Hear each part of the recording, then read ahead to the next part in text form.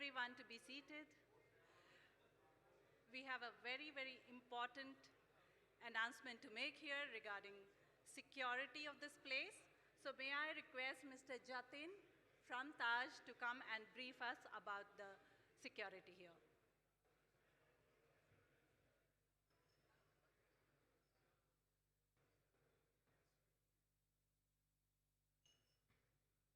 A very good morning, ladies and gentlemen. Welcome to Taj Palace, New Delhi. My name is Jatin, and I'm here to give you a safety brief regarding the venue in which we are in. The name of this ballroom is Darbar, which is at the ground level of the hotel and equipped with all the safety-related equipments. There are a total of 4 fire exit doors, 2 on your right and 2 on your left. 2 on your right will lead you to the safe assembly point, that is the Moti Bagh. Moving out from the venue on the left, crossing the glass door is the safe assembly point. And on the left is the 2 fire exit doors, which will lead you to the safe assembly point of the hotel, that is the receiving area of the hotel. I would like to inform you that we don't hold any planned mock drill for the day. All our hotel associates have been trained to handle emergency situations. In case any such arises, just follow the instructions given by the hotel staff. Thank you and have a nice day ahead.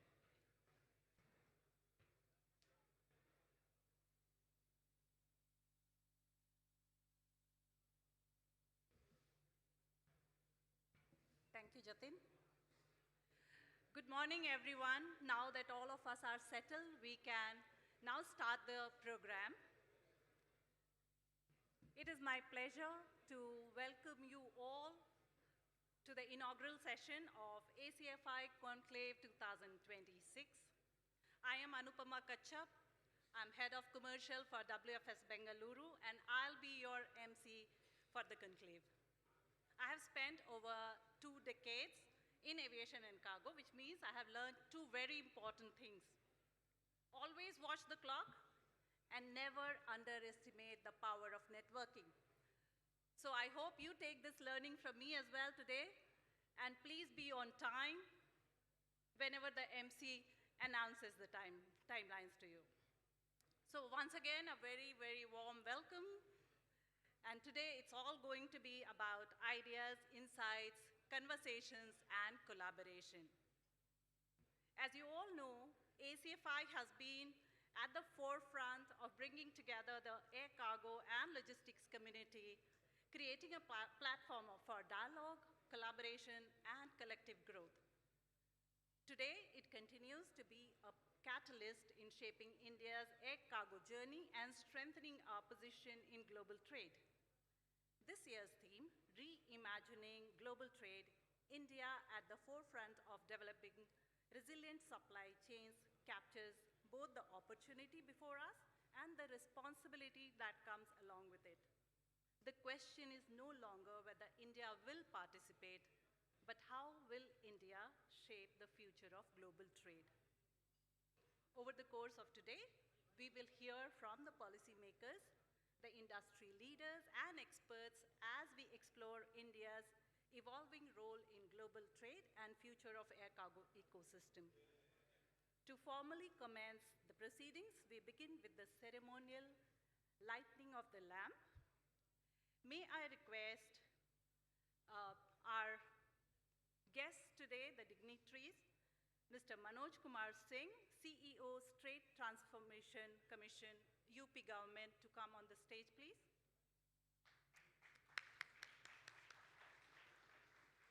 Followed by Mr. Karan Wadhwa, Chairman, ACFI, Event Tasker and Director, Grace Group. Our President, ACFI, Mr. Sanjeev Edward. Vice President, Mr. Ramesh Mamidala. Secretary, ACFI, Mr. Arun Kumar. Treasurer, ACFI, Mr. Avinash Razdan. And Mr. Pradeep Panikkar, CEO, DIAL.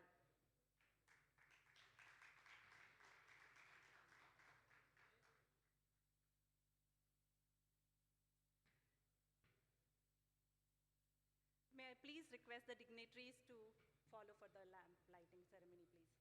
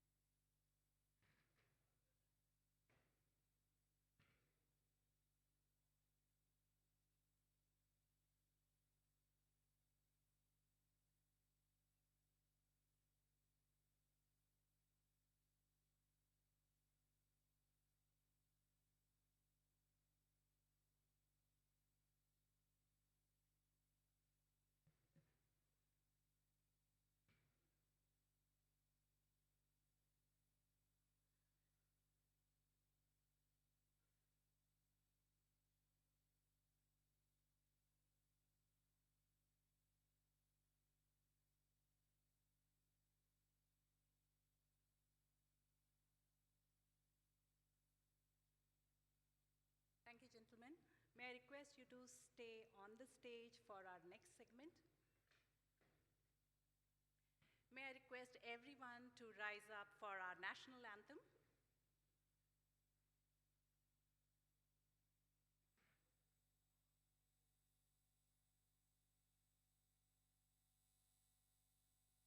जनगण मन अधिनायक जय हे भारत भाग्य विधाता पंजाब सिंध गुजरात मराठा द्राविड़ उत्कल बंगा विंध्य हिमाचल यमुना गंगा उच्चल जलधि तरंगा तव शुभ नामे जागे तव शुभ आशीष मांगे गाहे तव जय गाथा जन गण मंगलदायक जय हे भारत भाग्य विधाता जय हे जय हे जय हे जय जय जय जय हे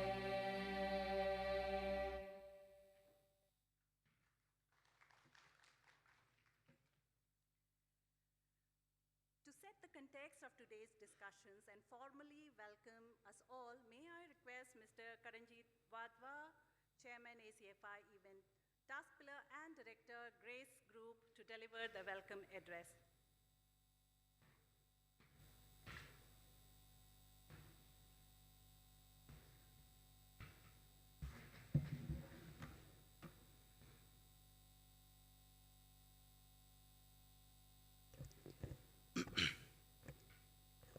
Good morning, everyone. Distinguished dignitaries on the dais, honorable chief guests, guests of honor, distinguished ambassadors, respected members of the ACFI board, industry leaders, delegates from India and across the world, ladies and gentlemen, a very warm welcome to the 7th edition of ACFI Conclave 2026. Today, we celebrate something more than just a cargo event. We celebrate people, partnerships, and purpose to keep global trade moving. This conclave comes as at a defining moment where global trade is being reshaped, supply chains are evolving, technology is transforming, and resilience has become the foundation of every successful supply chain. At the heart of this transformation stands India. Our theme this year, Reimagining Global Trade, India at the forefront of developing resilient supply chain.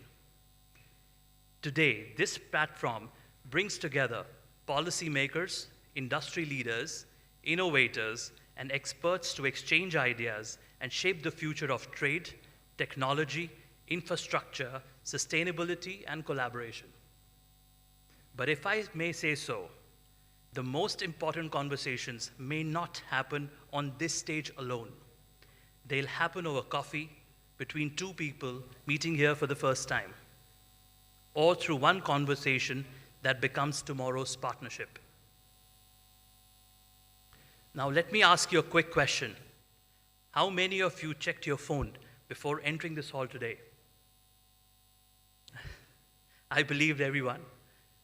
But I doubt anyone wondered how its processor, display, power pack, and other components traveled across different countries and continents before reaching your hand. That's the beauty of our logistic industry. This year, in particular, for ACFI is very special. For the first time, with the overwhelming response from the industry, that has brought our conclave to all three halls of Taj alongside our exhibition. I encourage you to visit, discover, connect, and build new partnerships. Today, we have an exciting lineup of conversations that will explore India's growing role in global trade, beginning with how India can emerge as the next air cargo superpower, followed by the critical role of Indian MSMEs in global markets. We will then look at how AI and advanced cargo security are transforming trade. Before moving into an engaging fireside chat on drones, the next era of logistics. Later in the evening, we will come together for our flagship Innotopia Awards and Gala Dinner, celebrating innovation, leadership, and the people shaping its future. The future of global trade cannot be shaped by one country, one company, or one organization. We will all have to shape it together. On behalf of the President and the entire ACFI board, thank you for your presence, commitment, and continued support.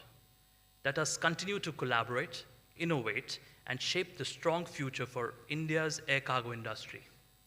Once again, a very warm welcome on the 7th edition of ACFI World Conclave 2026. Let's now take a look at our Conclave video. Thank you.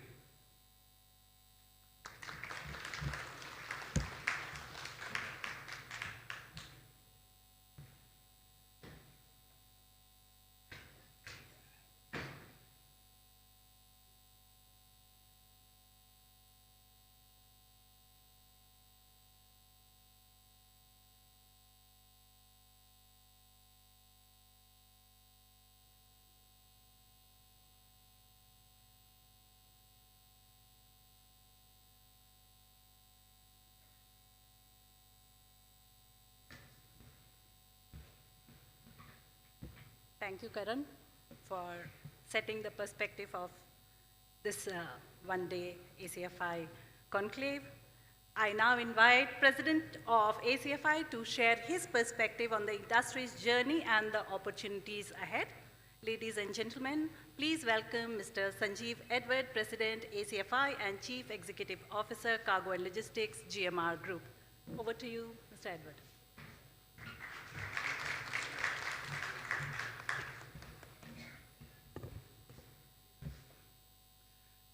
Good morning, everyone, and honorable chief guests, distinguished dignitaries, esteemed members of the ACFI board, respected industry leaders, and valued partners, delegates, friends.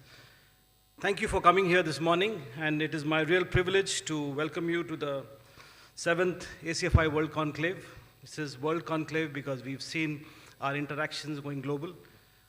And the theme is very apt, reimagining global trade. India at the forefront of resilient supply chains.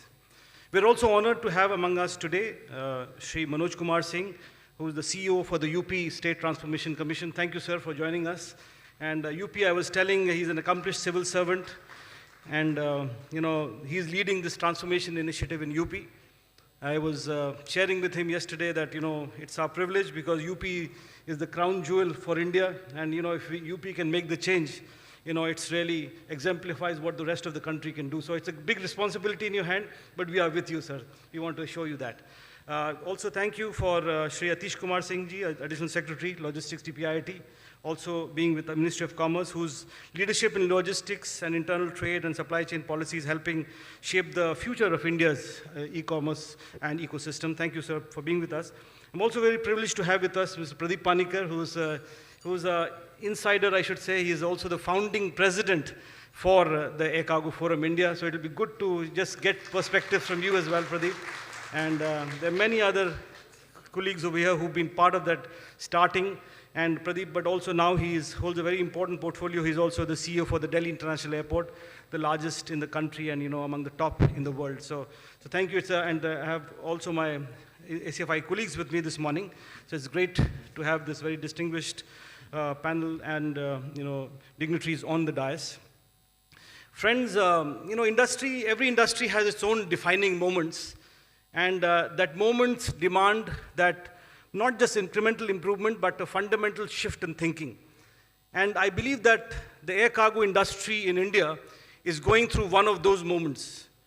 The question before is not whether the world of trade is changing. That is already evident. The real question is whether we as an industry are prepared to lead that change. In fact, India's economic trajectory is unlike anything that we've witnessed before. Our manufacturing capabilities are growing, our exports are diversifying, Global businesses look towards India as a trusted partner. I've been talking yesterday, we had a lot of interactions. We had a diplomatic enclave yesterday where a lot of countries are now coming, they want to engage with India. So I think India is emerging as a very trusted partner. The world is looking at us. Expectations from our logistics ecosystem have never been greater than what it is today. In fact, air cargo is no longer viewed as a specialized segment of transportation. It is increasingly recognized as a strategic enabler of economic growth. You look at the countries around the world, countries who are today tagged as developed nations, countries today which are tagged as the economies which are leading the world. They have focused on air cargo. They have had a very intentional approach to developing air cargo. And I think the results speak for themselves and what that has led to the growth in those countries. India, to give you a perspective, America today has about 1,400 odd freighters. China today has about 250 plus freighters. India, we are less than 20, but I think that's where the opportunity is. We need to be looking at things that we need to do, capacity, infrastructure, demand, a lot of things. So I think air cargo, the larger point is that air cargo will be a strategic enabler of growth, and we as an industry need to focus on that. In sectors, especially where speed, reliability, and precision are essential, it strengthens the global chains, it facilitates trade, attracts investment very importantly, and contributes directly to India's global competitiveness. The success of India's ambitions will depend not only on what we produce, it is also on how efficiently we can move those products to the world. I think that's what will define India's competitiveness. And the responsibility to make this happen rests on each one of us sitting in this room and some of our colleagues who could not make it this morning. The tensions around the Strait of Hormuz serve as a reminder of how interconnected and vulnerable supply chains remain. For India, the overall impact of this was mixed. On one hand, the higher fuel prices, increased insurance costs, and uncertainty across trade corridors created cost pressures for airlines, forwarders, exporters. But on the other hand, these disruptions also was shaping something different. They were also showing that people were looking at different modes of transport, disruptions on the sea. We saw a modal shift happening. Over transit reliability prompted many shippers to shift to time-sensitive and high-value cargo. And we also see that this episode really reinforces, very importantly, a very important lessons and that's where, that's been the inspiration for the theme of this conference, that, resilience is becoming as valuable as efficiency. It's not just about doing a great job. How soon you can get back on your feet again and be of service to your customers. So that's very important. And while, geopolitical disruptions may temporarily boost air cargo volumes, but the larger takeaway from this is that there's a growing need for diversified supply chains, multiple routing options, stronger logistics infrastructure to ensure that trade continues even when traditional corridors are coming under stress. We can have a business continuity plan. As leaders of this industry who are gathered here this morning, we must now look beyond our individual organizations, and ask ourselves the very important questions. It's a time of introspection as well. While we come together, you do your networking, get all the knowledge sharing at ACFI conclaves. It's also a time to start rethinking and some introspection. Are we really building infrastructure for today's requirements, or are we building for tomorrow's opportunities? Are we embracing technology at the pace at which it needs to be done? At the pace at which the global dynamic trade demands? Are we simplifying processes sufficiently to make India one of the largest and most efficient logistics hubs? And perhaps most importantly, we need to introspect and ask ourselves, are we collaborating enough? Because the future of our industry will be determined not by the success of any individual enterprises. And I can take the liberty to repeat that. The future of our industry will depend not on the success of how individual enterprises perform. It will be determined by the strength of our collective ecosystem. We had a CEO roundtable yesterday, And one of the key and the first themes coming over there was that we've got everything, we need to collaborate more to actually unleash the potential which is available. And this is where institutions like ACFI come in, where ACFI has a very important role to play. Our role extends beyond representing the interests of the industry. We must serve as a platform for stakeholders. Together, we encourage dialogue. Together, we support policy development. Together, we promote innovation. Together, we strengthen capabilities. Together, we create consensus on issues that will drive Indian air cargo forward. Friends, progress is rarely achieved in isolation. It is achieved where an industry and government work with a shared vision. When long-term national priorities take precedence over short-term institutional interess. And I'm very encouraged by the constructive engagement that we continue to witness between policymakers, regulators, and industry initiatives here, such as the PLI, have accelerated manufacturing across electronics, pharmaceuticals, medical devices, auto components, high-value sectors, and creating the streams that are naturally suited to air freight. So while manufacturing is doing its part on one side, at the same time, FTAs we've seen with partners such as UAE, Australia, more recently with the UK, New Zealand and Oman have expanded. Incidentally, we also had His Excellency, the Ambassador of the Sultanate of Oman with us yesterday. So these are expanding the market access for Indian exporters, driving greater trade volumes, and integrating India more deeply into the global value chains. Complementing these efforts are policy initiatives such as the PM Gati Shakti, the National Logistics Policy, industrial corridors and export hubs are improving multimodal connectivity, and reducing logistics inefficiencies as well. Yesterday, Manoj sir was asking a very important question. I think one of the first questions he asked in his walkthrough of the exhibition was, what is the logistics cost that we have in India? And I think that is a focus area, because for India to be globally competitive, we have to make sure that we are efficient. Our logistics costs are not just comparable, but I would say we should strive to be better than what the world does. Together, these measures are not only strengthening India's manufacturing competitiveness, in fact, they're also positioning air cargo as a very critical enabler of the country's aspiration to become a trusted global supply chain player. You know, we have made also meaningful progress in strengthening India's logistic ecosystem, yet there remains a lot of significant work still to be done.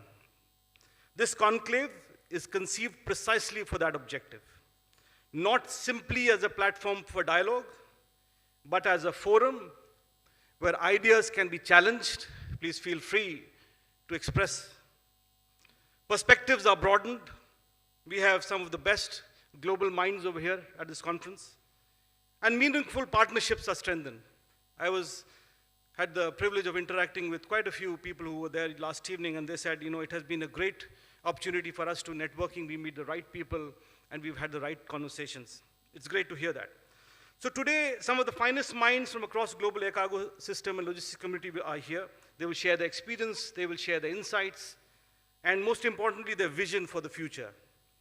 I encourage every delegate to participate with openness, curiosity, and a willingness to think differently. The conversations that we have here or start here should inspire action, and partnerships we build should outlast this event. It's beyond this event. Take home some good relationships from here.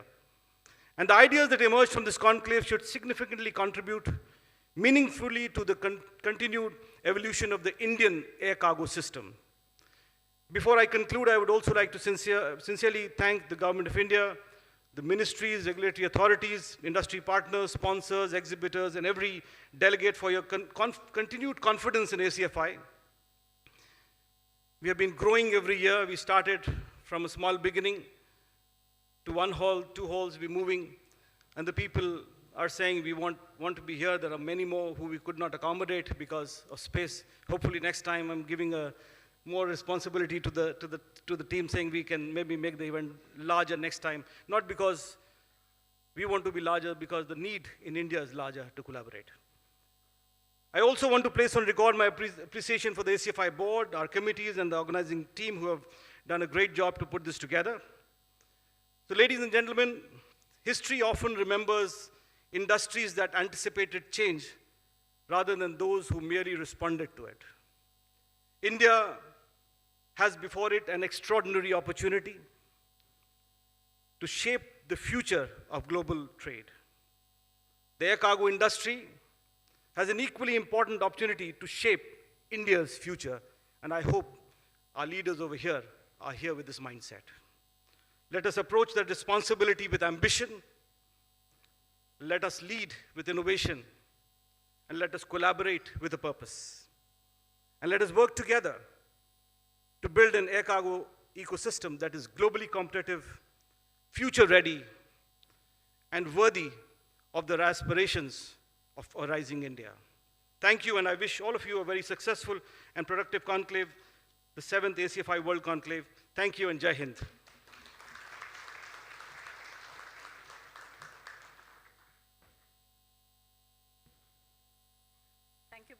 Thank you, Mr. Advait, for this very insightful speech.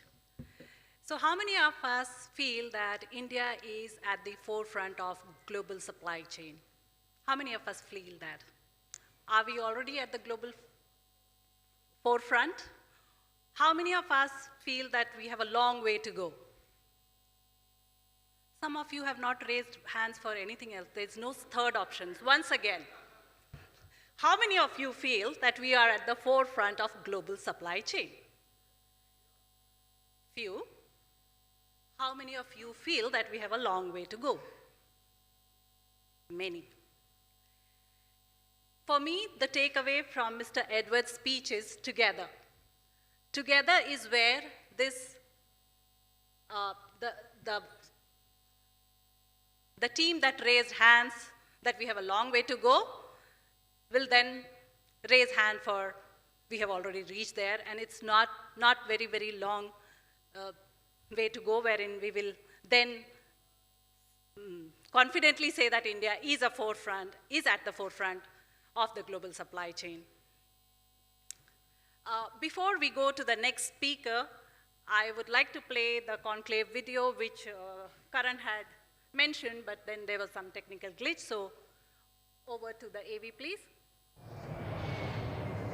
Trade is changing. Supply chains are being redefined. Across the world, geopolitical uncertainties, shifting trade routes, evolving regulations, and the rapid rise of digital commerce are transforming the future of global logistics. In this new era, air cargo has become more than transportation. It has become the backbone of resilient global trade.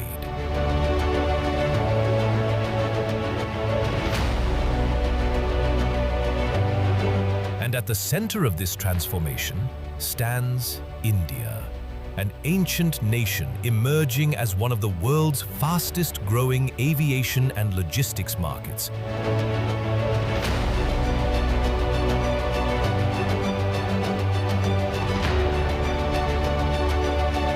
Driven by robust economic growth, expanding airport infrastructure, record aircraft orders, and transformative government initiatives. With its strategic geographic location, world-class logistics infrastructure, digital transformation, and increasing role in global manufacturing and trade, India is strengthening its position as a preferred global air cargo and supply chain hub. As international businesses diversify their supply chains, India is uniquely positioned to lead the next era of resilient, efficient, and sustainable global logistics. For the past 6 successful editions, the ACFI Annual Conclave has brought together the most influential voices of the global air cargo ecosystem, a platform where industry leaders, policymakers, airlines, airports, freight forwarders, technology innovators, and logistics pioneers connect. Now, the journey continues with a bold global vision. Welcome to the 7th ACFI World Conclave 2026. Reimagining global trade, India at the forefront of developing resilient supply chains. Bringing together over 800 delegates under one roof for powerful dialogue, collaboration, and business networking. Today, the captains of the global air cargo industry come together to shape the future of aviation logistics. Through focused discussions on New India as a rising global superpower, the transformative power of AI and digital technologies, and next-generation innovations, they will chart the roadmap to propel India's air cargo sector from 3.5 million tons to 10 million tons by 2030, unlocking new opportunities for trade, connectivity, and sustainable economic growth. Exchange ideas through fireside chats. Reimagine global trade in CEO Roundtable. Build strategic partnerships and collaborations in parallel air cargo roundtables. An extended exhibition arena offers opportunity for the exhibitors to showcase the latest products, technologies, and services driving the growth of air cargo and logistics. Encouraging rewarding platform, Innovatopia Awards. For breakthrough ideas, innovation, new technology, sustainable solutions, received many remarkable and quality nominations. The stage is set for a grand celebration to reward the excellence across 5 categories. The future of global trade is being written today.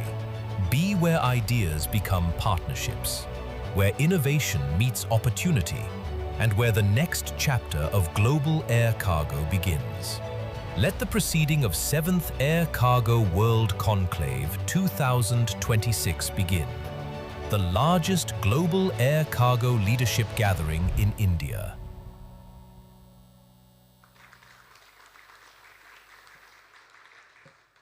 A bigger round of applause for ACFI to bringing together air cargo for our common goal of 10 million metric tons by 2030. Big round of applause, ladies and gentlemen. I now welcome Mr. Pradeep Panikkar, founding member of ACFI and CEO DIAL, to say a few words.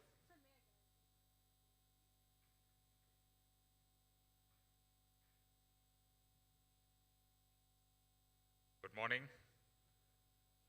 It's indeed a pleasure to be back on this dais. Like Sanjeev mentioned, it brought me memories of 2011 when in fact, Sanjeev and I had gone to Amsterdam, and we did see something very interesting there, what was called ACN, Air Cargo Netherlands. That was where we were told that the trade was basically asked to settle their disputes. In case they had a problem, they were put in the room, come out with a solution, or kill each other. That was the kind of thing they were told. So hopefully, from there, we took up this idea that at that juncture, when we were conceiving ACFI, there were people who were managing freight forwarders, there were people who were managing customs house brokers, express industry, you name it. It was a completely fragmented picture where different agencies managed the interest of various segments of the cargo trade.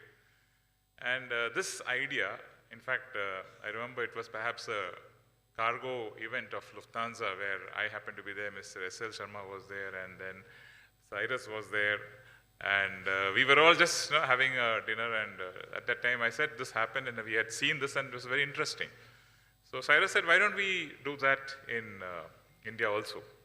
That is how the seed took shape, and then we had the first meeting in Jina, and thereafter it took off. It took a year for us to actually put together the thoughts and bring together.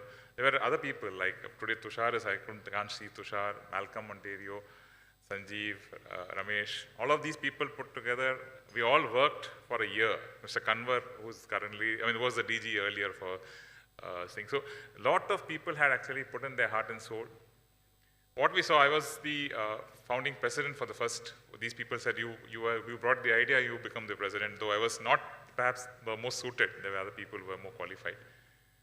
And then for 4 years, we put together, it was a very, very strenuous time. We had to count membership growing from 20 to 30 to 40 to 50. Getting beyond 50, it was very difficult. Today, I'm told there are close to 240 or 250 members. It's a big way forward we have come. The basic essence of ACFI even then, like what Sanjeev covered in his speech, was we gave a vision that collaboration is the best way to grow the industry.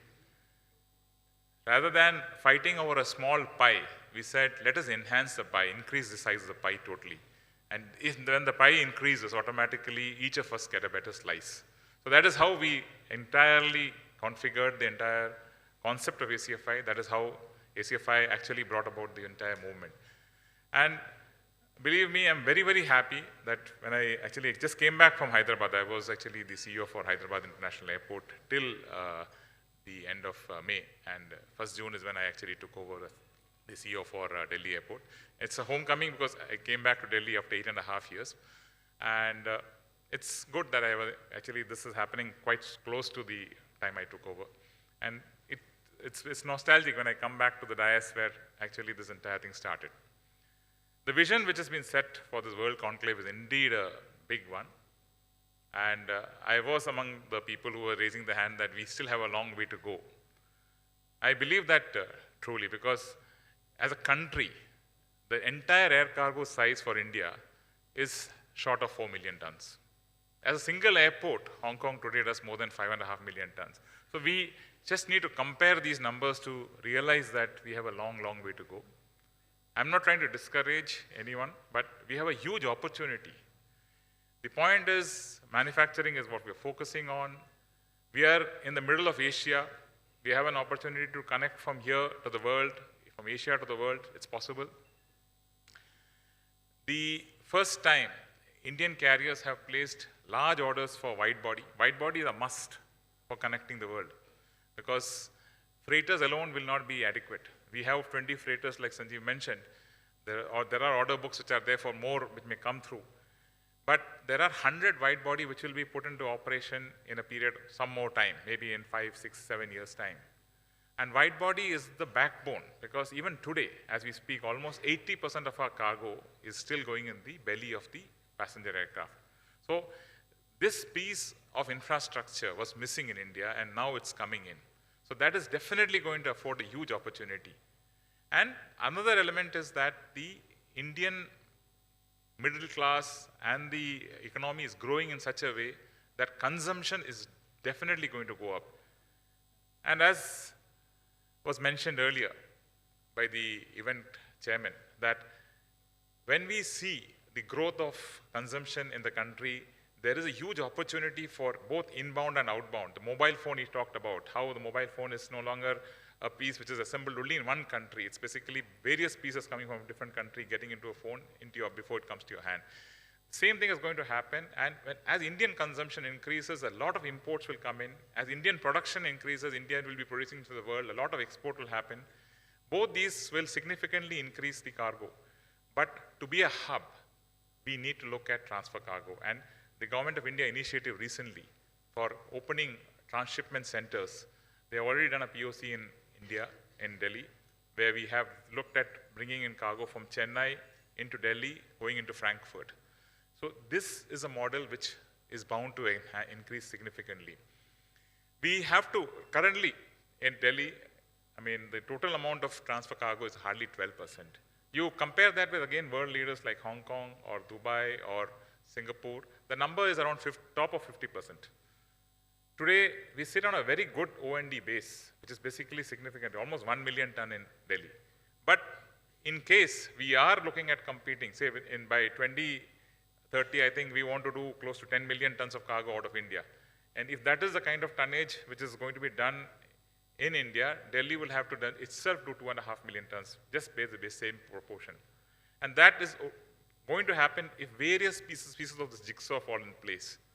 And the various pieces of the jigsaw are actually in this room. That is the beauty of the place, because the airlines are there, the freight forwarders are there, the CHAs are there, the express operators are there. So these pieces of the jigsaw will fall in place if we get our act together.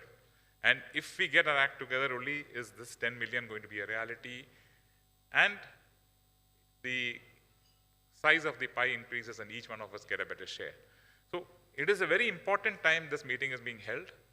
We know all the pieces are there, they are likely to fall in place.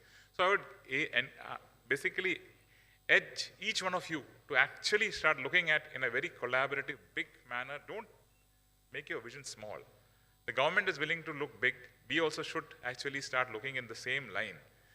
We should not be happy if we don't achieve this 10 million tons by 2030 or 2031. It's another 5 years only we are looking at. In 5 years, from where we are, going up 2.5 times. It is possible, and each one of us has to gear. That means bigger business opportunities for all of us.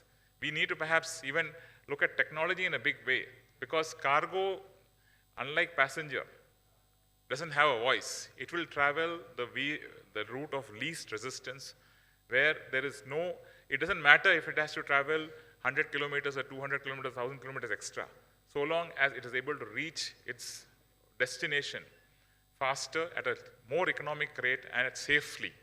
It is bound to take that route. So in case India wants to be on the map, which is going to be the transit for all these cargo to go forward, and we as an industry grow, we need to make it easier. And that's the vision which it is possible. We have, as an industry, made significant changes in policy when the ACFI, in fact, I do recollect Mr. Kanwar is to come out with 40 to 50 points on what are the amendments and required in the Customs Act. And I think most of it, actually, Mr. Kanwar, I can't see you where you are today, but yeah, I think we did manage to get all those changes done. I do recollect. So there are initiatives which ACFI has taken to get the policy changed. And it has happened. And even now, as we move forward, if you believe there are policies which are actually hindering the path, if we go back to the government as a single industry voice, which ACFI is, I'm very sure the government has listened earlier and will keep listening to us and make the necessary change. Because even the government has a vision. They also want us to be successful. So let us work together in a collaborative manner. Wishing you all a very, very good conference ahead, and come out with some very concrete solutions. In fact, if there is something which at the Delhi airport we need to do, please be vocal about it. Sometimes we get blindsided. We are more than happy to pick up from there and take our part of the game. And with that, I thank you again, once again, all the best for the conference.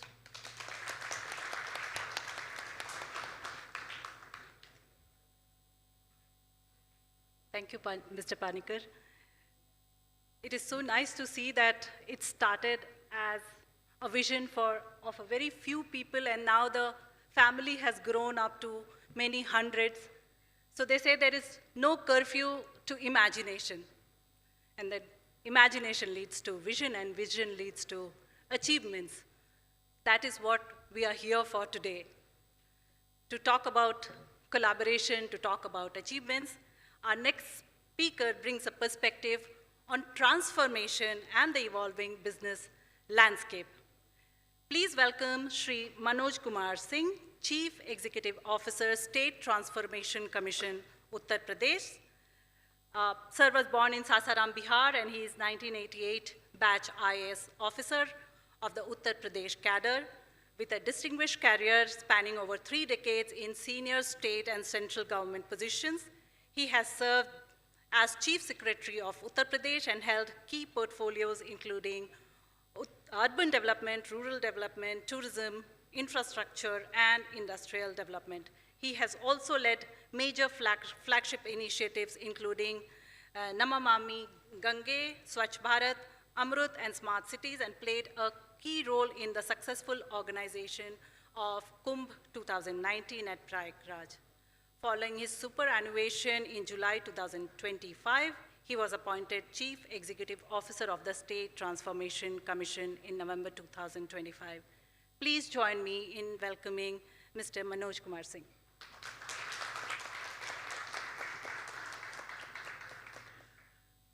नमस्कार। मैं अपनी बात 3 parts में cover करूंगा और पहला हिस्सा होगा अबाउट ग्लोबल ट्रेड, दूसरे पार्ट में कुछ सजेशंस फॉर रिफॉर्म और थर्ड, जैसा मैंने कल संजीव जी को प्रॉमिस किया था कि मैं अपना रिकमेंडेशन बताऊंगा to achieve this target of 10 million ton per year. साथियों, we are seeing for last 2 years a trend which is basically a reversal of very long standing trend. That is deglobalization.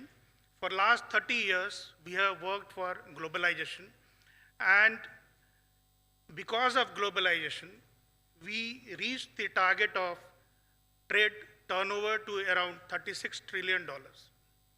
World GDP today is around 124 trillion US dollars. Of that, almost 30-35% is the trade of goods and services.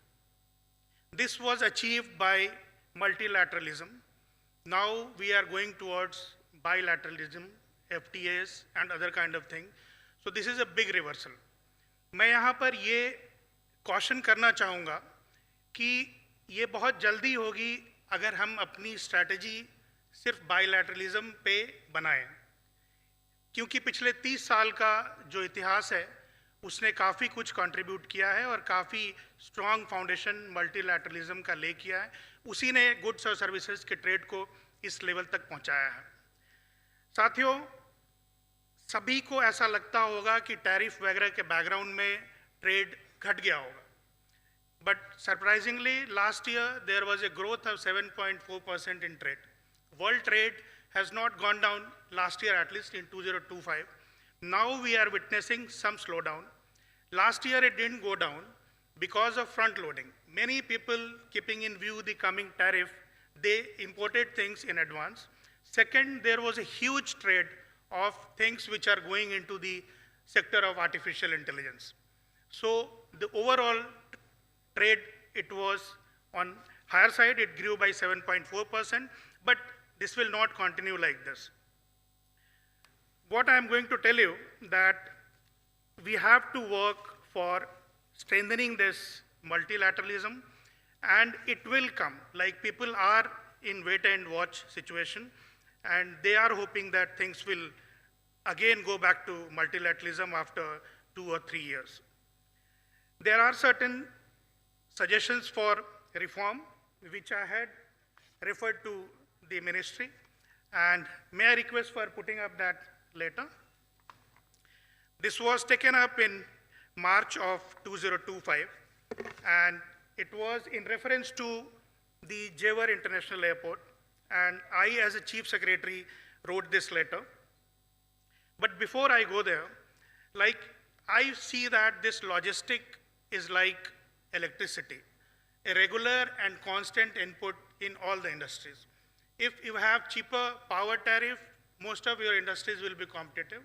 If you have very competitive rate of expense on logistic, most of your industries will be at par so far as competitiveness is concerned. So it is very important. Secondly, about building infrastructure. I am of the firm belief that infrastructure has to be in place before we see its 100% or 80% utilization. So whenever we are in doubt that what should come first, it simply means delaying things. And I will give you 2 concrete examples. D&D flyover, यहाँ बैठे बहुत से लोगों ने इस्तेमाल किया होगा, लगभग सभी लोगों ने उसका इस्तेमाल किया होगा। अर्ली 1990s में जब वो कंसीव किया गया था प्रोजेक्ट, तो आई एम फ्रॉम 88 बैच, उस समय एकेडमी में एज ए बेस्ट प्रैक्टिस इसको पढ़ाया जाता था कि कैसे आपको पीपीपी प्रोजेक्ट्स को डिज़ाइन करना चाहिए। लेटर पार्ट में क्या हुआ, उसमें एक क्लॉज ऐसा था कि if you are not able to meet the revenue from the traffic which is being projected, then that gap will get added into the capital investment. So again you have to give return on that capital investment. इस clause की वजह से वो project तो materialise हुआ, लेकिन बाद में मामला कोर्ट में गया और कोर्ट ने फिर उसको बंद किया कि ठीक है, अब इस पे टोल कलेक्शन नहीं होना चाहिए. जब ये बना था तो कई सालों तक इस पर जो ट्रैफिक प्रोजेक्ट की गई थी वो नहीं जाती थी, उसके बगल में जो पुल था वहाँ से जाती थी। आज की तारीख में आप डीएनडी का ट्रैफिक देख सकते हैं। Similarly expressway from Lucknow to Agra, 3 years back when I joined, I took over as Infrastructure and Industry Commissioner. The income from toll was around 250 crore. Last year when I left, it was 450 crore. So jump in toll collection of around 250 crore. These are the examples that if we want to achieve 10 million ton target, we must have infrastructure worth 20 million tons. Then only you can achieve this. But if you are thinking that when we will reach the, suppose, transfer of goods to 6 or 7 million tons, then we will create that infrastructure, then it is going to take a long time in achieving that. So the reform which I had suggested, 2, 3 were about passenger and remaining was about cargo. About passenger, there was a recommendation for creating a common security hold area, allowing domestic passenger to transfer securely without additional screening. If somebody is coming from Bangalore, he has to go to Lucknow and he is halting at Delhi, he need not again go through screening. This was one recommendation. Second was pre-embarkation security checkup before border and passport control. In most of the airports, you will find that first you have this security check and then passport control. But here we have just reverse. This will ensure efficient utilization of security personnel because in daytime you have heavy traffic in domestic. In night times you have heavier traffic on international flights. Third was about transshipment of cargo. And there the recommendation was that regulatory and custom bottlenecks, multiple approvals as required, or manual documentation, these should be done away with, and there should be a single window clearance. Second was about security and compliance issues.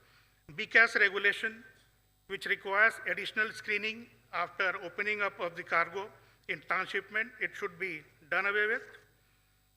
Then there was recommendation about filling up the infrastructure gaps for ensuring seamless airside connectivity. Airline and ground handling constraint were to be removed, and preference for establishment of hubs in major airline routes. The other recommendation was about regulatory and custom reform in pre-clearance for transshipment cargoes and upgrading the ICE gate for automated pre-clearances. Then the recommendation was about aviation and infrastructure development for dedicated transshipment cargoes, security and compliance modernizations, and streamlining the process. These were the recommendations.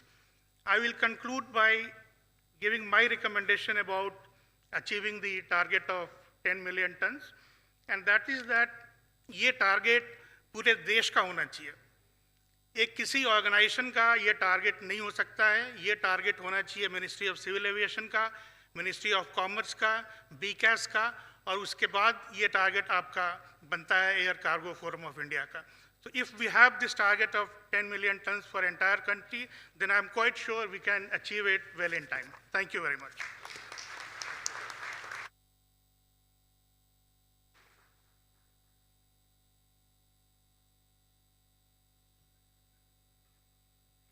Thank you, Mr. Singh, and thank you for all the support that the government extends to the air cargo fraternity for our constant growth.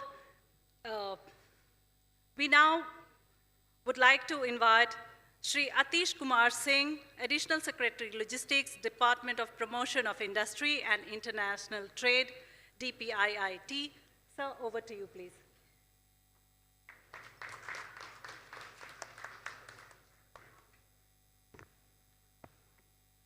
Very good morning, members on the dais, ladies and gentlemen. At the outset, let me begin by first thanking the organizers for bringing me over here and giving me the chance to speak to all of you. So for me, it's a very important, thing to do, to be, able to speak to share with you what the government is contemplating or is doing, and also to hear from you what you think we need to do further, or how do we need to improve things which are already running on the ground. So having said that, I would like to also start by saying that in India's march towards Viksit Bharat and the goals we've set for ourselves in terms of output, in terms of income, in terms of formalization, credit, and the entire gamut of things, and also understanding the fact that today national income components of consumption and investment are skewed in favor of consumption, and how do we need to flip this is something is being very, very seriously looked at, and we need to get into an investment-led model simply because the multiplier of the investment is much more than what the consumption offers. But in between the two is trade, and I think trade is going to be a great mover and shaker of the march towards higher income growth. And in trade, the other component is going to be logistics, and so we need to look at both these aspects of trade and logistics very, very deeply and very, very broadly. And so having having said all these things, I would like to also share with you how these things the government is contemplating to move further. While there is a lot of infrastructure which has been created, and sir just mentioned about a lot of infrastructure, be it in terms of roads or we've seen a lot of expressways coming up. Many more have been announced. Dedicated freight corridors in the railways have been announced. Some, two of them have been set up as well. Then there are feeder routes on the railways as well. High axle load on the railway, tracks.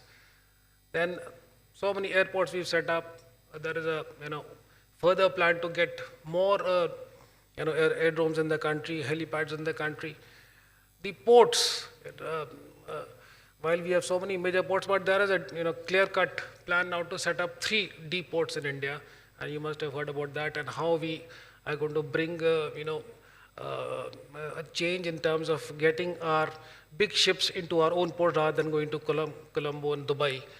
And so while this physical infrastructure, there are a lot of also industrial parks, plug-and-play parks which have been set up. In the last budget, we've announced 100 industrial parks, and also redevelop 200 legacy parks, and so all this is a thing which is visible, and it's ongoing. But also on the side, what is happening is there is a digital infrastructure which has been created, and that is also helping and facilitating a lot of trade, whether it is in terms of UPI or the GST or trades or e-challan, and e-way bills, e-invoicing. All these are things which are also running and going. So, but now the time has come to also get into the next generation of reforms. These are things which have been done. Now we need to move further, and we need to find newer pathways to build more upon what we have. And since one of the themes for today is global trade, and we all know there are a lot of disruptions and difficulties and challenges which have come up, whether it is in terms of tariffs or in terms of the war in the Gulf. And so while all that is visible to us, and how do we need to figure this, how do we deal with this, is something which is right now at the top of the discussion. And if you look at what's happening around the world, China has already set up what is known as the ice silk route. Now it is going, the ships are now going from the Arctic Circle. They are not coming down here. Okay, other countries are finding other things to do. So obviously we are, in our own country, we are living with a situation where our ports are getting congested. Container, there is a shortage. There is, difficulty in our procedures. So these are things which are presently on the table, and, and there is a lot of work going on. How do we fix this so that we have faster and better, logistics, and efficient and smarter logistics, so that not only the speed increases, but also the cost, goes down. So in terms of looking at the air cargo also, while, like sir was saying, we need to create more infrastructure to get to 10 million, but I also feel what we need to do is what is happening today. Look at the situation today. Of course, there are difficulties in the customs and procedures, but we also need to have equipment on the air freight station and the cargo stations. We need to have those big scanners. We need to, all that is not there. We need to have those fast-moving machines. We need to have a software in position which helps, and not just a standalone software which talks to other softwares, and our warehousing and the standards, and the people who are working in those warehouses and those cargo stations, what is their skill set? How is all that getting acquired? So discipline inside the cargo stations. So I think all this is also equally important, rather than just simply creating infrastructure. While if we do not find these new things of getting these smart equipments, IoT equipments, have the right people with the right skills to deal with these situations, I feel we this is something we should not leave aside or let it find its own path. We need to consciously make an effort to bring that element into our forward movement. So thank you very much for having me over here, and it's very, very nice to speak to all of you. I would also love to hear if there's something you would like to tell us, something you feel that the government needs to do this. That would be absolutely important for me. Thank you very much.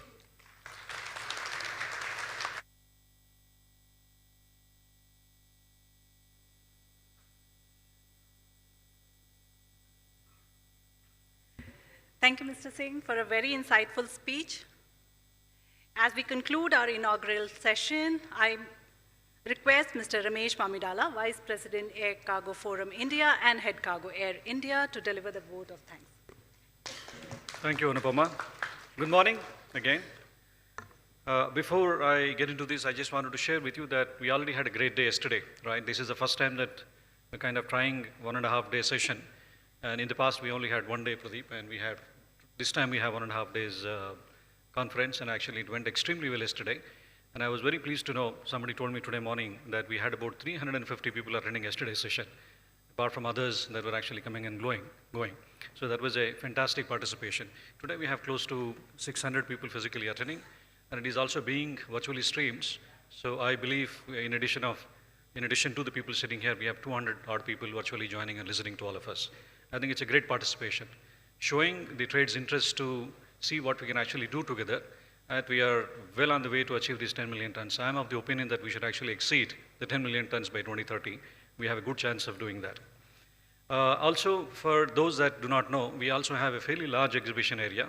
We have very interesting exhibitors that are waiting for all of us to go and interact with them. When you have time during the breaks, please do take your time out, go and visit the exhibition area. We have very, very interesting participants in the exhibition area. On a different note, sir, the transshipment double screening that you mentioned, I'm very happy to share with you that that changed a few months ago, and we also very successfully implemented the pilot over the last 1 month. The first route that we tried at Delhi Airport with Air India is Chennai, Delhi, Frankfurt, seamlessly with no double screening, no processing at all. So what used to take almost 72 hours in the past, now we are able to connect within 8 hours. And we are actually looking at even reducing that to 6 hours. And that's only one lane that we have successfully done with great support from the ministry, BCAS, DGCA, all of them. Very soon we will expand that to 15 odd lanes for all forms. D2I is what we have tried, domestic to international. We are looking at actually expanding that to more routes within D2I, and also expand that to more I2D, which is Frankfurt, Delhi, Chennai, as an example. And we're also looking at expanding that to I2I. So soon, in terms of the process times, efficiency, we will be extremely competitive to compete with major airports like Dubai, Singapore, Hong Kong. So that's actually work in progress. So this is one of the things that we were waiting to happen, so that we can do about 1.5 to 2 million tons of transshipment cargo across all the airports, so that we can achieve the 10 million tons by 2030. Welcome to this again, and all the guests on the stage, dear industry partners that are here, and all the respected delegates that are attending these, friends and colleagues from the industry. Every movement in air cargo represents far more than the transportation of goods. It reflects the confidence of businesses, the strength of global trade, and the seamless coordination of an entire logistics ecosystem that are present here. As our industry continues to evolve, resilience, connectivity, and collaboration have become the defining pillars of sustainable growth, as Sanjeev mentioned in the beginning of this session. It's my pleasure again to welcome you to the 7th ACFI World Conclave 2026, themed Reimagining Global Trade, India at the forefront of developing resilient supply chains. This conclave brings together an exceptional cross-section of policymakers, industry leaders, logistics professionals, technology providers, and innovators united by a common purpose to shape the future of India's air cargo logistics landscape. And I thank all of them and appreciate their presence for being here in the conclave. The air cargo industry has continuously demonstrated its ability to adapt changing market dynamics. Very importantly, in the recent past, with all the geopolitical challenges, longer routes, I think we have really adapted well, and we have proved again to the industry, to the trade, and generally in aviation that we are very, very important for the world economy and very importantly for the aviation sector itself, for the changing market dynamics, evolving customer expectations, and an increasingly interconnected global economy. As trade patterns shift and supply chains become more complex, our ability to collaborate across the value chain will determine how effectively we seize emerging opportunities and address future challenges. We have seen in the recent past, not only the trade lanes have changed, we have also seen globally new hubs emerging.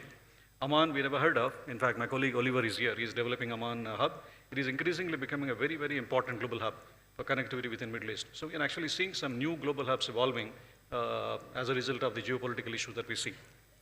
So we are trying to understand and also adapt to these new challenges. India is at the defining moment in its logistic journey. Continued investments in infrastructure, digital transformation, multimodal connectivity, and policy reforms are laying the foundation for the country to strengthen its position as a global logistics hub. Realizing this vision, however, will require sustained collaboration between government, industry, and every stakeholder that contributes to the movement of goods across borders. The ACFI World Conclave serves as an important platform for these conversations. We already started these conversations yesterday, and we will have more conversations through various sessions today. And I'm hoping to see a lot of important inputs related to the process changes, technology, policy changes coming up in the conversations during the day. The exchange of ideas, experiences, and best practices over the next 2 days, which is yesterday as well as today, will not only enrich our understanding of the evolving industry landscape, but also inspire solutions that enhance efficiency, innovation, sustainability, and resilience across the supply chain, very importantly for the air cargo value chain.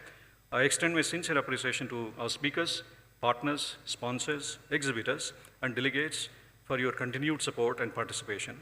Your commitment to advancing the air cargo sector continues to strengthen our collective efforts towards building a more connected, competitive, and future-ready industry.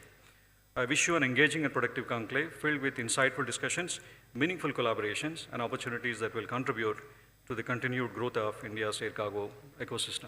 Wish you all a great conference. Thank you.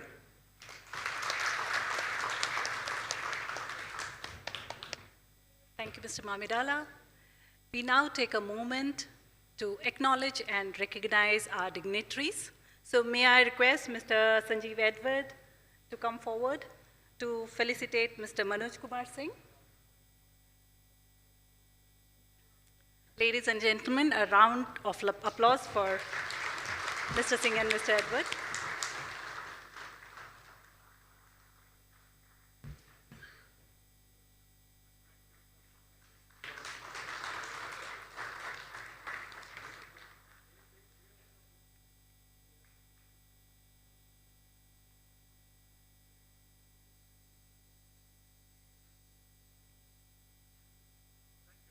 May I request Mr. Karan Wadhwa to felicitate Mr.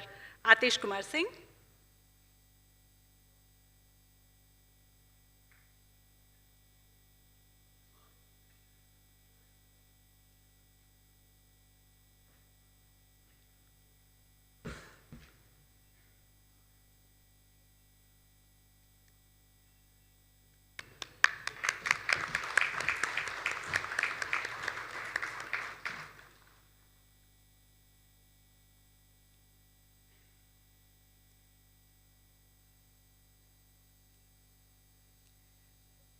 May I request Mr. Ramesh to felicitate Mr. Pradeep Panikkar, Mr. Mamidala.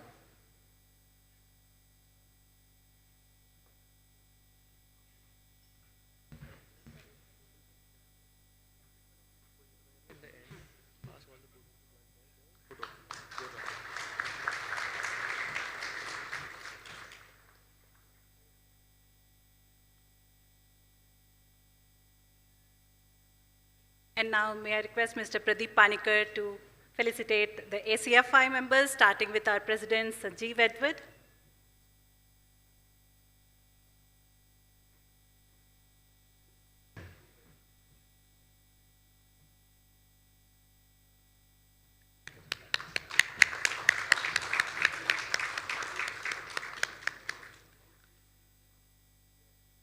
Our Vice President, Mr. Ramesh Mamidala.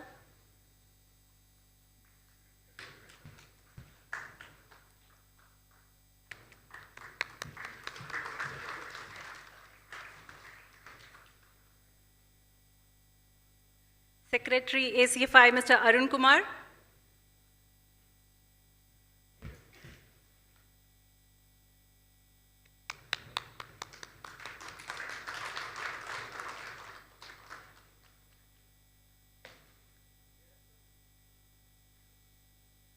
Treasurer ACFI, Mr. Avinash Razdan.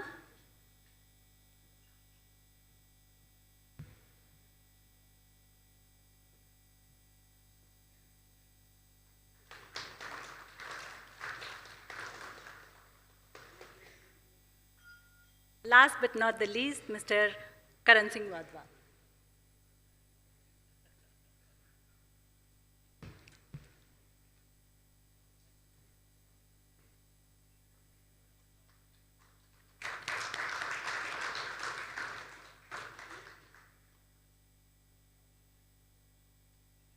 May I request all the dignitaries for a group photo?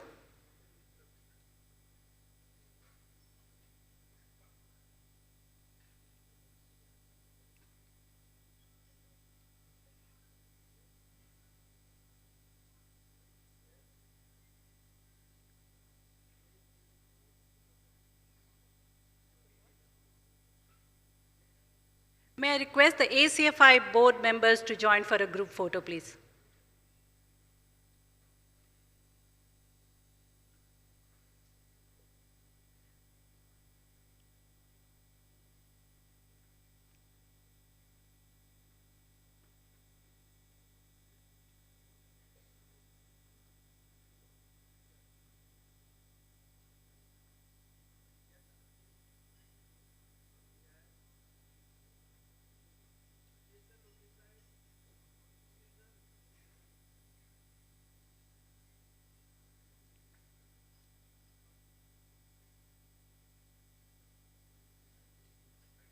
Thank you, everyone.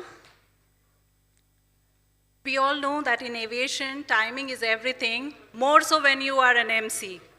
So I give you a very, very hard block, 12:05 sharp.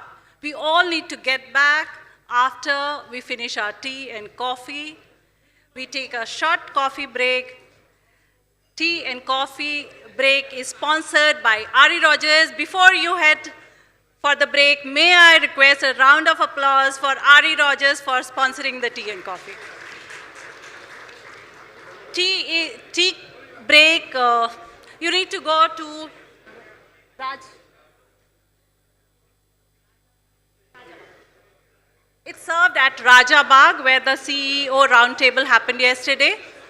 Please head to Raja Bagh.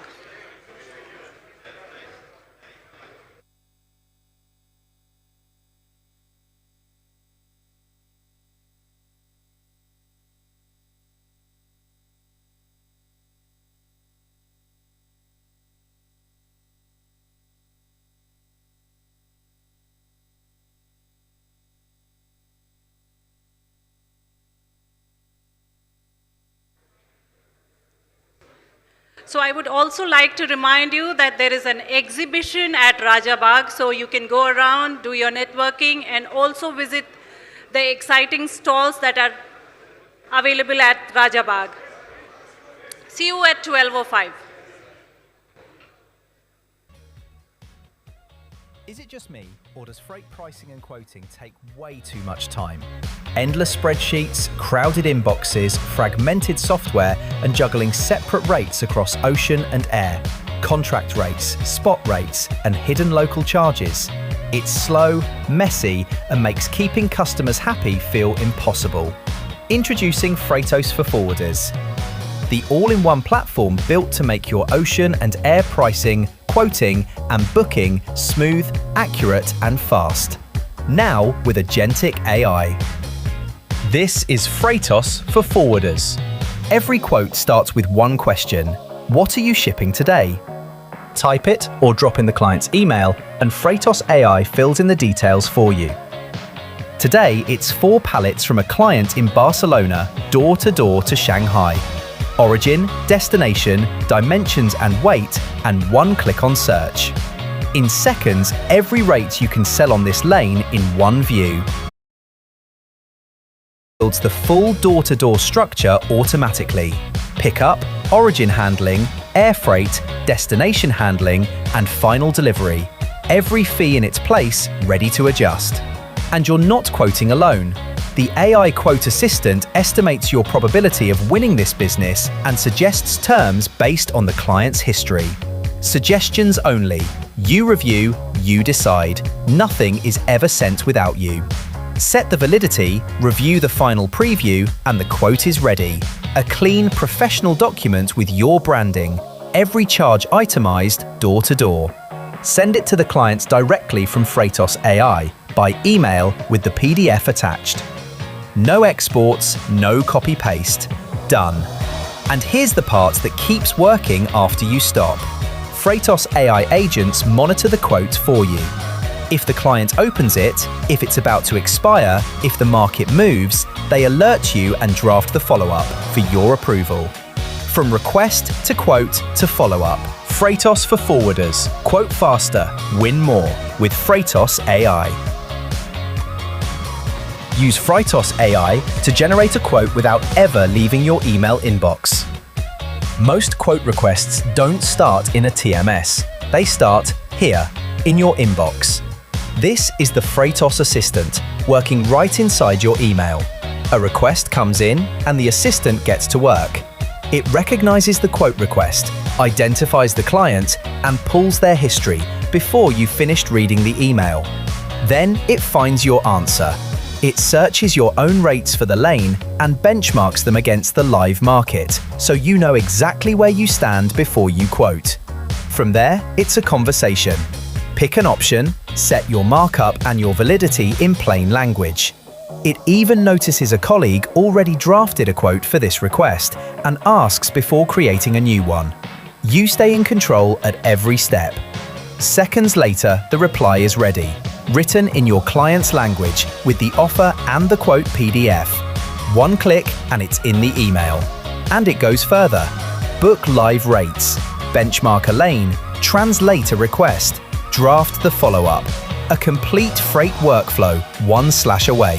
The Freightos Assistant by Freightos AI. Your quotes where your clients already are. Welcome to Frictionless Freight, powered by Freightos AI. With over 1,000 forwarders, 100 airlines, and major ocean carriers connected worldwide, our network is driving the future of international trade. Freightos for Forwarders, the definitive digital infrastructure for the modern supply chain.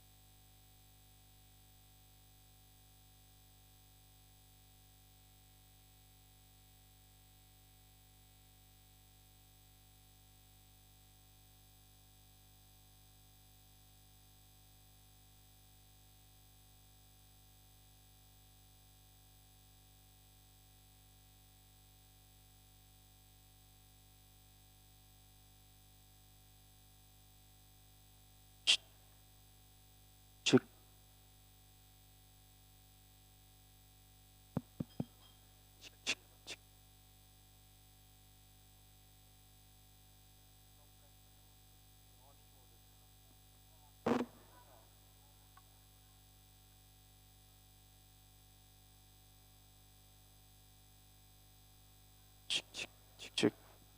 Hello.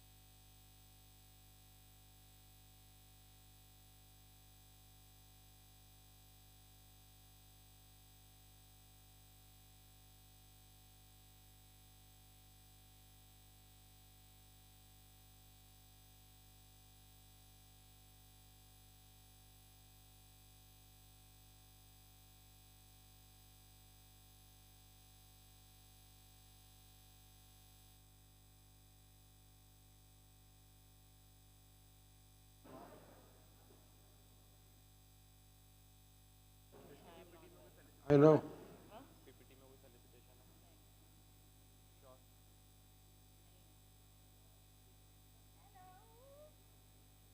How are you? All well. Good to see you. Looking gorgeous as always.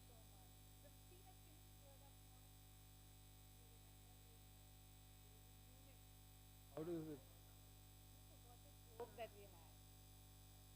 Oh, that was not in Munich, that was in Abu Dhabi. Abu Dhabi, yeah.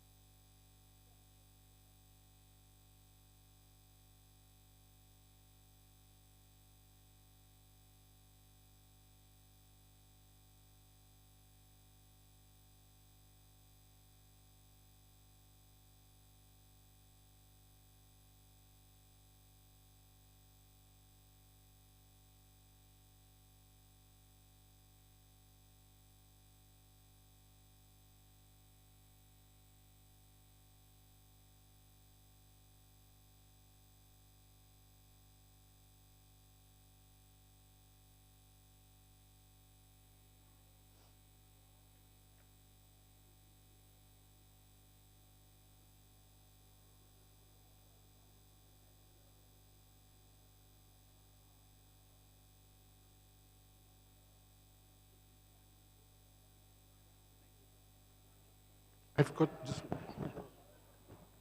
this mic as well. Check, check. Clear? Can you get this removed?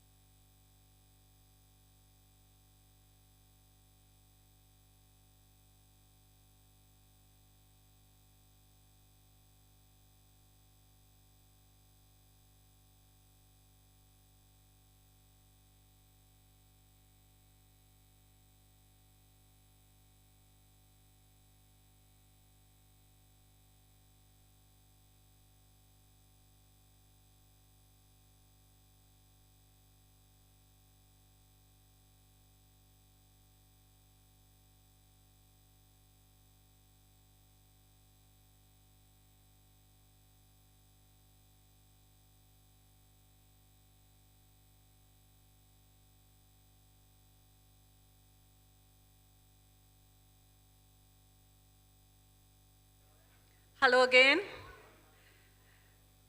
May I request all of you all to pick up your phone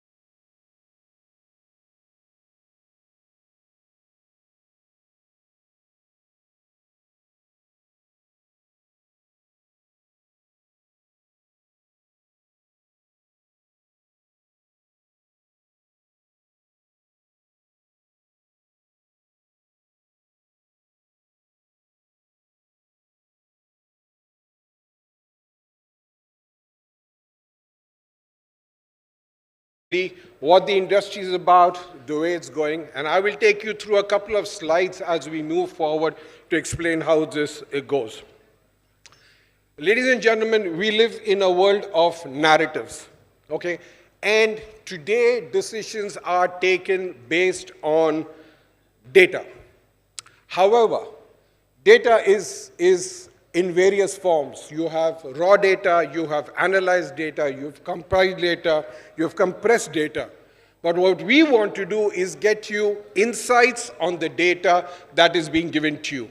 So every quarter, from ACFI to everybody, this would be coming out for the benefit of the industry in total.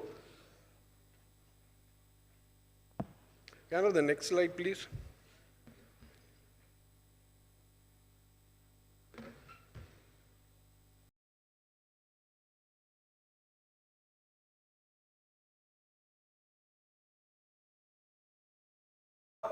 Last afternoon and over this morning, you've heard a lot of data, you've heard a lot of numbers, you heard a lot of analysis.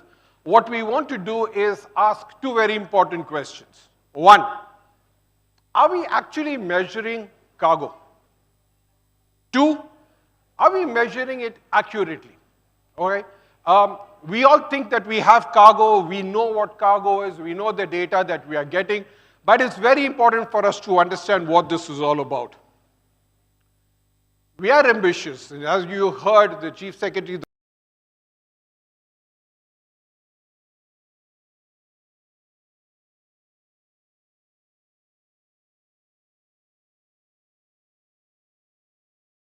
it's important that the data that comes to you is qualified data, is an analyzed data. So, multiple agencies, different formats, and difficult to improve. This is the pain point, this is the problem statement that we identified. What are we doing? Industry and investment decisions, policy decisions, and infrastructure planning. Why does it matter? Why do we want to waste time on this? We monitoring the performance of the industry quarter on quarter. And a lot of times, as a think tank to the government of India, we are often asked this question, give us data. This gives you a clear trajectory of also over the quarters, what has shifted in the dynamics. How has something gone small? How has something gone big? How have some grown? How have some not grown? How have some stagnated?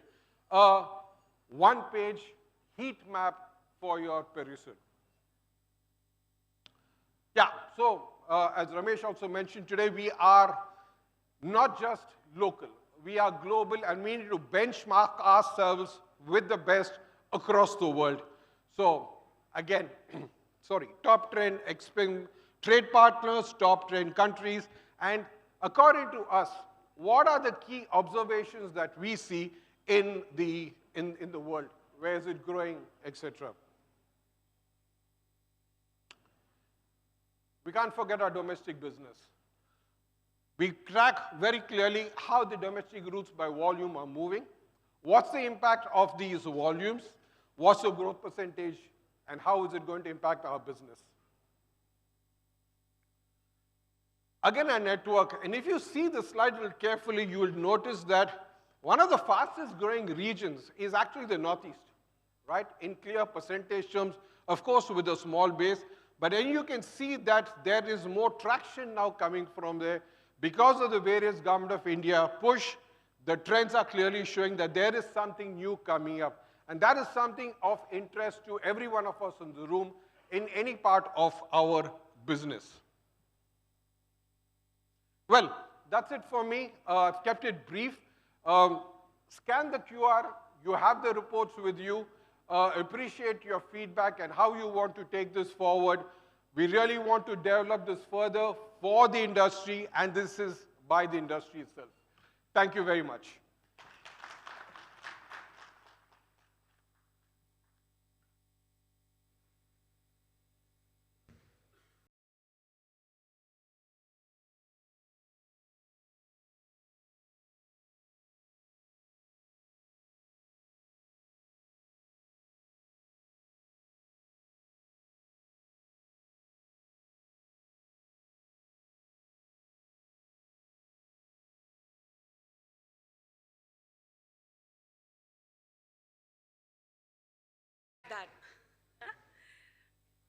Our next session talks about India rising. The day is not very far off when we will see India in the FIFA World Cup. Hopefully. But we definitely are going to be in the new map of global trade. To lead this conversation, may I invite our moderator, Mr. Shuvendu Chaudhary, Vice President, Operations.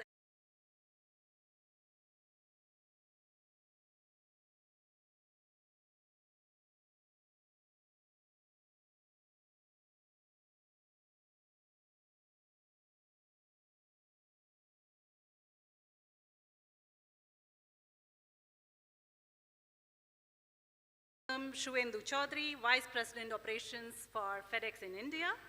Based in Mumbai, Shuvendu is responsible for the business performance of FedEx in India. He brings several years of operations and leadership to his role. He also represents FedEx as a board member of Express Industry Council of India, US-India Aviation Cooperation Program, and Air Cargo Federation of India. He holds a bachelor's degree and master's degrees in commerce from the Symbiosis Institute of Art and Commerce, India, and a master of business administration in international trade. Mr. Shuvendu Chaudhary for you.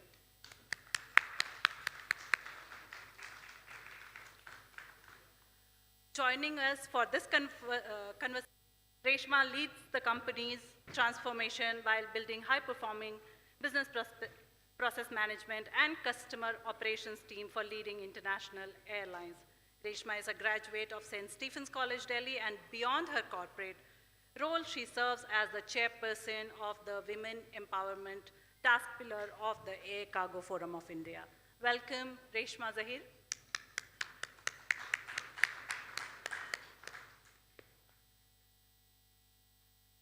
It's a delight to see two women panelists on the same session, so may I please welcome Ms. Kiran Jain, Chief Operating Officer, Noida International Airport.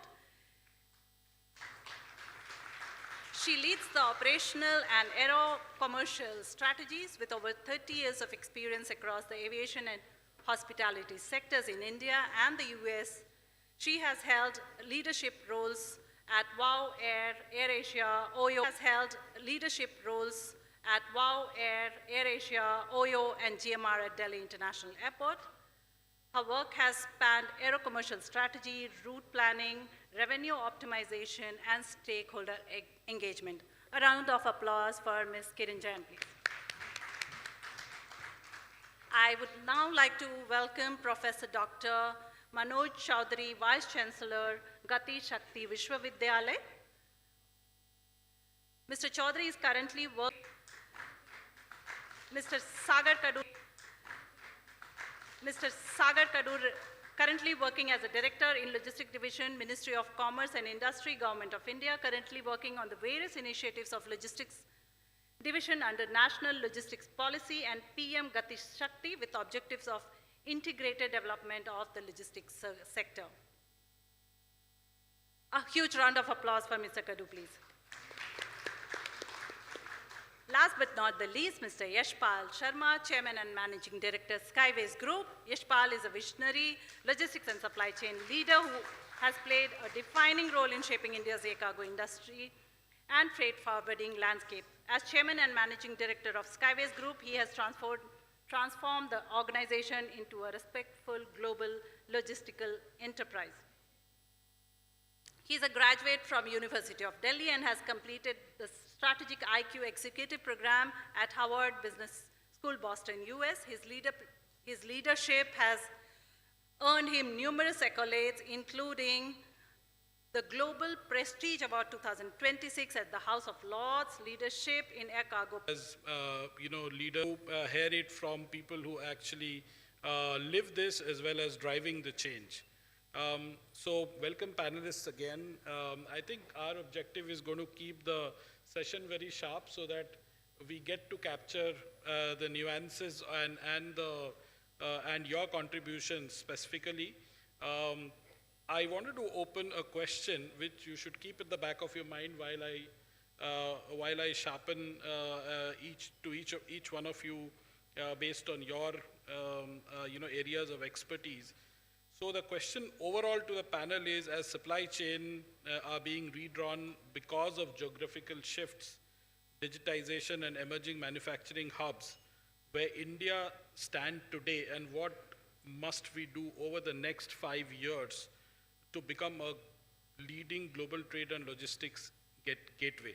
Now this is the overall concept, but I'm going to go and ask my first question to Reshma.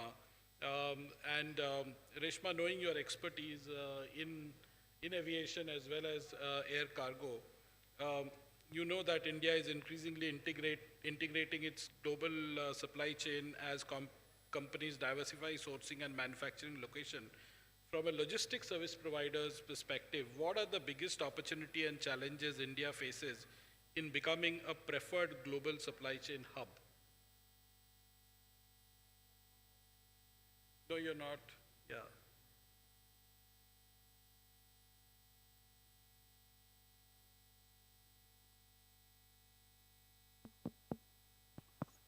Is this better? This is working. Yeah, good now. All right. Thank you so much for that, Shavendu. So as a GSA, as part of TT Group, and as an organization that represents airlines as a GSA, as a GSSA, one of the things that we've seen has been a fundamental shift in the nature of cargo, the commodities that are moving through India. So we're seeing a lot more of electronics, a lot more pharmaceutical, there's e-commerce, automotive components, and as such, all these commodities lend themselves more to air cargo. So it's more of a necessity and less of a luxury for commodities of this nature.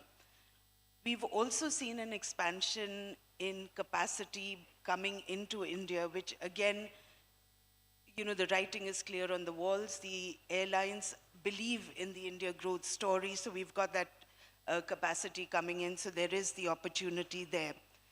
I think where the challenge lies for us is really the fact that we've got fragmented processes. There's a lot of manual documentation. There are multiple touch points that cargo has to go through, and it's important now more than ever before that we start automating, digitalizing our manual processes. And most importantly, I think we need to look at talent. We need to upskill our people to work in this increasingly digital.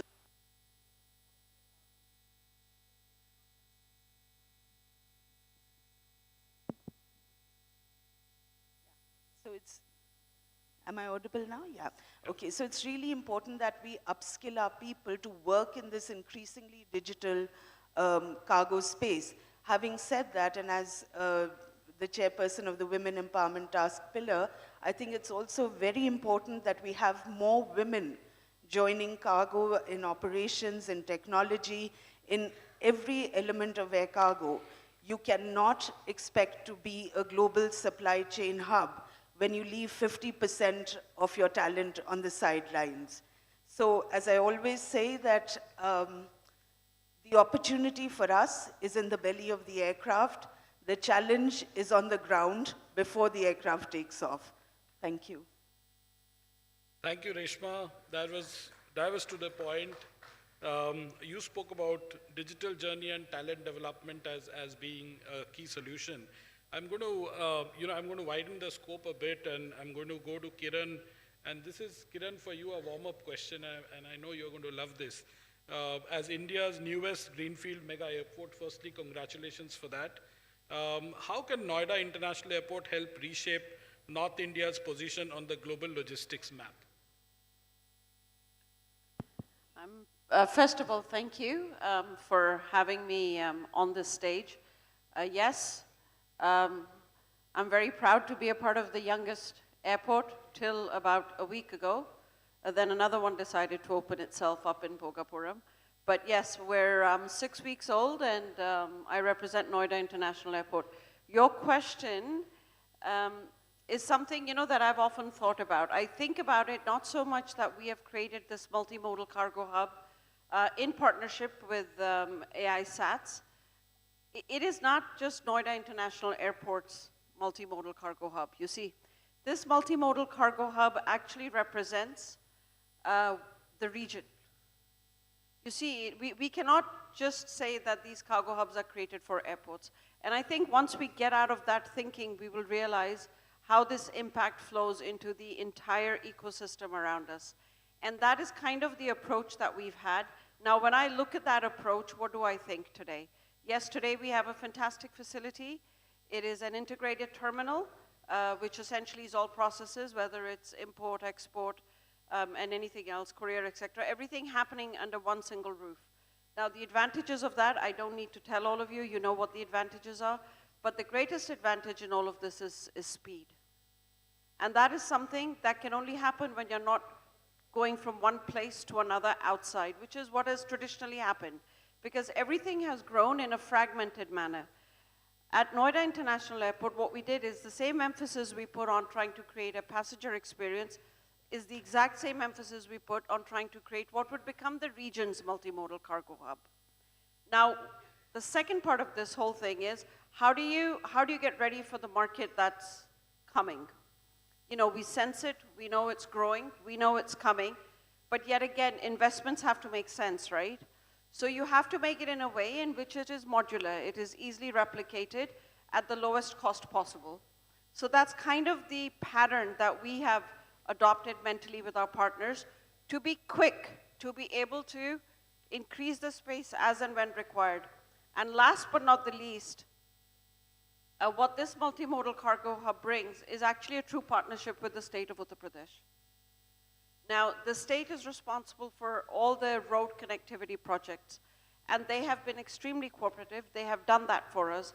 They're also responsible for igniting all the manufacturing hubs around us, and to actually, I don't want to use the word incentivize because automatically our brains go to the money part of it, but there is a lot of incentive involved when you speak about the ease of business and the speed and the reliability that every day I come, no matter what hour, this product and this service offered remains the same. So that is what we are trying to establish. We're only 6 weeks old. Domestic cargo has started. We're very happy with what we see, of course. We have a long, long way to go. But I'm 100% sure that we will be a very large contributor to this 10 million vision, you know, that we have been speaking about. So, you know, that's where the story of this airport is. It is not essentially at the airport. It is actually for the region. So it is the region's multimodal cargo hub, and that's our vision. Thank you, Kiran. I'm going to borrow two really very, very good phrases that you use. One is integrated, right? So integrated is a very small specific word, but to design it, it takes a whole ecosystem to come together, and partnership with government. Now, with those, I'm going to go over to Professor Dr. Manoj Chowdhury, and I'm going to ask a much wider question, but focused on these two areas. The PM Gati Shakti initiative focuses on integrated infrastructure planning. How do you see multimodal connectivity transforming India's role in global trade and supply chain over the next decade?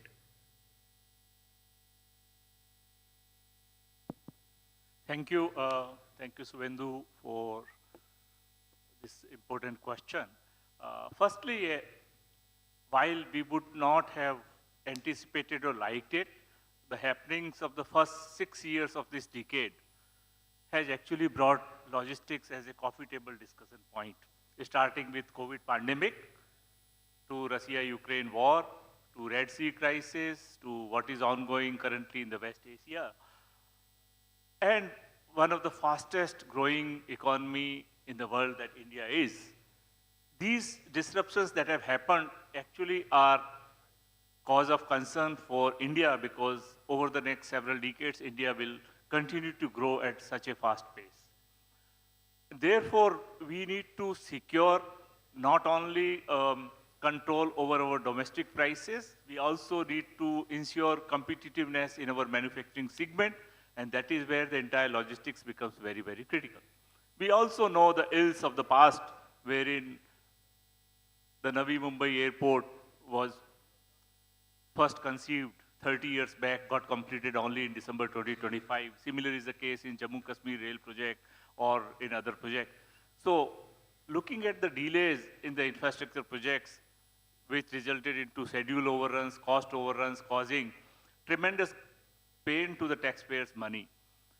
PM Gati Shakti National Master Plan was launched with a mindset. It is a technology tool, of course, but it is a mindset tool, a mindset of collaboration, a mindset of synergy, a mindset of breaking silos to make sure that our planning becomes better, leveraging all the information that can be available a priori. Therefore, PM Gati Shakti looked at the technology-enabled, GIS-enabled tool and the planning approach so that we can plan our projects better. Launched only 5 years back, for example, close to 300 projects worth 15 lakh crore have been evaluated, and there have been progress. Now, if you look, Delhi Meerut RRTS project, conceived and started in 2019, already operational. So there are things that can actually change on ground. If you look in Ganga Expressway, the way from Meerut to Prayagraj, it has been built not merely a way to move faster, but also the industrial corridor, the multimodal logistics park that have been built around it. So the planning is now happening with end-in-mind approach. If you look at Vadhavan port that is now being conceived, it is a multimodal port which will have air connectivity, which will have dedicated freight corridor connected, which will have expressways connected to it. Therefore, the entire goal is not to build infrastructure, but to build infrastructure with a view to have superior service, quality and efficiency. And therefore, PM Gati Shakti National Master Plan, October 2021, immediately got complemented with National Logistics Policy in September 22. Important part also is that we know, we always talk about building resources, we always talk about building infrastructure. Peripherally, we also talk that we need good human quality resources. However, to put a dedicated focus that this infrastructure sector requires qualified, talented manpower for the sector, the Parliament, through its Act of Parliament, created Gati Shakti Vishwavidyalaya in August 2022. Therefore, infrastructure, services and people were talked about as a trinity for the entire thing. Now, in terms of multimodality, if you look from an approach from an end customer, and that is where it matters, right? It is very important that end customer wants his delivery to be made in quicker time, in shorter possible time, he or she does not care about the means of transport. Right? Therefore, how do we guarantee that? And therefore, the entire planning now that is being conceived about is in integrated manner, irrespective of land, air or sea. How do we look at an approach that gives a quality of service experience to the end user who want his items to be delivered from place A to place B? This whole notion that the shift is changing merely from building infrastructure to delivery of service has been, I think, one of the biggest mindset change. In that change, if I only talk about people, one thing that I want to urge all the industry members present here, I know that we need good quality people, sector-trained people for the sector. But that will not happen merely by saying that we need. We need to build partnership from day one, that what kind of people we need, and from day one we create. And I'm very happy to say that Gati Shakti Vishwavidyalaya, the government itself, helped us with a vision that we must be industry-driven. And that is why rarest occasions you will see a vice chancellor sitting in industry forum trying to talk and make sure. So this is the new way of thinking, this is new India, and this is the integrated planning approach. Even for human resource planning is something that we are looking at besides infrastructure planning. Thank you. Thank you. So, Professor, I mean, thank you for these key learnings, because you integrated seamless connectivity, multimodal infra to keeping service as at the heart of everything that we do. You also connected talent, but with talent, it's not going to come free. It's going to come with skill development in partnership with the industry. So thank you so much for bringing out those key enablers for where we want to go from here. So I'm going to move to Shri Sagar Kadu from Department of Promotion of Industries and Internal Trade, which is a part of Ministry of Commerce. And Sagar, DPIIT has played a key role in driving reforms. And I think with all the planning, reforms comes as a natural question. about ease of doing business, logistics efficiency, and industrial growth. How do initiatives such as National Logistics Policy and PM Gati Shakti contribute to India's ambition of becoming a global trade and manufacturing powerhouse? So what's your perspective and what are your contributions? So, good afternoon, everyone. Like just Kiranji said, she is handling the newest or the youngest airport in India. So possibly, I think I am the youngest 6-8 months old into the sector. I'm working, so the story, I'll just, what the national logistics policy is. So 6-8 months back, my department told me to make a KPIs for the logistics sectors. So what is the dwell time, how it is functioning. So it is port, shipping, air, customs for that matter, warehousing sector. So I identified 6 sectors. So I started with the shipping. So my experience goes back from 2008. So I started, we have a detailed knowledge available, we have the data available. I had KPIs. I did that exactly in 7 days. I made a 20-page report, what needs to be followed up, what are the challenges, what are the bottlenecks. Then I did warehousing, we did some work. All railway, road, we know FASTag data, we have a railway voice data. So no, I know now in India, in all the major airlines, not airlines, sorry, railway sector, what is the average speed on each corridor? That data is available with me. I have the similar data with the road. Then I started working on the airport sectors, precisely 6-8 months back. So when I knew airport sector precisely, one child knows when he sees the plane flying. So I stay in RK Puram. So जो airport का runway है, my flight just goes exactly 200-300 feet. तो अभी भी मैं जब gallery में जाता हूँ, I'm still that child हूँ. तो plane मैं नीचे से देखते रहता हूँ. For 30 seconds I see from that end. इतना ही मेरा knowledge था. And when I started learning on, then I started reading क्या होता है, क्या processes है. I started my register. So मैंने process, you said before flying the cargo, the journey starts. So I started mapping that journey. Exporters say how the cargo is moving, kitne stakeholders hai. So I started learning that theories. The more I learned, more I got confused. I did not know what happens beyond that air cargo complex. I always know, so first thing I would like to make one story, very important, it's connected by the way. So I'm 82 born precisely. So my first flight I took in 2009-10. That time also my company made me fly. So I was very scared. कि क्या होगा airport पे क्योंकि railway में किया था बस में किया था फर्स्ट टाइम आई फ्लाई तो I was very terrified to fly now point is that cargo जो है ना it is still terrified my mango doesn't know how to fly and this precisely happened during the West Asia crisis because the ships couldn't go to the Gulf. There were a lot of mangoes used to go by sea. Now that mango did not know how to fly. I tried to contact few people in civil aviation, in the trade, to people whom I knew. But ultimately, 1 month I tried, then I got up more issues with the shipping because that was again a priority sector for the government. So point one, the cargo doesn't know, maybe I'm not generalizing it. The point is that majority of cargo needs this sector. There is a lot of potential, but there is not, visibility is not there. He doesn't know what are the processes. The small sector exporters, he's still not sure if he'll be able to match the, able to catch the flight, what will be his final cost. There is so much uncertainty sectors. Second point I would like just to mention one more important. When we now talk about, sir has already explained the PM Gati Shakti. Now in PM Gati Shakti, we do a multimodal infrastructure planning. We do all 500 plus projects of the central ministries, be it railway, road, highways, all projects. So today afternoon also we are discussing 3 projects, 2 railway and 1 metro precisely. The details will be available in the PIB note by 2 days. So when we now analyze under PM Gati Shakti these projects, we do the detailed analysis. If railway line has to be quadrupling या new greenfield plan करना है, so we know how many trains are going to pass, इसमें cargo क्या जाएगा. We do the detailed analysis.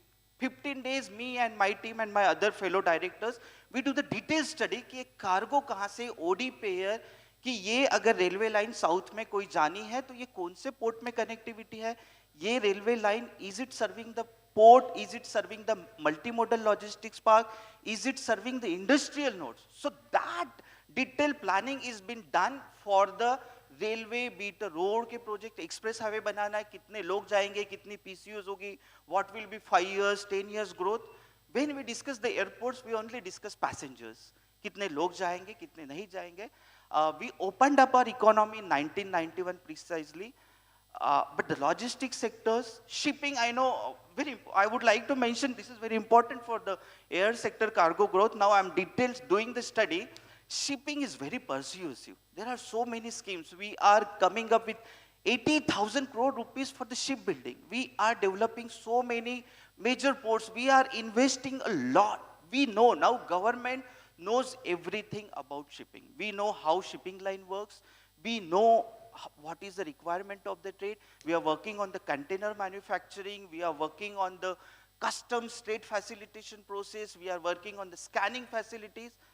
This is our issue also now we are, but for the government precisely, वो जो airport का road जो car passenger airport terminal में लेके जाता है, cargo side is a dark spot.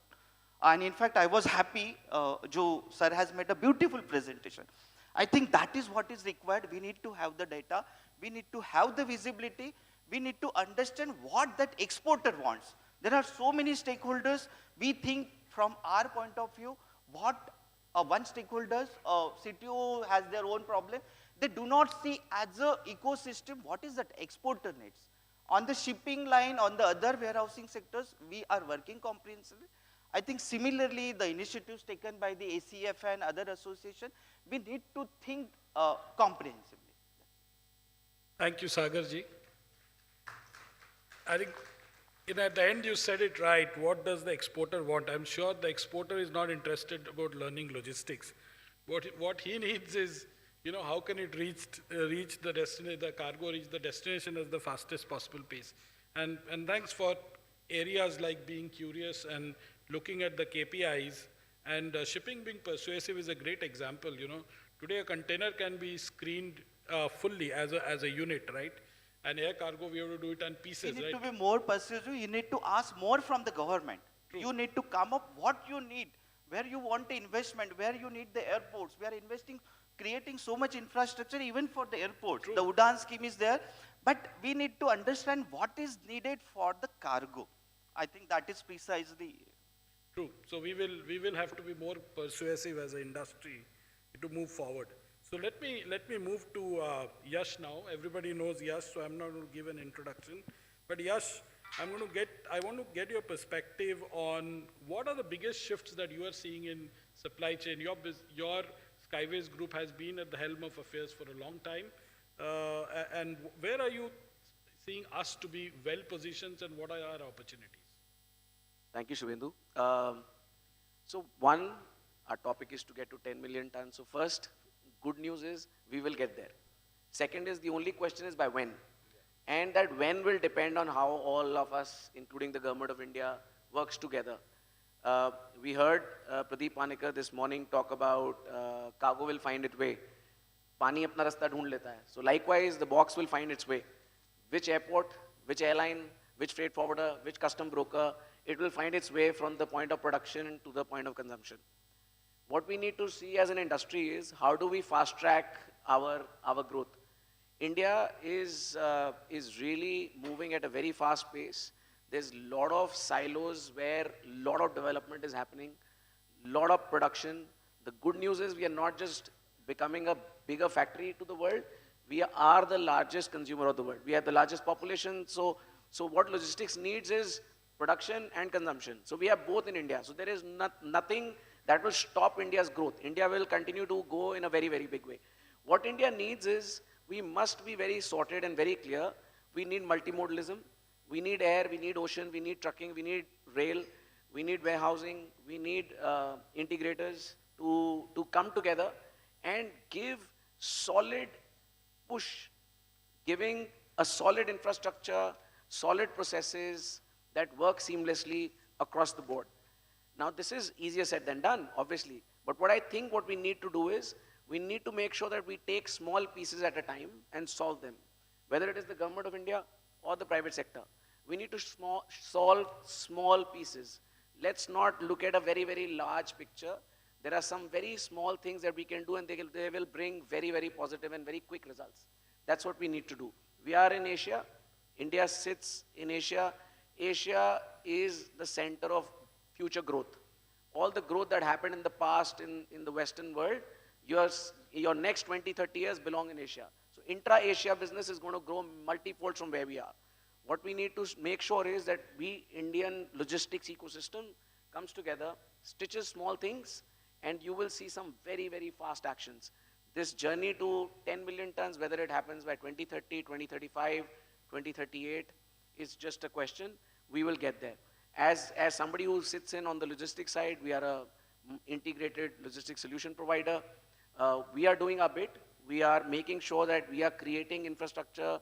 We are getting in the requisite equipments. We are working on skilling, upskilling our people, and making sure that, we stitch this all together to move seamlessly and offer customers a good multimodal solution and not just one.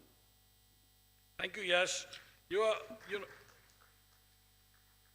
Yeah, I think you linked a production powerhouse to a, consumption-led economy, which we have been for some time.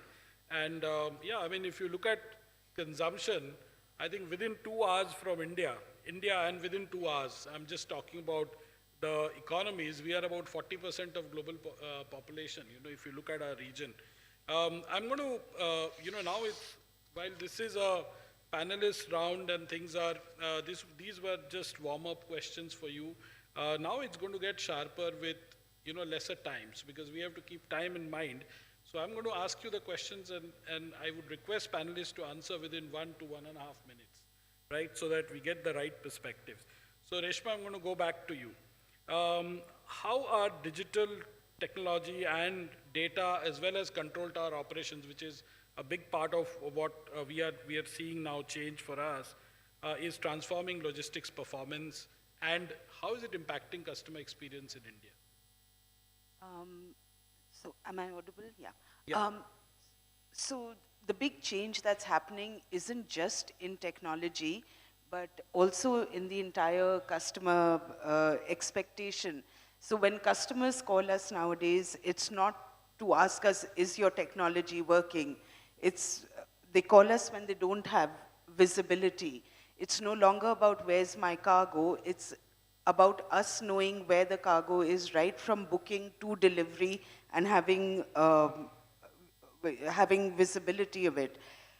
So in my view, where technology is concerned, I think there are 3 things. One is data and the visibility that the data gives. So we've got cargo community systems that can connect airlines and forwarders, customs, all with real-time information. So they're all working off a standard information and not through multiple siloed, disconnected systems.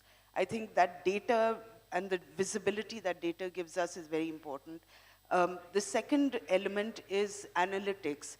Analytics, and I think Keiko talked about it on his presentation, analytics is what allows us to stop being reactive and start becoming more predictive. I don't want my teams to be chasing documents.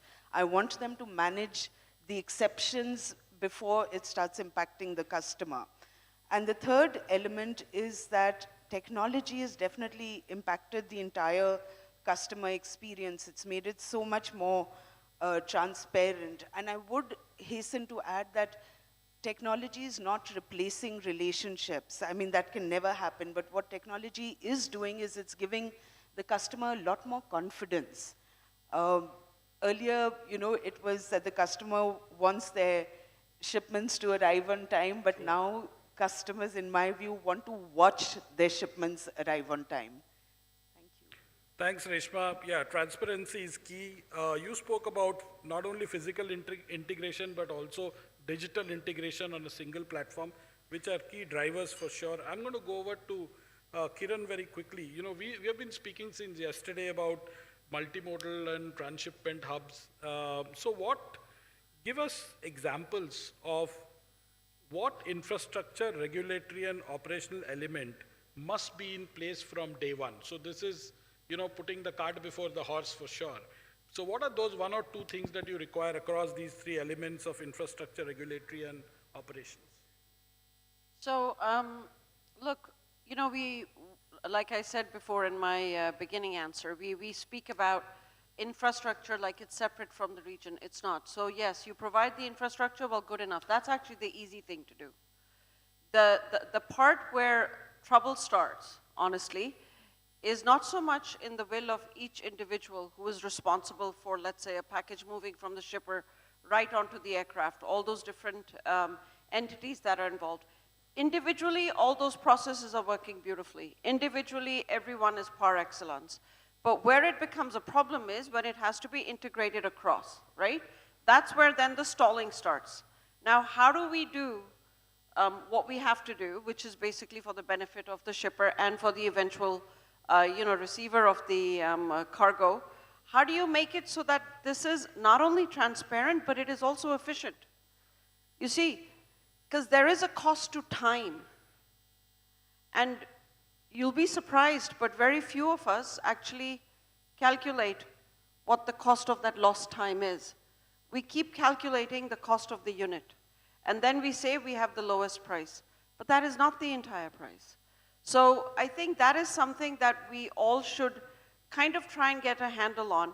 And one of the most critical elements to get this done, the delay, and I know all of you in this room will agree with me, is attributed to what we call regulatory policy, or we may call it risk aversion, perception of threat policy, whatever you want to call it. But those are usually government-led. And what I have seen happen here is that intent is always good. Everybody's intent is excellent. We want to get to 10 million. We're going to do what it takes.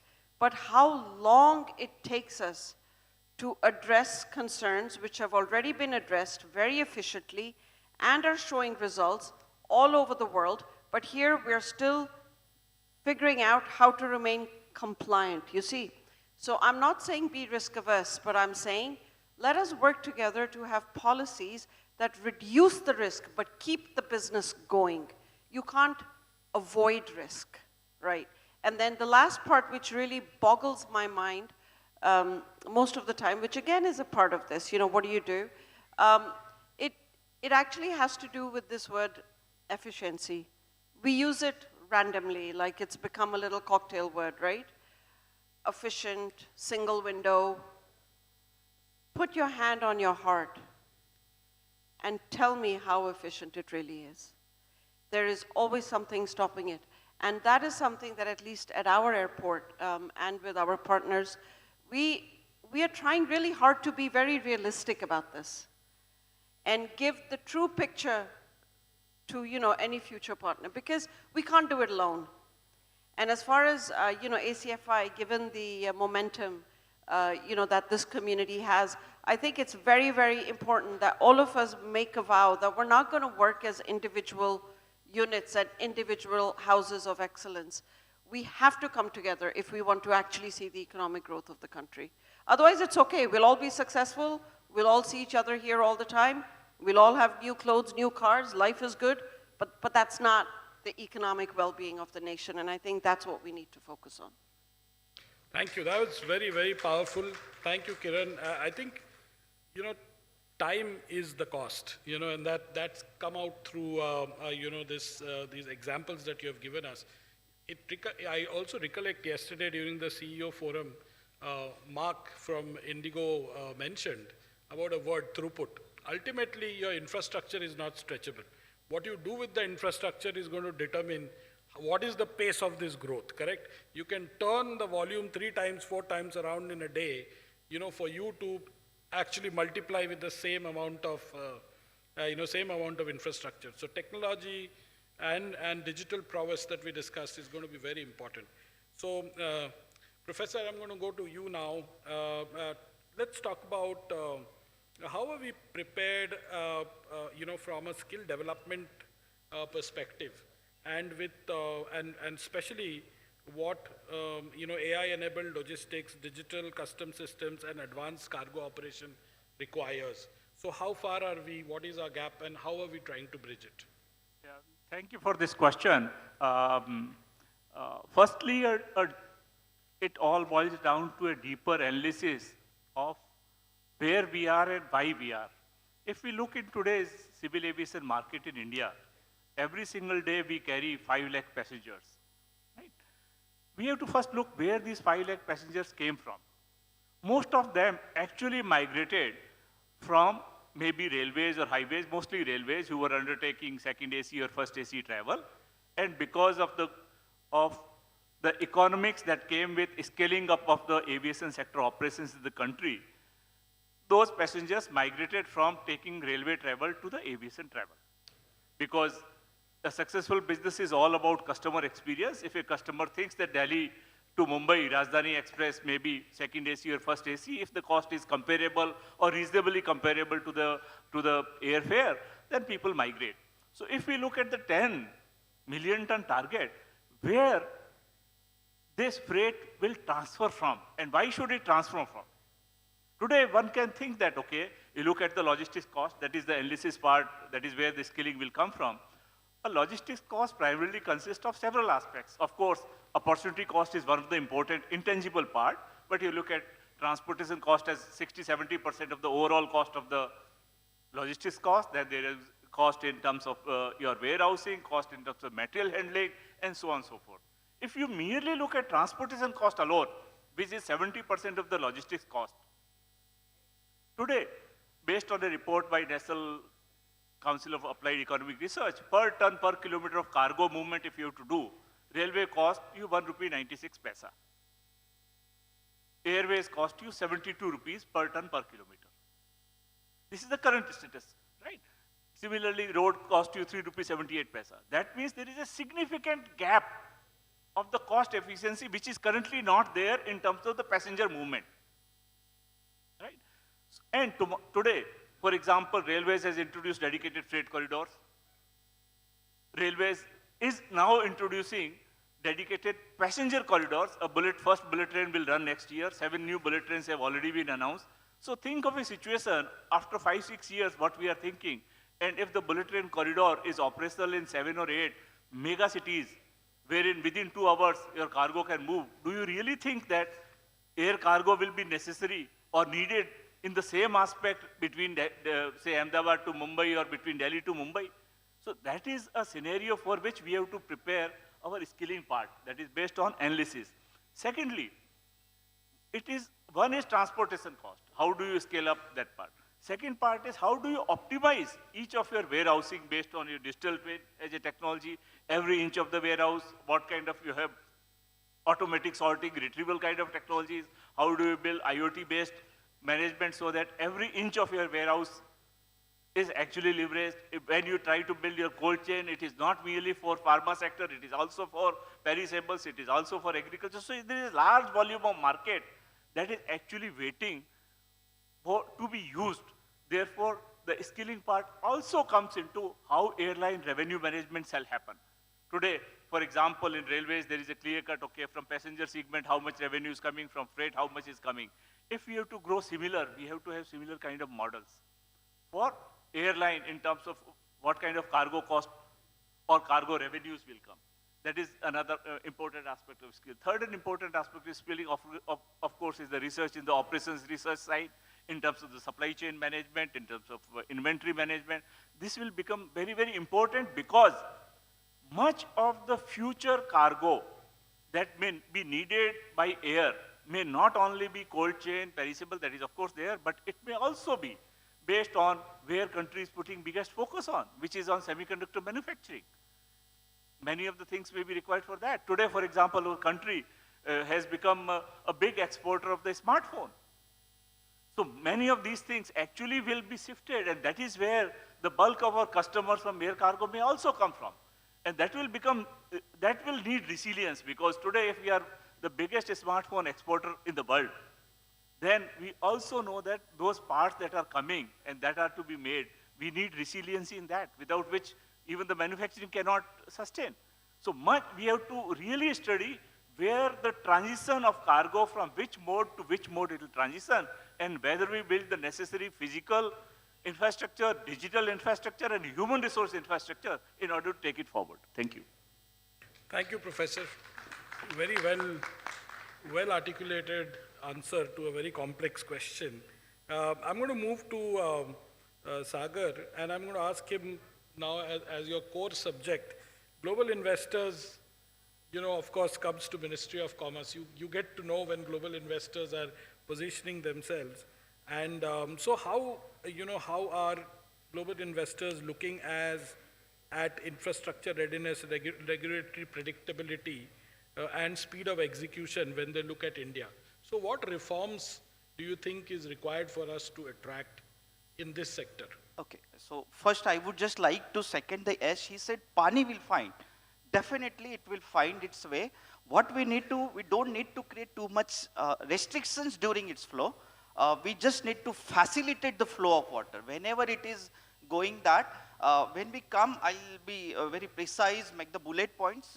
When we talk about the reforms, as far as infrastructure is there, I would like to assure you people on the behalf of government, we are investing a lot in physical infrastructure, be it the connectivity, be it a warehousing, be it creating industrial nodes. There are so many schemes we want to promote, we are promoting for the manufacturing growth in India. You are very much aware about the FTAs, we are discussing with our trade partners. We are opening our trade much more. We understand there are some policy regulatory issues, but now we are understanding that issues. We are discussing with the trade, not only the air cargo sector, we are regularly having the meetings with the shipping, leather sector, textile sector, semiconductors. We had the meeting, the government has had the meeting with the semiconductor to understand what they need. We are discussing with the APEDA what they need. So government is doing that bit. I had one long story. I'll just make a one bullet point. When I told the previous story, I was seeing the plane now. I would just definitely like to share. 4 महीने पहले, because I told the flight path जो हयात और नोएडा से जो एक runway पे जाता है, whenever fortunate I get to window side, after 10 struggles, now I can precisely find my building. तो मैं अभी ऊपर से मेरी building जो पहले मैं 15-20 साल से खाली नीचे से देख रहा था, now I don't know how many people, now every time I get the window and I know my flight is taking that out of 3 runway, I can precisely एक ग्रीन वेजिटेशन है वहाँ पे बहुत बड़ा सा एक छोटा सा स्पोर्ट्स ग्राउंड है उसको ट्रैक करते करते मैं भी पढ़ लेता हूँ पॉइंट ये है now we civil aviation they are learning the sectors, we are trying to understand what is the regulatory requirement, what is the infrastructure requirement is there. So government is getting involved, but I would again like to assure that what Yes said, when I also have studied, I think it is very much possible by the trade. There are few people who need to invest in India's story. We need more investment, not only the big, we only have 2 airports, Delhi, Mumbai, which is controlling 90% of the cargo. Government is focusing on the new airports. Recently, you must be aware that we have started the transshipment for the passengers. Now we are thinking on how we can, pick up the cargo from the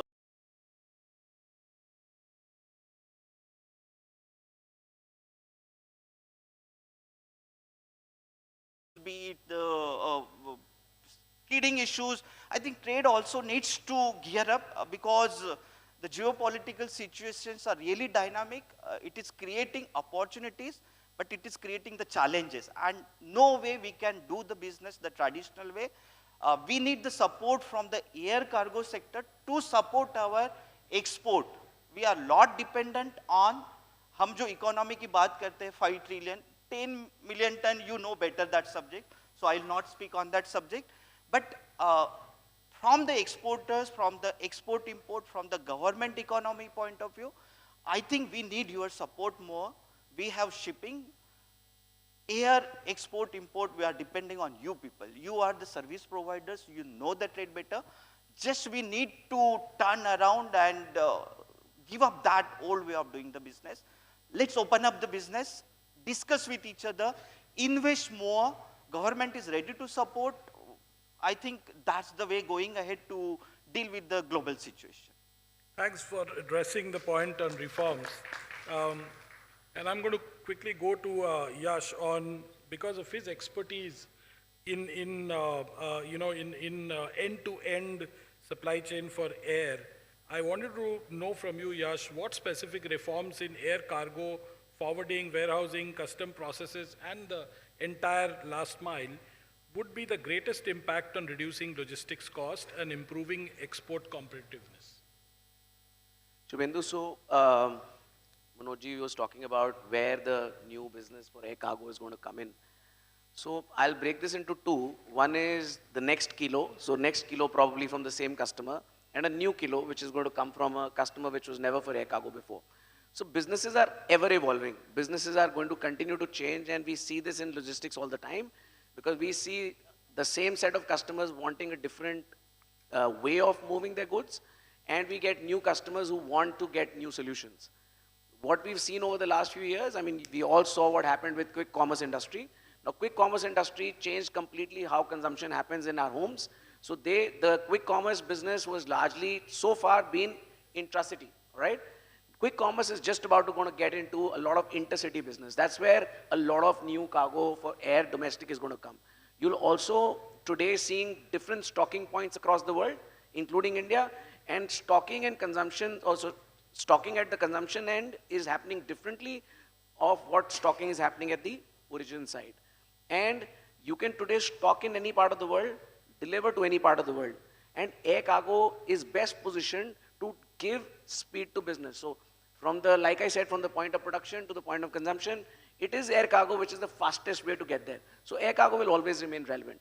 In terms of the regulatory things that we need, like I said, we just need to pick up 2, 3, 4 elements and work on them.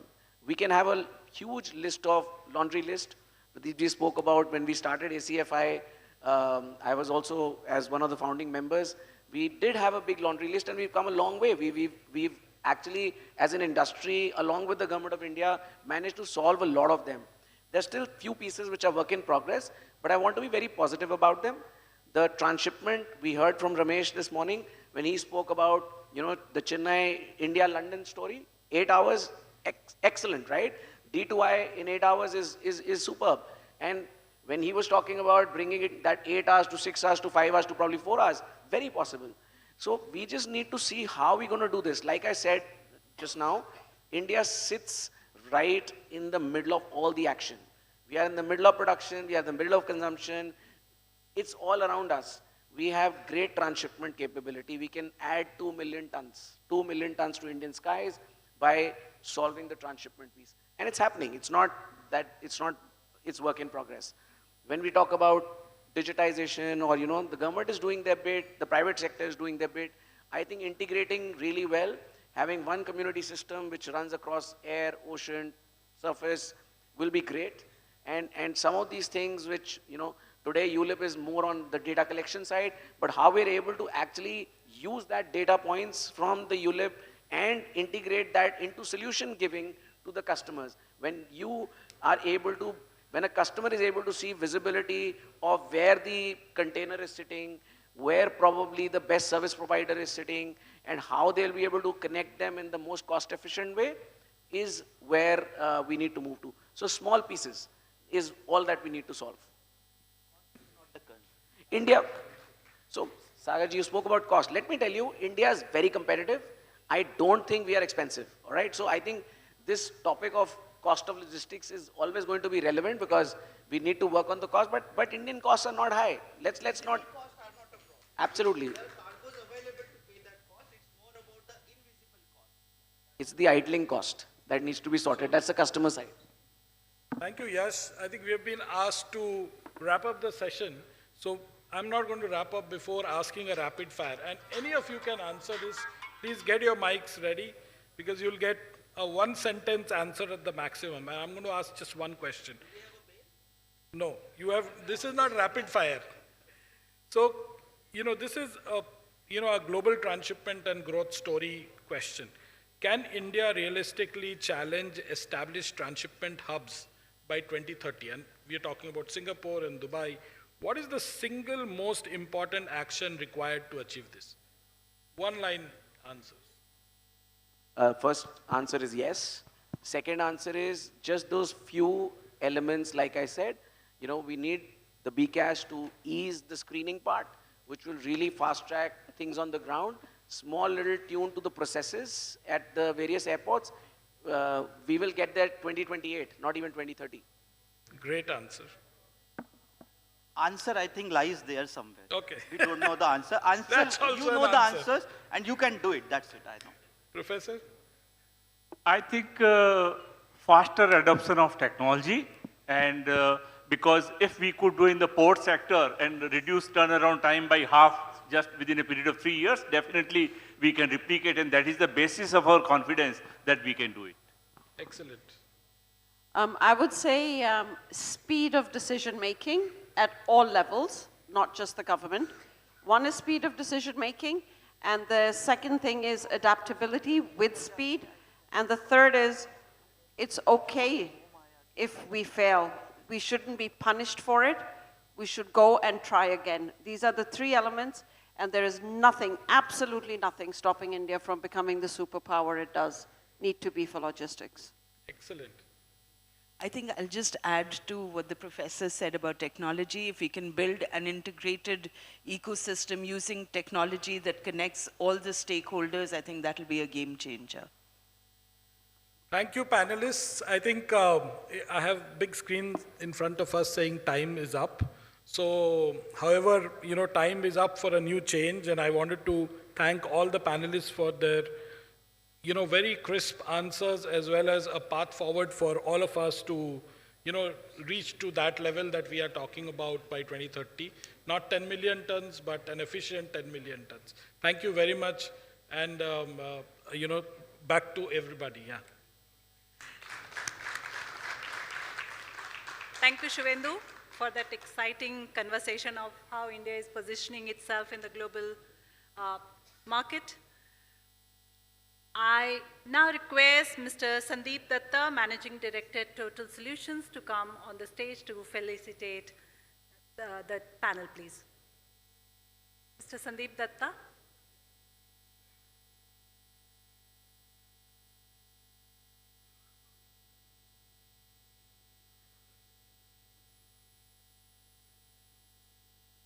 Is there anyone else from Total Solutions who can reach out to him?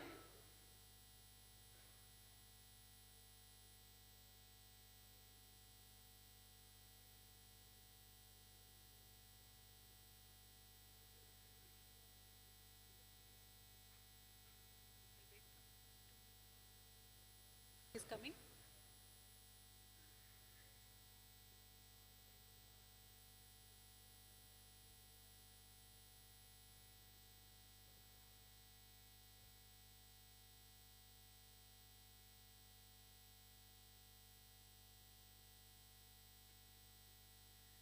Mr. Sandeep Datta, you are required urgently.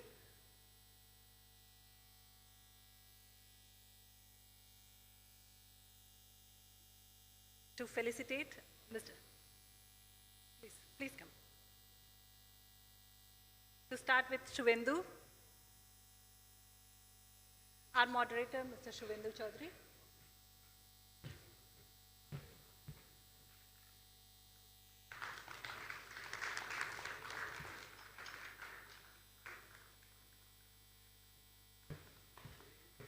Miss Reshma Zahir.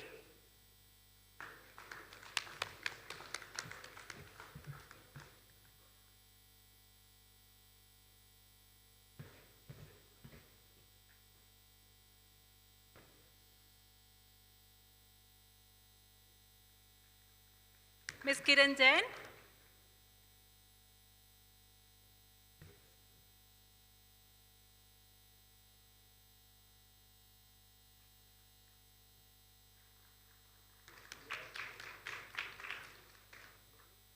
Professor Dr. Manoj Chaudhary.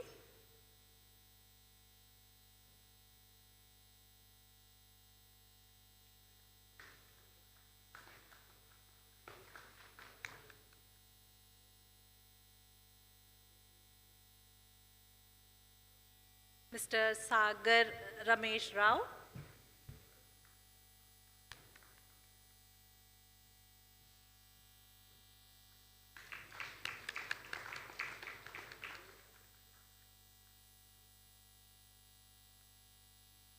And Mr. Yashpal Sharma.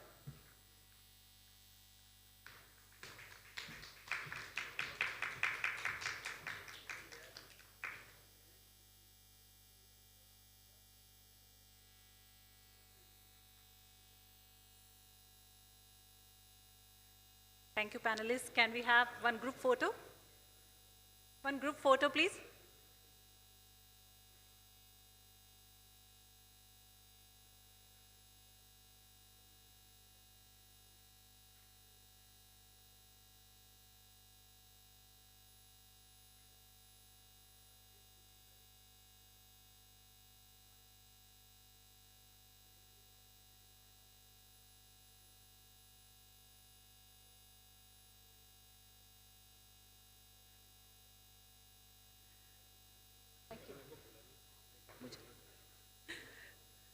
We now move to another important partnership, the signing of an LOI with the government of Telangana. May I request Mr. Satish Lakaraju, Chairman, Outreach Pillar, ACFI, and CEO, Garuda Vega, brand of NextGen Logistics Private Limited, and Mr. Azad Sheikh, Vice President, Department of Industries, Commerce and Export Promotion, Government of Telangana. Ladies and gentlemen, please join me in applauding this important collaboration.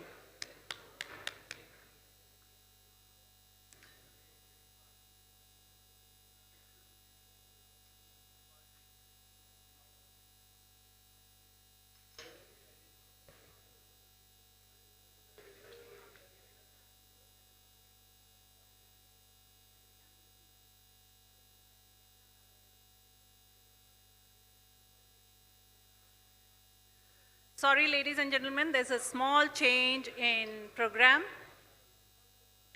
Where is it? Where is it? I think it's perfectly normal to say this multiple times in the cargo industry. Lunch is at Raja Bagh. So all of you can head, do your networking, enjoy the lunch, and we join back precisely at 2:30. See you all.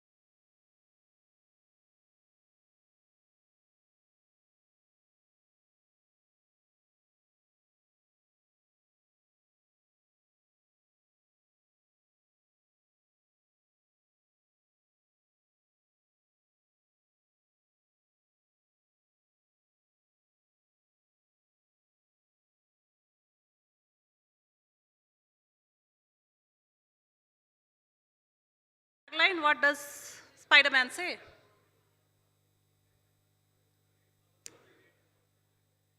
Correct. With great power comes great responsibility. I want all of you to put your imagination and think about what should be the tagline when India becomes the next air cargo superpower. I think we should all put the brains together. But for now, we will have the panelists decide how India can become the next superpower. Ladies and gentlemen, may I request a round of applause for our panelists. Next, I would like to invite Mr. Ravish Mohan Vashishta, Chief Cargo Officer, Adani Airport Holdings Limited. Mr. Ravish brings with him around 2 decades of rich experience within the Adani Group, having worked for growth of Adani container business in India and abroad. His current role, Ravish is responsible for shaping and executing the strategic vision and operational framework of the airport cargo business. I'm delighted to welcome Mr. Bob Chi, Chief Executive Officer, Gateway Services, Asia Pacific SATS Limited. Mr. Bob Chi is a senior aviation leader at SAT, responsible for growing its market share across APAC and overseeing international airport operations across key markets including India, China, Hong Kong, Saudi Arabia, Oman, Vietnam, Malaysia, and Indonesia. With over 3 decades of experience as SAS, Bob has held several senior leadership roles across ground handling, cargo, marketing, and catering. He has served as CEO and COO of Gateway Services and currently chairs SAT's Cruise Services. He holds an MBA from the University of Lakshore and is a graduate of the National University of Malaysia. May I now welcome Mr. Kai Domscheit, Chief Executive Officer, CHI Deutschland Cargo Handling GmbH.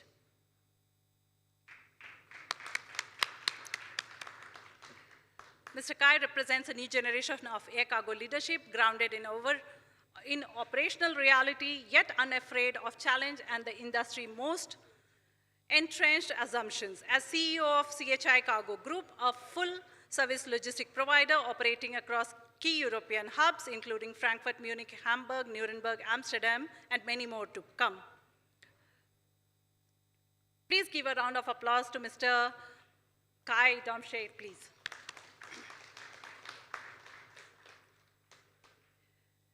And now we have Ms. Nomita Kothari, Chief Executive Officer, New Globe Logistic LLP. Nomita is a logistic industry veteran with over 33 years of experience across airline GSA and freight forwarding. Beginning her journey with KLM Dutch Airlines, she now serves as CEO to New Globe Logistics, leading operations across India and Sri Lanka. Ladies and gentlemen, once again, please welcome our panelists. Over to you, Mr. Edward.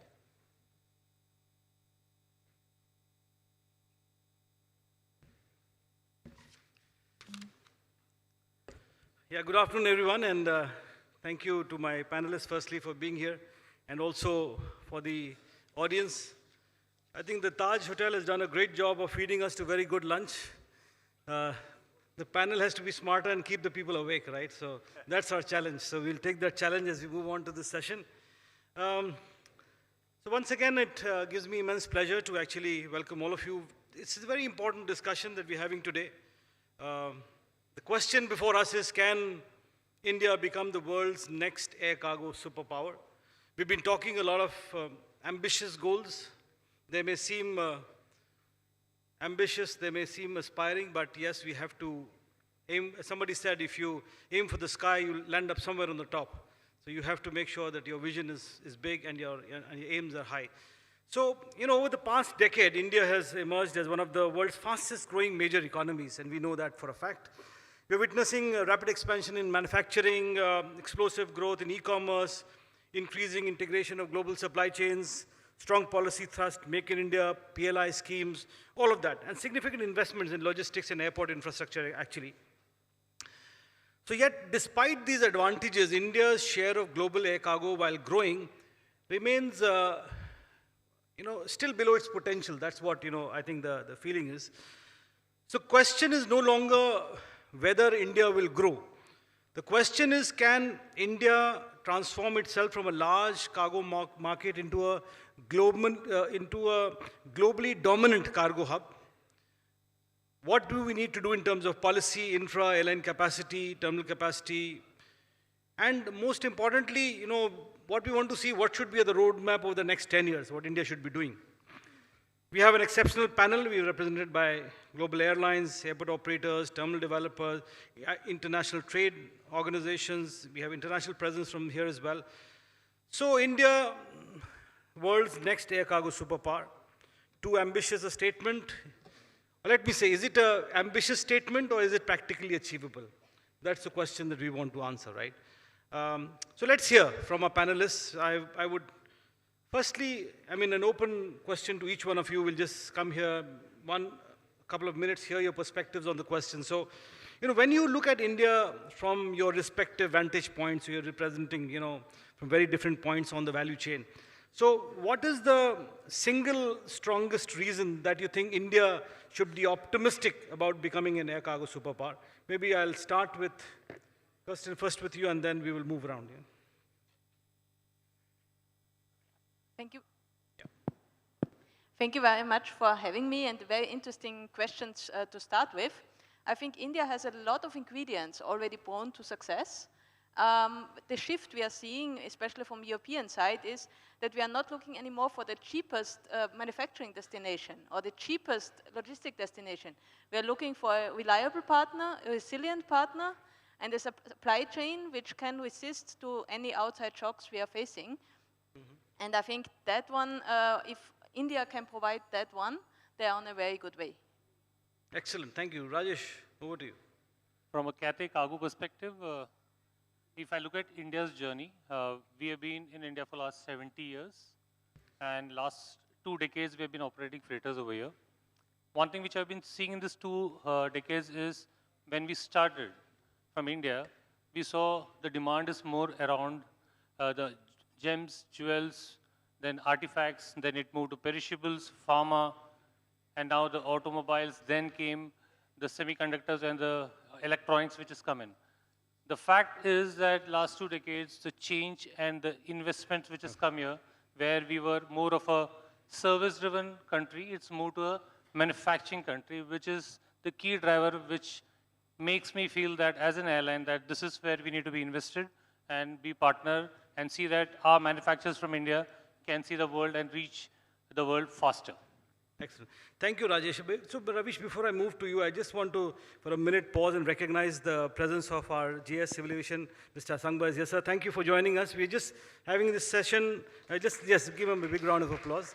So we're discussing on this session of, India, world's next air cargo superpower. Is it an ambitious statement or is it practically achievable? So we've got a distinguished panel. Ravish, the question that we're answering, that when you look at India today, what is the strongest reason we need to be optimistic about India's air cargo future? Over to you. Hello. Yeah, good afternoon, everyone.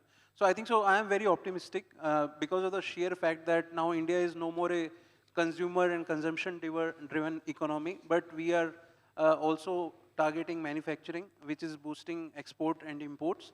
Right? And apart from the EXIM economy, actually the sheer scale of domestic cargo movement also is very big, considering the length and breadth of the country. So there is a lot of opportunities for domestic cargo movement and international cargo. So looking at the combined thing, I definitely feel that air cargo is going to grow with the transformation of Indian economy as we grow forward. So excellent. Manufacturing and domestic. Bob, over to you. No, as I've mentioned to you yesterday, I'm very bullish about India. It's got all the ingredients for success. The first one is obviously resource. You got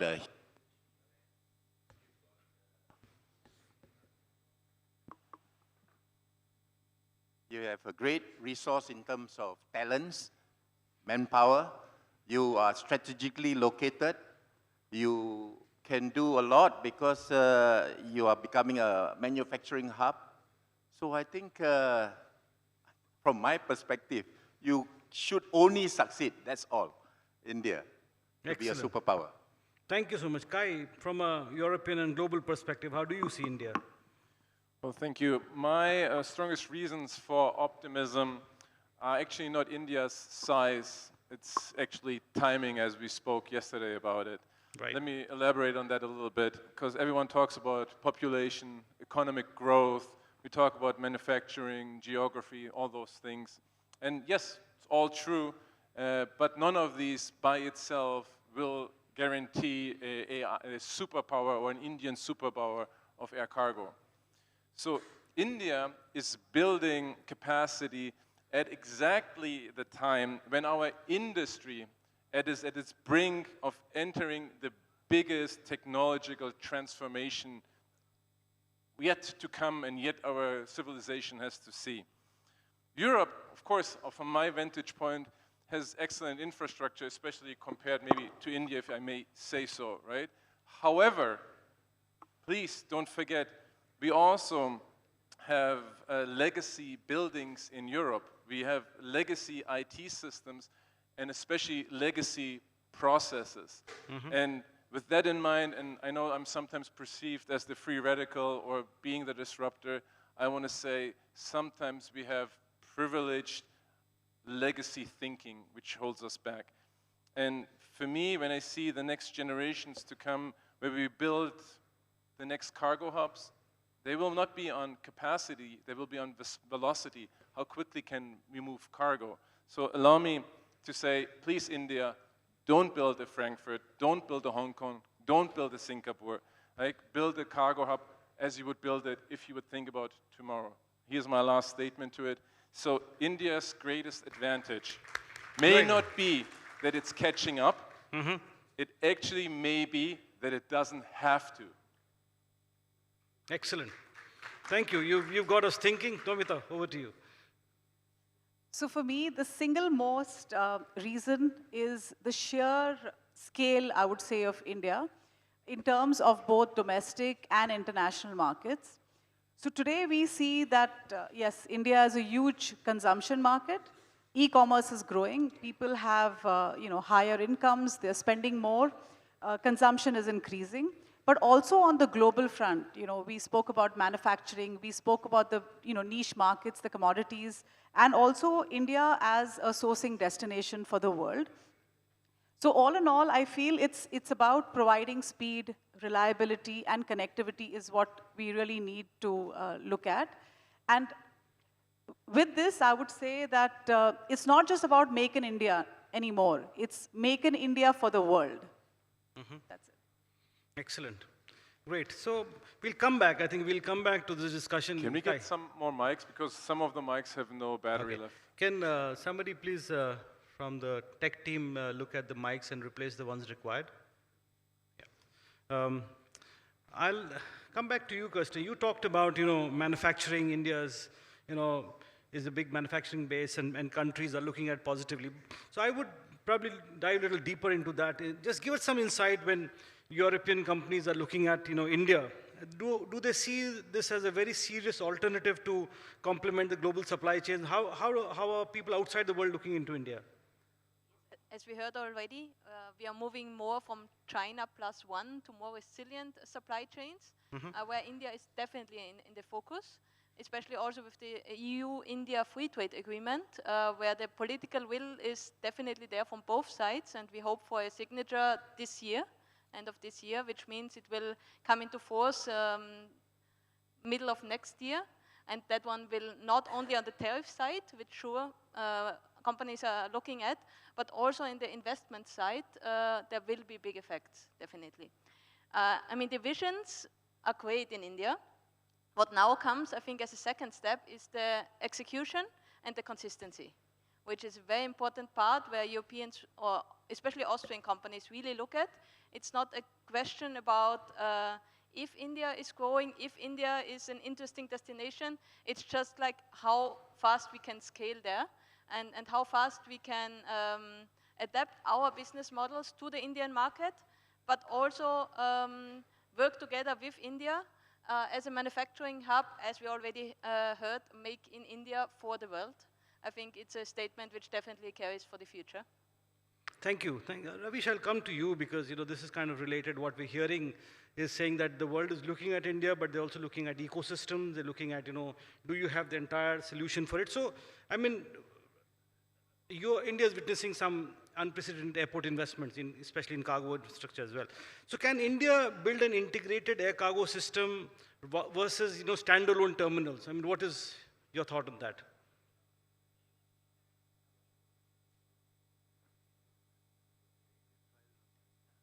Hello. Yeah, so I think so. This integrated ecosystem is very, very important. But however, we see that considering the air cargo complexes in many of our airports are built long ago. So the infrastructure has to improve, as we know. Even in our airports, we are focusing on developing the infrastructure, scaling it up, and not for today, but for next 10 to 20 years.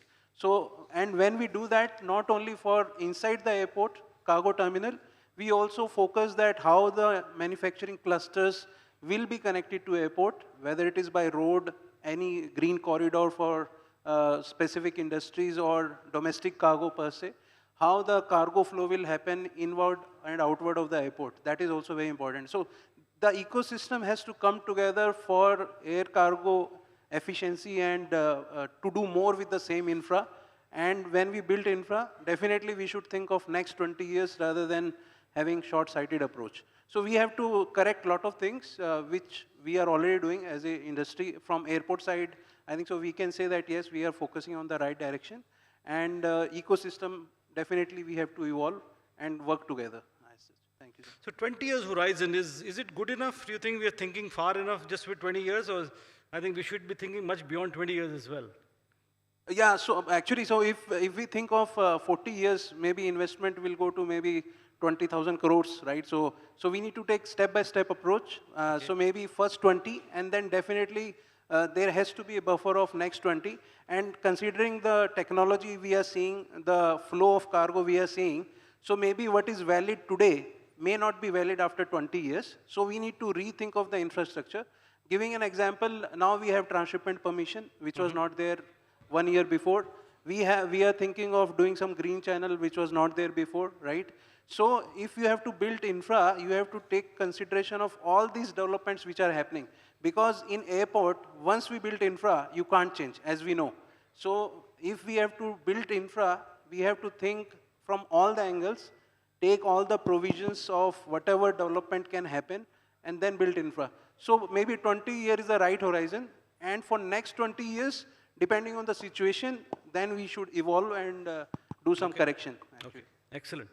Bob, we are talking of, some building cargo ecosystems and also how long the planning horizon should be.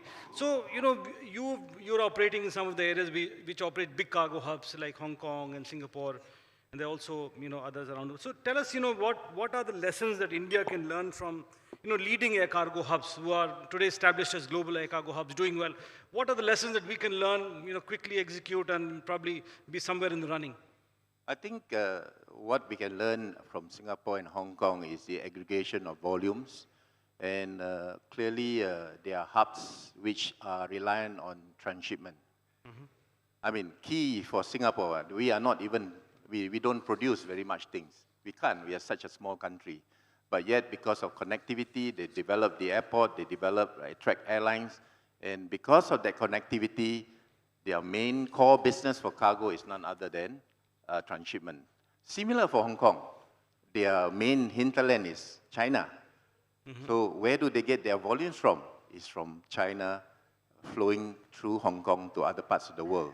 So for me, in this case, what can we learn from India, for India, is that India is, as you all mentioned, is strategically located between Asia and Europe, right? So you can be a transshipment hub, right? Not in the scale, I agree with Kai.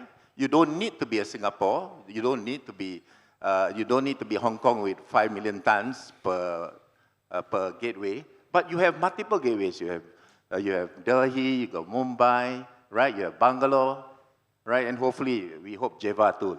So technically, in combination, you can be much, much stronger than Singapore or Hong Kong. The key is to be able to be proactive in releasing the kinks. Now, what are the kinks? In Singapore, they are making it very friendly in terms of custom, digitization. That's clear. They can make goods flow much faster. Customs is clearly done digitally. You don't need to present yourself there. It is done digitally. So you don't need any paperwork for the No transshipment? paperwork. So what I'm proposing is, and then we're moving into one record. Right? Hong Kong is going ahead to go one record. We in Singapore is following that. But if we can't even get pre-clearance of customs for example, in India, how can we even move towards one record? So this is my suggestion. I think it's not rocket science to be a good hub. It's there. All the ingredients are there.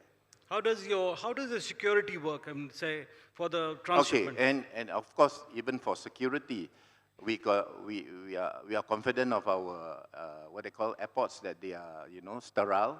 Once we say they are airside, right? And for that reason, we allow free flow of, what they call that, shipments, transshipment, right? And clearly, we are able to move transshipment within 12 hours. Right? Compared to here, it's quite impossible because you have to break down and rescreen everything. And at the end of the day, you cannot beat the other competitive hubs like Hong Kong or Singapore. So I think we need to review some of the reforms that we have to make. Yes, I know some may be difficult, some you need to review them, but let's test bed them. Let's do pilots. Right? And again, like I said, we are prepared to help to do pilots. And then once it is proven good, then we roll it out. And I think that's all we need. Okay, great. So you talked about pilot. Before I answer. So we are running, as we speak, we're running a pilot in India. I mean, it's a good initiative led by the Ministry of Civil Aviation, Air India, Delhi Airport, and Bureau of Civil Aviation Security. We're running a pilot for D2I transshipment. The shipments are moving out of Chennai, they come into Delhi, no rescreening required, and they get onto a flight. And that connection time has dropped from 72 hours to less than 8 hours, and we want to further improve it. So we are moving in the right direction. So I think this is good input. I agree with you, and it's because of this. Once you get it, once the pilot is proven good, let's roll it out. Yes. Roll it out. Across. Then you get scale. Yeah. Good, great. So Rajesh, I'll come to you. Before Kai, I'll just want to touch base. Because we've talked about capacity, ecosystems, we've talked about policy. I mean, from an airline perspective, you run large, in cargo operations as well. And so when an airline is deciding at an airport in a country, what are the factors that really you look at to choose that location to fly to? What are your deciding factors? Obviously, the first point is the commercials, because we need to make money on both the routes. That's a key driving factor. But what adds to it is... So commercial is a given. India is a big opportunity. So now 100%, we'll come to the rest of it. Our second largest capacity of freighters coming is in India. Okay. So that speaks volume of the fact that what this market is all about. And we have been doing this for the last 2 decades, and we are already talking about how we can expand more capacity into India. So you can imagine that. But at the same time, the next driving factor is the infrastructure. What type of quality of service can be given, because we have very high standards when it comes to handling. We promise to our customers the type of quality of standards which will be given at each touch point. That means we need partners at each port, which starts with our forwarders who are open to digital model. We look for our airport operators who are more efficient in their each and every product which we sell in the market. If it's time sensitive, it's temperature sensitive, to any other product which we have, which needs to be catered smoothly, handled very well. Those type of infrastructure is one of the second key element which we always look at it. Then comes that what type of skill set does our people in that particular city or country has, because that makes a huge amount of difference, because what we need also is evolving skill sets, because things are changing very fast. And is technology being put into use? Because we are investing a lot into digital, while the world is already using AI. But you are not even digital to make it AI. So our industry needs that. So we are pushing on that also. So we need to look for partners in that space also. This is what we need as an ecosystem to see that when we decide that where to go, these things becomes primary for us for a product execution, because we sell a strong product to our customers, and customers pay us that premium only when they see the quality is being rendered. If not, then we are selling a price. And then the product takes a beating, because at every touch point, if they feel that the quality is not being maintained, honestly speaking, that's where the deterrent comes in. And slowly that becomes a trademark of that port. I'll give a classic example. Currently, one of the ports in India, I'll not take the name, the bottleneck is so bad at the terminal side that I had to cut down on the capacity of cargo which I can take. My 747s can take 100 tons. Right now, I'm restricted to 70 to 80 tons. Why? Because if I take more, there's a complete bottleneck and it's complete chaos over there. And I can't manage it for the time being. So if that gets upgraded, then it gets better. But is it? Then we are studying to say that should we be there or move to some other port, because now you're losing money. Interesting. You made an interesting point on, I mean, some places maybe we're not digital, to how do we transition to AI, right? Kai, I'll come to that because you made a point and I'm going to pick up the thread from there. So, can India really leapfrog traditional cargo infra and move directly to digitally integrated ecosystems? So maybe a little bit if you can just elaborate on that. You had some good thoughts. I saw the people applaud you on that. So maybe just take it a bit further. Well, I honestly believe India should leapfrog. It should not be catching up strategically. It isn't too ambitious, as I said in my opening statement. Yeah, if you spend the next 10 years on building today's cargo hubs, in 10 years' time, you will have the yesterday's best cargo hubs in 10 years. It's not a sound play for India to go forward, especially at the brinks of AI. Automation, technology is to come. So for me, don't build a cargo terminal with digital features. Makes absolutely no sense to me. Be ambitious, be bold, right? So build a cargo platform, an ecosystem that happens to have a physical cargo terminal attached to it. Like, think in terms of process architecture first, data second, and then, and only then, technology. Right. Excellent. While we kind of set all of this, Nomita, you are closest to the customer, to the shipper, right? And all of us are trying to, everybody has a single objective. How do we serve them better, move their cargo faster, quicker, cheaper? So tell us, what are the exporters and shippers demanding today? That they were not asking a few years back, but actually, these are changing times. People are looking, their demands are different, expectations are different. So what are the new set of expectations from the customers? Correct. So, as we said, that the global companies are actively looking into India for our manufacturing, for our sourcing, as a sourcing destination. There's a niche market requirement. You're talking about commodities such as perishable, pharmaceutical, semiconductors, etc. And all of this needs, air cargo. And it needs speed, it needs reliability, and there's a huge, huge demand here for air cargo. Now, what happens is, in spite of paying, a lot of money, freight is expensive, surcharges are even more expensive. I wouldn't say, of course, our airports are doing well, infrastructure, there's a lot of work going into infrastructure, our cargo terminals, we have capacity today. But what is actually, I would say, something that we can kind of work on are the gaps in multimodal. So our customer wants visibility today. So we do realize that, between rail, road, transportation, warehousing, airlines, we need to definitely fill this gap.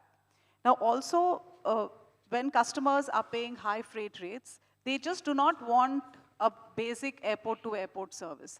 They want to know what's happening with their shipment, so they need visibility, a good track and trace. They need EDI connectivity.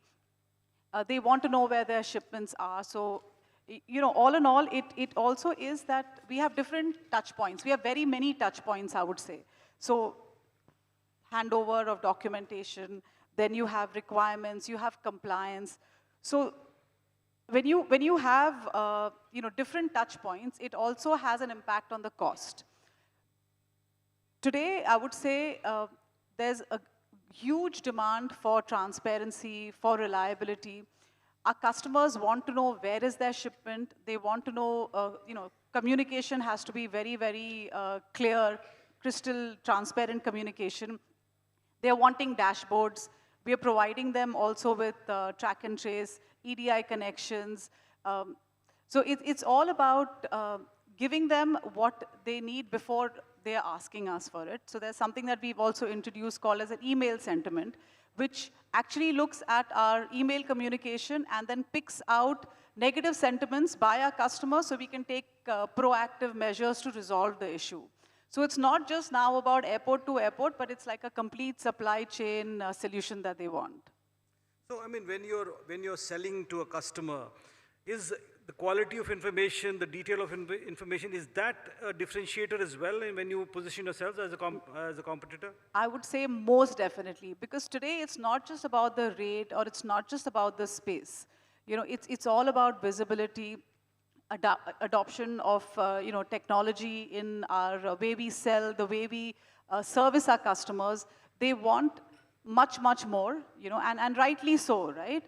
So it definitely means you have to be giving very good service, communication, timely communication, updates, and we do depend on our partners, and we have to keep upskilling, we have to keep training our team members as well to do better than what we were doing before. Great. So, I mean, this was more of a starting point. I'll get a little bit into the tougher questions. So, because we've been talking, India has all the ingredients for success, all the constellations well set, and we should be becoming a air cargo superpower. But I'll start with you, Bob, right? I mean, tell us, where does India currently score well? But more importantly, from your global, exposure, where are we still lagging behind when we benchmark ourselves against, some of the hubs? Well, I think at a very high level, I think dwelling time. I think dwelling time is cargo shipments are spending too much time in the terminal, whether it is for export, import, and of course, transshipment is almost non-existent. So from my perspective, if we are able to reduce dwelling time, just reduce dwelling time, you were saying, right? Previously it was 72 hours, you brought it down to 48 hours. Can you imagine if you're going to be able to bring it down to 24 hours? Immediately, without increasing your capacity improves. So that's what I'm trying to say. So I think what we need to do is really focus on dwelling time. And when we focus on dwelling time, then what are the processes that we need to change, reform, to help us reduce that friction? And I think that's where we can then talk, whether it's it's a policy, whether it's friction because we don't have digital solutions, and that's when we can start finding ways and means to remove the kinks. This is my suggestion. I think focus on dwelling time. If you're able to reduce that, excellent, you are immediately able to match some of the top, airports in the world. Okay, great. So I think also I'll just recognize the presence of our Civil Aviation Secretary, Shri Samir Sinha ji. He's here. Thank you, sir, for joining us. We are quickly wrapping up our session, and we'd like to hear from Civil Aviation as well. I will very quickly come to you, Kai, and you talked about, Bob is talking about, capacity, you talked about velocity. And dwell time, there's a connection over there, but it's a different question. So tell me, I mean, from your European example, how much of efficiency is being lost because we still use paper? Because we've talked technology, but there's a lot of paper involved in transactions. Is that slowing down the process? Well, I agree with Bob Chi on that, and great name, by the way, especially the second part of it, the part of the waiting times, because when you ask the question about paper being waiting, employees waiting, employees waiting, ULDs waiting, another cargo shipment is being missed, and all that is adding cost to it. And when I think about this, how much hidden costs there are, then for me, our industry's biggest hidden KPI is actually, as you said, dwell time. I would call that waiting time. So the total cost disappears because it is distributed not evenly, but it's distributed across all the stakeholders in this industry. That's why it doesn't hurt as much, because it hurts us at one point respectively. So for me, air cargo is supposed to sell speed, right? And it's kind of ludicrous when we think about what we do. We cannot continue selling speed in the air and accept waiting times on the ground. Great. Excellent. That's a great point. Thank you. Sometimes we lose the efficiency in the air by the way we handle things on the ground. So quickly, as we wrap up, our panelists will still be around for questions, but as we wrap up, one quick question to each of you, just one-liner. If India will not become an air cargo superpower unless what we do, just give me in one line. I want to frame it in a positive way, Very not good. what Please they go ahead. want to do to not become.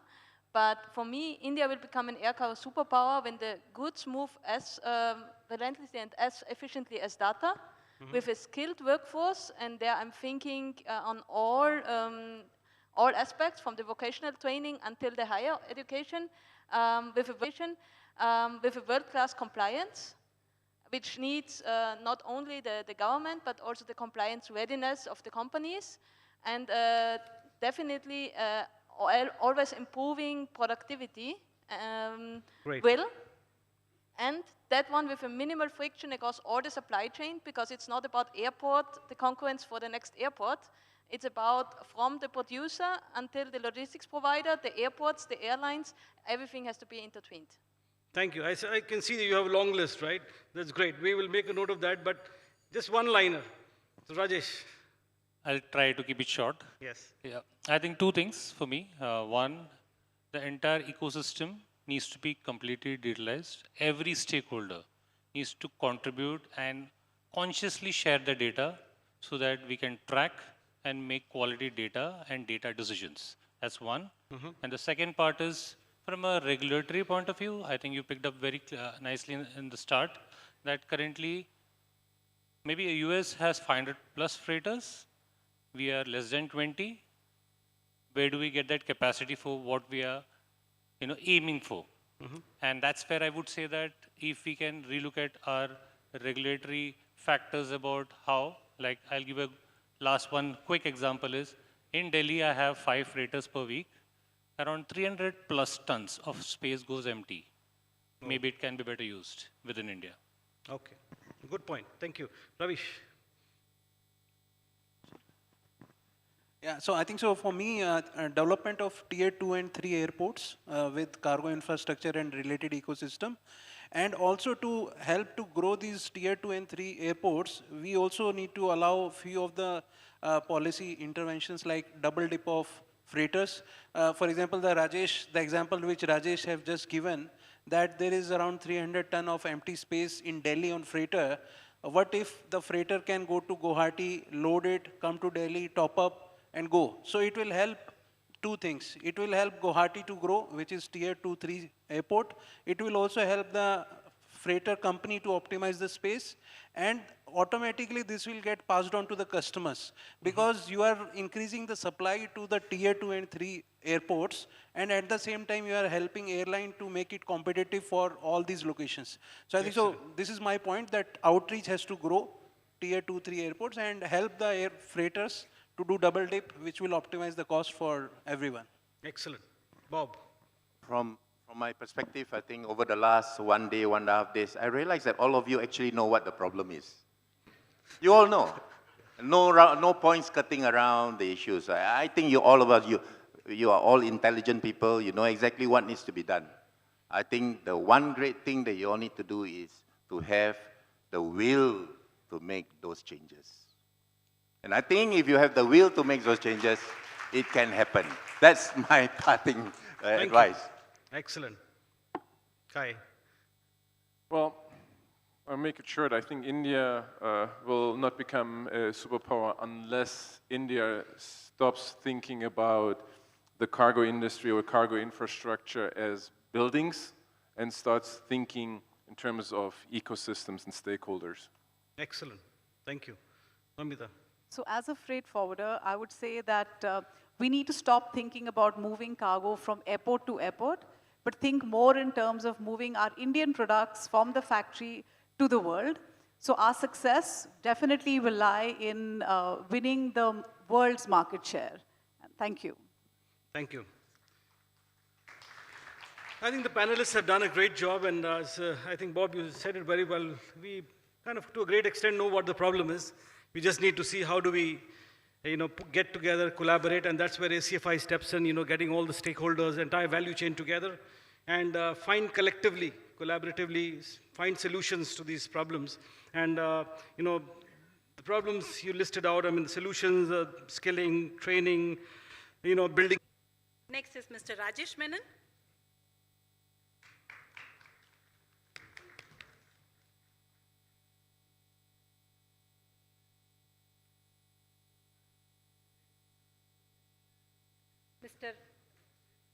Mr. Ravish Mohan Vashisht.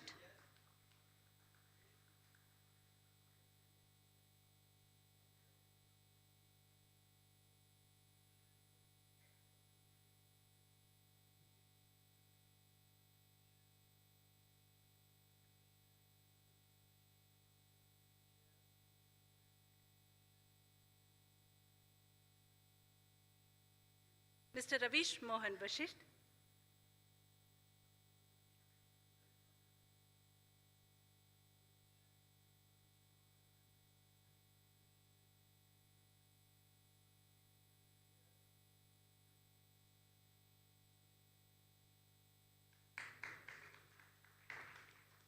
Mr. Bobchi.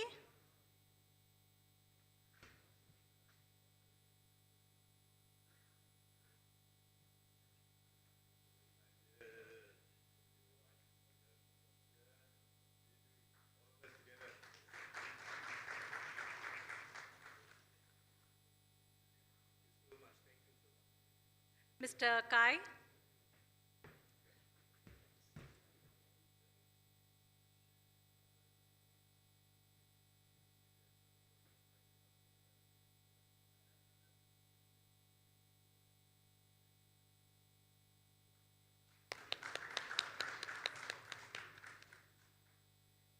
And Ms. Nomita Kothari.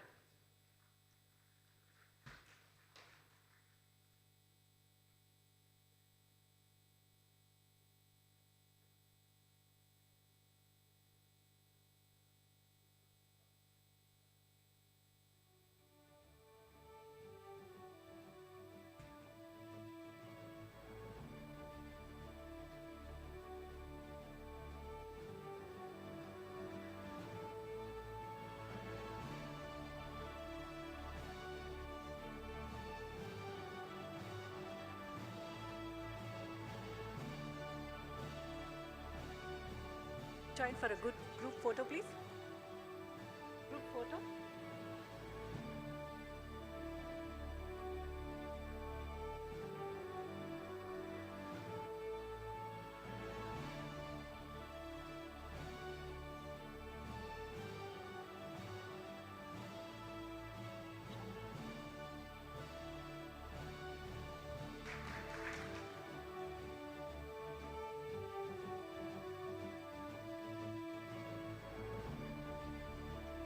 Ladies and gentlemen, we have two very, very special guests from the Ministry of Civil Aviation, Government of India, and we would like to welcome Mr. Sameer Kumar Sinha, Secretary, Minister of Civil Aviation, Government of India, and Mr.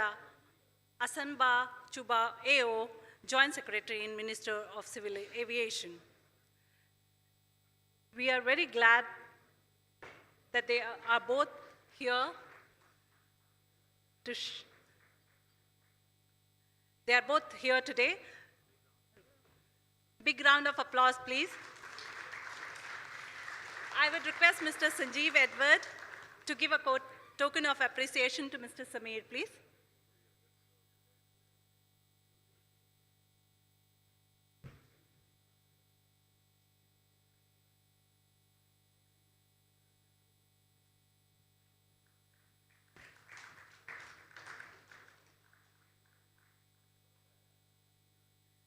I would request Mr. Edward to say a few words.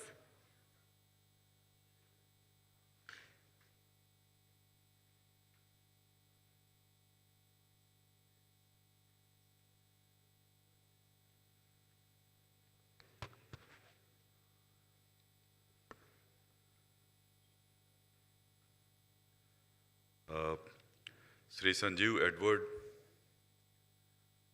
President Air Cargo Forum and other office bearers, my colleagues from the ministry, Sri Asamba Chubao, Joint Secretary, Sri Ambuj, Director, distinguished colleagues from the air cargo and logistic ecosystem, senior officers from various ministries, leaders from our airport operators, airlines, express carriers, and technology partners, team delegates, ladies and gentlemen. Namaskar and good afternoon to all of you.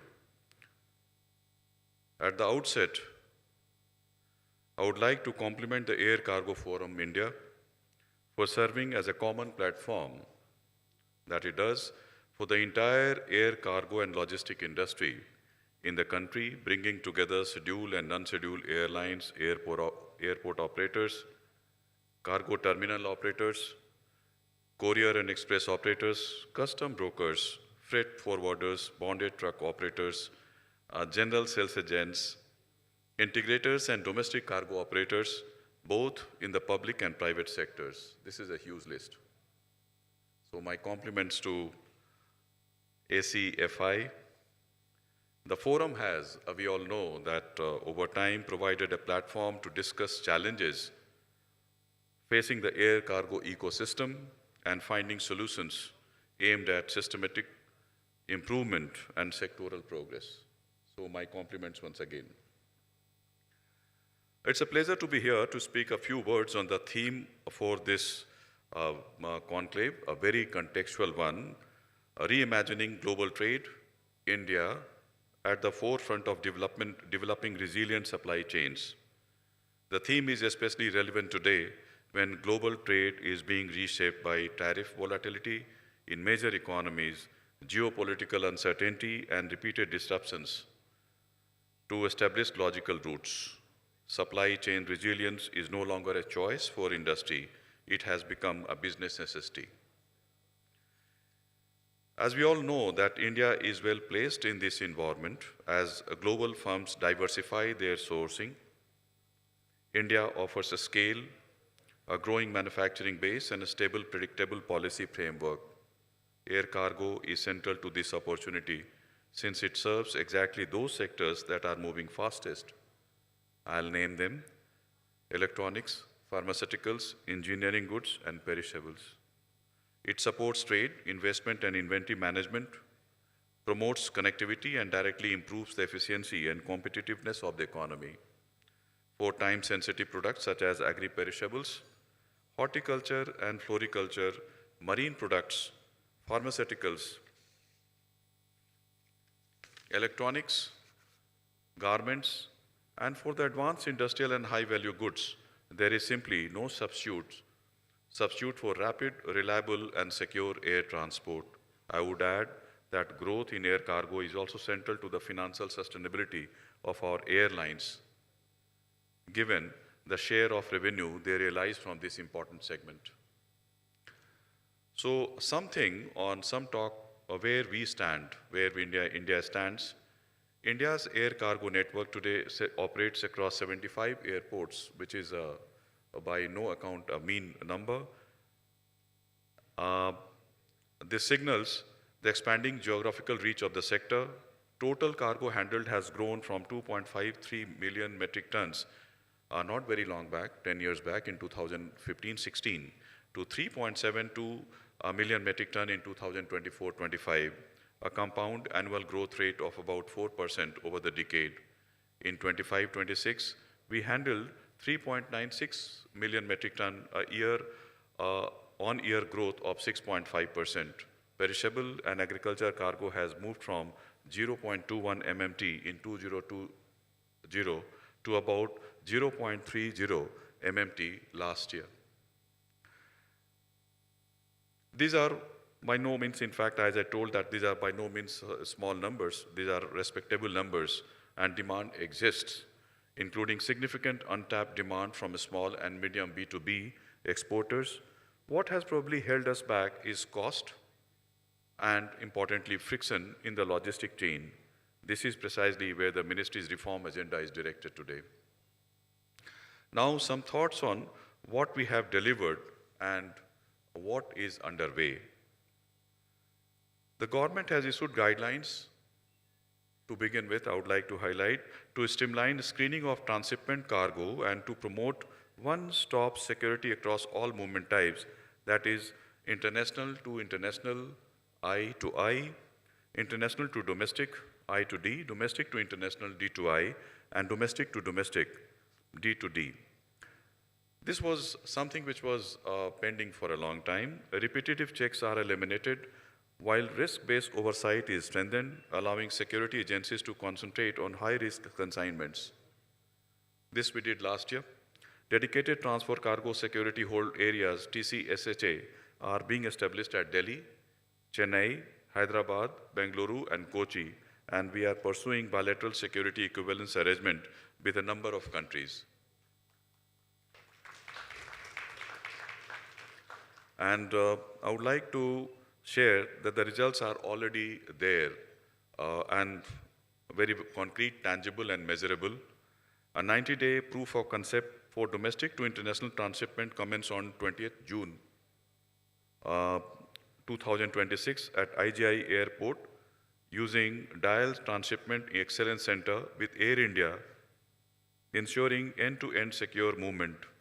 End-to-end transit time has fallen from about 60 hours to approximately 16 to 17 hours. This is significant. That single figure tells us what is achievable when processes and operations are aligned with realistic assessments. We are quite encouraged by the pilot outcomes, and we are planning to add more origin airports as also the destination airports in the near future. So now on Air Freight Station Policy 2.0, which is something which is work in progress, and this policy enables end-to-end cargo processing at off-airport facilities, decongesting airports and reducing logistic costs, permits handling of both international and domestic cargo, including e-commerce and express shipments, expands eligibility to existing logistic infrastructure, streamlines customs and security processes, and importantly, for industry, eliminates duplicate airport terminal charges. We expect this to reduce dwell time as well, materially, and to open up hinterland exports of pharmaceuticals, perishables, and agriculture produce. Something on screening capacity and technology is also being enhanced both in terms of quality as well as quantity. Enhancing screening throughput is a stated priority for us in the ministry. High-speed X-ray and CT EDS systems, higher conveyor speeds, and the interagency coordination and capacity building that must accompany them. These matters are under active examination with stakeholders, and several of the technology partners in this room are directly relevant to that conversation. Briefly, I would like to touch upon infrastructure. Warehousing capacity is being augmented through major new facilities at Jewar and also at Navi, Mumbai. These two greenfield airports have come up not very long back, we all know. Alongside modernization and expansion of existing terminals, AI Class has initiated enhancement of cargo infrastructure at various airports across the country. We just heard about Tier 2 and Tier 3 cities. Somebody was mentioning this. We are quite keen on developing facilities in Tier 2 and Tier 3, courtesy Udan and our own Airport Authority of India Airport Expansion Plan. We are developing airports massively in Tier 2 and Tier 3 cities. Not very long back, we had only 74 airports, about 10, 12 years back. Now we are around 166 airports in the country today. So Tier 2 and Tier 3 is definitely a priority, and AI Class has been directed. and in multiple meetings have taken place in the ministry in recent times on this. On National Air Cargo Community System, MOCA is in discussion with the stakeholders on a single window digital platform to electronically connect every participant in the air cargo value chain. Consultations with airport and cargo terminal operators have been completed, and a detailed analysis of existing system has been carried out to prepare an implementation roadmap. This is, to my mind, the reform with the greatest multiplier effect that it will have, because it addresses documentation and delay rather than only putting together concrete and steel. I'll briefly touch upon perishable logistics. Perishables are among, as we all know, the fastest growing segment of global air cargo, and also the most demanding, requiring integrated cold chain, unbroken temperature control, exacting handling protocols and documentation that satisfies import, export, transit, quarantine, and health requirements simultaneously. Each of these is a point at which value is either preserved or lost. Getting this right is how Indian farmers and fishermen across premium global markets. So, to conclude, in fact, the ministry is determined. We have a vision for 2029, and we also have a vision for 2047. The ministry is determined that this sector should grow to its full potential in the years ahead. And none of this is achievable by government acting alone. It requires concerted effort across various arms of the government, and above all, the synergistic collaboration of all the people sitting in this room. On our part, in the ministry, we will work to ensure a smooth and seamless interface with the regulatory agencies of the government. This is precisely where a platform such as ACFI proves its worth. Resilience is not built in the ministry file, it is built at the terminal, in the truck bay, and at the customer counter. The forum brings all of these voices to one table, at one platform, and that makes it uniquely placed to tell us not only where the system is under strain, but what the practical fix looks like. I would therefore encourage ACFI to be specific about what it takes forward from today. It's an important event today. Let us identify concrete deliverables under the theme of this workshop, place clear timelines against them, and return to this table with visible results and progress. I thank ACFI for convening this discussion and every delegate present for a very, very productive day of engagement. Reimagining global trade is a large ambition, but it is built from exactly the kind of a specific, workable improvements this forum is good at identifying. I am looking forward to seeing the concrete, tangible results. Thank you so much, and namaskar, Jai Hind.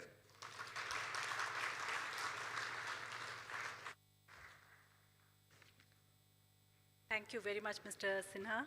May I request Mr. Sanjeev Edward for a thank you note, please?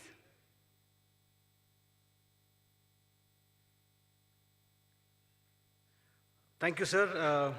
Thank you for very reassuring words, and I think you have said things which my industry colleagues were actually wanting to listen to, because we are all working towards this change, but having the government support is very critical, and thank you for the very reassuring statement. In fact, when ACFI started, and as you were reading the long list of members, when we got together and we went to the ministry, this is about 14 years back, the first thing that the then HMCA commented was saying that we will listen to you very carefully because you're talking as one voice for the industry.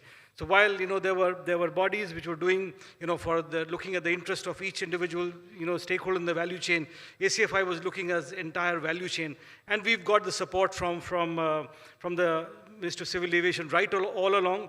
Even this year, thank you for your endorsement of our event, and also thank you for actually coming personally. It means a lot to us. We are very grateful, and I'll just pass on quickly to Archana because they have a time constraint as well.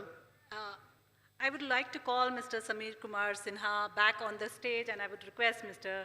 Sanjeev Edward to felicitate Mr. Sinha, please.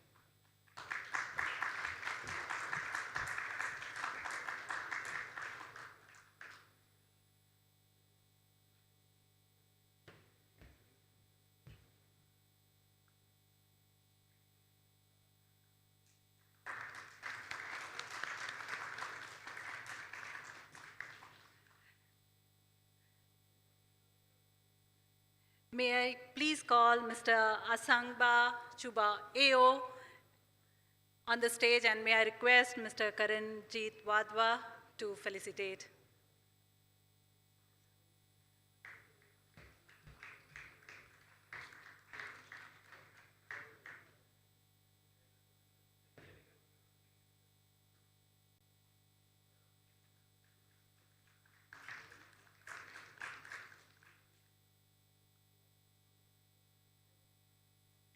May I call the ACFI Governing Board for a group picture with the dignitaries, please.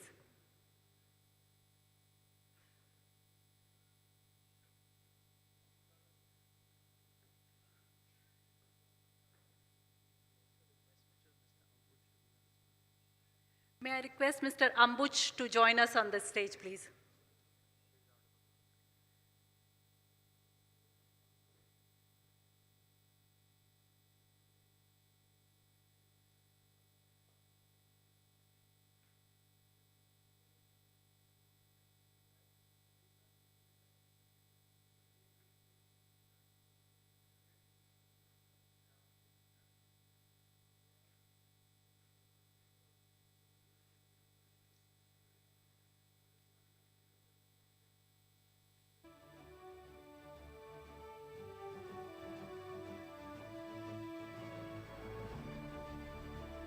Promotion, Government of Telangana.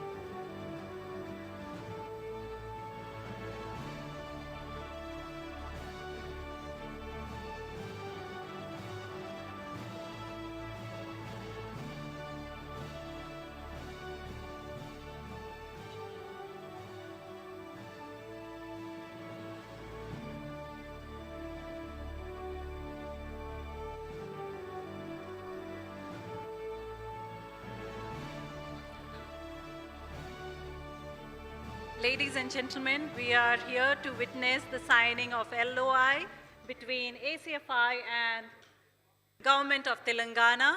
Please join me in applauding this important collaboration.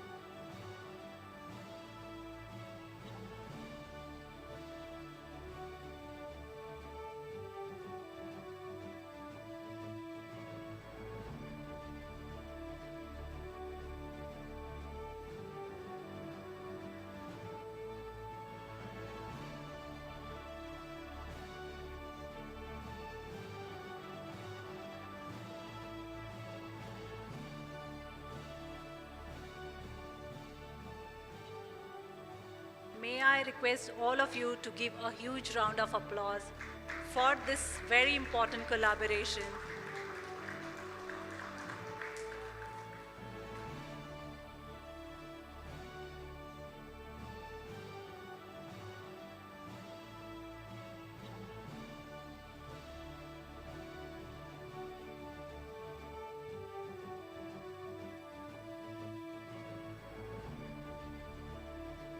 Thank you, Mr. Sheikh, and thank you, Mr. Lakkaraju.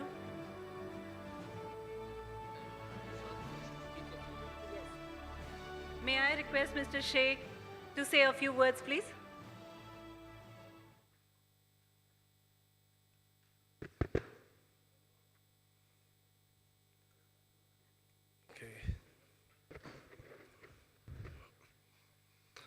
Good afternoon. Good afternoon, everyone. First of all, I would like to thank ACFI on the first hand. So ACFI is, I think this is 7th edition, right, Keku? Yeah, though it is the 7th edition of the ACFI event. So we have started our relation just 6 months back, approximately, I guess. So I would like to just, say a few words about our, how our relation started. So ACFI and my ministry, my Minister for Industries and IT and Electronics, had visited for the first time from Hyderabad to attend the conference in Bombay. There we happened to meet the ACFI, the leadership team. The leadership team had given the big picture of the aviation and the air cargo in the state and in the country and the globe. So there we have just started a conversation, and then there we have really understood the need for this air cargo support from the government side on the regulatory side. So then the ACFI leadership has proposed, let us just collaborate, not on one aspect, maybe on the multiple aspects. So we thought, okay, if there is something that, they might want to come and do an event or the conference. So then when I saw the draft for this LOI, there are so many aspirational pointers that I could see. 1, 2, 3, 4. One is on the skilling, second one is on the promotion, third one is on the how the cargo can be developed and improvised in the state. So I'm sure, we are same like the Delhi. We are a landlocked state, like the Delhi it is.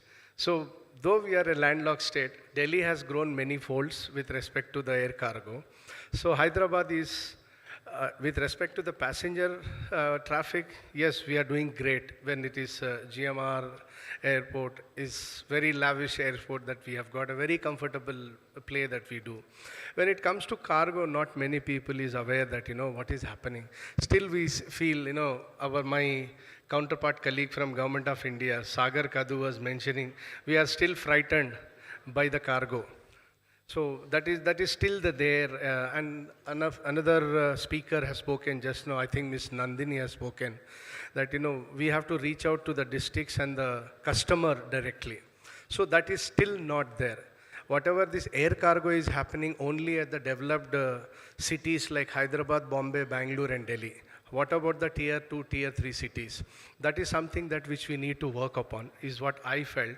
So this type of collaboration will definitely strengthen this sector, and whereby we have set a target of 10 million metric tons. I'm sure we will be able to achieve this with the collaborative work if we can do. On the same lines, we at the state of Telangana, we are also trying to do something for the betterment of this sector and the industry. Like we are also preparing a master plan in line with the Government of India's directions or the linings. Then again, we are trying to understand what is the need for this sector in the state of Telangana, precisely the air cargo requirements, the infrastructure requirement, policy requirement. We are also revamping the policy. In fact, once again, thanks to ACFI leadership, they have also given some of the valuable inputs for our upcoming policy, Logistics 2.0, that which we are preparing. And yes, I was telling even Mr. Satish Lakaraju, our Telangana ACFI chair, so you do a lot of events and conferences. Please definitely just involve us. We will be more than happy to associate and collaborate. I think he's doing one CCUB on the cold chain event in the month of October. So he does a fantastic job, but I've been seeing all of that. This time I'm just requesting, let us do a conference, investment-specific conference, not just only the talking, the actions also can speak. Like how you are doing an MOUs here, let us do some investment-specific MOU there, because this time in the state of Telangana, we are precisely giving more emphasis on the cold chain infrastructure requirement. As we all know that, Telangana is a world leader in the vaccine manufacturing, and we are one of the India's largest exporter of the pharma and aerospace and defense, precision engineering, agri, horticulture, etc. There is a lot of cargo ready available, but export ready availability is not there. So we are confining to supplying it to the domestic market only. So we have to make this ready available because of various reasons. One of the reasons is not having the adequate cold storage. Another reason is, like he was talking about the mangoes. Mangoes, one of the main reasons is not having the irrigation facility. So irrigation facility is one of the biggest challenge that which anybody could have. And now I think we have started working on the irrigation facility. So these are the various reasons. So we are up for it. In fact, my secretary and my joint secretary were supposed to come, my commissioner as well. Because of the pre-engagement, they all could not come. So I have to come on behalf of the government of Telangana and have this beautiful engagement started with. So we have just started an engagement, marriage, and then further things are there to the leadership of ACFI. And thank you once again. Thanks for this opportunity. Looking forward to meet and connect with you all with respect to the state logistics ecosystem. Thank you. Aushad, thank you so much, and really appreciate that Telangana and ACFI are doing it. I think it's part of my role as the chairman for the outreach pillar. We've reached out to other governments as well. Andhra was to also sign the MOU because of Mr. Praveen Aditya being on leave, we couldn't do it. Similarly with other governments in Northeast also. So I think it's a good sign that ACFI is doing these memorandum of understanding to ensure that we spread it into other states as well. So I thought it was an appropriate time for me to do it before I do the next session. So Anupama, if you can call the speakers, then we'll start off. Yeah, thank you, Satish. We now move to our business session 3, from MSME to global markets. India's MSMEs are an important engine to economic growth, employment, and exports. We all know that. But the question is how we enable more Indian businesses to connect seamlessly with the global markets. To moderate this conversation, I have with me Mr. Satish Lakkaraju, Chief Executive Officer, NextGen Logistics Private Limited. With over 3 decades of experiences across logistics and air freight industry, he has held senior leadership positions with Agility, Waze, Dasher, TNT, Skypack, driving business growth, strategic partnership, and market development. He serves as an active ACFI board member, chairs its regional outreach and partnership task pillar, and is the founder and chairman of Cold Chain Unbroken. He's also an advisor to FICCI at the alumnus of NMIMS. Joining him are the panelists, Mr. Nitesh Garg, Head Amazon Freight India. May I please have Mr. Nitesh Garg on the stage, please? Ladies and gentlemen, please can we have a louder round of applause? Nitesh heads Amazon Freight India, bringing over 15 years of experience across logistics, e-commerce, and supply chain. His career spans leadership roles at Amazon, Flipkart, and Rivigo, where he has worked across product development, seller growth, network design, planning, procurement, and large-scale operations. May I now welcome Mr. Prashant Seth, Joint Director General, Federation of Indian Export Organizations. Mr. Prashant Seth is the Joint Deputy Director General at the Federation of Indian Exports Organization, and with over 2 decades of experience in international trade promotion, policy, research, and logistics. A postgraduate in international business, he has worked closely with central and state governments, contributing to export strategies for more than 10 Indian states. He conceptualized the ease of logistics portal during the pandemic, and he has contributed to several national committees, including National Shipping Board and Trade Facilitation Forums. He has been recognized for his contribution to the export fraternity. Ladies and gentlemen, please join me in welcoming Mr. Halit Tunsar, VP Cargo Sales, MISA, Turkish Airlines. Mr. Halit is a computer engineer and IT enthusiast who leverages data science and emerging technologies to enhance his work through data-driven decision-making. Is Mr. Halit there? So during his early years of Turkish Cargo, he was part of the project team responsible for migrating from the legacy cargo management system, contributing to operational modernization. From 2013 to 2020, Halit served as sales manager for the Middle East and South Asia, followed by his role as regional director for South Asia from 2020 to 2024. As of August 2024, Halit has been appointed Vice President for MISA, continuing to drive strategic growth and innovation across the region. We have with us Ms. Chaitali Mehta, Director, EFK Global Logistics Private Limited. We all know the energy that Chaitali brings to the stage. She is a pioneering logistic leader with over 28 years of experience and the first female director of EKF Global Logistics, where she leads strategic initiatives and the company's aviation logistics business. A third-generation custom broker and second-generation freight forwarder, she has played a significant role in transforming and diversifying the family business. A strong advocate for gender diversity and women's empowerment, Chaitali holds leadership positions across FFI, BCBA, ACAI, and ACFI. She has received several accolades, including India Cargo Awards, Face of the Future, PM 75th Azadi Ka Mahotsav Award, and Entrepreneur of the Year, a TED speaker and industry thought leader. Welcome, Chaitali. Last but not the least, Mr. Monish Nandi, Managing Director, Planning and Engineering, FedEx Express. Monish Nandi is the Managing Director, Planning and Engineering, India FedEx, based in Mumbai. He began his career at FedEx as a manager and has been instrumental in successfully integrating TNT with the India business of FedEx Express. Monish is a recipient of the prestigious FedEx 5-Star Award and MISA President Award. He holds a bachelor degree in commerce and an executive management certificate from IIM. Over to you, Satish, to take over to this beautiful panel. Is this mic working? This one. Okay, fine. Good. Good afternoon. I think the lunch has a solid effect on all of you, but we're going to make sure that you're awake, and people who are outside should be missing the session.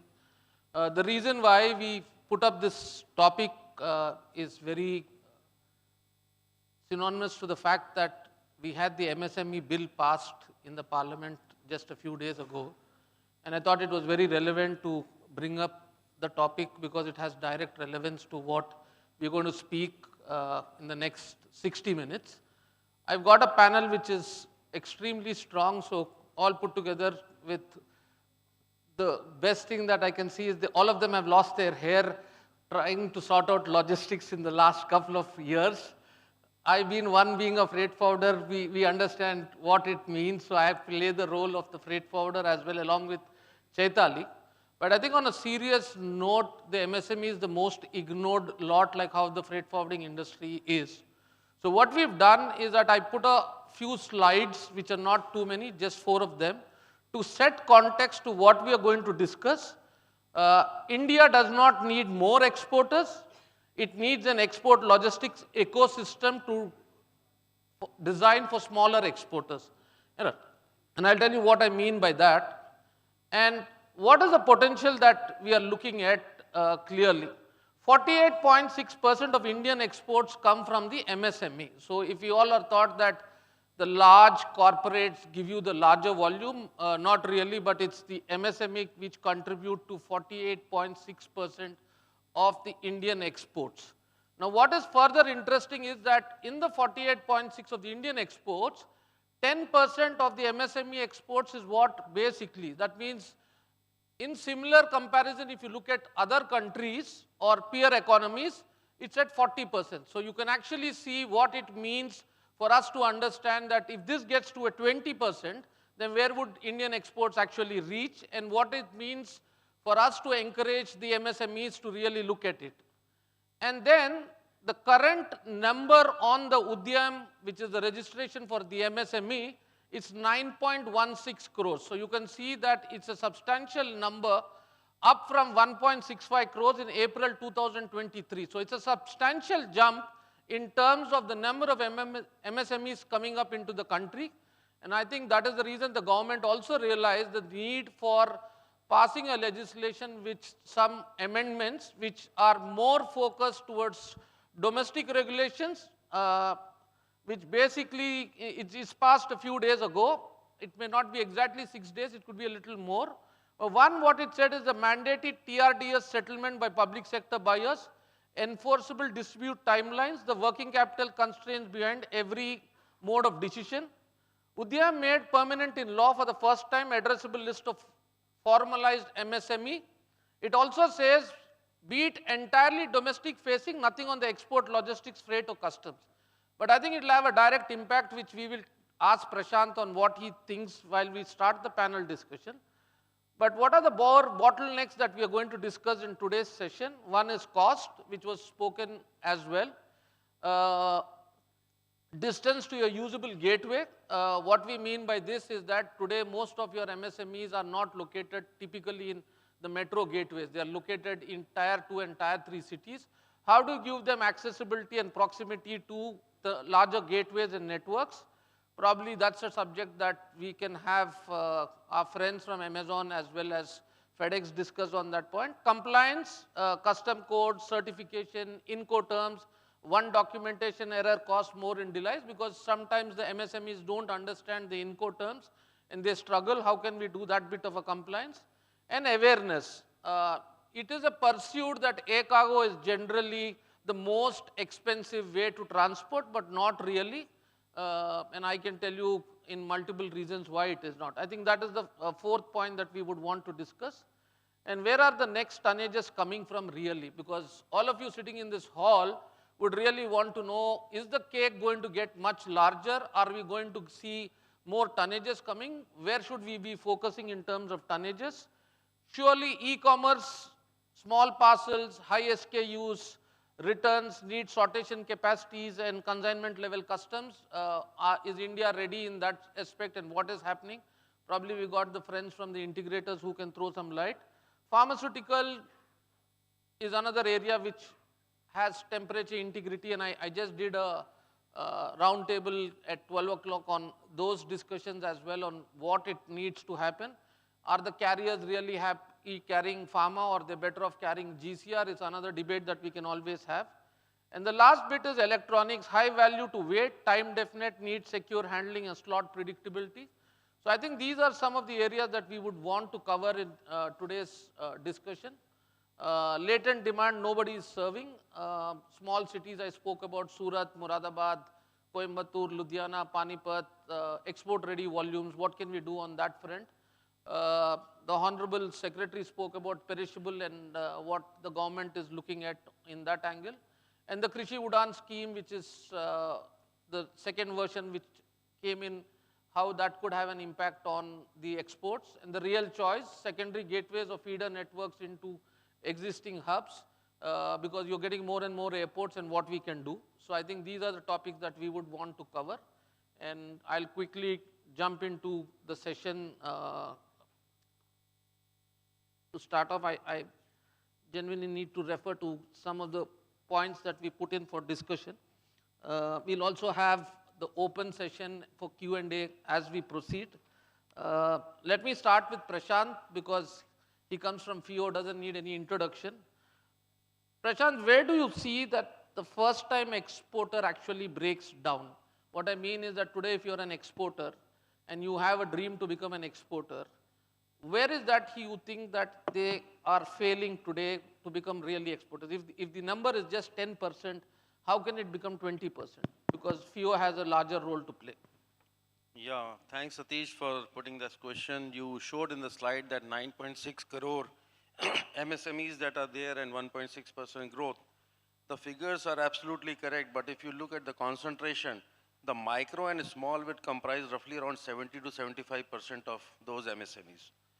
And the medium ones are primarily the ones who has the wherewithal to enter into the export domain. But definitely the smaller companies also has a lot of ambitions that we see day in and day out, some new companies come.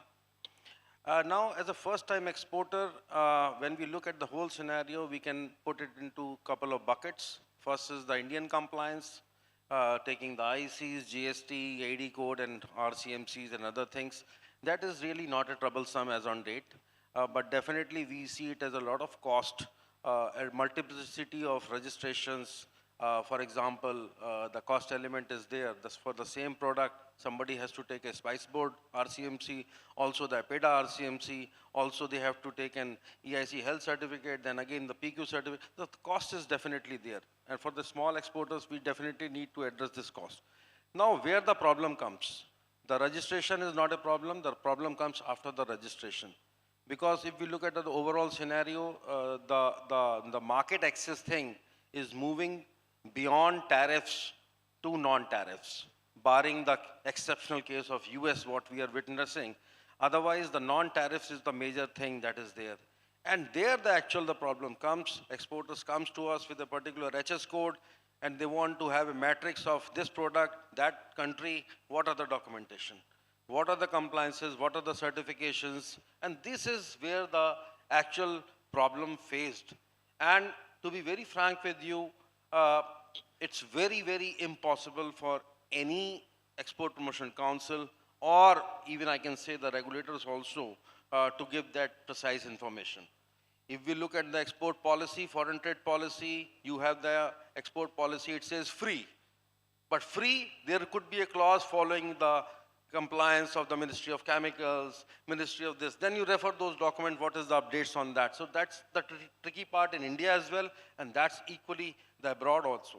So I think that is the key area that we see down the line, because these kind of registration and all these things would down the line going digital mode, and you can have a lot of facilitation and hand-holding by each of the stakeholders to onboard.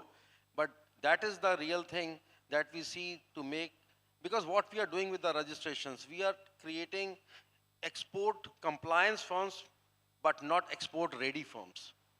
Because that is the point, because export ready means you are aware of the international market, you are aware about the Incoterms, you are aware about the standards. So I think that is an area where organizations like us, along with the logistics players, including the CHAs, forwarding community, that can really build on something.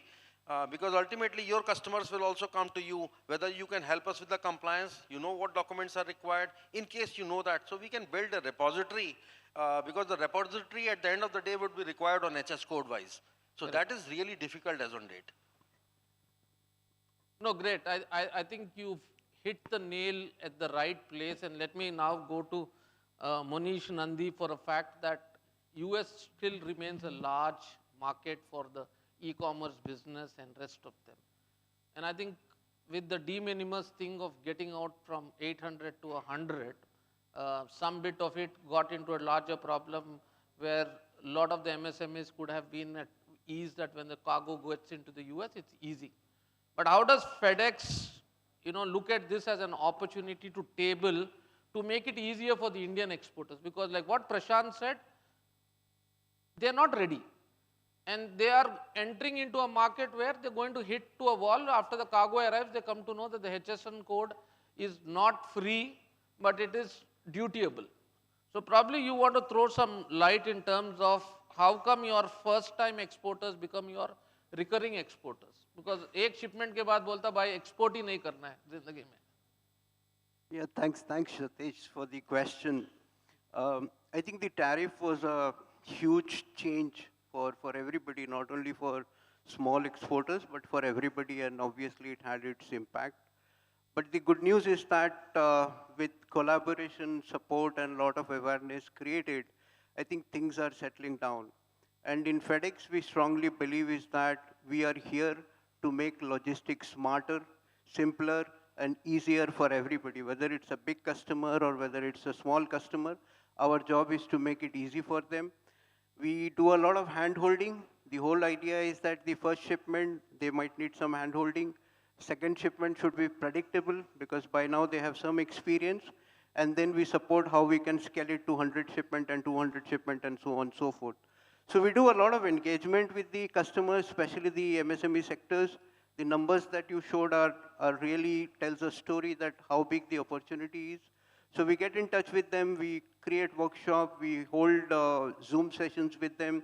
With any regulatory changes, be it the FedEx, the US tariff, recently there are 2 major changes that has happened. Even Europe has removed de minimis.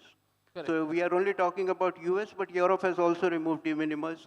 And then there is another major change that has happened in US. So all those changes, whenever it happens, we reach out to the customers, we connect with them, we do the hand-holding, we tell them what are the changes, what's the impact, and what they need to do to become compliant, and what are the pros and cons of those changes. So that's how we approach, and we ensure that the customer who ships with us once, they stay with us, and that relationship grows stronger and stronger.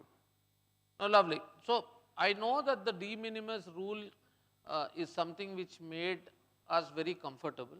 But then someone realized that this has to stop at some point of time. So Europe also made the changes. But let me get to Nitish specifically that e-cargo is critical for e-commerce. I think today we are all sitting at homes and able to order a lot of things with much speed and reliability.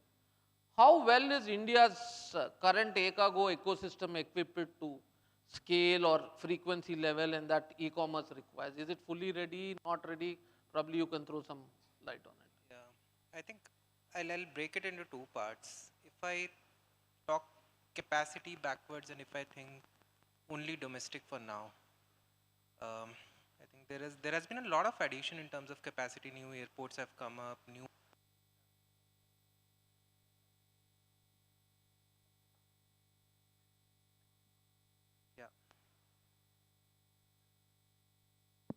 Yeah, so I think from a capacity perspective, there has been a significant improvement that has come up over the course of last few years. new airports, even terminals getting added within the same set of airports, new freighter lineup has already been going up and up. So I think that part, and specifically if I talk from a domestic lens, is certainly adequate for the time being. Right? But where I think the bigger problem and where the ecosystem is still catching up is that this entire handling requires multiple handoffs, multiple handshakes. We have, and even if I just start from a airport, we have terminal handling, we have ground staff, we have airline, and then there are first mile, last mile logistics, everything tying together. In case of an e-commerce shipment, the sector or the network is extremely high frequency, demanding very tight, cutthroat timelines. This is where if there is a slack at any of this step, it adds into a missed customer promise. And that impacts e-commerce the most. So honestly, if I say from a capacity perspective, yes, we are there, at least from a domestic lens. But is that entire infrastructure coming together and stitching together the story that the e-commerce needs? Yes, I think there is a lot of work that still needs to be done on that front. Good. So, Khalid, now that Nitish and Monish spoke about their part of it, from it, but having worked in India yourself, now living in Middle East, knowing Turkish as a country so well, where do you see that the Indian market can be supported? Because cross-border is still, if you ask Prashant, he'll be more worried about the international exports more than the domestic part of it, and that is where the revenue comes in. Is Turkish looking at Indian market, one, from any point of view, as a Viaduct or as a Turkish airline? And where do you see that the tonnage and frequency and some bit of predictability with Turkish going to be there? Because we've seen you expand in this country quite rapidly. But is there some product that you are looking at building for the small and medium SMEs? The mic's all sleeping also. Yeah. Now this one is working, I think. Yeah. Thank you, Satish. It's a very wide question. We are focusing on India for many years now, as you witnessed the growth, and we increase our capacity day by day over the years, but we have some limitations. It was discussed also during the previous panel that double dipping issue to grow, maybe that can be encouraged for all airlines. It's almost open sky, we can operate as much as we want to any station, but double dipping we were able to before pandemic, now it's not happening, to support the smaller airlines, airports also. We visited Noida, we are moving to NMI, we are considering Goa, other smaller stations that are coming up. We want to be supporting these stations, but not all of them are, and not all SME gathered places are ready for a daily operation maybe, but every week one touchdown may help them, right? And we are ready to do that. We are capable to do that. So the industry is also very efficient and effective, and we have deals with 4 trucking companies which are very efficient.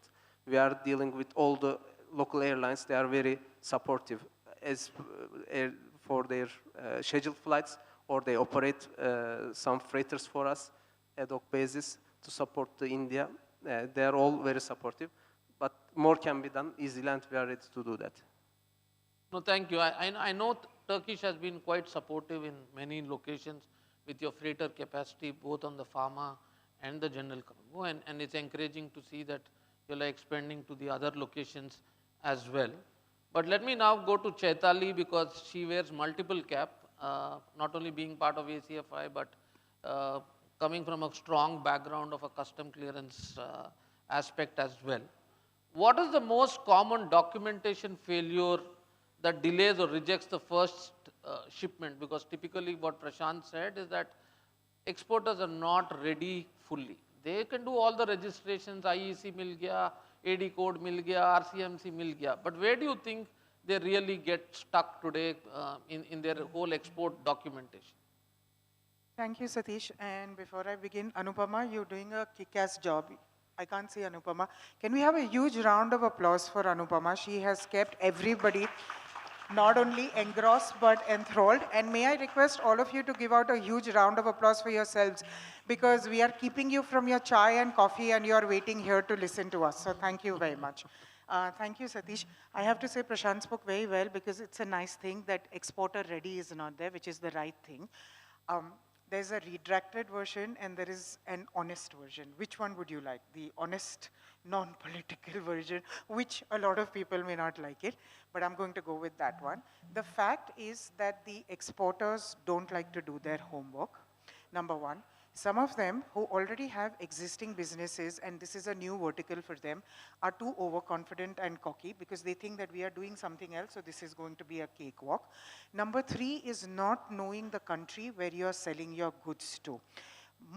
We work with a lot of startups. 50% of my company's clients are startups, and one common problem that we see is that either they have too much of theoretical knowledge, or they have done a little bit over research in terms of checking with a lot of people.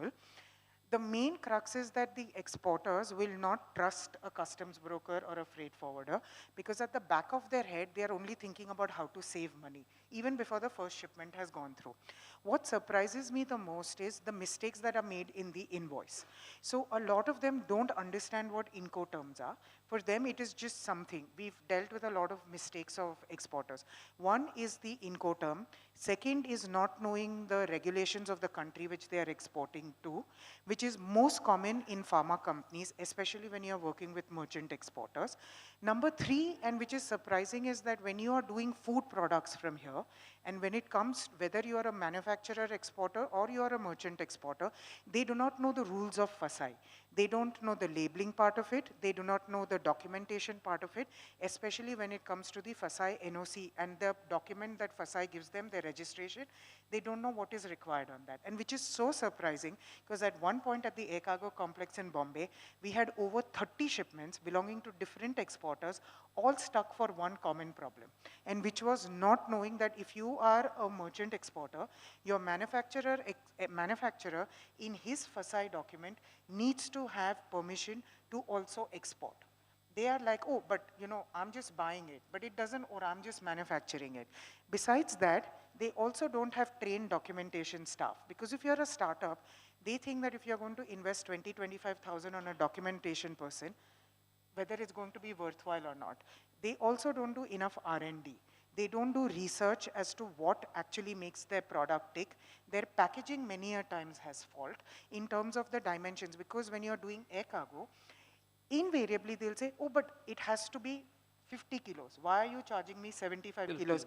Because they don't understand that there is volume, weight and all. So there is a whole mixed bunch of things. And then of course GST, which is like the culmination of the entire India's problems which come to the end of it. So in short, these are, according to me, the problems that they make.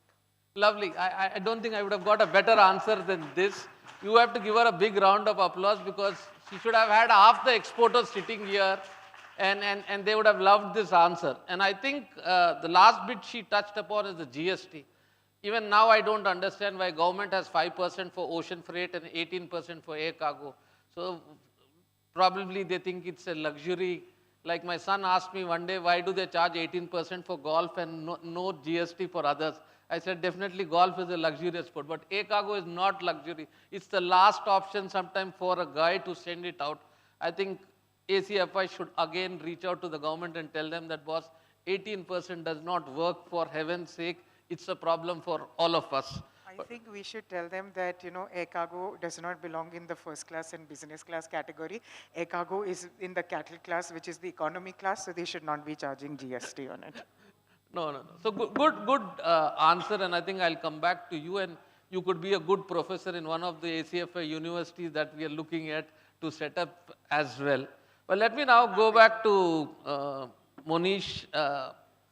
Where is the binding constraint inside the Indian cargo terminals really? Because is it screening, is it cold chain, is it sortation or land access? Because this question is being asked because today and even yesterday, most of them in the CEO's roundtable as well as the secretary spoke, the speed at which we screen our cargo should be better. Okay? I understand that the speed at which the passenger DG Yatra does today and the way you screen your baggage is at a reasonably good pace that you're able to walk in and in 20 minutes you're getting to get to the cargo. But today for a cargo to get onto an aircraft, D-5 is the legal rule from an aviation standpoint in India. But where do you see today air cargo's biggest bottleneck from a FedEx standpoint or an industry standpoint? I think the whole purpose of using air cargo is speed. And that speed has to start from point zero. Okay? It cannot be that you are slow in some part of the supply chain and you are very fast in the other part of the supply chain. It does not work that way. So if I have to highlight a couple of points in terms of where we definitely needs improvement, and we all talked about transshipment, 18 hours, 20 hours, Singapore is doing in 5 hours, Dubai is doing in 2 hours, and so on and so forth.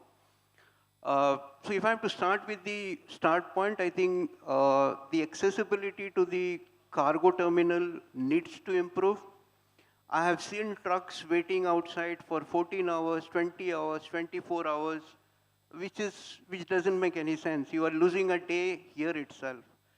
And then you have the turnaround time of the trucks also. Once they get a bay for offloading, the turnaround time is also pretty high. And you have got restrictions throughout the day where your bigger trucks cannot enter the terminals, it cannot enter the city. Again, you are wasting time there. So I think we definitely need a lot of improvement in terms of how fast the cargo can reach the terminal. That's the starting point. And once you reach the terminal, the biggest bottleneck is our current X-ray scanning, the piece level X-ray, the kind of technology, the kind of machines that we are using. I think those are very, very big bottlenecks. And it takes quite a lot of time in terms of getting a shipment, if it has got 100 packages, getting it scanned and then getting it cleared, getting it loaded into the ULD and putting it into the aircraft. So I think the scanning technology, which are widely accepted globally by most of the countries, they're using very sophisticated technology, latest machines, which are also being used in India, but on the passenger side, not on the cargo side, which is very, very, very surprising to us. So I think we should definitely need those technologies and need those machines which can improve your throughput. I think one of the speakers said, you need not expand your facility. You cannot expand your facility year after year because you don't have those kind of luxury. How you can sweat your asset, that makes a lot of difference. I think if we can reduce our scanning time and our entire processing time from 12 hours to 6 hours, that means you are improving your productivity and throughput by 100%. You need not invest in land, you need not invest in anything.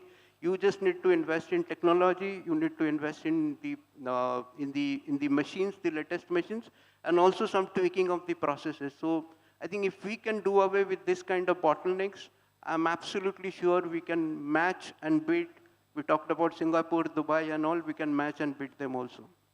No, lovely. I think it's a very good answer. And I think in the earlier session, a German said so good things about India, but I can only tell you one thing is that in the good olden days, I'm talking about 25, 26 years ago, working in cargo was punishment transfer from the passenger side. You become too notorious, we used to get posted in the cargo side. I think that stepmotherly treatment always existed as far as the cargo industry is concerned many years ago. The passengers got better roads to reach the terminals.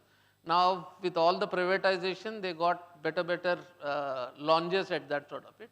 I think cargo needs to be treated much better in some of the airports, but some of the airports are doing extremely well. Even the drivers are being treated extremely well in some of the airports because they get to take a shower or they have a parking, which was not there. So I think we can be critical and say that there is a good scope for improvement, but I think India has come a little much better from what some of us who started cargo 30 years ago. Chaitali will still remember when her father was there, and then Vipinji from Continental and so on. The industry has come a long way. So, but your answers are very apt and perfect. But let me ask Nitish. Let me just clarify, Satish. There is no doubt it's improving. but there is still a long way to go. I think that's what the roadmap we should follow and 100%. get it done quickly. No, there's no debate on that. I think in the morning, Anupama asked the same thing. Where are we? I think we're making improvement, but the pace at which we should and the awareness that has to come in has to definitely increase. But let me ask Nitish to the same question of what Monish answered is, maybe you are as Amazon look at it in a different way because your norms will be stringent when compared to maybe someone else because you have a reason. Where do you see today the bottleneck for you all to do air cargo because you all also operate charters on certain routes? Where do you see still the bottleneck? I mean, so if I think about all the sellers who are selling on Amazon as a platform, and not just India, but when they are selling on Amazon US or Amazon Europe, and I see the journey of shipments that happen from here in India, let's say in Moradabad or from Coimbatore, and back to say Frankfurt in Europe, right? There are three things which are still broken in the system, even today, after so many years of operations. And one thing I almost touched upon, it is still broken in the domestic, even more broken in the international space.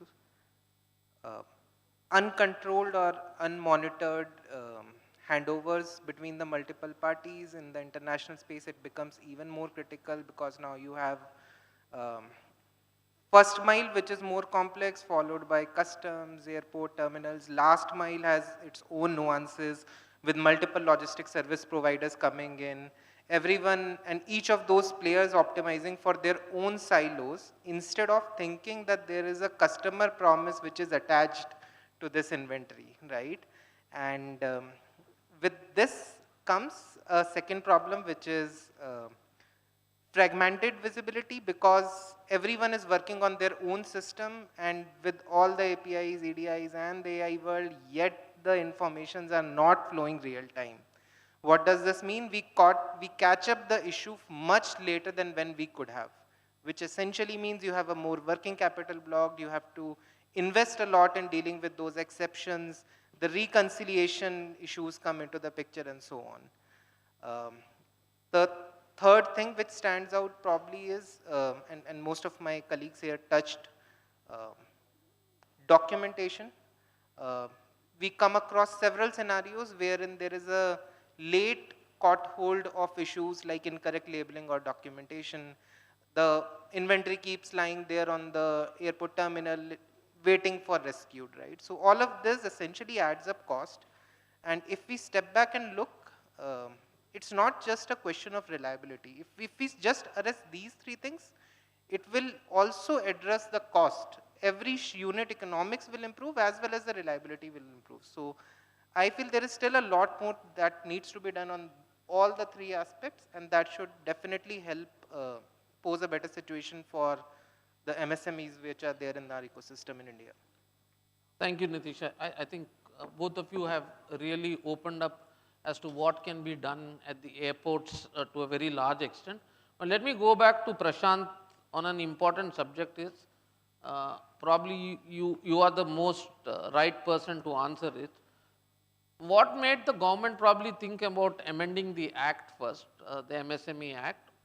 And second is, if they have amended it, have they fixed the larger problems of the MSME, or is genuinely just fewer of them? And is there the third part of it is that what else can they do going forward for really making them or incentivizing them to be export ready? To your first point where you said that they're just applying it because it's easy to apply. But now they've amended the Act, something would have motivated to them. But how can they drive exports? Because if that is something ACFI has to take it up through Federation of Indian Exporters, I think it's a good opportunity to tell them that government that, look, this is what we are looking at. Because if we look at the amendment primarily try to address the internal issue of the liquidity of the MSMEs. That is the primary aspect, and if we see it is directly pertains to the domestic MSMEs, not aligned to the export sector. So that is point number one. So, but having said that, there are other repercussions also. Once the liquidity increases, the capacity will increase.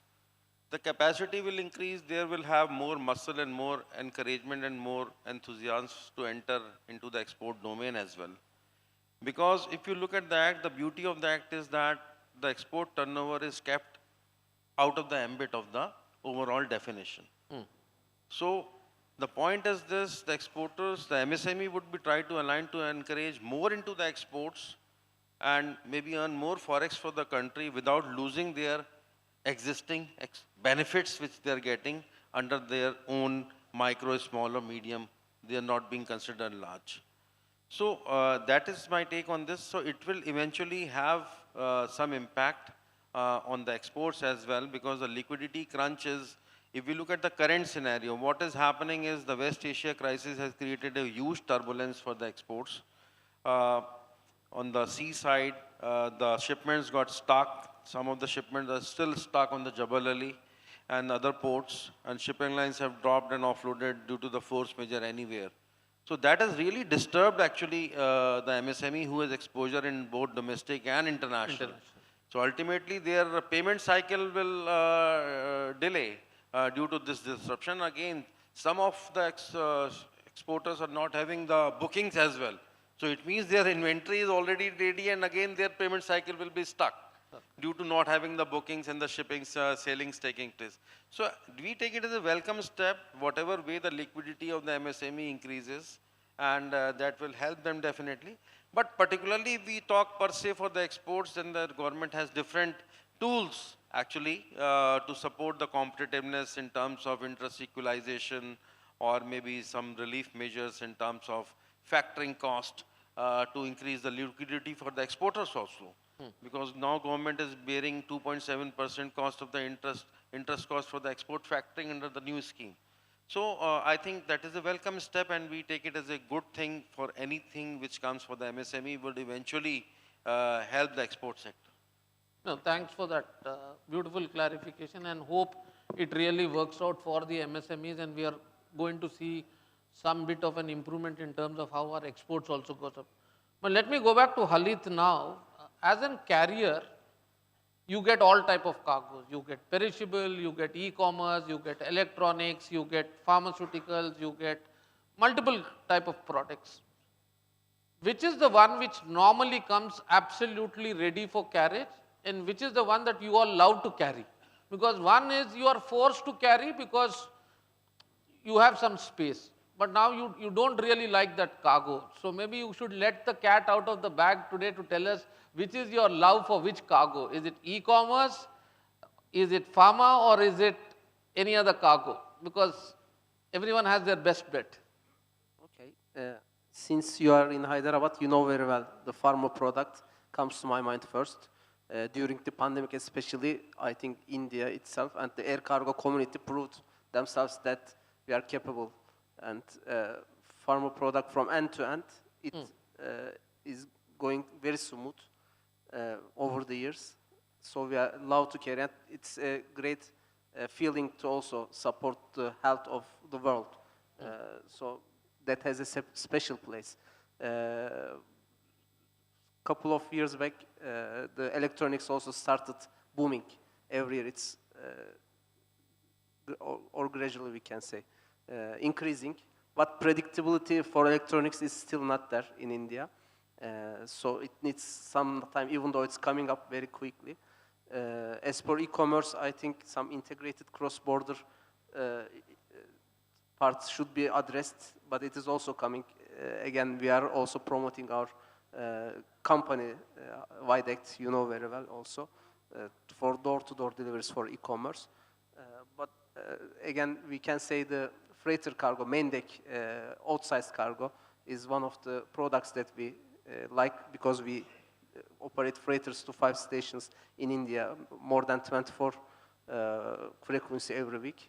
So that's a very good product that we like to carry. We have load masters in each station, specialized and love to deal with the odd dimension cargo, how to utilize the space best and help the industry in that way.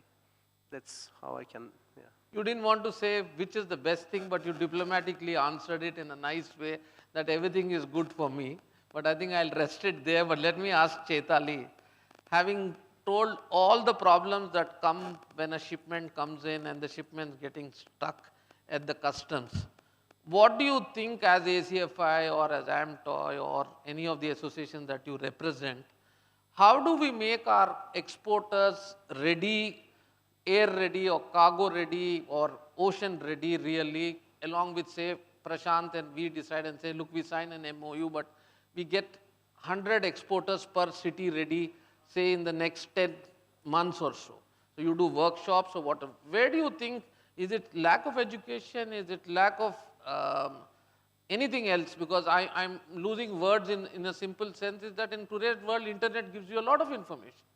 It's not that. Then why do they mess up when the shipment comes in? Or what is the document that they miss up? Do they have the checklist? But how do we make them ready? So there are a couple of points to this. One is compliance. I have realized that paperwork in our country is tremendous. We have certain requirements and we are compelled to go ahead with that, and that is fine because that's our job to do. Not everybody understands why we have the kind of paperwork that we do, including our own fellow importers and exporters. One of the biggest hurdles is also the requirement of a KYC and an authority letter. It's not just the MSMEs or the SMEs, even the big Fortune 500 companies have a hesitation in giving a KYC document, especially when you have a multinational or you have a boss who's very famous. They'll say, how can we give you our boss's PAN card, or why will we give you a personal identification? But when they open bank accounts for their companies and get mobile connections, it's a very normal thing. That is number one. The second thing that what we could do with ACFI is actually create an SOP along with, and then have it run through Prashant. And we should do these awareness programs for the exporters where we do a brush up, saying that in terms of your documents, these are the 10 mandatory documents that you require, whether it is your invoice packing list. Because one of the other things that I have noticed is that people don't know how to make an invoice. When you are doing sample shipments, they will want to send 500 kilos worth $5,000, but want to only declare 50 rupees. It doesn't work like that. So you need to have an awareness program where we, as ACFI, with different verticals, so if we are freight forwarders, then us. Then when we have an airline partner, then they come on board. And we have these orientation day-long programs where we divide it into 3 or 4 parts. One related to documentation, one related to compliance, one related to banking, one related to DGFT and RBI and all. And we give them this crash course. We can do it over a weekend, and we tell them that this is what you need to do to make your life simpler. And once we give them the confidence that, listen, it's only a mental issue that you have in terms of giving the documents. If you get your compliance and paperwork done, everything is smooth. And it's a fact that till we didn't have RMS, life was very difficult. But today, all those exporters who are getting their shipments cleared in RMS think life is a breeze. They don't, then it's a different thing that the vehicle is waiting for 10 hours to enter. But life has changed with all the initiatives that the customs is doing or the government is doing. And we need to tell them what are the new things that have come on board and make them realize that it is very important that if you are aware and you make down the line your people aware, it's just going to be a win-win situation for everyone. And I'm happy to devise this with you and design it with you. I think it's an amazing thing that has come out of this discussion. And I'm not surprised if someone is willing to sponsor these awareness programs, because it doesn't cost a lot of money. You can print these books as ACFI, FIO, put all the associations to stamp it. Don't just take one association's credit.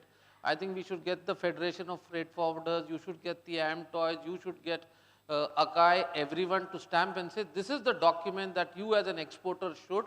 Trust me, that will make a huge amount of collaboration. And you just do it in 20 odd cities to start off and see the impact it will have. I think it's a great point. Chaitali, you're sure to be back on one of my next moderation sessions, and that's a promise I'm making to you on the stage and on record, because you've really brought out very, very important aspects, because this session is all about MSME. And I'm facing it every day to tell the people in my own office, to my exporters, he says, इतने सारे document क्यों मांगते हो? मैं जब शादी भी किया इतने document किसी ने मांगे नहीं हैं. But you are asking me everything, including AD code, bank code, this code.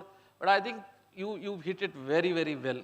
anything that else you want to add before I go back to Yes, everyone? you know, we have a lot of young talent over here.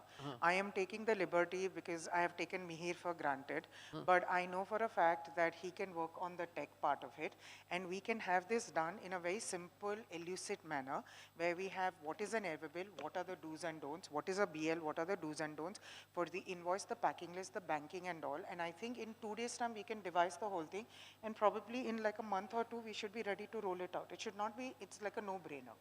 No, brilliant. I think we can take Keku and even Alpana Chaturvedi and the skilling team. You Absolutely. women should take this as an task, and you women take it, then the men will listen. I But can you know, guarantee you that, because but it should be the, driven.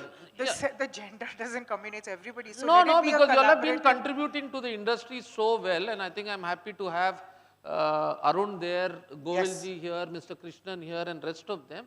If we can do that, it is good for the industry. We don't Absolutely. need credit for it. I think it's time for the change, and I think that's about the whole collaboration that we want, because when I was putting this session together, I think the first name that came was Prashant, and I texted him immediately and said, Prashant, you should be on it, because Arvind was saying I'm trying to reach him. But I think they're a large organization and collaborating with it, and it doesn't need to be one organization doing it, and we should strongly demonstrate in terms of what we can do to help the exporters. You know. And I think what you mentioned about doing a collaboration with all the associations is absolutely brilliant, because this is not one association. If everybody gets together, and then if it's a success with FIO, which is, then we can take it to Pharmexil, Chemexil, we just take it onwards, and we make it specific to the association that we are doing, because between all of us, we'll have clients of all different industries. So we can start doing that. So as you know, one of the caps that I wear also is outreach and partnerships. And I think that is where I will reach out to all the associations as well on behalf of ACFI to make this happen. And because of scarcity of time, one last sentence, if you had to really tell what is the big change that you want to see in the industry from this conclave to the next conclave, because Mr. Sinha also mentioned is that there should be some clear targets that we should be setting around and achieving, and review is that aaye baat kiye chale gaye, but what is that we've done? So probably we start with Monish and then move towards and end with Chetali. Yeah, I think I will repeat what many of the other speakers have said before. Couple of things that we need to change between today and tomorrow, not even the next conclave. I think the transshipment policy, that has to change. That's very, very critical. 10 million metric tons with the current transshipment policy can be a big challenge. We see Dubai, we see Singapore, they don't even consume 4 or 5% of what they handle. Rest 90-95% is transshipment. So that's a huge opportunity we have. We are making progress, but we need to make it more flexible, more easy. Second thing, we need to look at the scanning equipment, because that will bring in efficiency, that will bring in throughput, that will help to turn around things faster. And third but not the least, we have been talking about connectivity to the tier 2, tier 3 cities. I think double dip, triple dip, I don't know how many dip, but those dips needs to start, because you cannot connect point to point every cities, every metros. You need to have multiple stops so that you can consolidate, you can collect, use the density utilization and reach out to those cities and metros or tier 2, tier 3 cities to give them the connectivity and the transit time that they want. So I think these three, if it can happen, then I think we are there. We need not wait till 2030. Thank you. Nitesh. Yeah, I think the two pieces that stands out, and this is where essentially the entire e-commerce ecosystem is heading.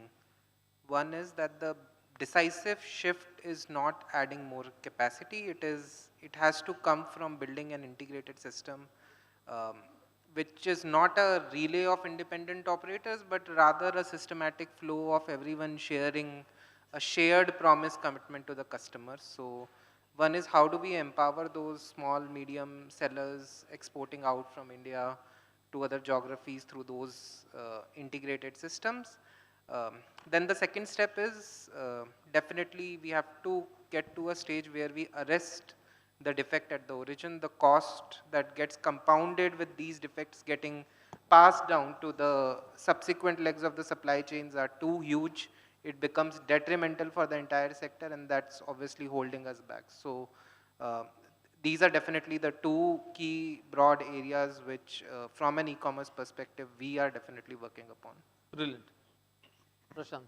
Yeah, from the discussion and what she has said, we would definitely like to take forward the agenda of joint collaboration with ACFI, and maybe when the next time we meet, we should be able to complete at least 20 such sessions for the awareness, because ACFI is a wide network and we have in fact informed the DGFT and it's taken as a pilot 20 districts. So we'll keep you in loop and try to figure it out along with those DGFT and other things. The logistics is something not kept always in the loop in all the awareness sessions. And that is the limitation I see, because even in the big companies, even the companies, they are bothered about the marketing, procuring the orders. When we come to the logistics, they say that you handle it. No.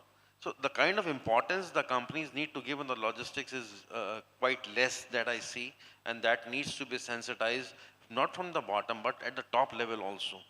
They only come to us when there is an acute problem, when the vessels are stuck or something. Otherwise, they are not bothered actually how the things are moving, and they are not bothered about documentation, what compliance. So definitely we'll take forward this agenda and come out with some 20-25 sessions that we should do before the next ACFI conference. No, it can be divided among the associations also, is that you don't need, ACFI has 12 chapters, they can look at it.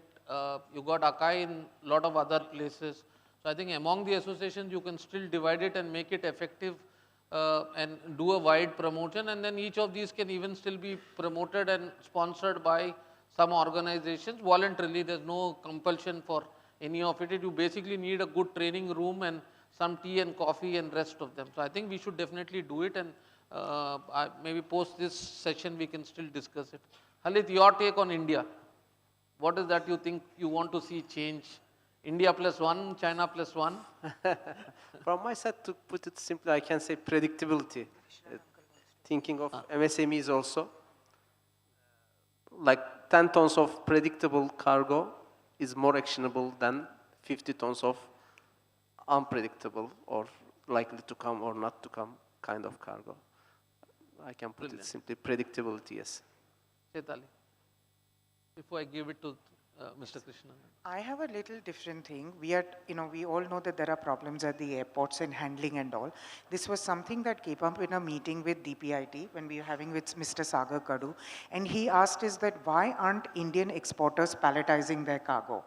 I would suggest that we should do a kind of a sensitivity awareness program with the exporters and look at manufacturers who can make pallets which are light in weight, durable, and also can be done from sustainable, and look at doing it in the 2-tier, 3-tier cities. Maybe it's workable or not, but get them those incomes going, because if an exporter is told that for your 100 cartons, which a lot of us are still getting it, if we are giving you a pallet which is thin, durable, and most importantly, will not increase your gross weight by more than a kilo or 2, I am sure that people would want to palletize their cargo, which would make it easier to offload it, for loading it, for examination and everything.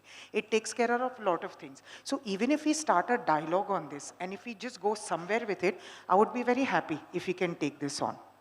No, brilliant. I think the points given by all of you are good. We will request, I think, Mr. Krishnan, please give a big round to Mr. Krishnan, who's been the past president of ACAI, under whom it is. So over to you, Mr. Krishnan. No, on this initiative of training, if you want to succeed, your training has to be in the regional language. Don't assume that English is going to reach your MSME. Since you're talking of MSME, get the local chapters, people who are proficient in the local language, and then train them. There you have success. Agreed. Thank you. Thank you. I think valid point that you've taken, but we've worked on it already. There is someone who does it in 17 different languages, and today to translate is not so difficult. But a good faculty from the local thing, and even if you have to partner with universities, and we will take your input surely, Mr. Krishnan, and I think we can start with Chennai to start off also. Should not even be a problem at all. I think a big round of applause to my fellow panelists who've done an excellent job. try to get the crowd back, and then I hand it over to Anupama for.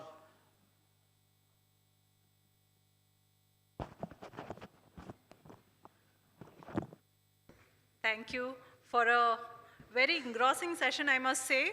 And thank you, as Chaitali said, to all our audience who stayed back for this session. A big round of applause to you all. I would like to call upon Mr. Sheikh Afzal Hussain, Director Cargo Indigo, who have been the sponsor for this particular session, to felicitate our panelists.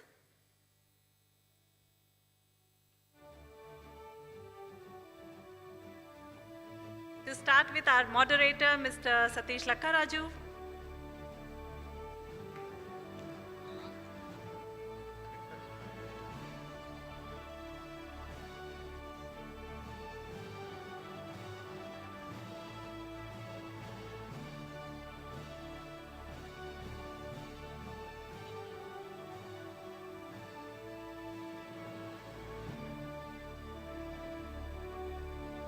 Mr. Nitesh.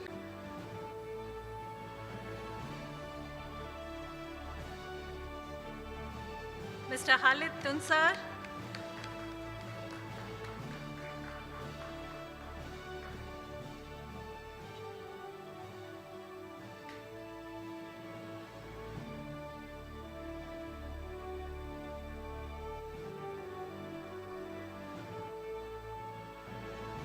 Ms. Chaitali Mehta.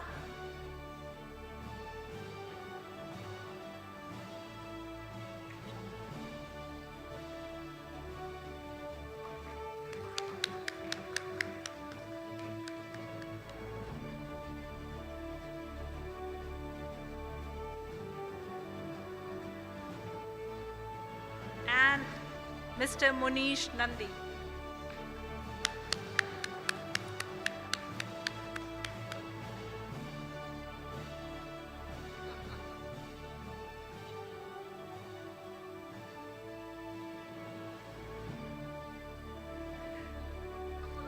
Thank you, Indigo, and thank you, panelists. We would request you to stay back for a group photo, please. Yes, yes, yes. Of course.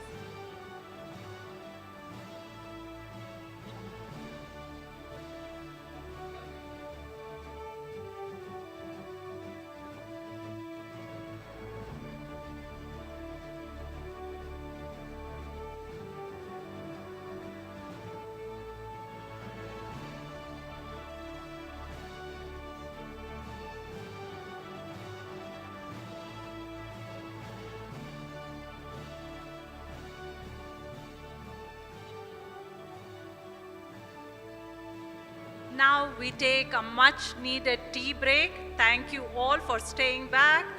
We will join you again in 15 minutes time. Enjoy your networking. This tea break is sponsored by AI Class and ECS Global. While you go and enjoy your tea, may I hear a round of applause for AI Class and ECS Global, please. Thank you. See you in 15 minutes.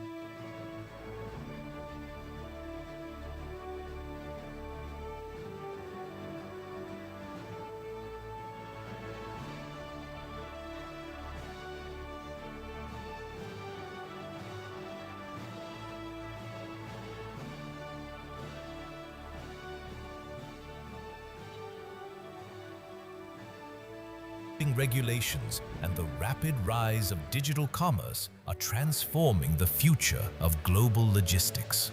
In this new era, air cargo has become more than transportation. It has become the backbone of resilient global trade.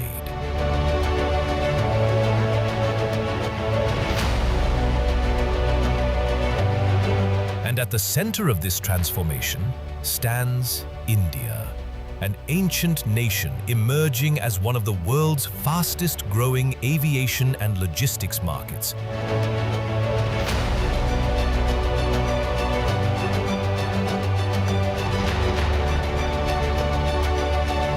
Driven by robust economic growth, expanding airport infrastructure, record aircraft orders, and transformative government initiatives. With its strategic geographic location, world-class logistics infrastructure, digital transformation, and increasing role in global manufacturing and trade, India is strengthening its position as a preferred global air cargo and supply chain hub. As international businesses diversify their supply chains, India is uniquely positioned to lead the next era of resilient, efficient, and sustainable global logistics. For the past 6 successful editions, the ACFI Annual Conclave has brought together the most influential voices of the global air cargo ecosystem, a platform where industry leaders, policymakers, airlines, airports, freight forwarders, technology innovators, and logistics pioneers connect. Now, the journey continues with a bold global vision. Welcome to the 7th ACFI World Conclave 2026. Reimagining global trade, India at the forefront of developing resilient supply chains.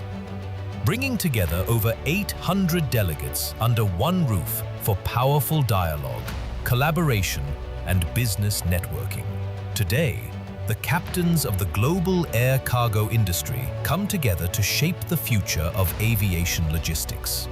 Through focused discussions on New India as a rising global superpower, the transformative power of AI and digital technologies, and next-generation innovations, they will chart the roadmap to propel India's air cargo sector from 3.5 million tons to 10 million tons by 2030, unlocking new opportunities for trade, connectivity, and sustainable economic growth.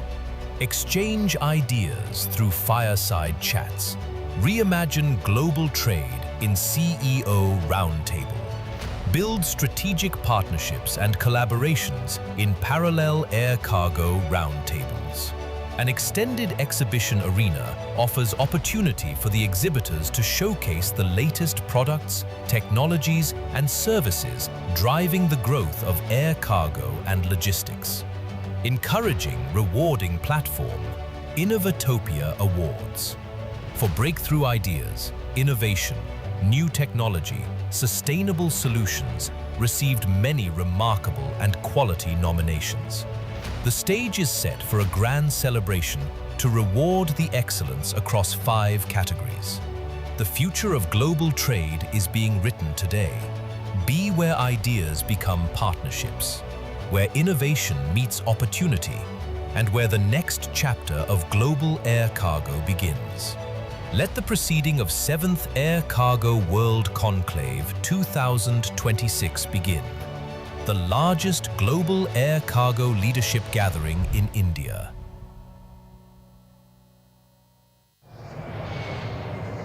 Trade is changing. Supply chains are being redefined. Across the world, geopolitical uncertainties, shifting trade routes, evolving regulations, and the rapid rise of digital commerce are transforming the future of global logistics. In this new era, air cargo has become more than transportation. It has become the backbone of resilient global trade.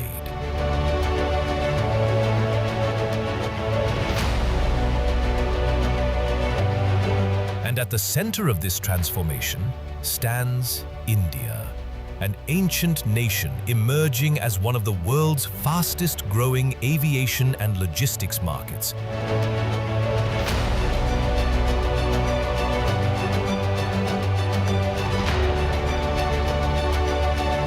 driven by robust economic growth, expanding airport infrastructure, record aircraft orders, and transformative government initiatives. With its strategic geographic location, world-class logistics infrastructure, digital transformation, and increasing role in global manufacturing and trade, India is strengthening its position as a preferred global air cargo and supply chain hub.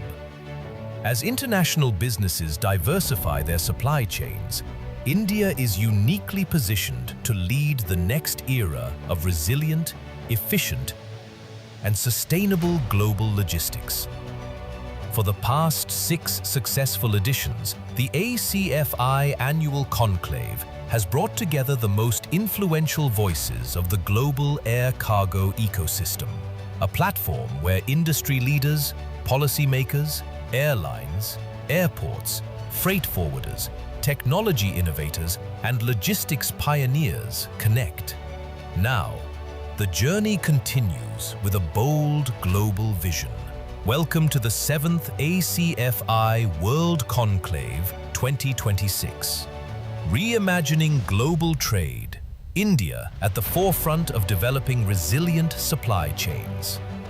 Bringing together over 800 delegates under one roof for powerful dialogue, collaboration, and business networking.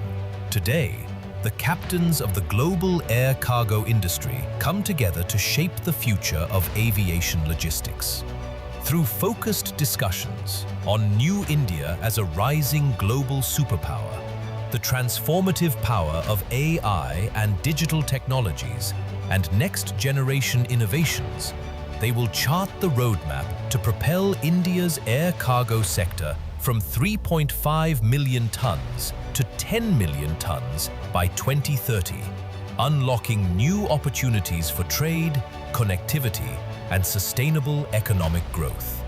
Exchange ideas through fireside chats. Reimagine global trade in CEO Roundtable. Build strategic partnerships and collaborations in parallel air cargo roundtables. An extended exhibition arena offers opportunity for the exhibitors to showcase the latest products, technologies, and services driving the growth of air cargo and logistics. Encouraging rewarding platform, Innovatopia Awards. For breakthrough ideas, innovation, new technology, sustainable solutions received many remarkable and quality nominations. The stage is set for a grand celebration to reward the excellence across 5 categories. The future of global trade is being written today. Be where ideas become partnerships, where innovation meets opportunity, and where the next chapter of global air cargo begins. Let the proceeding of 7th Air Cargo World Conclave 2026 begin, the largest global air cargo leadership gathering in India.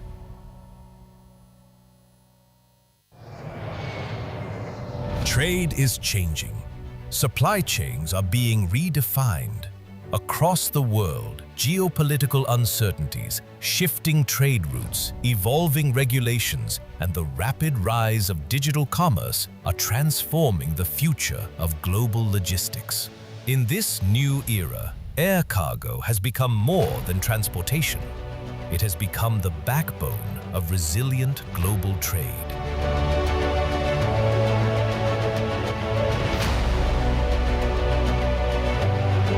And at the center of this transformation stands India, an ancient nation emerging as one of the world's fastest growing aviation and logistics markets.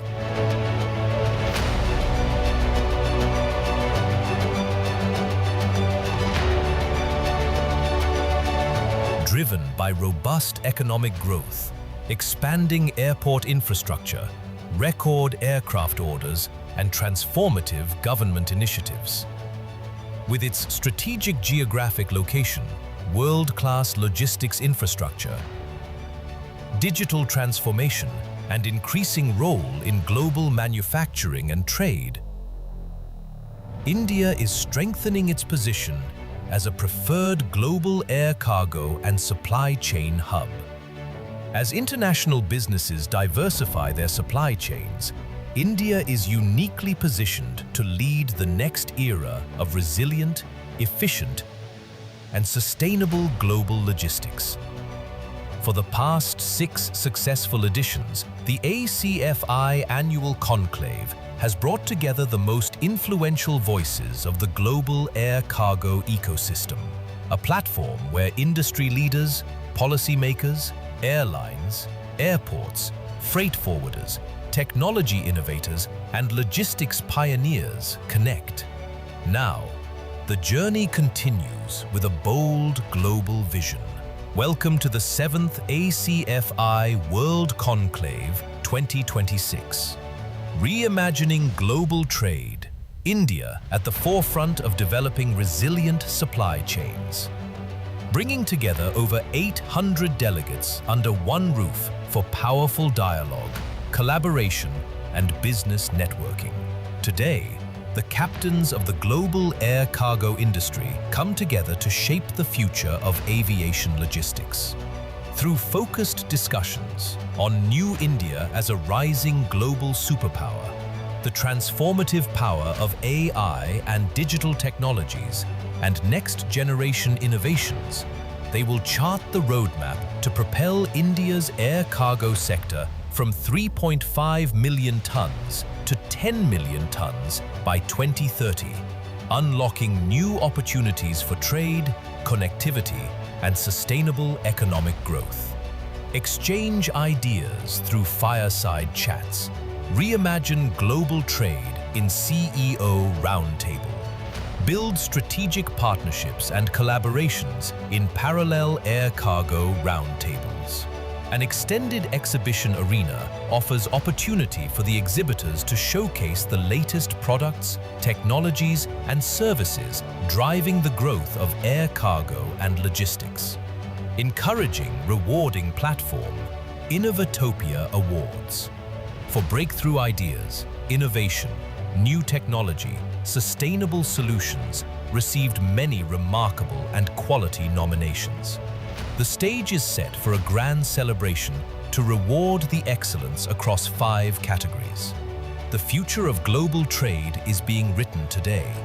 Be where ideas become partnerships, where innovation meets opportunity, and where the next chapter of global air cargo begins. Let the proceeding of 7th Air Cargo World Conclave 2026 begin, the largest global air cargo leadership gathering in India.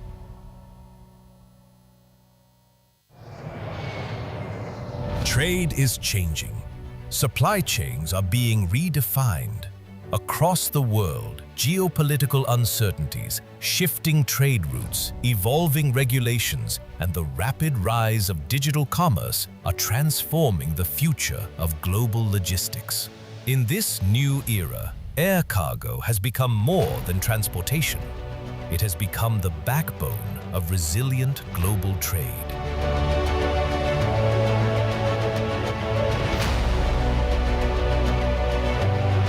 And at the center of this transformation stands India, an ancient nation emerging as one of the world's fastest growing aviation and logistics markets.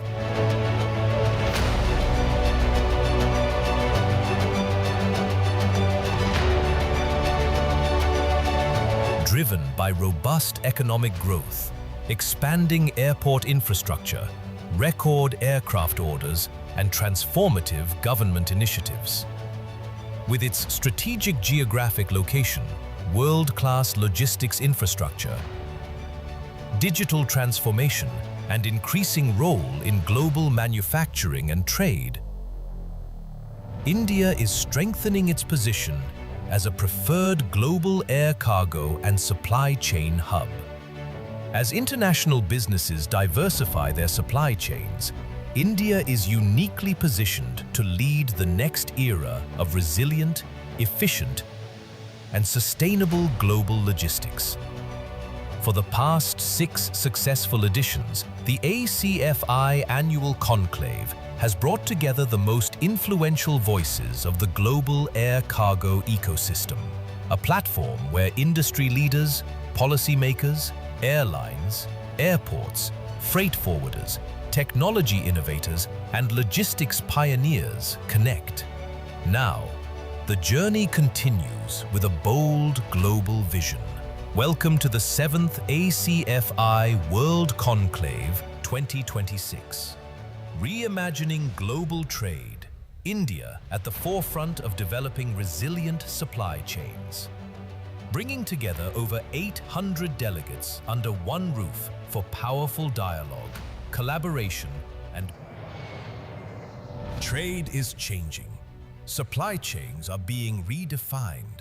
Across the world, geopolitical uncertainties, shifting trade routes, evolving regulations, and the rapid rise of digital commerce are transforming the future of global logistics. In this new era, air cargo has become more than transportation. It has become the backbone of resilient global trade. May I please request everyone to settle down?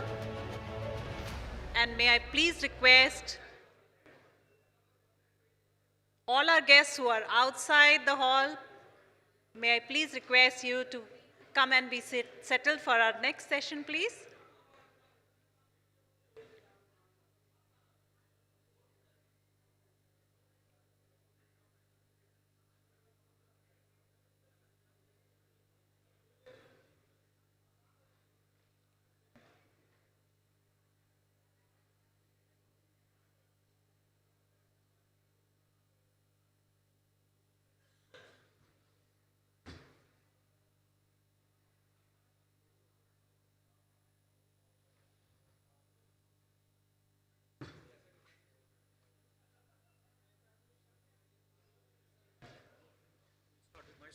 Yes. Fine. Yes, yes. Session 30 minutes originally, but I'll try and complete in 20 minutes. Okay.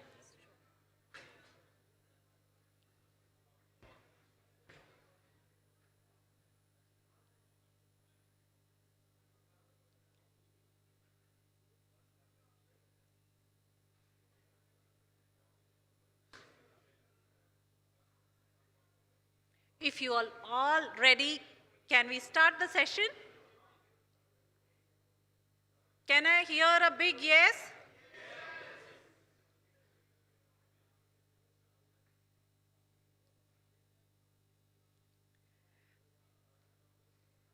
So as kids, I have been always fascinated with this sci-fi movies which used to show us drones and these aircrafts which used to do vertical takeoff and landing. Of course, those were not real.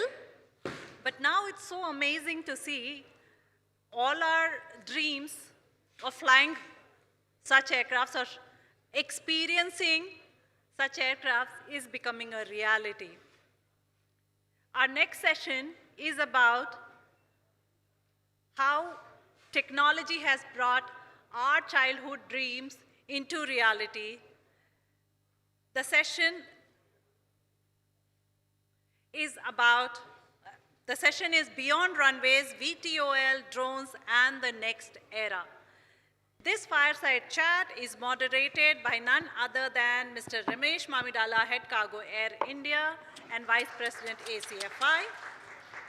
As we all know, he is a seasoned aviation and logistics professional with over 30 years of industry experience, including more than 25 years in air cargo. An engineer with masters in transport planning and MBA from Bradford University, he has held senior leadership role with Emirates Group, Qatar Airways, Celebi Cargo, and Adani Airport. He currently leads cargo at Air India, where he is focused on transforming the cargo business, developing a multi-hub network, and preparing for the airline's planned freighter expansion. His extensive experience spans cargo infrastructure, product development, airport operations, and global cargo management.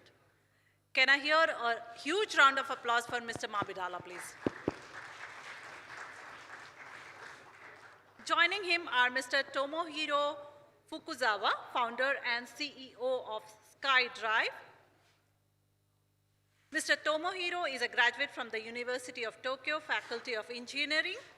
After graduation, he joined Toyota, where he was responsible for global procurement, and in 2018, he launched SkyDrive, becoming CEO of SkyDrive. Tomohiro is also a member of Japanese-led task force examining future eVTOL industry regulation. Please welcome Mr. Tomohiro with a round of applause, please. And to join them, I would like to call Mr. Mayur Shah, Executive Director, Strategy and Planning, Suzuki R&D Center, India Private Limited. Mayur Shah is a distinguished professional with over 27 years of expertise in Indo-Japanese business relations, specializing in finance and IT and R&D services. He has now embarked on a new journey as Executive Director at Suzuki R&D India Center Private Limited. In this role, Mayur is a key member of the founding team, where he is responsible for steering company's mobility-related technological innovations and infrastructure investments. One huge round of applause for our Fire Chat panelists. Over to you, Ramesh Mamidalaji. Thank you, Anupama. Thank you very much. So, good evening. Welcome back to this session again. This is a session that personally I've been looking forward to have this session, not only because of ACFI, but otherwise, because the idea of technology, you see the machine which Shakti is actually keeping it here. This is 1:200, right? Yeah, 1:20. 1:20. So the model that we are seeing on the stage between Mayur-san and Tomohiro-san is 1:20 model that they have, and they also have 1:5 in the exhibition area. So I'm quite excited with this technology, so I wanted to understand more. We know a little bit over the last few weeks, but we always wanted to understand some more from both of them. Is the reason why we wanted to organize the chat. I'm happy that this is taking place now. So although Anupama has already introduced, so we have these two gentlemen. We have Mr. Fuzukawa from SkyDrive, as you know. We've been interacting with him for the last 2 days because he has a stand and he's been actively talking to people both in the conference and also at the stall where the prototype is displayed. And we have Mr. Mayu-san, also has been very active. He's been part of the conference and also at the booth where Suzuki had displayed the new generation of e-mobility solutions. So he's also here with us. I'm happy to host both of you. And I'm sure this is going to be a very exciting chat, not just for me, but for all the participants. And it should be exciting for you as well, you know, seeing and interacting with so many people. So before I get into the conversation, just to set the tone, set the context, so I have a very, very brief presentation. So not to steal the thunder from both of you, but I just wanted to start the session with a very brief presentation. And I understand you have a presentation as well, right? Okay. Okay. So next slide, please. Can you display the presentation on the main screen? Yeah. Next slide. All right. So I think one thing, even I was confused when I heard about this technology. In fact, luckily, I think last week we had the Civil Aviation Minister kind of inaugurating another company that is producing a similar technology. So he himself actually talked about eVTOL, you know, that I first heard about this a few months ago when I started interacting with SkyDrive. So the question that came to my head is, what is a drone and what is an eVTOL, right? So I just, from my point of view, although we will hear from both of them, especially from SkyDrive as an organization, as to what is this eVTOL, you know, how is it differentiated from drone and what are the advantages? So what I understood, very briefly, this is electric powered as well, right? But this is very akin, very close to the technology that we see in helicopters, right? So we should actually treat it as an aviation machine, aviation instrument, not as a drone. So that's what I understood. So the rules that typically apply to the general aviation that we see will be applicable for this technology as well. So this offers higher payload and longer operating range, which is very good for cargo, especially. So it kind of combines the flexibility of helicopters, but the helicopters, as we know, make a lot of noise. Emission levels are also very high, but this is where disadvantage is. It brings all the advantages of helicopters, but no emissions and no noise. So this technology has a lot of advantage. It brings a lot of flexibility. Higher payload obviously is good for cargo. So we are kind of looking at it very, very favorably for cargo industry. Next slide. So over the last few weeks, we have started looking at it to see where it can be useful for cargo. As some of you can imagine, this machine will be extremely used for last mile, first mile. I'm quite excited about that, especially in congested cities. Most of our cities have become very congested, especially during peak. If you go to Bangalore, all of us know to go from the airport to anywhere in the city would take 2 hours. And all the other cities are also no different. Most of the tier 1 cities have become congested. And from my experience over the last few months, I have seen even very important shipments such as the live organs, taking anywhere from 3 to 4 hours to reach the concerned hospital from the airport, which is not good for them, which is not good for those of shipment. So healthcare logistics will immensely benefit from this kind of technology for last mile, first mile. And express cargo, I think the definition of express cargo will materially change when this technology is deployed for the last mile, first mile. And disaster response, especially areas where not very easy to reach and access. Some of the northeast states come to our head when we think about it. So in these challenges, I think this technology will be immensely useful, and we'll hear more from both of you as to where we will find use of this technology. Next slide. So without going through a lot of details, we will again hear from SkyDrive as to what is the current legal framework. So there's a drone policy that has come into effect, which is still evolving. And although this kind of a technology and for the general aviation traffic management, unfortunately at this point in time, we don't have a unified policy that accommodates the entire set of machines that can operate in air. That's one thing. So it is evolving, but we will try to understand what is the issue with the existing one, where the changes need to happen, both globally as well as in India. So that's one expectation from this, but I'll ask those questions during the conversation. Next slide. But then we try to understand what is the opportunity from the cargo point of view. So we have kind of put some very, very high level numbers together. Within India, the drone, including this technology, the market size should be about $1.4 billion. I think it is possibly underestimated. And the kind of growth, once it is fully deployed, we are looking at about 20 to 25% annual growth. And when we looked at the last mile, first mile opportunity, which is what I mentioned earlier, especially the healthcare logistics, last mile, first mile, and critical shipments logistics, high value shipments, I think if you look at the applicable market, within the market, the relevant market size for this kind of technology is something mind-boggling. The number that I'm seeing is $7.5 billion. So that's a very, very large number. Some of this technology is becoming a reality in 2028, which is another 2 years down the line. From there, we actually start seeing this industry doing these kind of numbers, which is amazing to me. Next slide.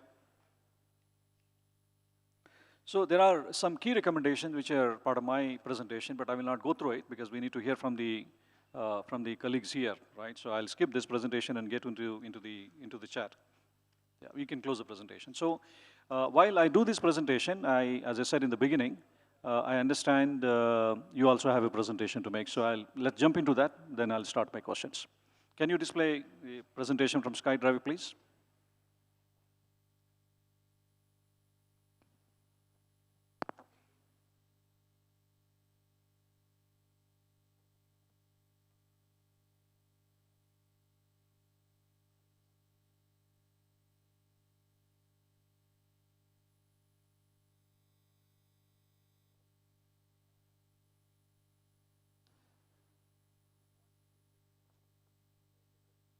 All right, it's coming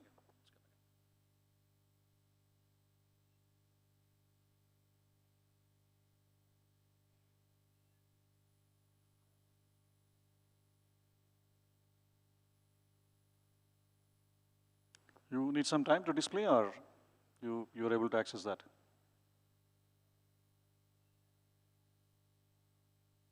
Yeah, you can go ahead. Namaste. My name is Tomohiro Fukuzawa, CEO and founder of SkyDrive, Japanese eVTOL or advanced air mobility startup. It's very honored to be here. So can you start the video? So, and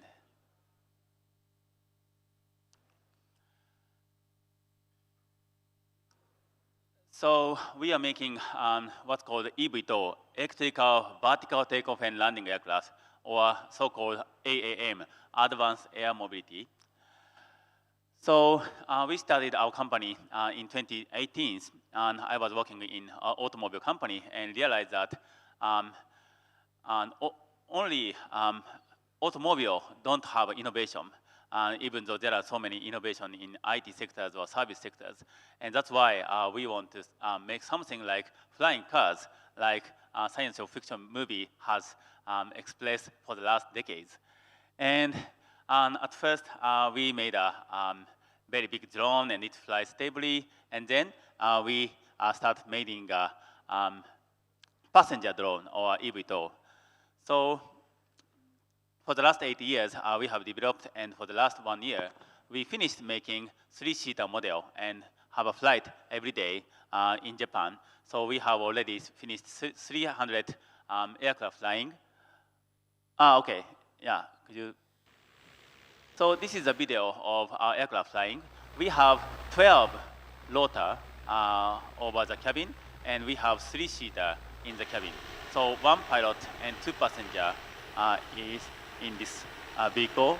And if we lose 1 or 2 motors or 1 battery, we can fly still. So the safeness or reliability is almost same with helicopter or twin engine helicopters. And so we have already finished technology side, and now we are focusing on certification side, so that we can guarantee the reliability or safetyness with current aviation. Okay, so next please.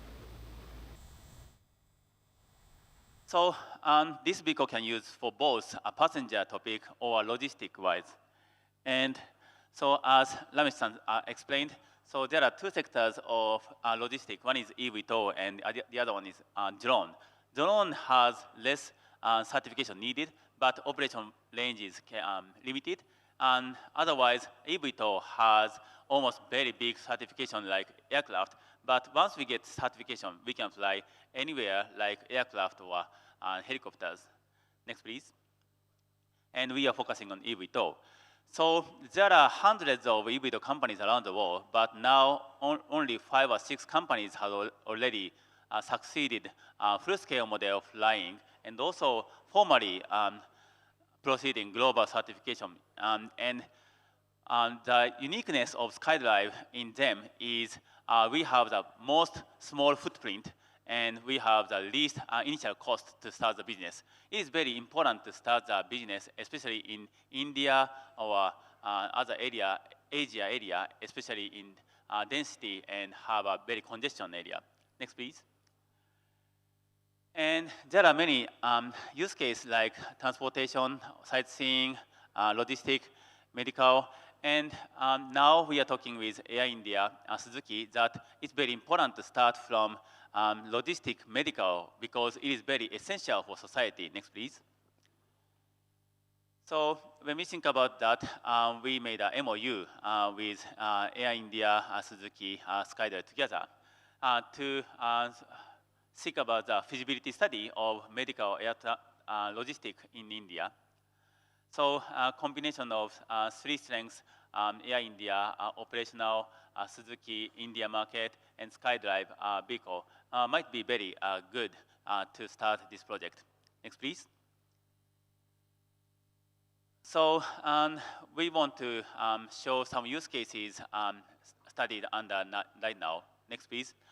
So for example, when we think about medical topic, please go next, please. So some type of radioactive isolation, when we carry this medicine, it is radioactive. So if we use 1 hour to carry that, 20% of the medicine cannot use after delivery. But if we fly it, almost 100% medicine can use. So it is very effective to patient and also cost-wise. Next, please. And at the same time, if we think about organ transportations, if it takes 1 or 2 hours, sometimes organ cannot be used.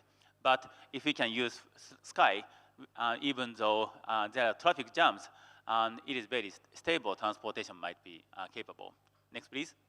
And in the future, if there's some aircraft part is needed, we can use aircraft by delivering parts very soon. In that case, we can minimize AOG time. So those kind of use cases might be very useful, and we are digging for the next few months. Yeah, that is all for me. Thank you. No, great. This is brilliant, and this is very exciting. I think we as a country are waiting for this technology to happen, because I clearly see a very large benefit to the country in terms of managing our last mile, first mile. So I think it's now the technology differentiation between drones and eVTOL, that is very clear to me, and I'm sure with your presentation everyone is clear about that. But the question that comes up, although we have put some numbers together, from your point of view, because you're investing money, you're inventing this technology and making these machines, how big is the market that you are targeting, both globally and also in India?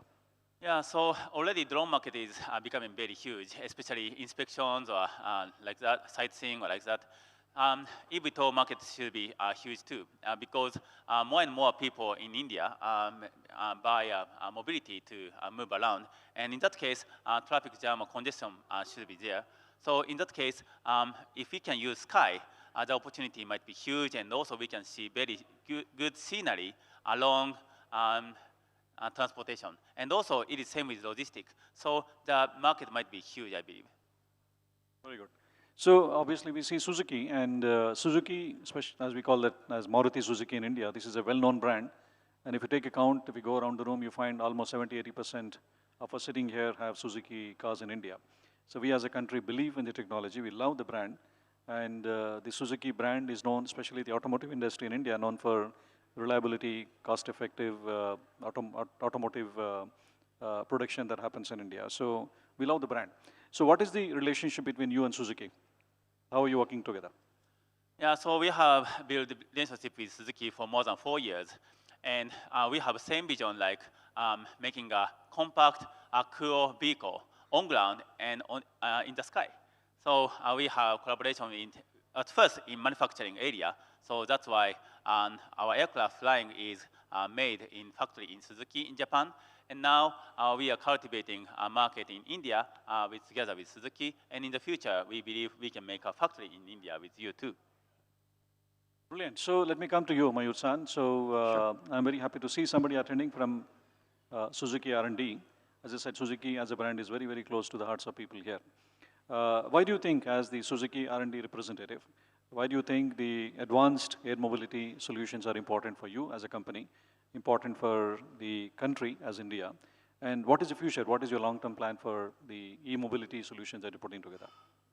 Thank you very much. First of all, congratulations. This is amazing forum. And I'm just taking myself 1 year back. 1 year back, that was our maiden participation in this forum. We were sitting in audience, and I have one confession to make. Me and my colleague, we sat through from morning to evening. 1 year later, we have come to this forum with 2 solutions. One is SkyDrive, that is the flying car, and another one is the micro e-mobility. We'll be talking in the next session. As far as the SkyDrive is concerned, we are not looking today or tomorrow. We are looking the challenges India will face down the line 5 years, 10 years. And as Fukuzawa-san mentioned, the higher population, the congested roads, and at the same time sustainable growth with efficiency, this will have to coexist. We'll have to leapfrog in terms of technology. We'll have to leapfrog in terms of thinking beyond the roads. And that's where we feel this technology is actually well suited for the Viksit Bharat. Thank you. Brilliant, very good. So let me come to SkyDrive now. So in the recent past, in the beginning, I took the example of another company launching a similar product in Bangalore.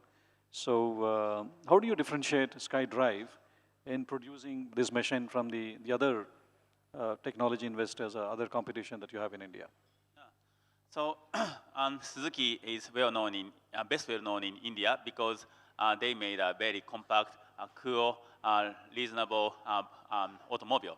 So we want to go same area. So in the sky, there are some other companies who make very big one, but we focus on very compact one, which can take off and land from very small footprint. That is very important, and when we go to urban area or local area, everywhere as a vertiport. So that is our uniqueness, and also it enables initial cost much lower than others. So do you actually foresee e-commerce companies, the likes of Amazon, using these machines for the last mile, first mile? Yes, so initially we focus on last 10 mile and go beyond. So apart from health logistics, e-commerce is also the other vertical that you can potentially look at. Yes, yes. Okay, brilliant. So the other thing that obviously in the beginning I talked about the drone policy. What is the regulatory framework that would operate this industry? This is obviously very, very new technology that is still taking shape. We have no idea how this will actually shape up. But from your point of view, both globally as well as in India, how do you see the regulatory framework for this technology evolving? Yes, so all eVTOL as reliability is same with aircraft. So for our aircraft, our regulation is almost same with helicopter. So we are now proceeding certification of eVTOL, but actually same with helicopter. So the pilot license is too, same with helicopter. So person who has helicopter license can 20 hours training to ride on SkyDrive vehicle. So that's why regulation doesn't have to change and easy to get reliability. But of course, certification process is same, so we have to have very much workload to secure the reliability. Interesting. So eVTOL, is it what it is called globally, or is any other name that people use anywhere else? eVTOL, is eVTOL globally? Yeah, so mainly eVTOL is made in China, US, and Japan, and like that. So we are one of the major eVTOL in Asia, and now especially our market is in Asia right now. So eVTOL, as I said in my presentation, is obviously electric vertical takeoff and landing. That is what it is known for. So very interesting name. Now it is becoming a household name globally. So from cargo point of view, in your presentation you've talked about 2-3 applications, especially for health logistics. What are the other cargo use cases that you have in mind from India point of view? So especially very urgent and urgent cargo or very precious cargo might be very important. So I think, for example, very precious like gold or crystal might be used for some location. And yeah, emergency topic is very important initially. And then when we produce more vehicle, the vehicle cost might be very low to the automobile level. In that case, more popular it becomes to carry many goods, I believe. Okay. So when can we see this mission in India? What are the timelines? So we are now focusing on certification to secure the reliability or safetiness, and we are targeting 2028 to finish certification. And then we start commercialization. So we hope we can start commercialization in India in 2028 or 9. 29 is when we should look at it. So what will be your model of operations? You produce and give it to somebody to operate, or you also operate yourself, these machines? Yeah, and so we are very focusing on product to make it better. So we are focusing on manufacturing or development side. So that's why we are trying to have a partner like you, India, or other vertiport or like that to make a market together. Very interesting. So let me now turn to Mayusan. Obviously, being in the automotive industry, production, intensive industry, manufacturing intensive industry, Suzuki globally and also in India is known for excellence in manufacturing, right? And so how do you see your partnership with SkyDrive evolving, and what is the role that you foresee playing with this partnership within India? I think as Suzuki we are very clear. First of all, we have been partnering with them for manufacturing even in Japan. So we have an early insight into the manufacturing challenges this eVTOL presence, and now fairly well we understand. It's very interesting to know for the audience that 20% of components are actually procured from India as of now itself. And going forward, since last 4 decades, we have nurtured and cultivated partnership with so many automotive component makers. And we believe that partnership is also going to be extremely useful for helping SkyDrive manufacture this in India, not just for Indian market, but from India to global market. And that's what we strive to do. I'm a bit excited to ask you, cargo obviously is relevant for the audience sitting here. What are the passenger applications for this? Yeah, I think sightseeing might be good to start because if we start air taxi, we have to conscious about urban areas, social acceptance or time conscious or like that. So starting from sightseeing is very important, I believe. So we have a lot of rich people sitting here. So if somebody wants to buy this machine, how much would this cost us? Yeah, I believe less than 10 Ferrari. How much? How much? $2-3 million, I believe. Yeah. That's it. I think Vadvaji, you should look at it. $2 or $3 million each. You should buy. Thank you. He's asking for discount. All right. So I have 1 or 2 more questions, but I would like to take this opportunity. Obviously, he's not here forever, so he has come only for this conference. And it is indeed difficult to get his time. So I would like to give an opportunity to the audience to ask any questions. New technology, evolving technology. I think people are also very excited to find more use cases with these technologies. So I would like to open up. If anybody has any questions, I think please come up and ask. Yeah, please go ahead. Can you please supply the mic here, please?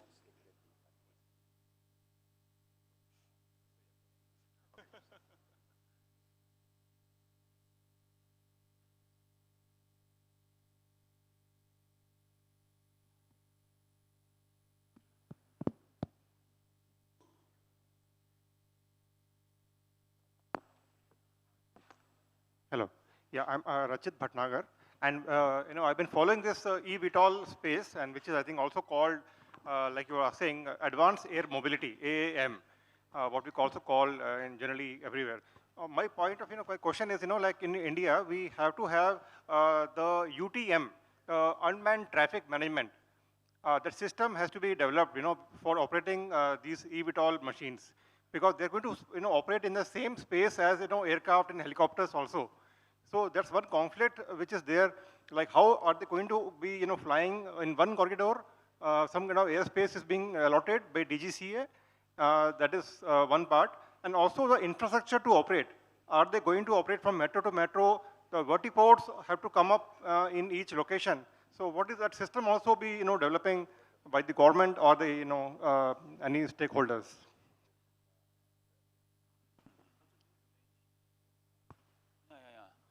So thank you for your question. And our vehicle range is at first 30, 40 kilometers in the beginning, as we use electricity battery. And when the battery is more senior, the range is better. And thinking of a vertiport or heliport, we can make a vertiport if we have a 20 meter range size. So we can make far more than airport, maybe 10 times, 100 times of airport we can make a vertiport in all around India area. So and also we can use the same charger of electrical vehicle. So the infrastructure cost is not so much. So at first we want to make a dedicated A point to B point, and then we go to more and more needed base route we want to make. What is the range and the payload? I have a question, Rameshji. He just mentioned, here. He Yes, just mentioned that one pilot and 2 passengers. Yes. You just mentioned it. Is any specific requirement, is there any specific requirement or a pilot license to be taken for that pilot? So there are 2 steps. First step, currently. Because our DGCA is very stiff. You know that. Yes. So can a Ferrari owner drive your drone? There's no need to drive, you need to sit. I have a question here. Mr. Wadhwa, are you over? Are you through? My name is Sanjay Malhotra. I am from Air Shagun. We are passenger and charter operators here in India. I have a question like you are manufacturing these eVTOL in Japan, right? So are you planning to manufacture the eVTOL in India? Because the manufacturing cost would be, so if you are looking for a partner, please consider. Yeah, thank you. So what I've understood from them, Suzuki will be manufacturing their machines. They're doing it in Japan as well. Okay, they will but also be the manufacturers in India. Case, yeah, I got it. Like, I mean, in case Suzuki, they want a partner, local partner, we are open for it. Thank you. Yeah, and already 20% of our aircraft parts is coming from India already. Okay. And then, yeah, we hope we can make a factory in the near future in India with Suzuki. That's great. Yeah, yeah. And thanks to your question, so initially, the licenses, helicopter license is needed. And 20 hours training of SkyDrive vehicle enables the pilot license. But actually, helicopter training is not needed for eVTOL technically. So in the near future, we want to have a direct access to eVTOL besides helicopter. I have a question. Go ahead. Yeah, I'm here. Mr. Mamidal, I'm here. On your drone, your vertical limit is 400 meters, below 40 meters, 400 meters. What is the height that you can do on an eVTOL which you are permitted officially to fly? What is the height that you could fly? Yeah, so with full payload, 2,000 meter is the highest. 2,000 meters. Yeah, yeah. From sea. Yeah, Sandeep. Hi. Yep. So I can see that your use cases are more tailored towards passenger and cargo transportation. Do you also have plans in the future to tailoring this product for defense use cases? Yeah, so yeah, of course, there might be a potential use case for defense. Initially, we are focusing on cargo and passenger, but yeah, potentially, yeah, there is.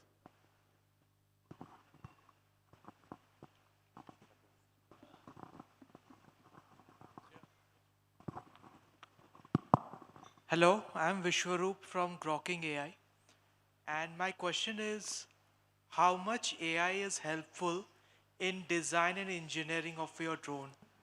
By AI, I mean LLMs like Claude, and also using AI to design your drone, like AI for text to CAD. And so overall, how much do you think AI is helpful in your design and engineering and knowledge work of your drone? Yeah, so roughly speaking, 10-20% AI is using, especially when we make some document or rough calculation or like that. And in the near future, and also we are trying to have a detect of failure of motors or battery by using AI. And in 10 years, 20 years, control by AI might be possible, I believe. But initially, a pilot is on board to use sticks. Yeah. One more question. So the one sitting next to, do you have a, no, same question? Okay. Anybody else? Hi. Yeah. Hi. Please go ahead. My name is Rahul. My question is related to drone in mountain, future of drone in mountain area. Can drone is realistically replace helicopter for last mile health and emergency logistic in remote mountain communities?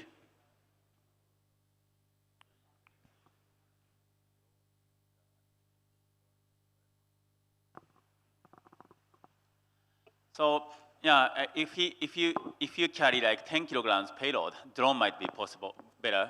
And if you carry 100 kilograms, 200, 300 like that, eVTOL might be more reliable and easy to carry. So not all helicopter will change, but in the beginning, some level, a little bit smaller payload or a little bit smaller range might start to change or diverse the vehicle, I believe. Yeah. Can I ask you something about the safety? So I see a lot of multiple rotors, right? And I understand that it has redundancy built in. So how safe are these machines for, let's say, passenger transportation? Yeah, so if we have billions of hours of time, we have to guarantee one or less critical accident might happen. So that's why there's a redundancy, like if we lose 1 or 2 or 3 rotors, we can fly still. Same with battery control or like that. Yeah, so, and we have to negotiate, talk deeply with DGCA too from now, yeah. Interesting. So I think that's what we have time for the Q&A. So before we close, I would like each of you to make some closing remarks. We can start with Mayur-san. Well, I think Suzuki has democratized the personal mobility in India, and we are hoping that the same can be done with this new technology, eVTOL. And more importantly, one of the reasons why we are so excited about this MOU with Air India is that beyond business, this is a commitment to society, where we are trying to solve a problem which is actually real. And probably this kind of technology can make it easy for everybody to see value, that it's no more luxury, it's a necessity, where the rest of the things can wait to happen, but life is so precious, and that could be saved. So we are looking forward to it. It's very honored to be here in India. I think India is the most potential, not only market, but also the industry, because India has so much manufacturing space. That's why we are importing already parts from India. And also demand side, there's a huge market. So we believe not only market side, but India might be the leader of eVTOL markets, eVTOL industry. So we want to get together to go to the direction. Thank you. Absolutely. We are very good in adopting technology, right? You see the smartphones everywhere.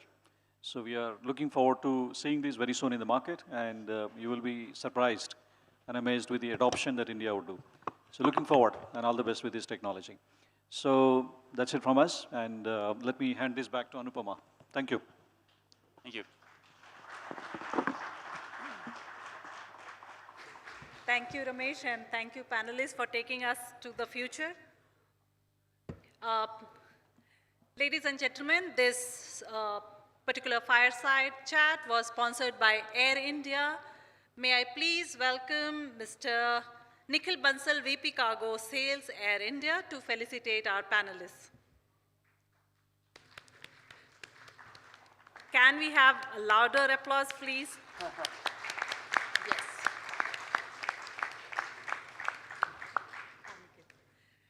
To start with, Mr. Ramesh Mamidala.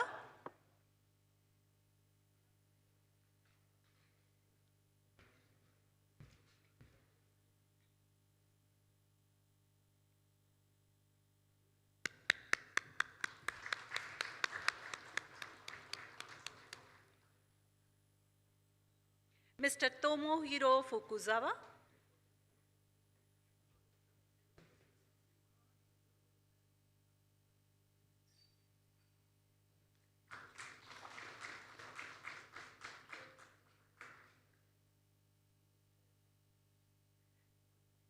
Done? Thank you. Hello. And Hello. Mr. Mayur Shah.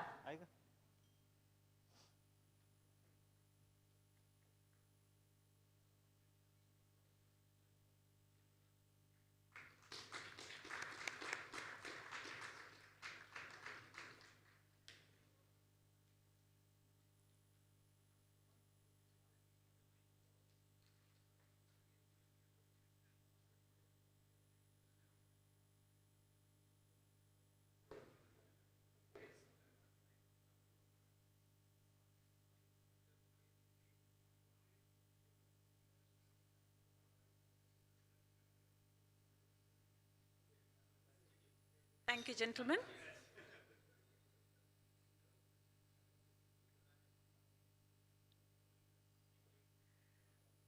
So we all know quality in cargo is not just about moving shipments, it's also about moving them safely, reliably, and right every single time. The theme of our next presentation is the Cargo Service Quality Initiative, presented by Mr. Keku Gazdar, Board Member of and Chair, Knowledge, Innovation and Research Pillar, ACFI. Joining him is Mr. Sanjeev Edward, President, ACFI. Give a round of applause for them, please.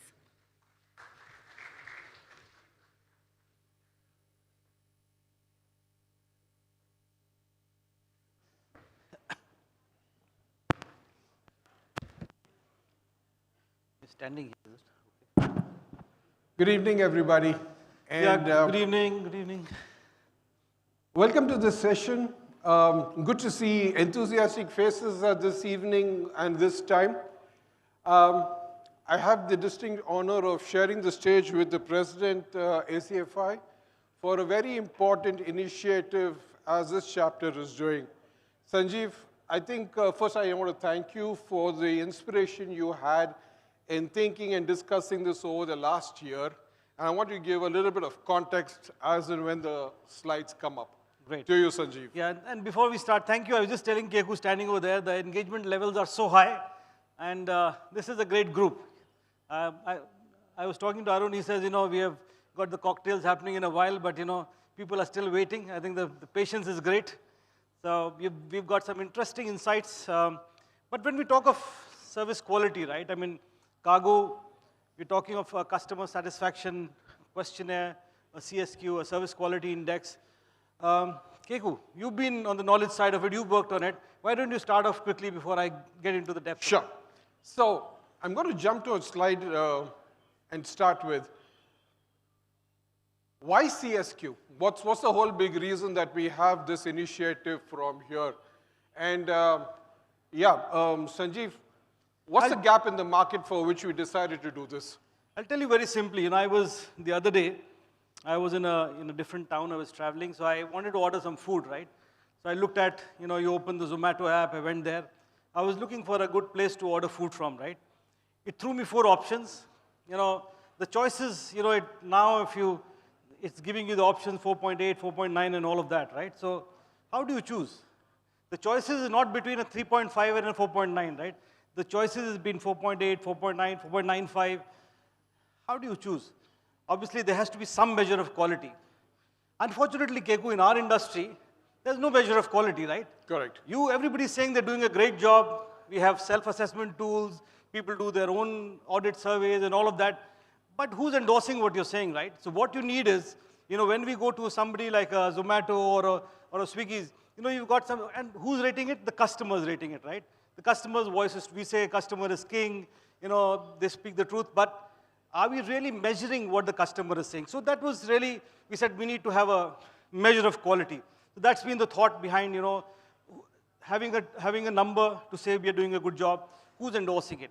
Second thing, is in fact, Keku, a little bit of history here. So when I became the chairman of TIACA, the first thing I did was, the first call I made was to the chairman of the Global Shippers Forum. I said, look, ultimately all of us in this value chain are actually serving one individual, which is the shipper. What can we do for you as a customer?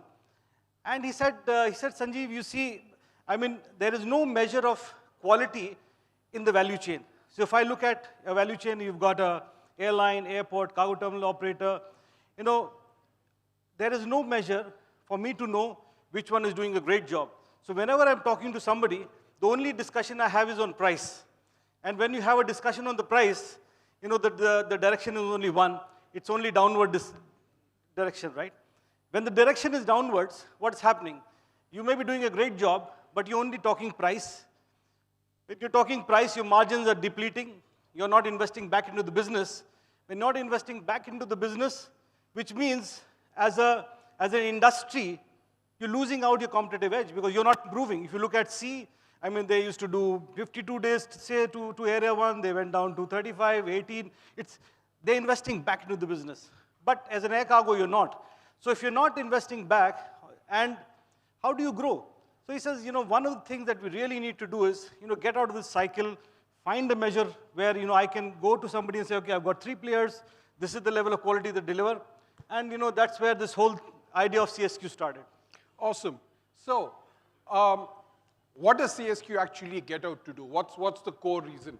First, we want to define a clear customer service quality benchmark pan-India. So we are not measuring airports. We are measuring individual terminals for their service. So that's the bottom line. A measurement for quality. This is about customer. Sanjeev, we are always talking about what does the customer want. So strengthen the customer service relationship. Give customers visibility. In all the sessions that you heard this morning, that came out very well as visibility. This is technology. There is no manual intervention in this entire process. So customers evaluate the services that they get from the terminal, and this data can be used by the terminals to improve where they see there is a requirement for. In fact, one thing just to quickly mention, Keku, so we talked about the entire value chain, right? There are several people, there are the forwarders, airlines, terminal operators, airports. So why only terminals, right? So this is only the starting point, and the idea is ultimately we should be able to measure the service quality of each player in the value chain and rate it by their customers. So this is the phase one we're starting, but ultimately we want to expand it to the entire supply chain. So how does this actually work? This is, like I mentioned earlier, completely data-backed. We've partnered with a company called the Tiny Data Company. It's a technology platform. 5 stages, shortlist. The terminal operators pick up from a variety of their customers, high-value customers, high-dense customers, etc. Pick up a list, do a survey across 23 parameters that we have identified where customers are interacting with the terminal. Who are the customers? Your shippers, your forwarders, your CHAs. They are the ones who are interacting with the terminal, and they need to get feedback on their service. Capture responses directly. There's no manual intervention, like I said. Score. Category and overall scores computed based on the agency self-assessment. And most important, this report remains confidential. This is between a forwarder, a customer service, a customer, and a terminal.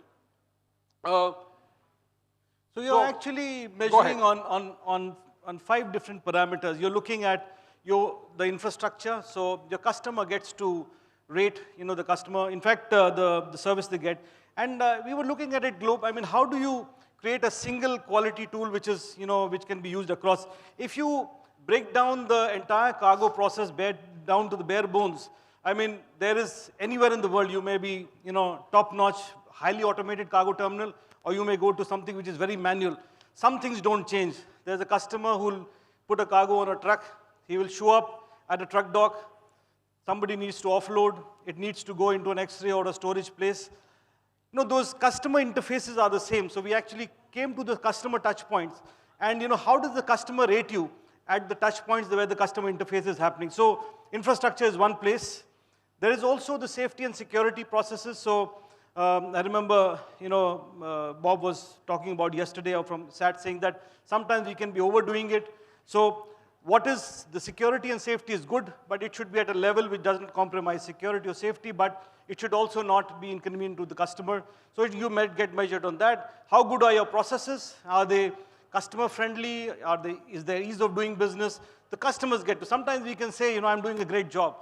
But if a customer doesn't think it's a great job, it's not a great job, right? So we get the customer to rate that. And then trade facilitation. This is an interesting area.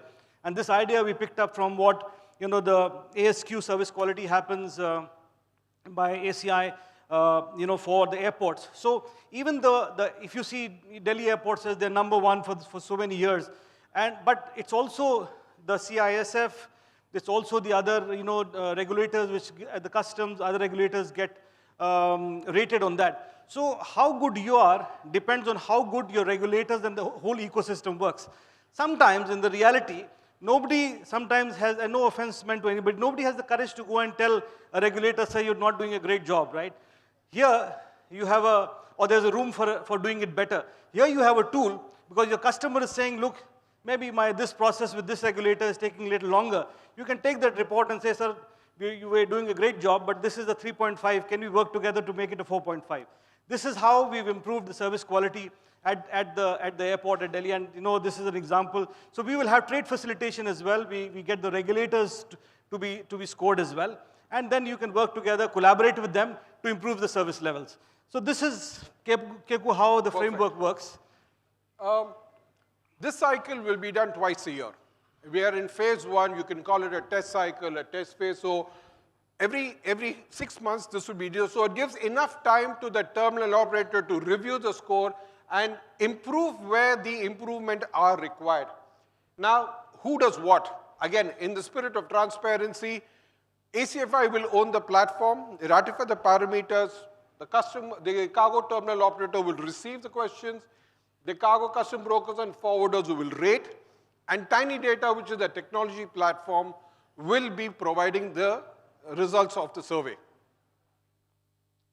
Sanjeev, from a terminal's perspective, please explain how the CTOs are getting rated and what's the current cycles. Yeah. This is just illustrative, but this is a typical dashboard it can look like. Once you've done your CSQ, your results come, it will tell you, look, you are actually 4.3 out of a scale of 1 to 5. You know, you're ranked number 13 out of the 14 that participated. But it also tells you that, you know, what's the industry best, what's the average, and how do you perform. So it gives you and against each parameter, if you see, it'll tell you on infrastructure, how are you performing against the industry average, industry best, against security, safety, processes. And, you know, it'll also give you how many people responded, you know, what's the majority saying, what's the minority saying. So here is a tool which tells you exactly what your customer, this is, you know, where you go and put a pulse and say, this is my survey for what the customers are saying. This is what a typical dashboard can look. We put illustrative, but it'll have much more detail. You can actually deep dive into infrastructure. If customers saying you're at a 4.4, where are you losing the 0.6, right? It'll also give you what are the free format comments. It can also tell you that, you know, this is what the customer is saying, this is the areas you need to improve. So this is, I mean, it's a great tool that we think for the CTOs. So, who's the customer? What I mentioned earlier, the forwarder, CH, etc., and this is phase 1. We have a phase 2 that will come up as we move forward, is how do the airlines rate the terminals? Now, there are 2 customers to every terminal. On one side, you have the airlines, on one side, you have the rest. Right now, we are starting with what a customer requires from the terminal. Phase 2 will be how are the airlines rating the services that they get. And the reason we keep this separate is because the parameters are completely different on each side of the terminal. Yeah. Did I do something wrong? Okay, I should take this out of my hand. Yeah. What does it deliver and when? Sanjeev, from an industry terminal operator perspective, this is what we have. So I think yeah, the more important thing is, you know, it raises the profile of the Indian air cargo industry in totality, because, you know, when you start measuring quality, you start, you know, identifying what needs to be improved, and you start doing those interventions, you know, the scores keep going up, right? If you know your infrastructure was a 3.5 last time, you will obviously need to do something about it, right? It will also tell you where exactly you went wrong. If you intervene, 6 months later, your score should improve. So gradually, as an industry, it will raise the bar for the Indian air cargo industry to deliver a better quality of service. Correct. And also this, as Sanjeev, you rightly mentioned, this is going to be interactive even with the regulators. So the regulators at each airport would be able to identify that if the score is not up to where they are, there could be an intervention that has to come from the regulators, from the PJs, customs, everybody has a say. As far as the customer is, he is interfacing with the terminal. And in the terminal, it's not just the terminal operator, it could be other players in the terminal who are having an impact on the score. Yeah, and for the cargo terminal operators, it's a great tool to actually take back to their customers, take back to the management saying, we are doing a great job, right? When we scored well in the school, we were very happy to show the report card to the parents, right? When there was something wrong, we will find, you know, who can sign this for me, right? Otherwise, I have a problem, how to take it back. But if you're doing a great job, nothing to fear. So, but the thing is, you start assessing yourself, right? Nobody outside is, you start assessing yourself, you see how you improve. The important thing is also, you know, sometimes, and this is something that we learned globally, this is a global story. Cargo always is the second priority when it comes to making investment, right? And no matter how much you say that, you know, cargo needs investment, always somebody will say, you know, there's another business that has priority. This report will actually tell you, the customers are saying, my truck dock area needs repair, the exhibition setup is not good. You take that report, go back to your board and say, you know, this is what the customers are saying. Unless we invest, you know, we're not getting a better rating from the customers, we may end up losing business. So once you do that, you're raising the bar. So this is equipping the business many ways to actually drive the quality standards up. So the implementation. So we always work on strict timelines and measurable timelines. So phase 1 is done. Board has ratified the 23 parameters were ready to go. Phase 2, onboarding.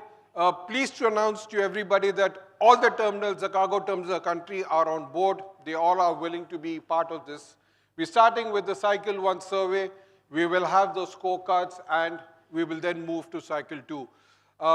Again, very important that there is wide participation from all of you, your chance to evaluate the terminals, and even more important is that these parameters that are set are for all the airports on the same parameters. There's no big airport, small airport, nothing. It's a terminal. We want to evaluate the terminal. You are the judges. You have now a voice to say how you think that terminal works. Last word, Sanjeev, from you. No, thank you. I mean, we are excited to actually present this tool, and ACFI, we know it's a complete value chain, so a complete, all the stakeholders are there. So we had a lot of discussion, debate, on how do we do it, what's the best way to do it. And as Keku said, we have got everybody on board. We are excited that we are starting with the terminal solution. Later, we will come back to other people in the supply chain. But once we do it, I'm sure, maybe, I don't know if it's the next year, but few years later, we'll also be discussing, how the industry quality standards have changed. Just because one day, the board got together saying we need to improve air cargo quality in India. And it started one day like this with an audience like you, great listeners. Remember this day. I'm sure we're going to make a difference one day. Thank you so much. Thank you.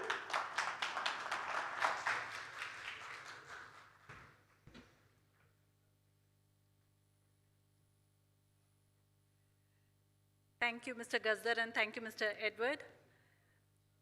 We all know that if we have to reach that level of operational excellence and service delivery, in order to reach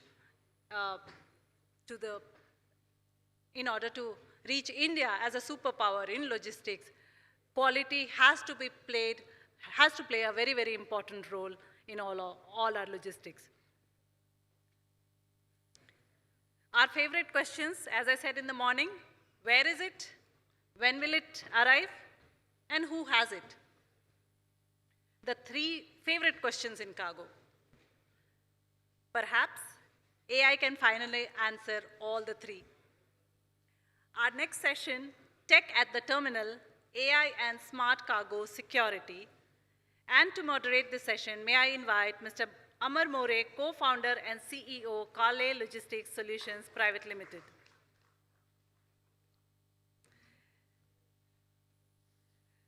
Amar is an accomplished professional with over 25 years of experience in aviation, maritime, multimodal logistics, consulting, and technology.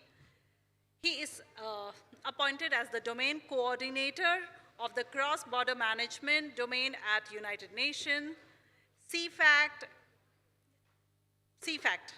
He's on the panel of trade facilitation experts at United Nations Economic Commission of Europe. He had been elected twice to represent the technology domain in the air cargo industry on the board of directors of the International Air Cargo Association. Please join your hands to welcome Mr. Amar More.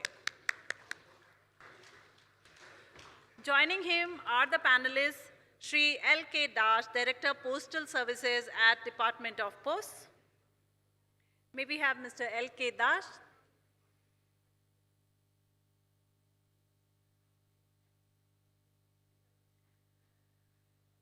A round of applause, ladies and gentlemen. Ms. Joyce Tai, EVP World Partnership Managing Director, APM MEA Freightos. Joyce Tai is the Executive Vice President at Worldwide Partnership at Freightos Group. In this role, she drives the strategy and development of digital freight ecosystem together with carriers, e-commerce, and payment platforms, and large BCOs. With over 20 years of experience across software and technology product companies, Joyce's background spans a variety of segments, including smart manufacturing, B2B and B2C, e-commerce, smart packaging, and managing large sales and professional services organizations in Asia for global companies. Please give a round of applause for Ms. Joyce. Mr. Parvinder Singh, Managing Director, Hans Informatics Private Limited. is Managing Director for Hans Informatic and Carico Systems, is a distinguished veteran with over 30 years of experience in the IT industry. He has pioneered transformative software solutions across diverse industries, earning recognition for his leadership and innovation. Since 2001, he has revolutionized the logistics sector with groundbreaking initiatives, including advanced freight forwarding systems and the development of cargo community systems for airport and land ports. Next, we have Mr. Mayur Shah. We all met Mr. Shah in our last fireside chat. So he's the Executive Director of Suzuki R&D Center, India Private Limited. And in his leadership role, Mr. Shah has spearheaded the establishment of SMILE Lab, Suzuki Micro E-Mobility Lab for Ecosystem, a flagship initiative of Suzuki aimed at transforming local transport solutions. Please give a round of applause. And we have with us Professor Kaushik Das, Professor Gati Shakti University. He's a result-driven supply chain and logistic leader and practitioner with 32 years of hands-on operational policy and deep tech experience spanning warehousing, inventory management, ERP, WMS, TMS design, and AI-driven forecasting. He's a nominated member of Capacity Building Commission, holds CMILT, certification on supply chain excellence from Rutgers State University of New Jersey, and NVIDIA AI certifications backed by an active government network spanning ministries, Indian Railways, Indian Armed Force, etc. So we have a very, very distinguished panel here, and Amar, over to you to take us through the AI journey. I also wanted to add that this session is sponsored by CSC.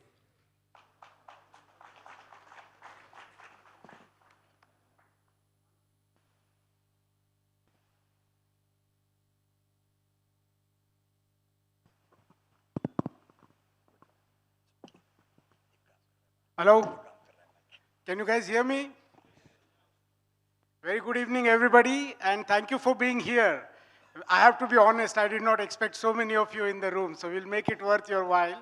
And I know that this is the last session. We are very cognizant of that. A lot of you have to catch flights, so we'll try to keep it very topical and very focused on what you want to hear, right? So I think before we get into the subject, I would just like my esteemed panelists to just introduce their companies very briefly. Let's not make it like a sales speech, but just in a couple of lines so that everybody gets a context of what you do and where you come from, and then we can get into the subject. So, sir, starting with you. Can I use this one? Good evening, everyone. I am L.K. Das. I come from the Indian Postal Service, a civil servant of 2001 batch. I'm working with the India Post headquarters, and I look after the international mail segment of the India Post. And I'm happy to be here. Though we are not strictly, we have not yet made our forays into the cargo sector, but yes, learning the ropes slowly, and hopefully with this discussion, with this esteemed gathering, hopefully there will be a lot of key learnings, and happy to be here. Thank you very much. Hello, good evening. This is Joyce, and I represent the Freidos Group, together with my colleague Sumit over here. We are a software company focusing on enabling the digitization between the ocean carriers, airliners, and forwarders. And in the recent 3-4 years, we have also expanded our effort into the shipper side.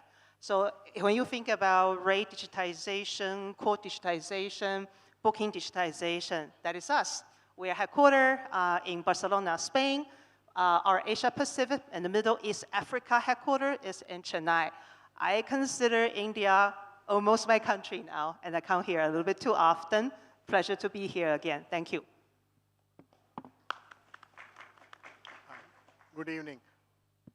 I am Pravinder Singh from Hans Informatic. I lead this company for last 25 years.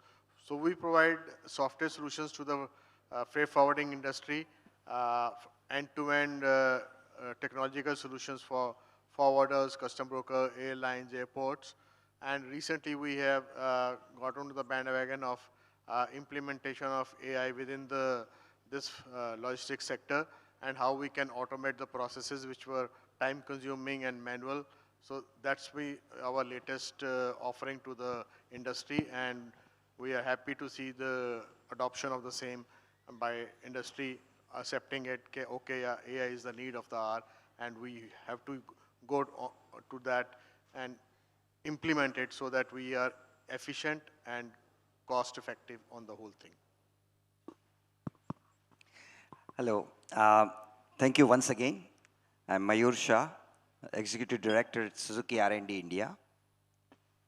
I spearhead a small initiative at Suzuki for the next generation mobility. And it's called Suzuki Micro Mobility Innovation Lab for Ecosystem. And we are right now in the midst of bringing many solutions for the air cargo industry. Some of them are already demonstrated at the exhibition booth as well. But particularly, I'm very happy because one of the most favorite movie I have watched so many times is a Terminal. And the topic today is Tech at Terminal. So very happy to be part of it. Jai Hind Logisticians. I am Professor Kaushik Dash.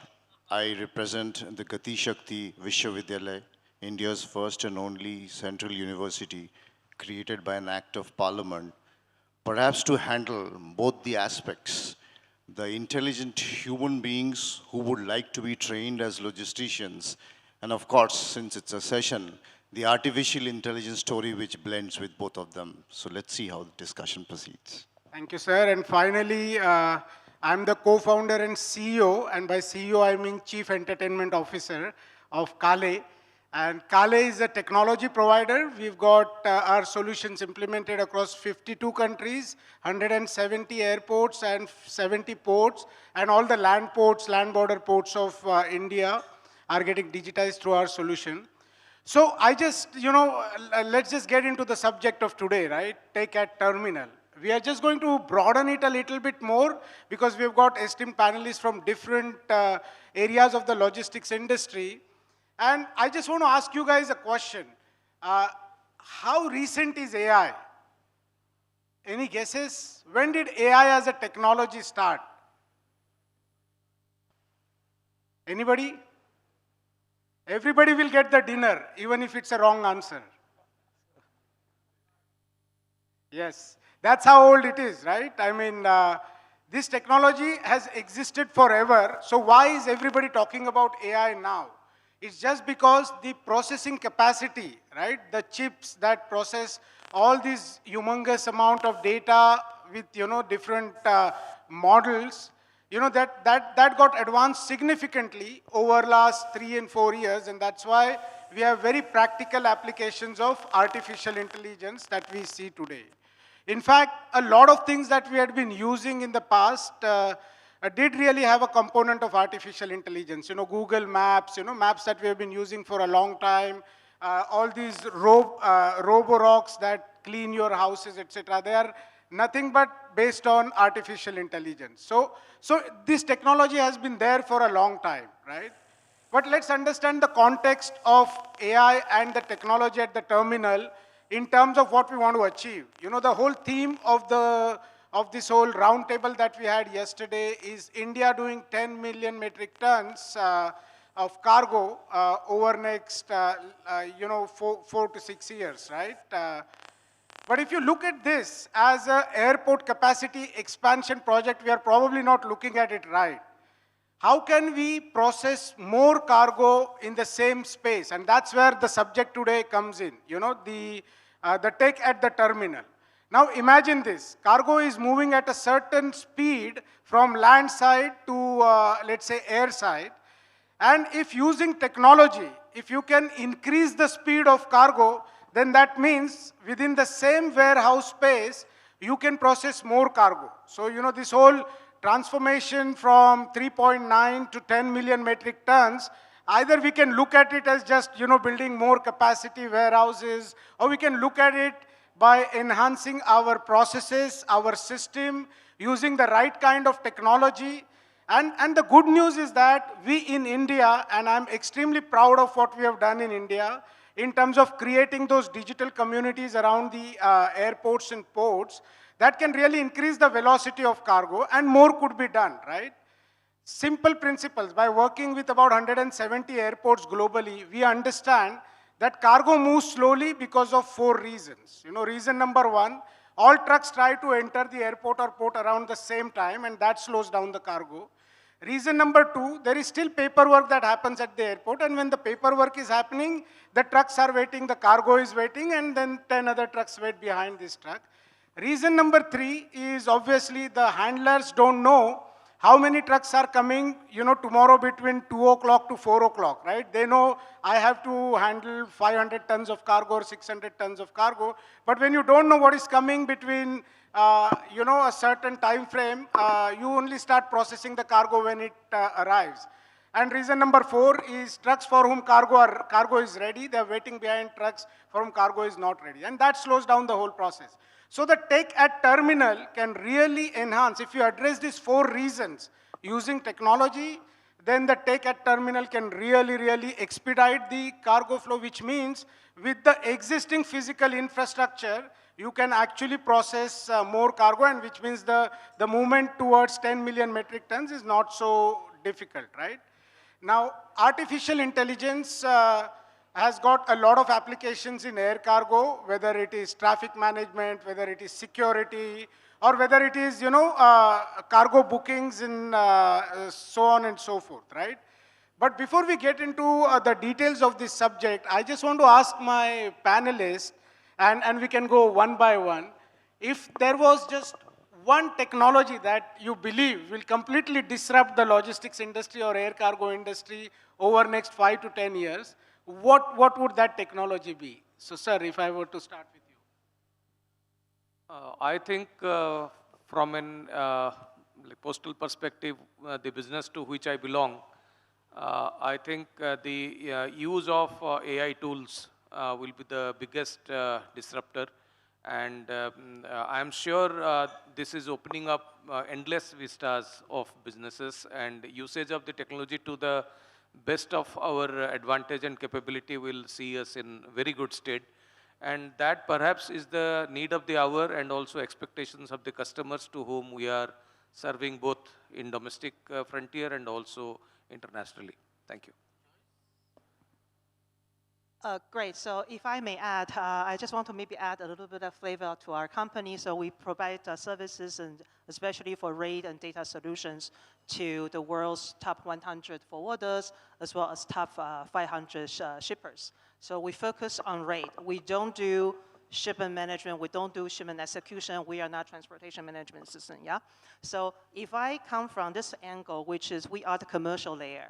When we talk about commercial layer of freight forwarding, we are looking at, and you are very ambitious talking about 5 to 10 years, right? With AI, 5 to 10 years will be probably 5 to 10 months. We are looking at 3 different use cases all related to UI, but I want to break AI down into 3 practical levels. The first level that we are looking at is the definition of AI agents. And trust me, in the last 10 months, if you think about Freightos Group, you will know that we have been very quiet in the last 10 months. Everybody's talking about AI. You probably don't hear that much from us because we are the practitioner of the technology. What we have done in the last 10 years is to sit down with our customers, and they have commercial architect, they have technology architect. We interview them, having discovery session, really coming down to what agents do you need? We're talking about AI agents, and trust me, no company share the same idea. So in a way, when it comes to AI, the most critical part, but also can be most beneficial part, is to define the roles and responsibility, the decision boundaries, and also the scope of each agent. Maybe you need an agent for you to do rate cleansing and upload. Maybe you need an agent for quotation assistant. You are not pursuing necessarily full automation. In fact, if I look at my top 500 customers in the forwarding side, none of them, seriously, none of them want full automation. They always want a human being to review, to approve, to have a say, right? So number one, defining the agents, super important. The second use case that we are looking at is AI assistant decision making, allowing AI to be at your side, and you meaning human being. Eventually, maybe the agents as well, but AI-assisted AI insight, for example, when you create a quotation, you search for a rate, the AI insight automatically tells you there are surcharge risk, there are rate increase risk, there are whatever the incident that is impacting both the origin port and the destination port. So AI assistant decision making also, for example, you're quoting to a customer, then your AI agent is able to tell you that based on the historical data in the last 6 months, the customer's win rate is XYZ, and you should tune your pricing to whatever, right? So AI-assisted decision making, making informed decision. The third use case, and I believe, is tied to how we as a technology company, how Hans Informatics as a company, as well as Carrier Logistics Solutions, which is MCP, Model Context Protocol. What does that mean? It means that every single enterprise system, every single agent can have a common understanding, have the same context to be able to work together. Otherwise, you are looking at artificial intelligence, very artificial, not intelligent at all, which is what's happening today. Like, I was in a panel discussion in China, in Shanghai, 2 weeks ago. I can swear to God, everybody was very disappointed at AI, for sure, because nobody really knows how to use it in the right way. And I think we have a problem as an industry, and we're trying to solve it. That is my point of view, and also of the company's point of view, which is there are 3 different use cases, but all comes from having standardized and clean data. That is what we should focus on. Great answer. And how many of you are aware of AI agents or agentic AI? Okay, right? But for the benefit of those who are not aware, let me just explain this to you simply, because as Joyce said, AI agent or agentic AI is the future, right? So what happens is, let us take an example. You want to go from Delhi to Bombay, and typically today what you do is you go to makemytrip.com, you put, origin, destination, date that you want, it provides you different options, then you select a flight, then you select your seats, etc. And then, you just sort of make payment for it, and then you ask for the ticket to be delivered to your email ID or whatever it is, right? This is the normal process. What happens in an agentic AI or, an AI agent, it could be just a chatbot where you just type, I want to go from Delhi to Bombay on this date. I want to take a flight before 6 o'clock, or flight that lands at Bombay before 9 o'clock. My budget is this. I want an aisle seat. And then it will just give you the most suited option for you. It could be a voice agent on a phone call or just a chat, and it will give you that option.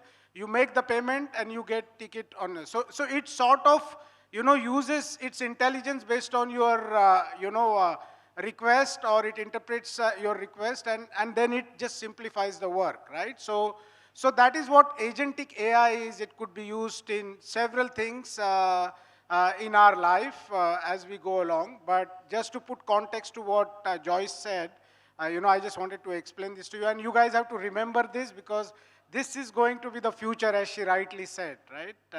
There will be different use cases of AI that will come to your business. The most common is customer service, where there is somebody, an AI agent, answering your customer's call on where the shipment is or where the cargo is. But it's much more than that. There could be a budgeting agent, there could be a documentation agent, especially in the freight forwarding and and stuff like that, right? So Parvinder ji, over to you. Yeah.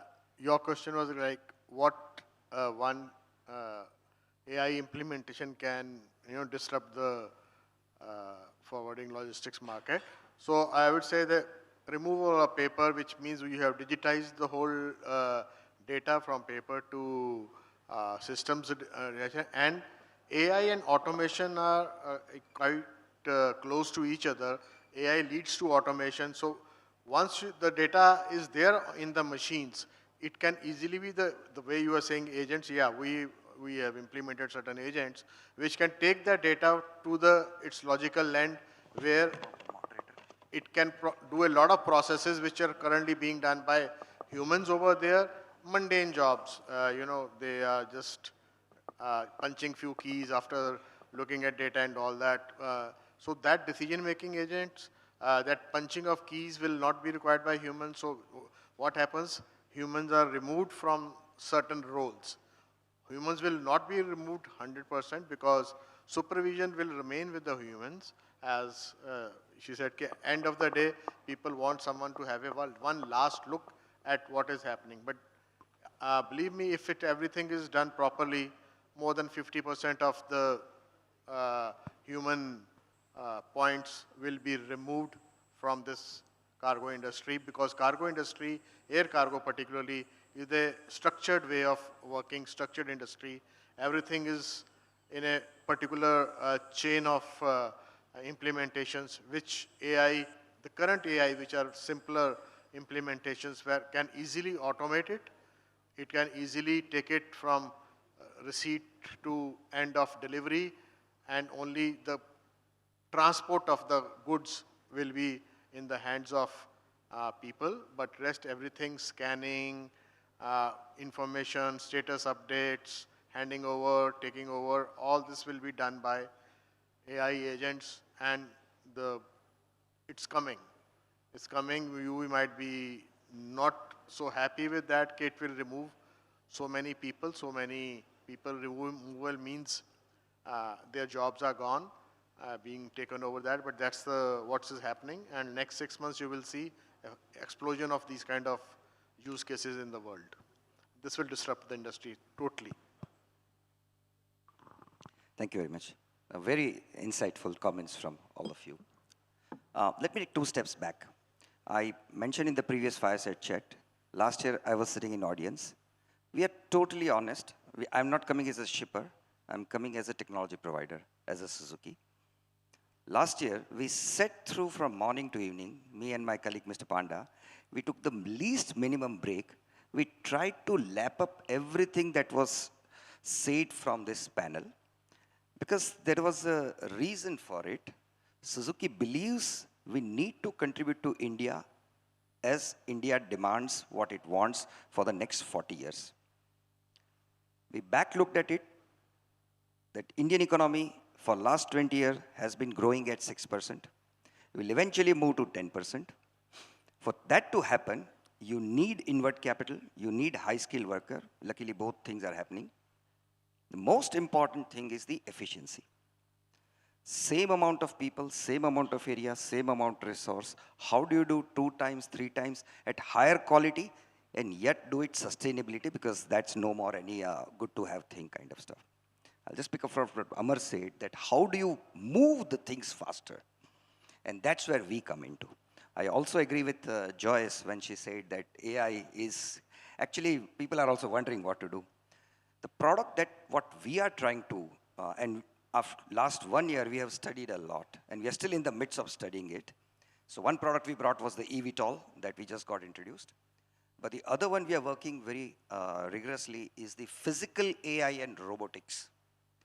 It will be a sustainable robotics platform that is suited for the terminals, for the land side, for the aprons, as well as air cargo. And we strongly believe that that introduction, AI will be helpful in the current context once you have the data, what you do with it. Physical AI is actually the one that's going to fetch you the data, real time in everywhere. So that's what we are planning to do that. And for me, and as a Suzuki, physical AI is one keyword that we would like to contribute to this industry. Thank you. Let me give a slightly different paradigm, which actually, you get an advantage when you speak and for a question, because individually efficiency will increase, and we all understand. We've spoken about agentic AIs. I do a lot on these fronts.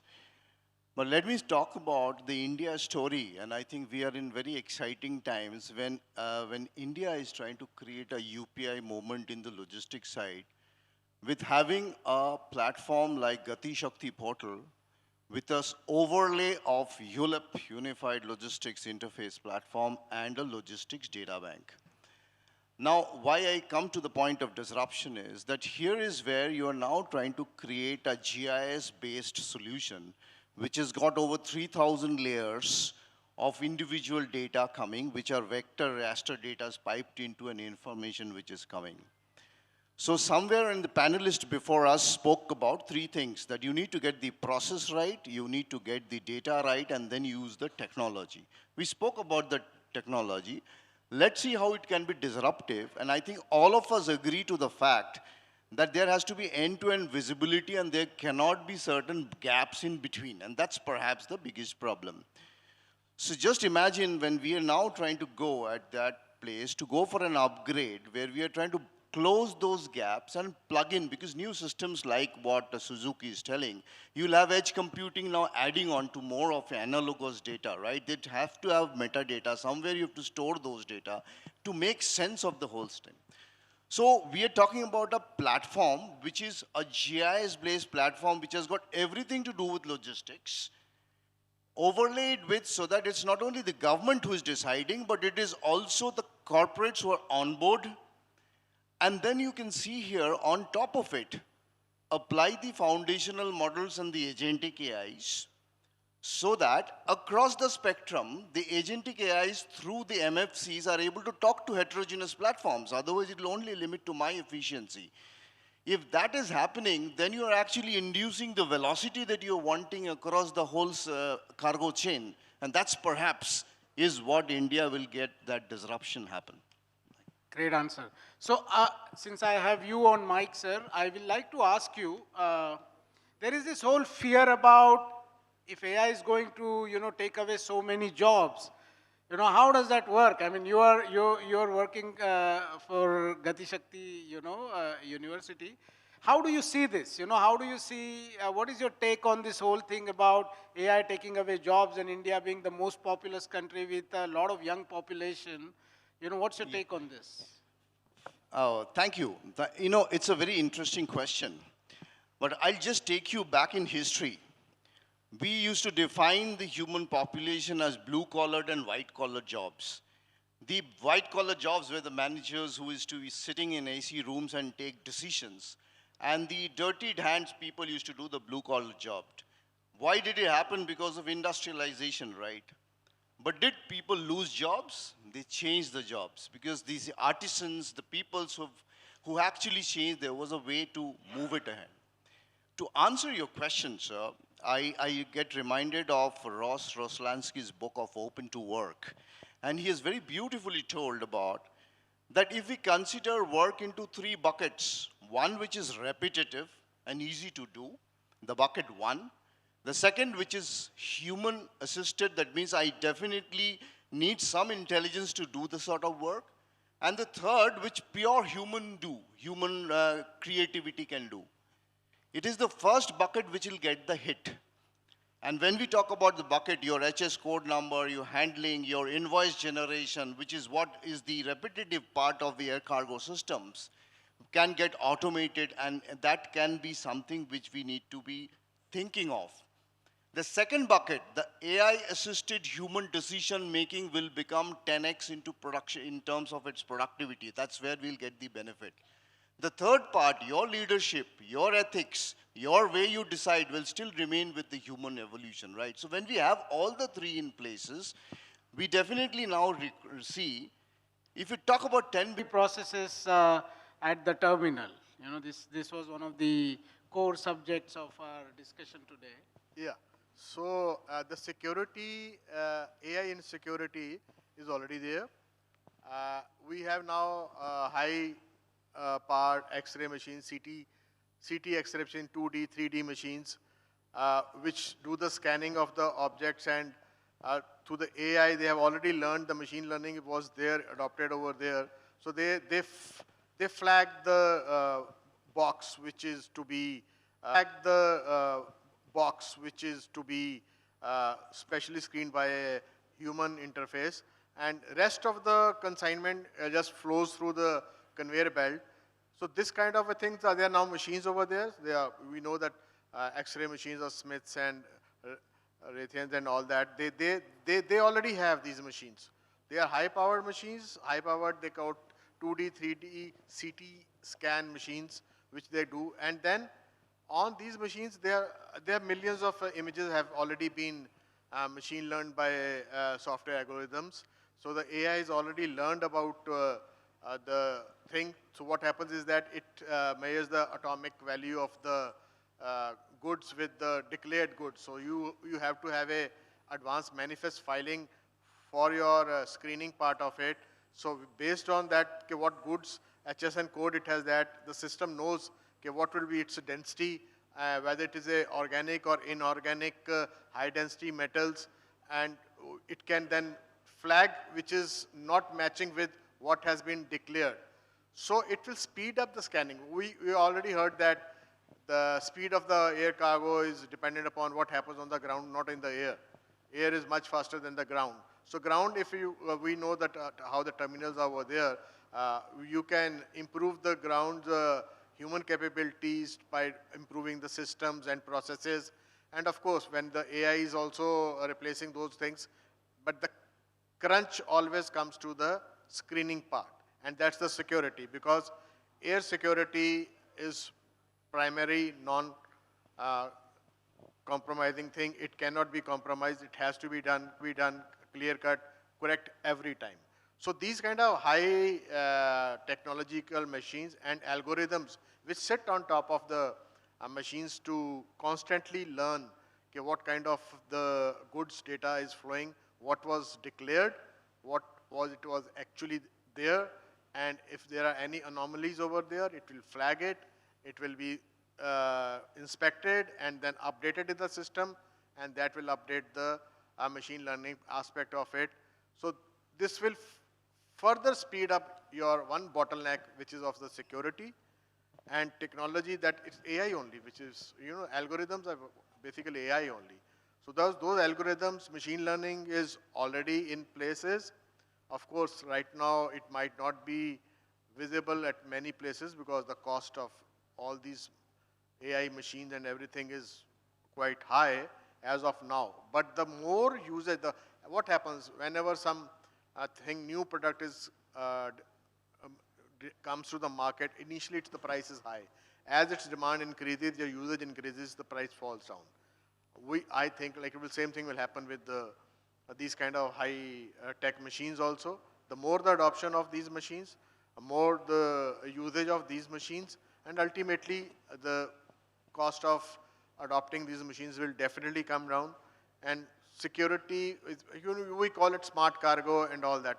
Smart cargo, what is smart cargo? Smart cargo basically means that some automation is there, some AI part of it is there, where the decision making and analyzing of the data and the shipment is not with a particular one single person or a human HI. I always call it HI versus AI. So AI is doing that part of thing, and it becomes smart cargo, and it flows very fast through the one major.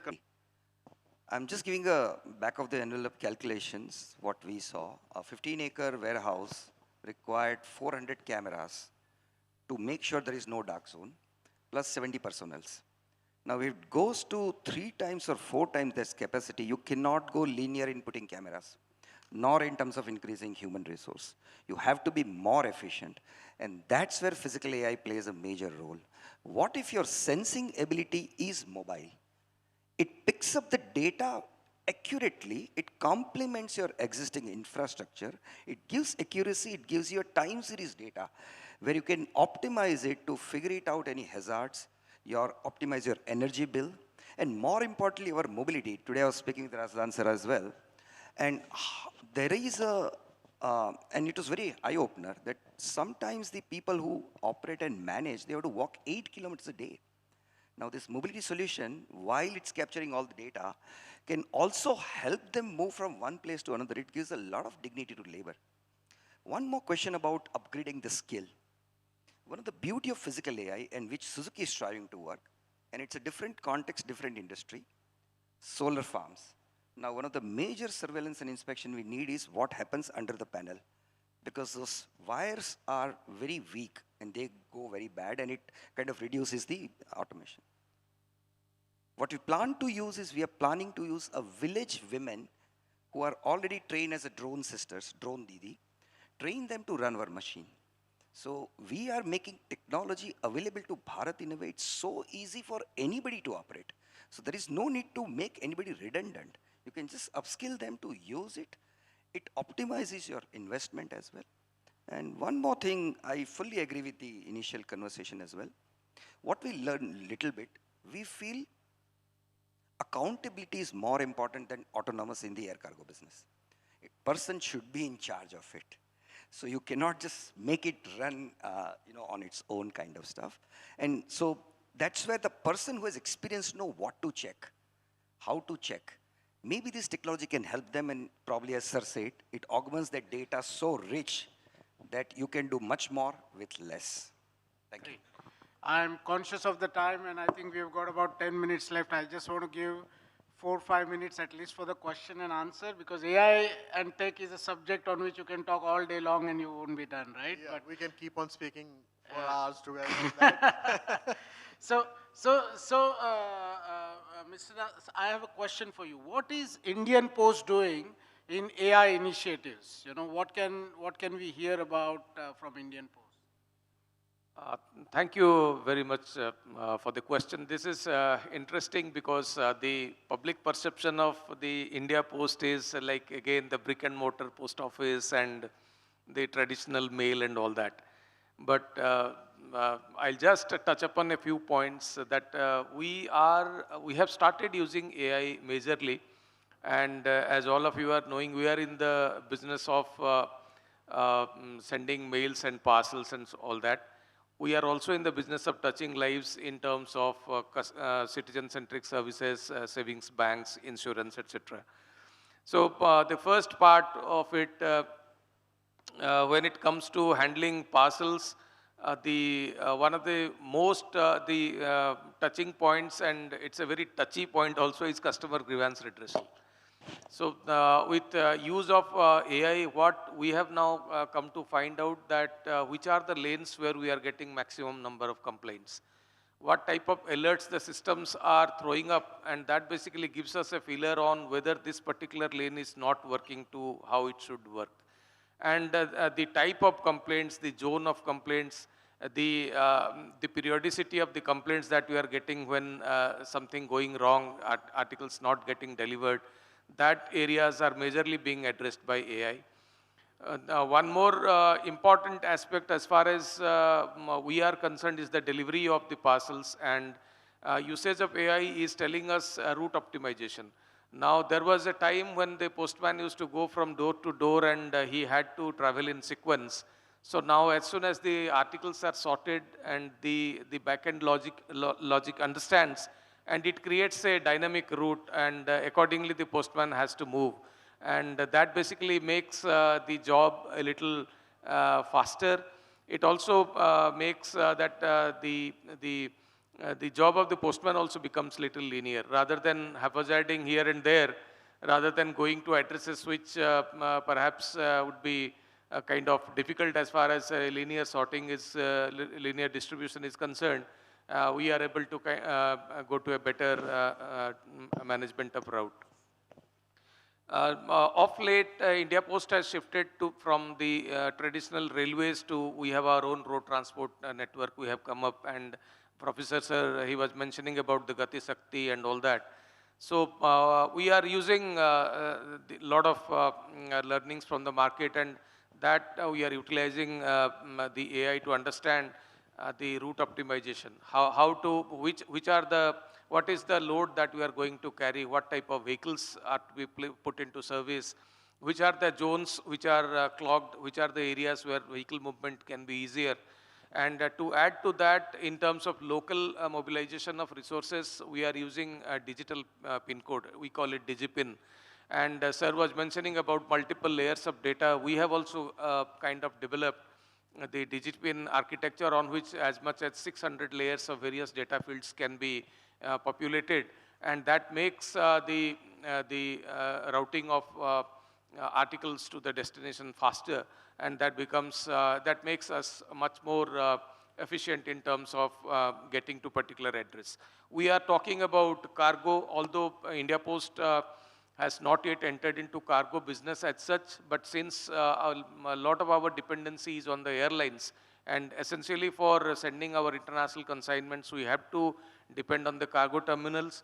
What we have recently done is we have gone to the DGCA, the Directorate General of Civil Aviation, to see that our cargo is sanitized cargo, and we are in the process of training our manpower to see that this ECLBs, equipment containing lithium batteries, which are presently they are offloaded from the airlines, how by usage of artificial intelligence we can find out the percentage, the area, the periodicity of such type of goods moving in our consignments, and then how we can treat them separately so that they do not risk getting offloaded and thereby delaying the entire shipment.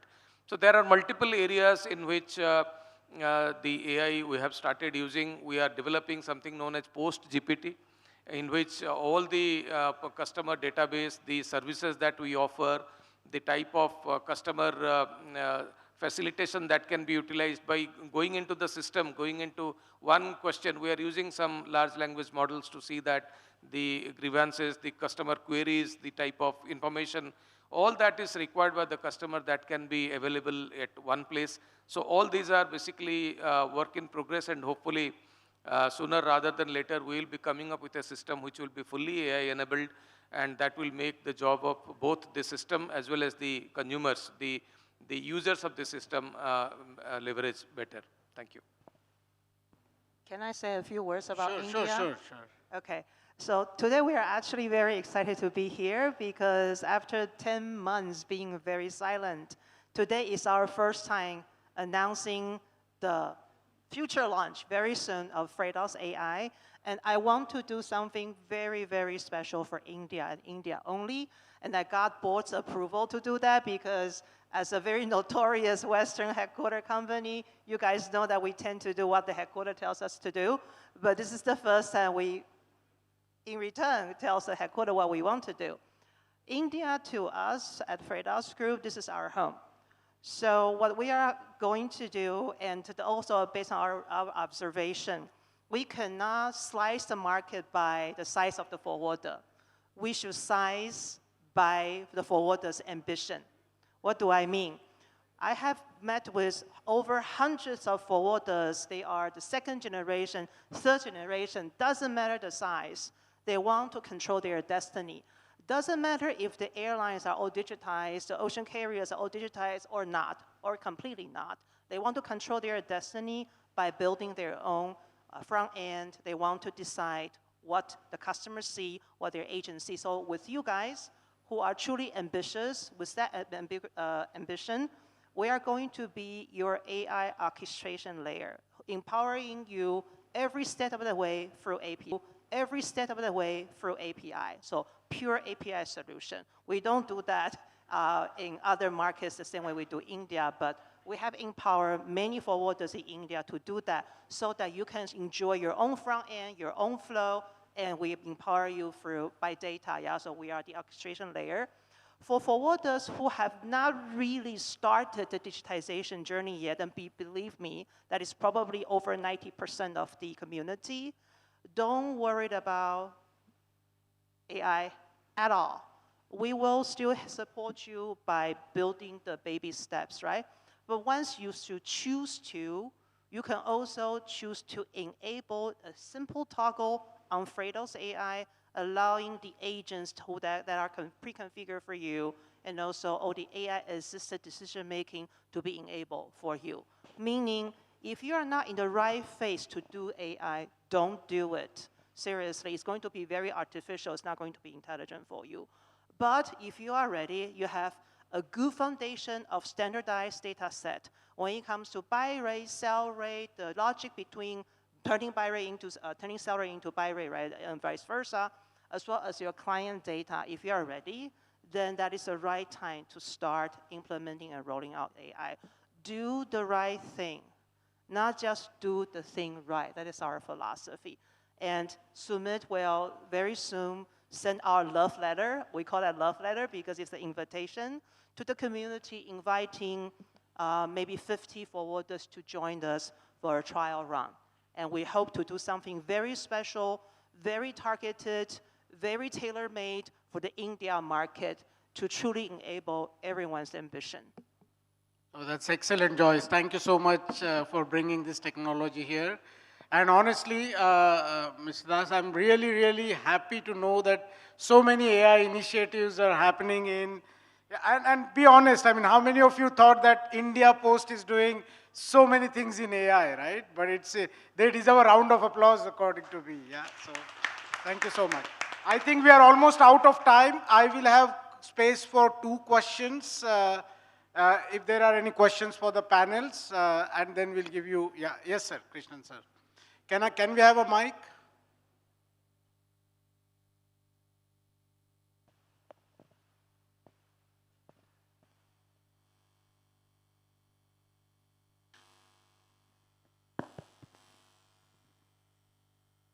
See, we have all heard very good things about AI, but Indian courts have also said AI hallucinates. Yes. How do you address this? AI hallucinates. Can I take this? Yes, please. Sir, thanks for asking this question because I think we generally tend to look at AI in a very binary term, yes, no, good and bad. But actually, it is a digital solution where it may have some AI overlay because you cannot have a solution which is end-to-end entirely AI. You'll have using basic automation, basic logic. But the issue is, in fact, I bring it back that you have huge systems which are working and you start actually believing them. Now they, at the back end, is working on certain data. If the data has not been featured, engineered, and not curated back, the data can hallucinate and it can bias you. So it's so important that the new generation logisticians who are working at different places, that means you're either a freight forwarder or you're now doing in the cargo or you're in an advanced stage of analysis, all of them understand the fact that you have to now get into the depth of the way you get trained. Because you need to know the guardrails beyond which you have to go for a decay. If there's a decay in your output, you have to go back to the data scientist or whosoever is handling that particular model to see. There are methods available. But yes, it is definitely a very, very important aspect to be seen that you don't hallucinate or you don't use hallucinated data. But that's precisely that we should not think of an AI solution where that means we're totally dependent on AI. We can use AI for like his sir says, you use Digipin. So you're actually aggregating areas and then getting your demand forecast at a place. That's a fantastic place to do AI. There's no problem in the hallucination. But the demand sensing and forecasting of a particular place, you may get a problem out there. So all of these will have to be, we have to start getting aware of what is to be done with this AI and not be afraid of that. That's perhaps what is the issue. Okay. So I think the screen here says time is up. So the panelists are going to be around. You feel free to contact them. Thank you so much for being such a great audience. And thank you to the panelists for a great session. Thank you, everybody. Thank you, panelists. With all its pros and cons, one thing is for sure, that center of all transformations going forward is going to be technology, whether we like it or not. With that, I would like to call upon Mr. Harish Sethi, CEO, Mumbai Cargo Service Center, to felicitate our panelists. So, Cargo Service Center has been the sponsor for this particular session. Mr. Harish Sethi, please a round of applause. To start with Mr. Amar More, Our moderator for the session.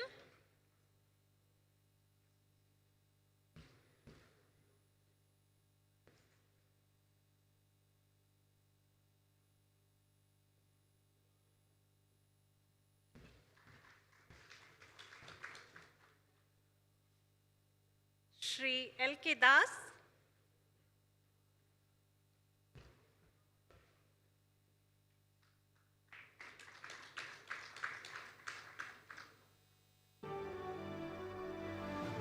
We need some more energy in the crowd, please.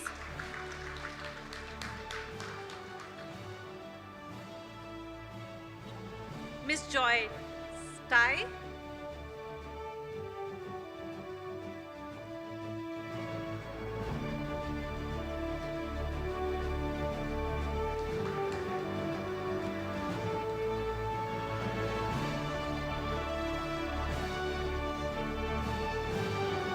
Mr. Parvinder Singh.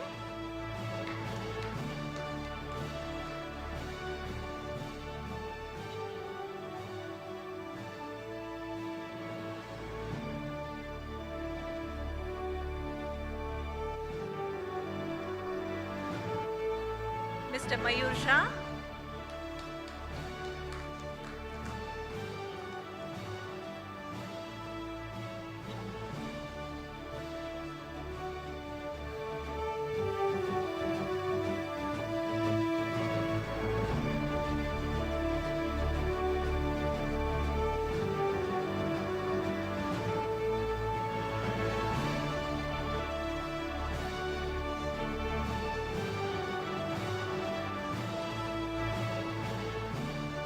Professor Kaushik Das.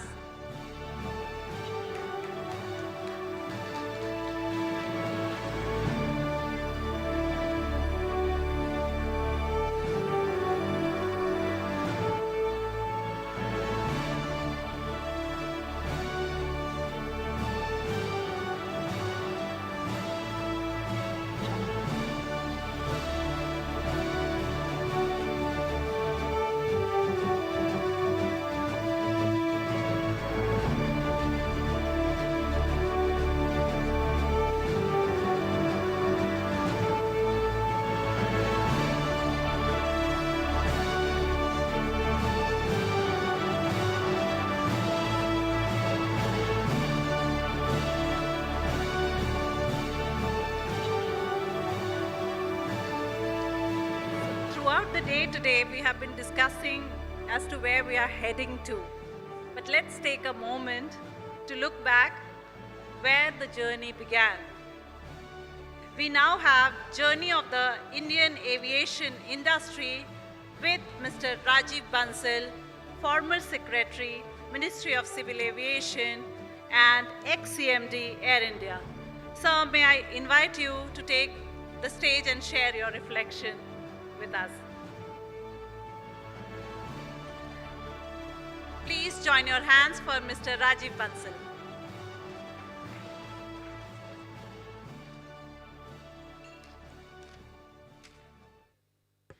Good evening, friends. Good evening. Such a pleasure to be here with you. Thank you, ACFI, for inviting me. It's always a pleasure to be with the forum again.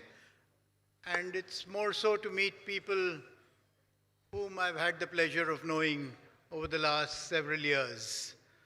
And as I was coming in here today and I was sitting here in the audience, I was just thinking that a lot of people here in the room and a lot of industry here in the room are people who have been in this industry for the last several years, if not decades, for the last several decades.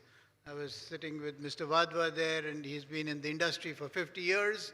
And many of us who have been in this industry have been in this industry for several decades. Why does that happen? That happens because, one, that all of us who work in this industry have a certain amount of passion for this industry. This is an industry where there is a certain amount of charisma, a charm, and also you must have a passion to continue in this industry. The second good thing is, of course, that India is on a growth trajectory, So it makes good business sense to continue in this sector. But I've been asked to speak on the journey of Indian aviation, and I know it's I'm standing between you and drinks and cocktails, so I'll try and be brief and concise. And I'm aware of the fact that a lot of people here in this room know much more than I do about this industry. But nevertheless, I've also been part of it for several years now, and it would be interesting to recap some of the very important and poignant moments that I've come across in this industry. So I'm not going to go back to the times since we got independence, but let's look at something, the journey in the last 25 years.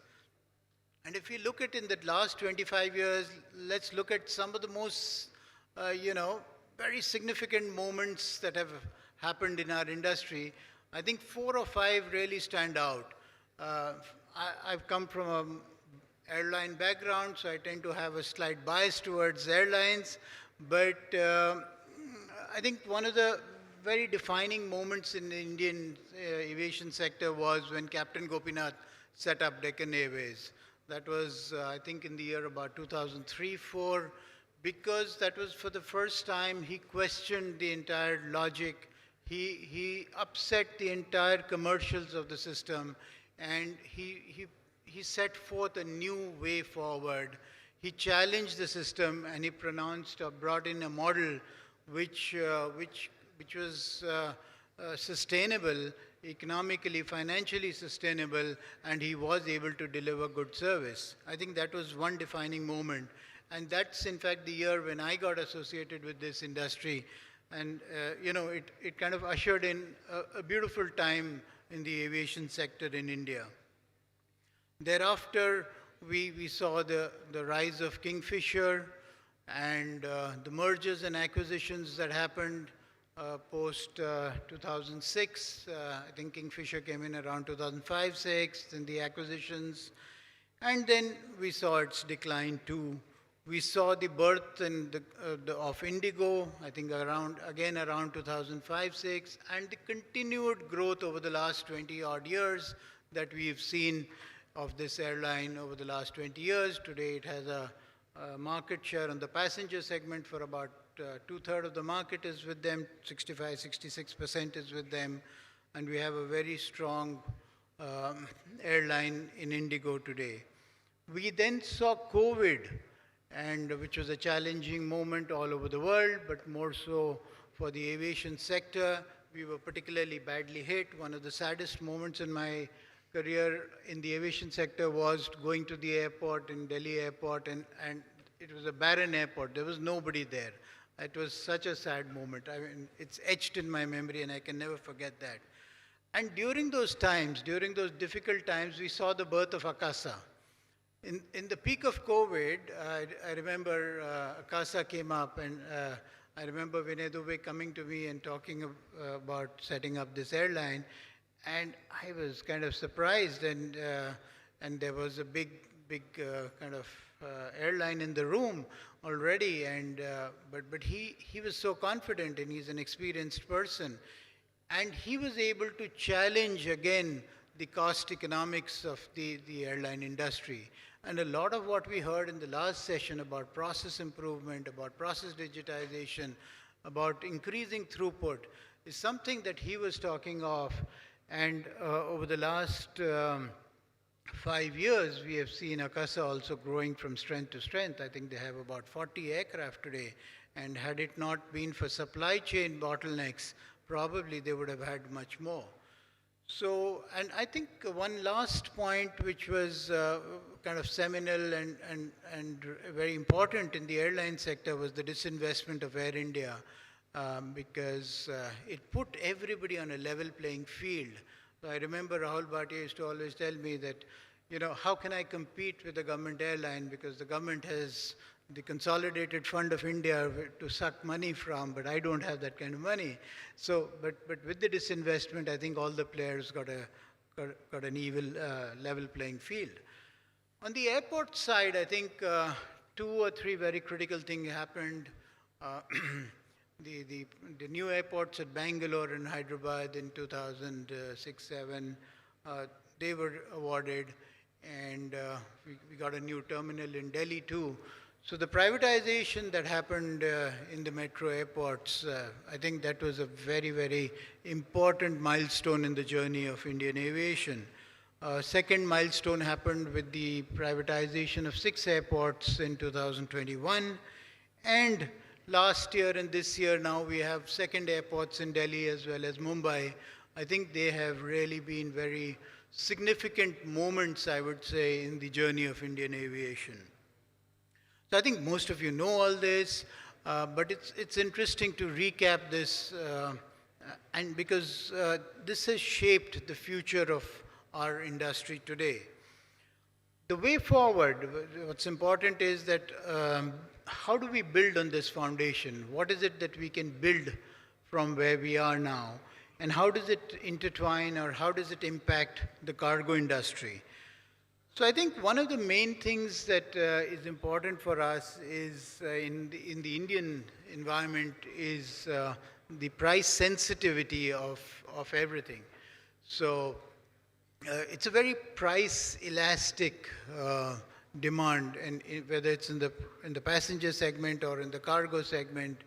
So price sensitivity, it's there globally also, but it's more so, I think, in India. And the only way to overcome that is to improve efficiency. And the last session was touching entirely on that only, as to how can we improve our processes, how can we bring in better technology tools which would give us cost leadership, because that is a competitive advantage that we will have within the sector. A company will have vis-a-vis B company, but as an industry as a whole within India, we will have as compared to other countries in the world. And we have very challenging environment because of very strong hubs that we have near India, in the Middle East, as well as Southeast Asia. This continue to challenge us. And that brings me to the second point as we go forward. I think the important thing is to create hubs, both for passengers as well as cargo, and they are obviously intertwined. And during my time there also, we had done a study with Arthur D. Little to create a passenger hub. I think we are now more often, I find in the news, talking about creating hubs in India. And I believe now ACFI is also working with a consultant to develop a strategy to develop hubs in India, a hub in India, an international hub, which would serve both passenger and cargo. I think there have been a lot of headwinds, we all know that.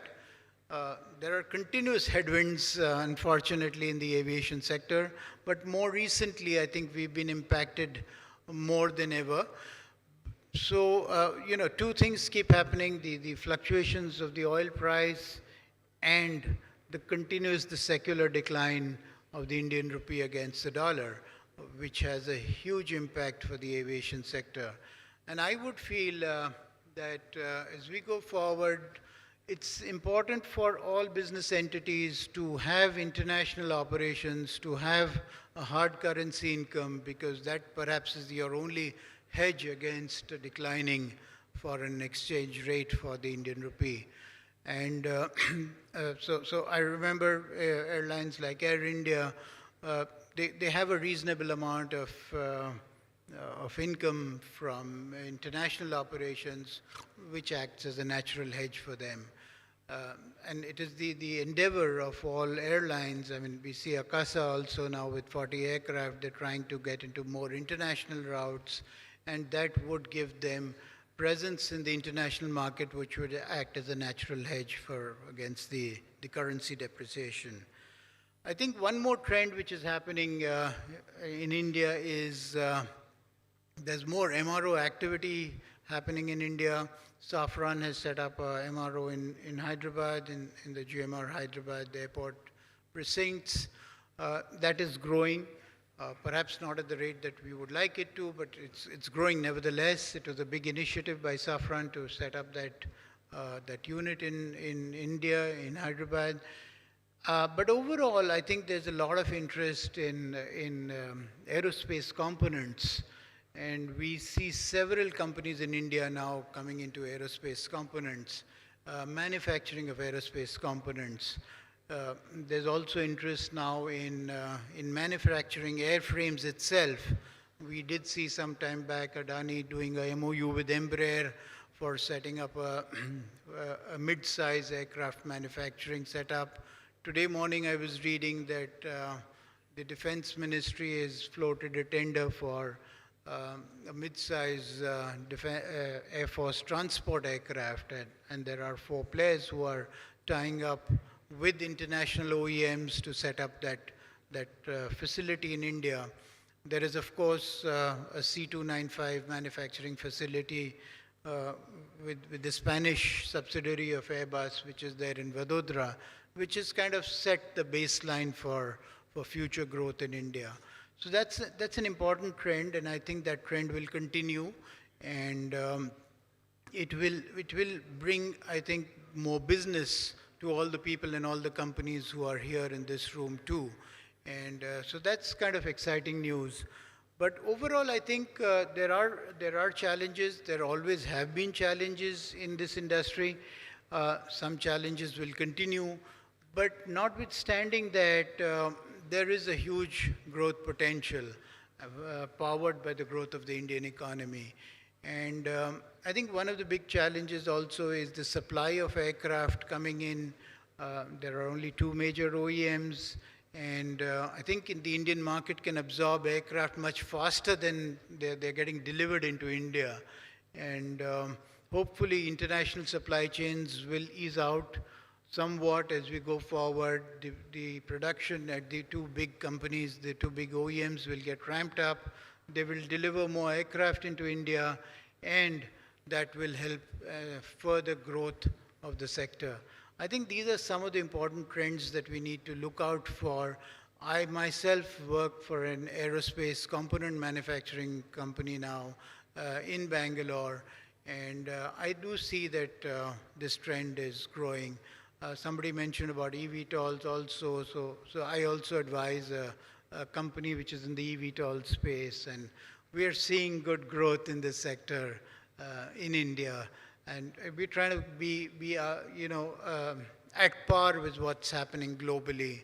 There are global players in America, in Korea, in China, in Europe, who are bringing in this technology. And for once, we in India are keeping pace with that.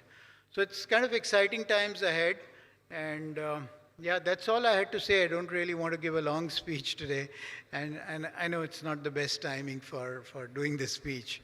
But I'm happy and really happy to connect with you and be here over drinks and dinner too.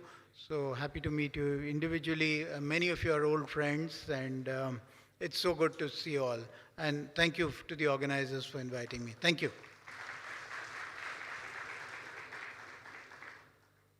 I doubt if you have questions at this time, but I'm happy to take any questions, or I'm also available outside for one-to-one discussions. Thank you. Thank you, Mr. Bansal, for taking us through to a remarkable journey of aviation. May I request you to stay back, sir, and may I request Mr. Avinash Razdan and Mr. Arun Kumar to come on stage and felicitate Mr. Bansal.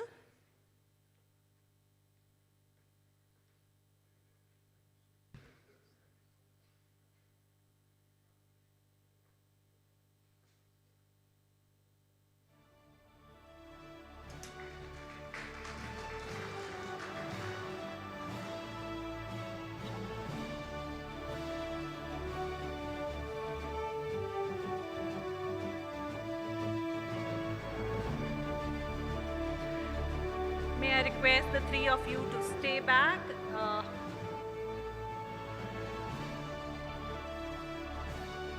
With this, we come to a closure of all the sessions and panel discussions that we had throughout the day. I hope you are carrying some ideas with you today. But this event cannot be complete without recognizing the people behind it. And we now take the opportunity to recognize and felicitate our sponsors, exhibitors, media partners, and trainers.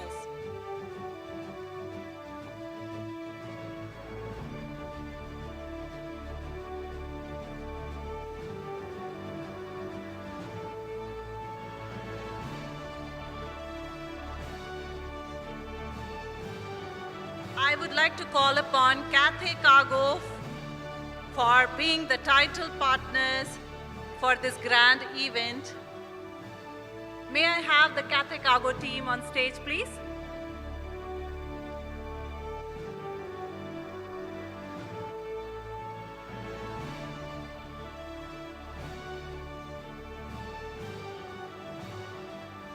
Cathay Cargo, anyone?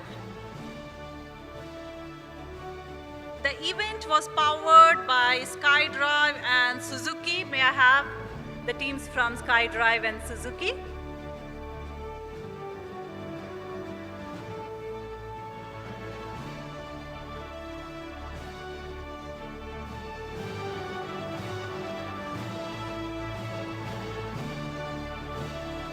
The gala dinner is sponsored by MGH.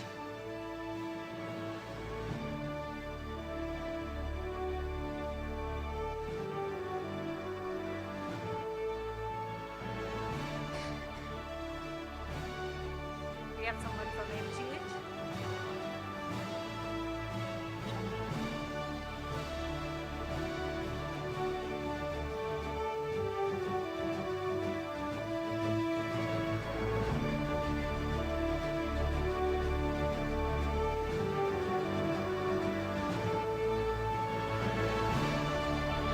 Delegate Bank Partner, GMR Aero Cargo and Logistics.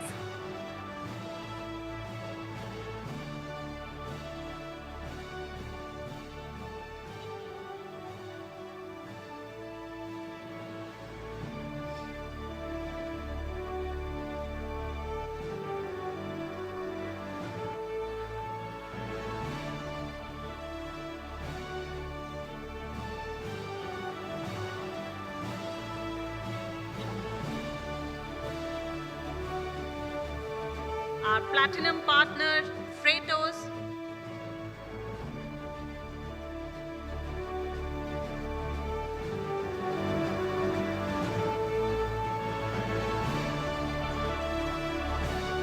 Very surprised to see that none of you are applauding to the people behind making this event a great success.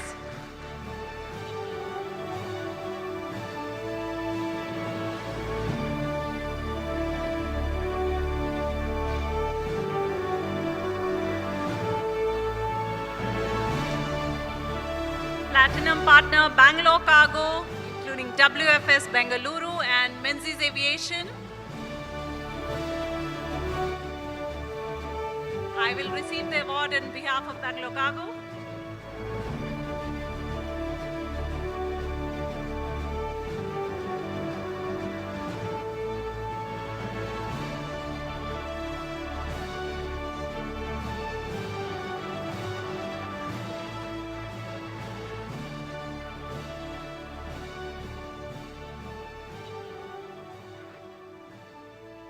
While Anupama is taking it, the Cathay team is come, so requesting the Cathay team to come back. Cathay, Rajesh and your team, please. The title partners deserve a huge round of applause.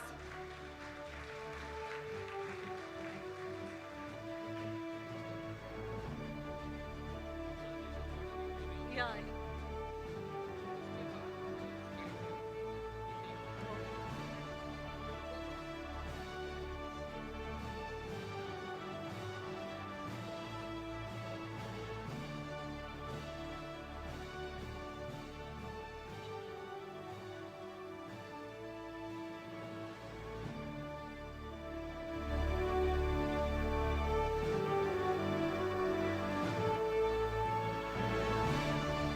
May we have the SkyDrive and Suzuki team ready?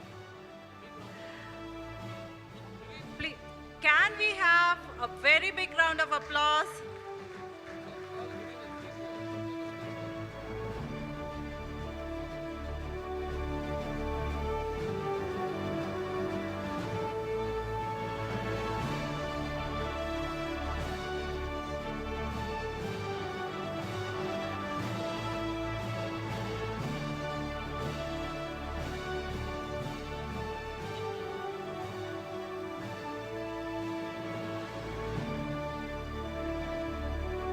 Our next platinum sponsors, FedEx. Can we have the FedEx team on stage, please? The clapping shouldn't stop.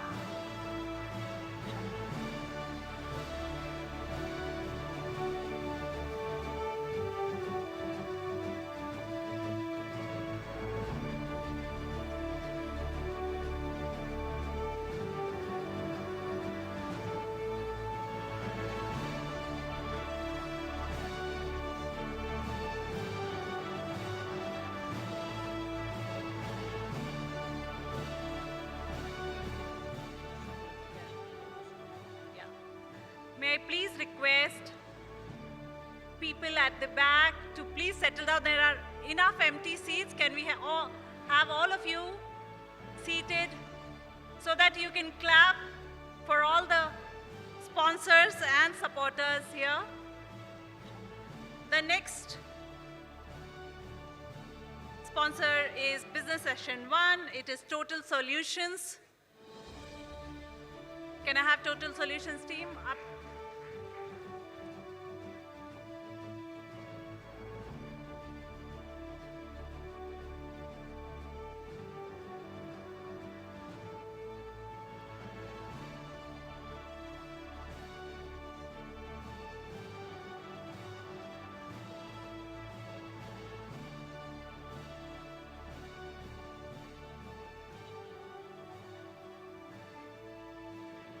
Can we have the Total Solutions team on the stage, please?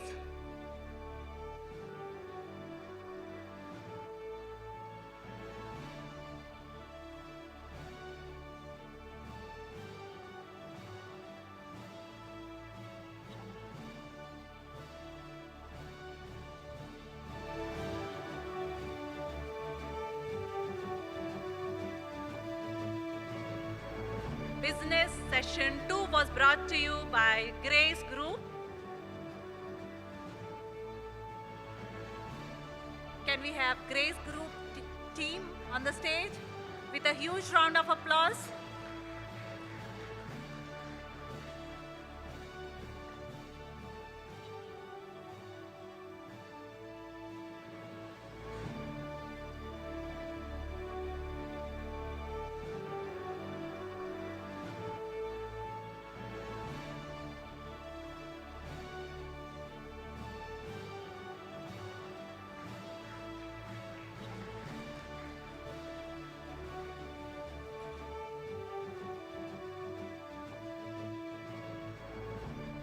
Business Session 3 was sponsored by Indigo. Can we have the Indigo team on the stage, please?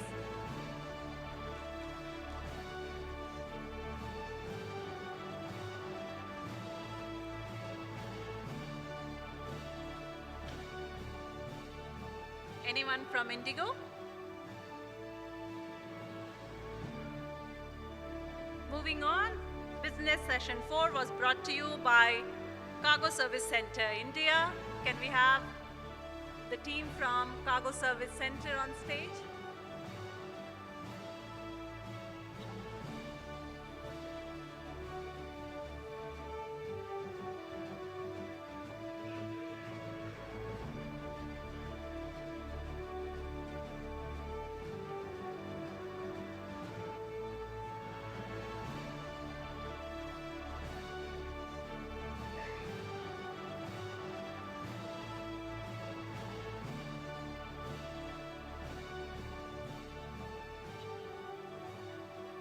We'll appreciate if we hear some claps for this amazing team of CSC.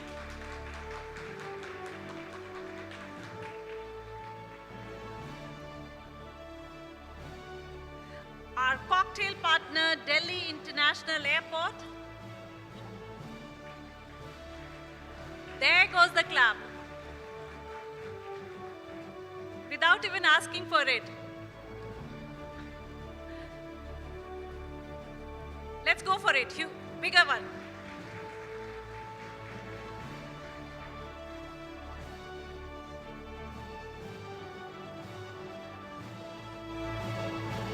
Our gold partner, Adani Airport Holdings Limited.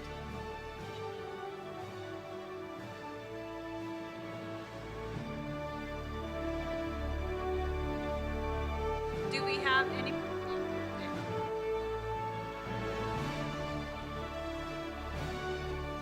Put your hands together for Adani Airports.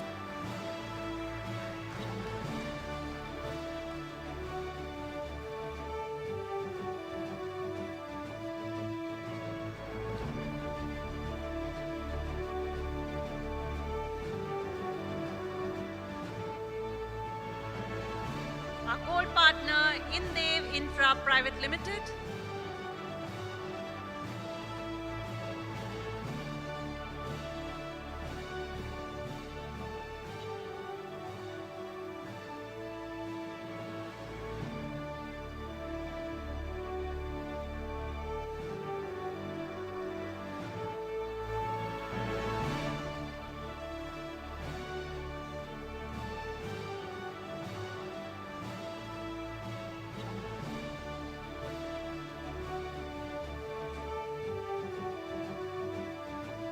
Our gold partner, Index Logistics.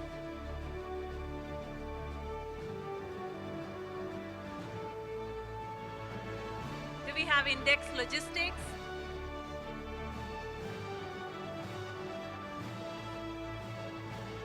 Our gold partner, Sequel Logistics. Do we have anyone from Sequel Logistics?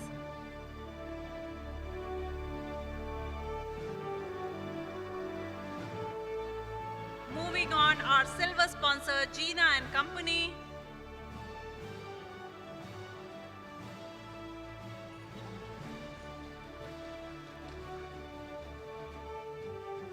The clap is only coming from one table. Can we have all the tables clapping for Gina and Company?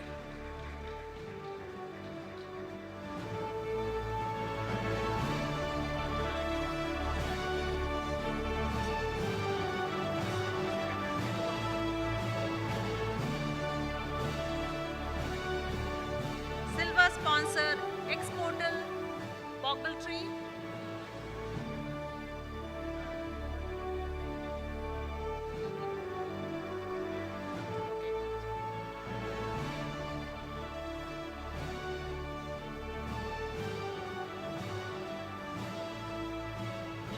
Silver sponsor, Exportal, Boggletree.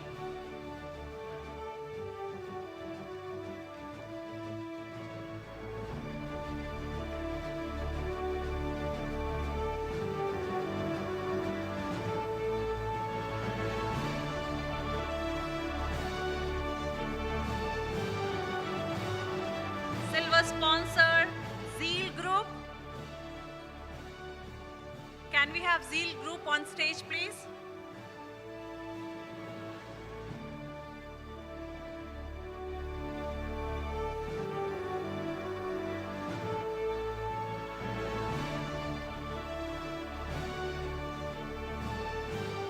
Do we have Zeal Group?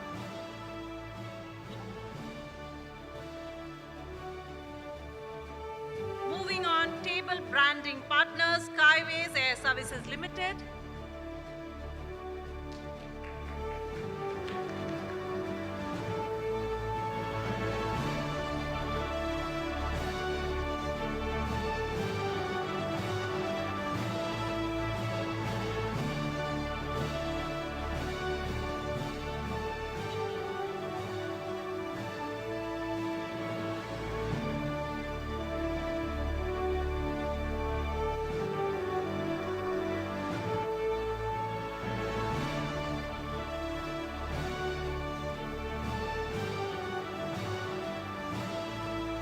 Fireside chat session was sponsored by Air India Limited.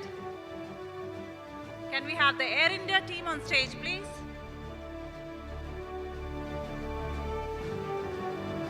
India team.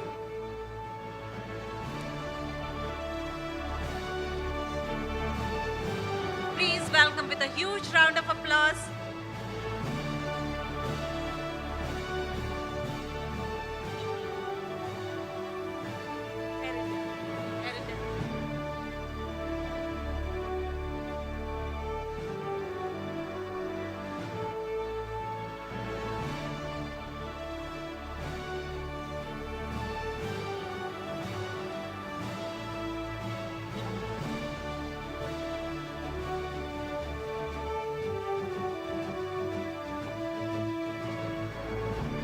Networking High Tea Partner, Emirates Sky Cargo.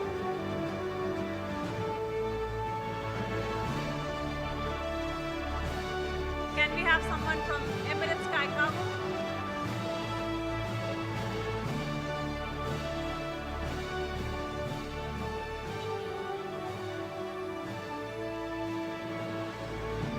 A huge round of applause for Emirates Sky Cargo.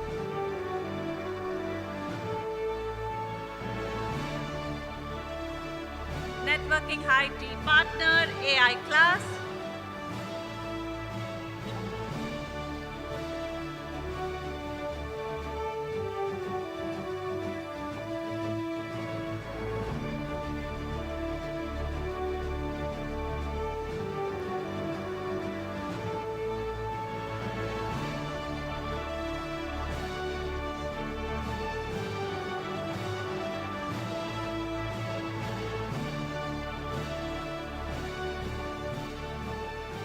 Networking High Tea Partner, we also have ECS Group.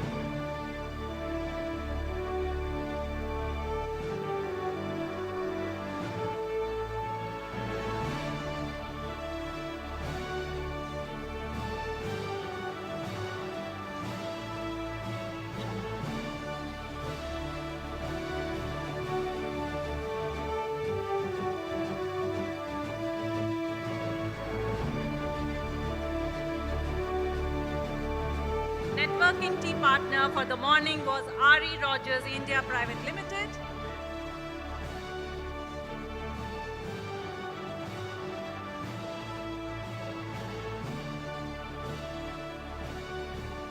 I think they deserve a big round of applause for keeping us away throughout the session.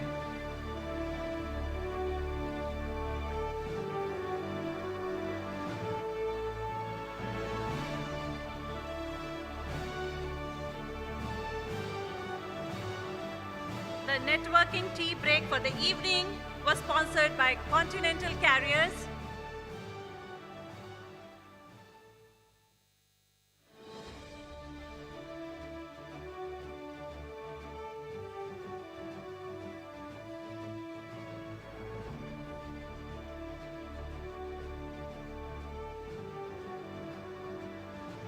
Huge round of applause for Continental Carriers.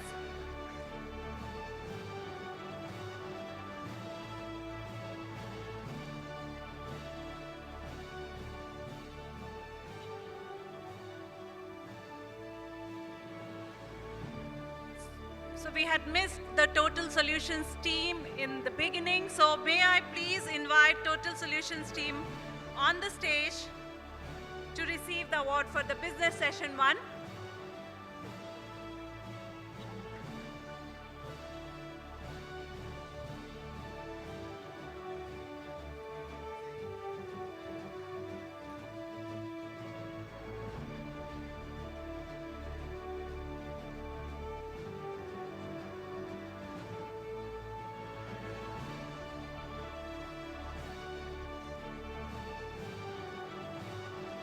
We would like to thank all the exhibitors who put up the beautiful stalls during this entire event.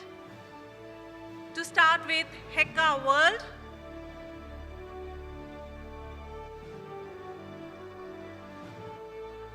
Do we have anyone from Hekka World?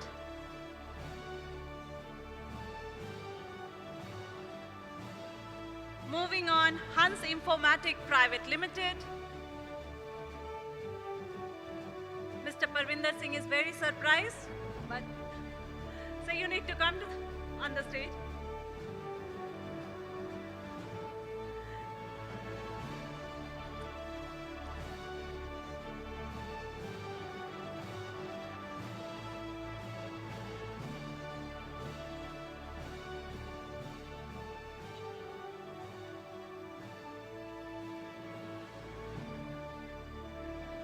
Jericho Systems Private Limited,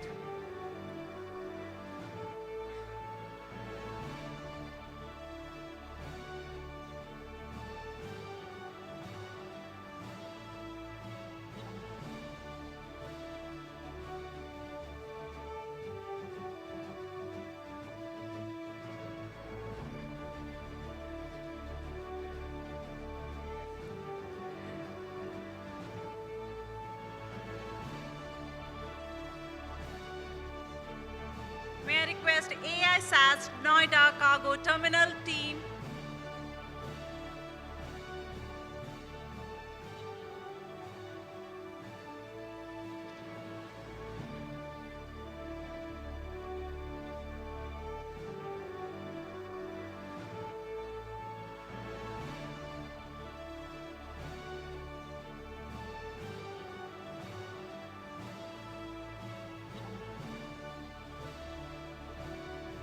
may we have BR Power Control and Automation, BR Power Control and Automation,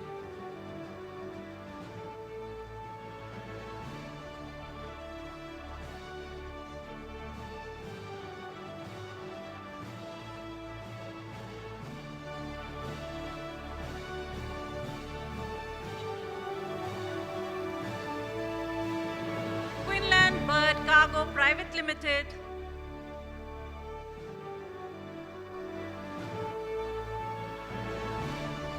Quinlan Bird Cargo Private Limited. We have Argus Global. Anyone from Argus Global? Next, we have Acela. Can we have Team Acela on the stage, please?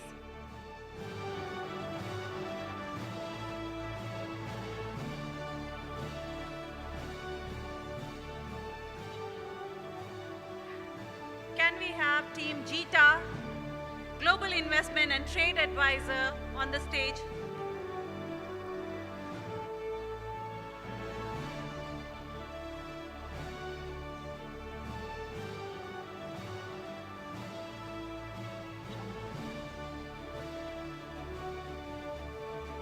Moving on, we would like to felicitate the trainers who have been behind the success of the cargo industry.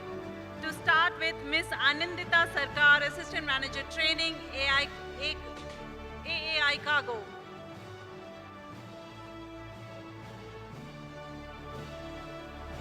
Mr. Soumya Chaudhary, Assistant Manager Cargo, AAI Cargo.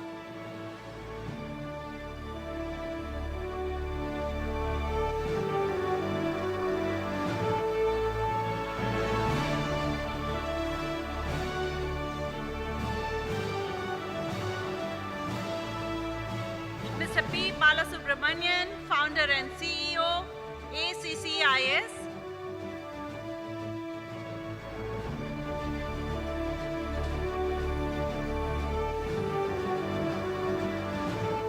Maria Felix, Manager Cargo, Blue Dart Aviation Limited.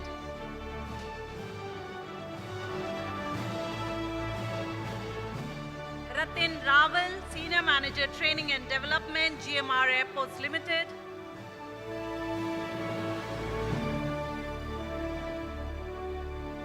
Anupam Mishra, General Manager North and East, Dart Global Logistics Private Limited.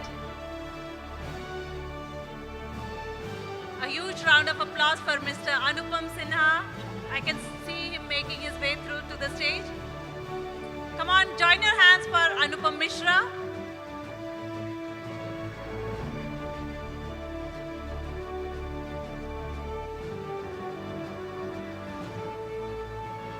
Mr. Hanuman Singh Shekhawat, Chief Security Officer, Quinlan Bird Cargo Service Private Limited.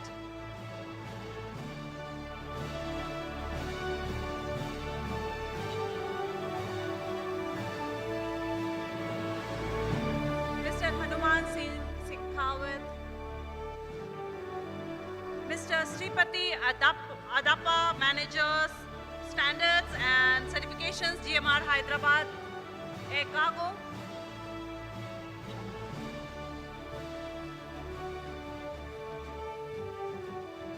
Mr. Sagar Kothuri, Vice President, Commercial, QC, IT and Projects, Menzies Aviation, Bangalore Private Limited.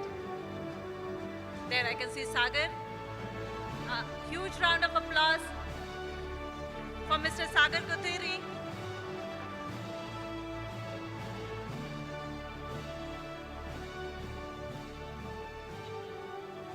Mr. Bhaskar Krishnamurthy, Senior Manager, Learning and Development, Menzies Aviation, Bengaluru Private Limited. Sagar, you can stay back and collect the award for Mr. Bhaskar.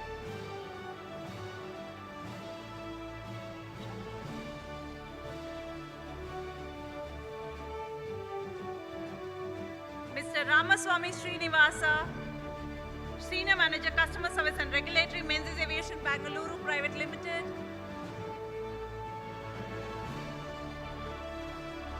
I think Sagar, you will have to collect all these awards for Mr. Ramaswamy Srinivas and Mr. Raman Venkat Raman, Manager Operation, Menzies Aviation, Bengaluru Private Limited.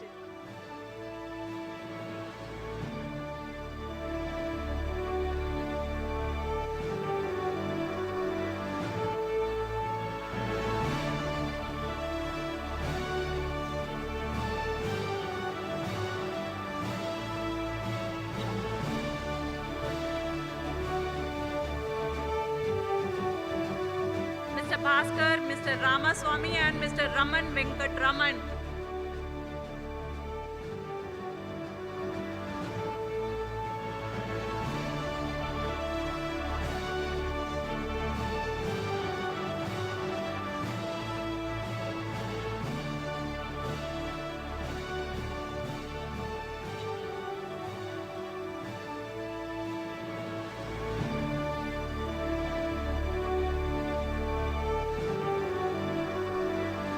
May we have a huge round of applause for Mr. J. Krishnan, S. Natesa, IR Logistics. Mr. Krishnan. So, Mr. Chandru will collect on behalf of Mr. Krishnan.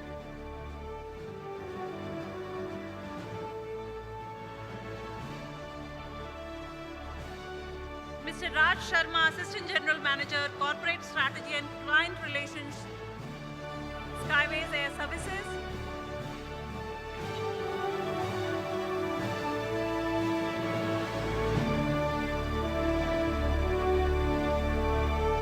Please put your hands together for Mr. Raj Sharma.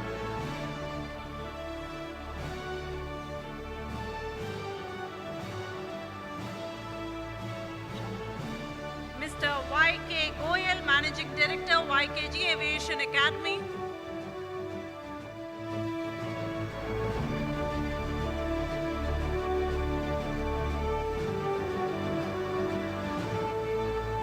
Mr. Avik Kapoor, Cargo Operation Manager, Emirates Sky Cargo.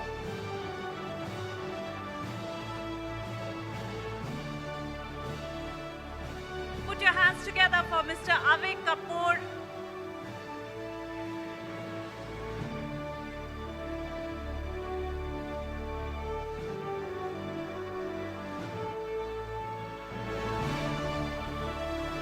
Mr. Tarun Demonte, Trade Lane Head, Search Port Logistics.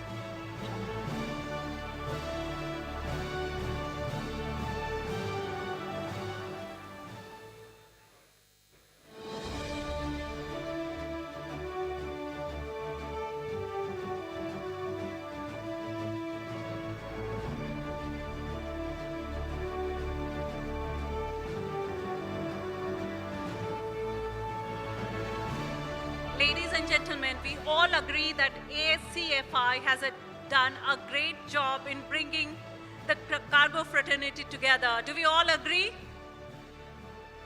Do we all agree? Do we all agree? So here's to the ACFI task pillars who have been throughout to support this event. And to begin with, ACFI task pillar on policy advocacy. Can we have the task pillar on policy advocacy on the stage, please?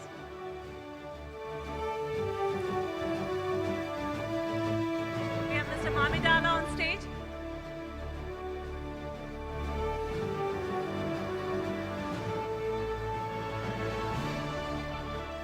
Can we have the ACFI task pillar on process simplification? ACFI task pillar on process simplification. I see Priya coming on the stage. A huge round of applause for Ms. Priya. We can do better. We can do better. ACFI task pillar on event management. The event management team of ACFI task pillar.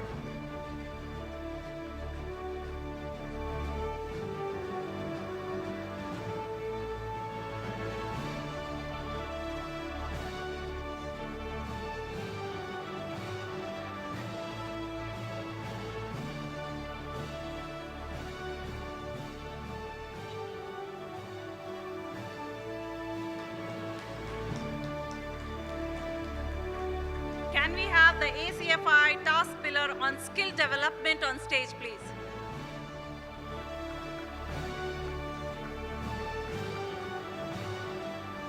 Huge round of applause for Alpna ma'am and team.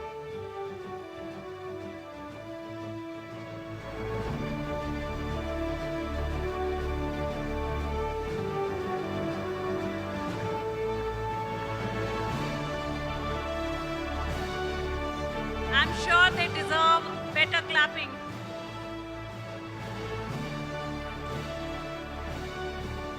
ACFI task pillar on knowledge, research and innovation.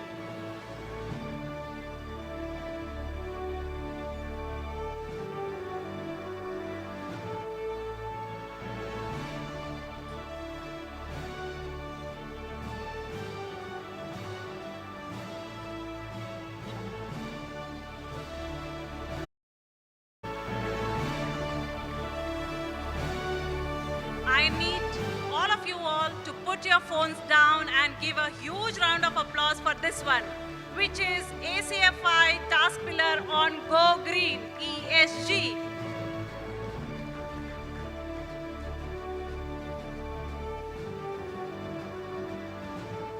The Go Green task pillar for ACFI.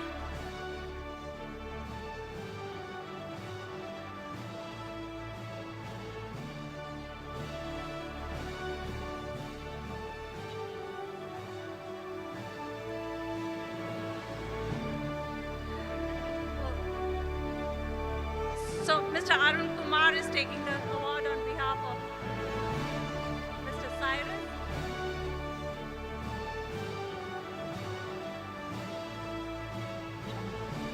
ACFI task pillar on branding Indian air cargo.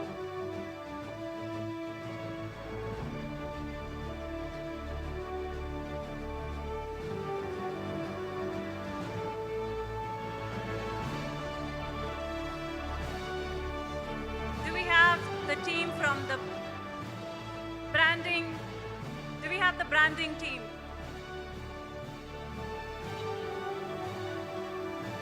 Task pillar on domestic air cargo.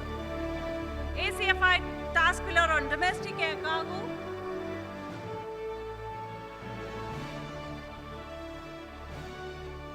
Moving ahead, a big round of applause for my fellow partners. Task pillar on women empowerment.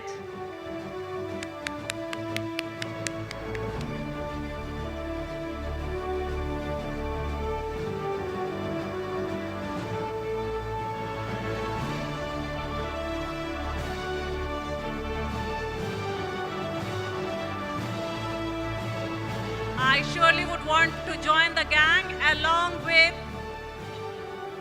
Simran.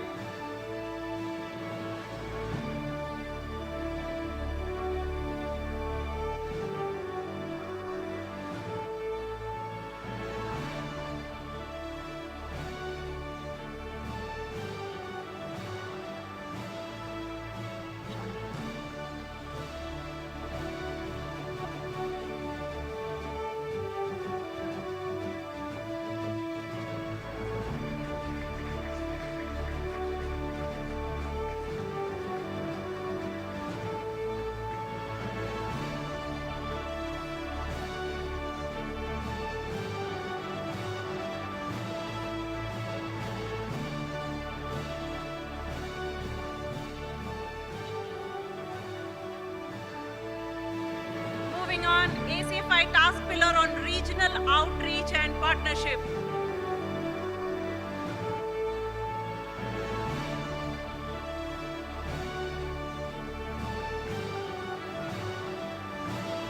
Can we have the task pillar on regional outreach and partnership?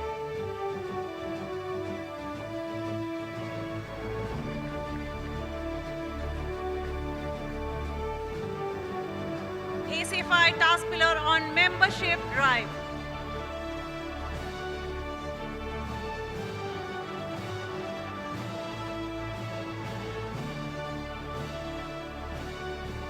ACFI task pillar on membership drive.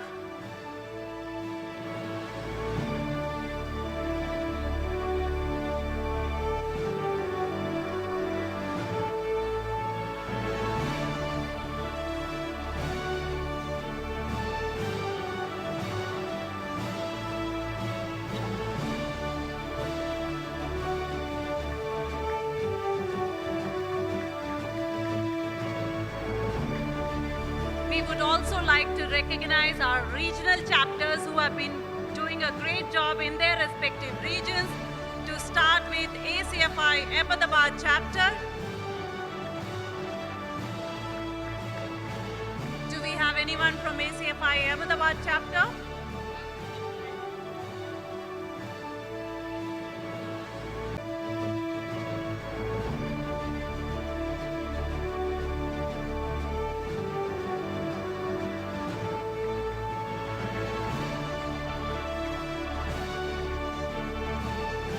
ACFI Bengaluru chapter.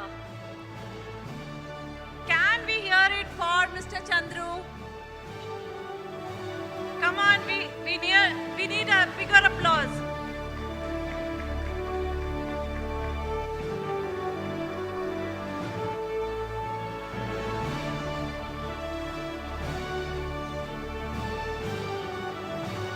The ACFI Chennai chapter.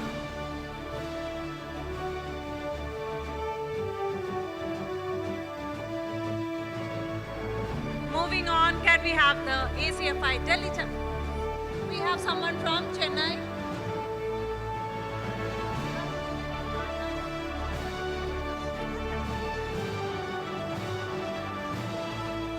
Please join your hands for the Chennai chapter.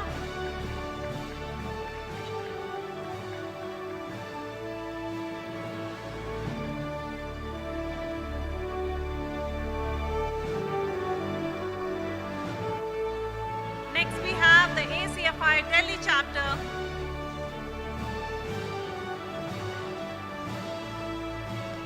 A big round of applause for the Delhi chapter.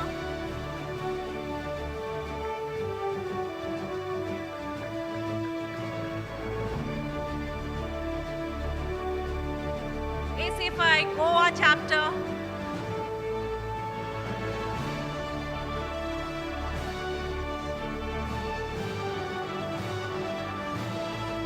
ACFI Hyderabad chapter. ACFI Kerala chapter.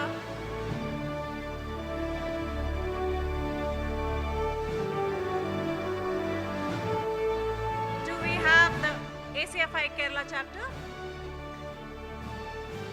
ACFI Kolkata chapter? And lastly, ACFI Mumbai chapter. We have someone from Kolkata.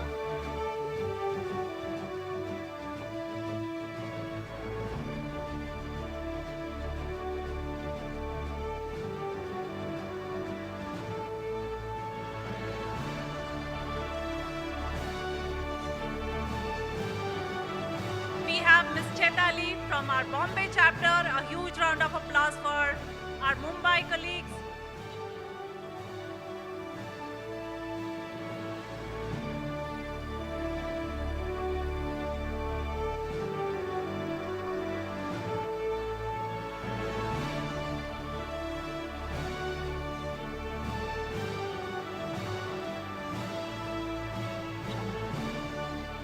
A big round of applause for the strategic partner, Logistics Shakti Enterprise. May we call upon Mr. Kamal, Amit, Prem, Rajiv on the stage, please. Can I have the whole team of Logistics Shakti Enterprise on stage? And may we have a huge round of applause from the audience.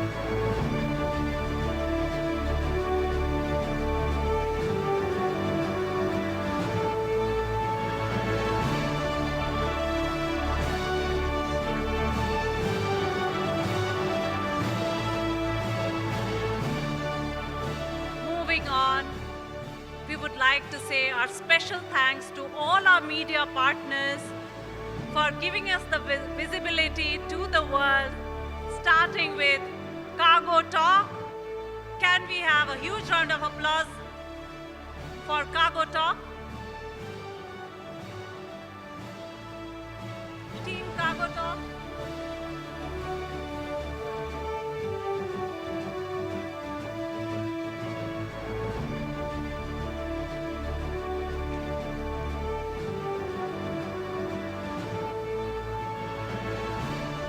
Followed by Cargo Insights. Can we have the Cargo Insights team?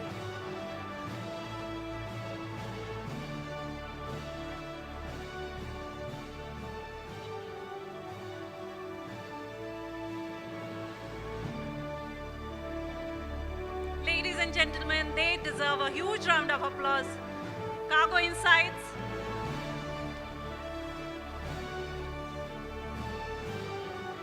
Stat Media, can we have Team Stat Media on stage, please?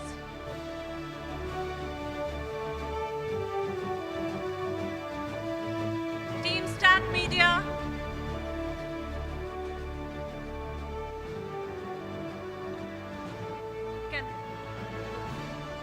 Can we have Cargo Connect team on the stage, please?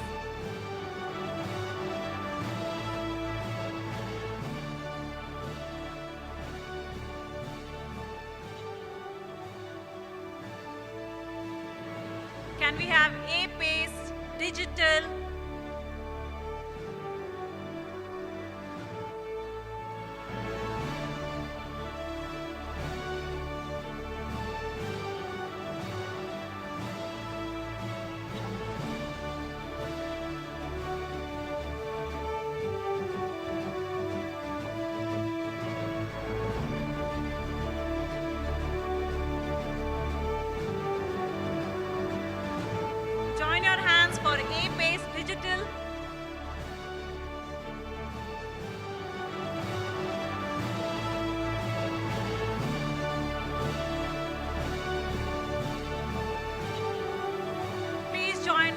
welcoming Aviation Jeta to the stage, please. Aviation Jeta team, do we have Aviation Jeta team? Logistics Insider.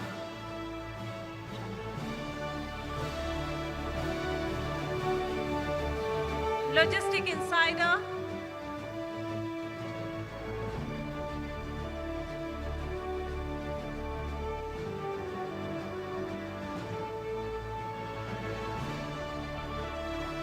Can we have Infralog team on the stage, please?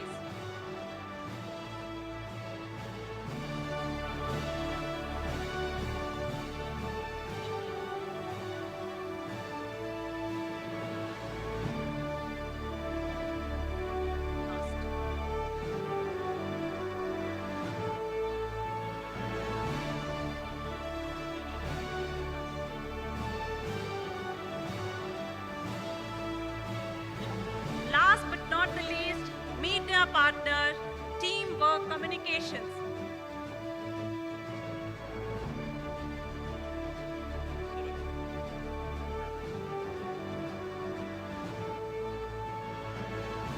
Teamwork Communications.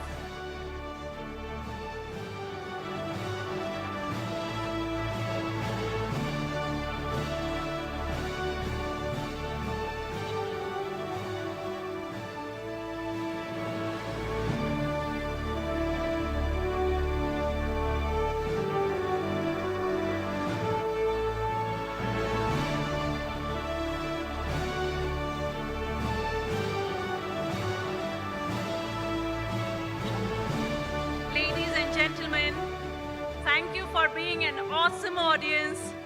Thank you very much for having patience and waiting for till this time to have the sessions being completed. Thank you very much. I take a leave and I hand over to my colleague for the next set of ceremonies, which is Invitation Awards. Over to you, Reshma. Thank you very much.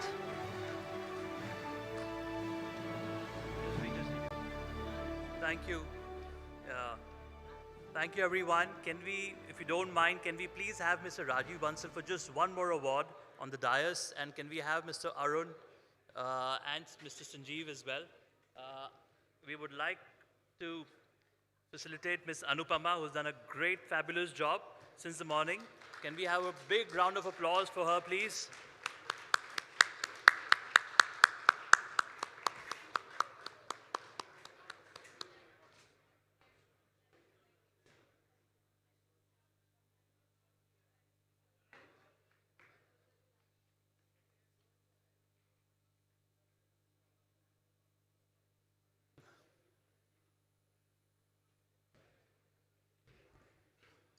Thank you very much. Now over to Ms. Reshma. Can we have Ms. Reshma?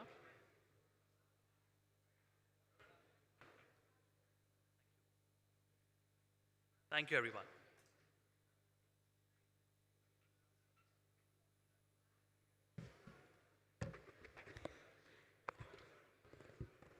Good evening, ladies and gentlemen. A very warm welcome to the ACFI Innovatopia Awards Night. May I please request everyone to take a seat? There are lots of seats available here. It has been indeed a remarkable day, and as the 7th edition of the ACFI World Conclave winds down, we'd like to end on a high. I'd like to invite Keku Gazdar to join me on the stage. Okay. I'd like to invite Keku. Keku is MD and CEO of AviaPro and Chairman of the ACFI Knowledge, Research and Innovation Task Pillar to say a few words about the spirit behind Innovatopia.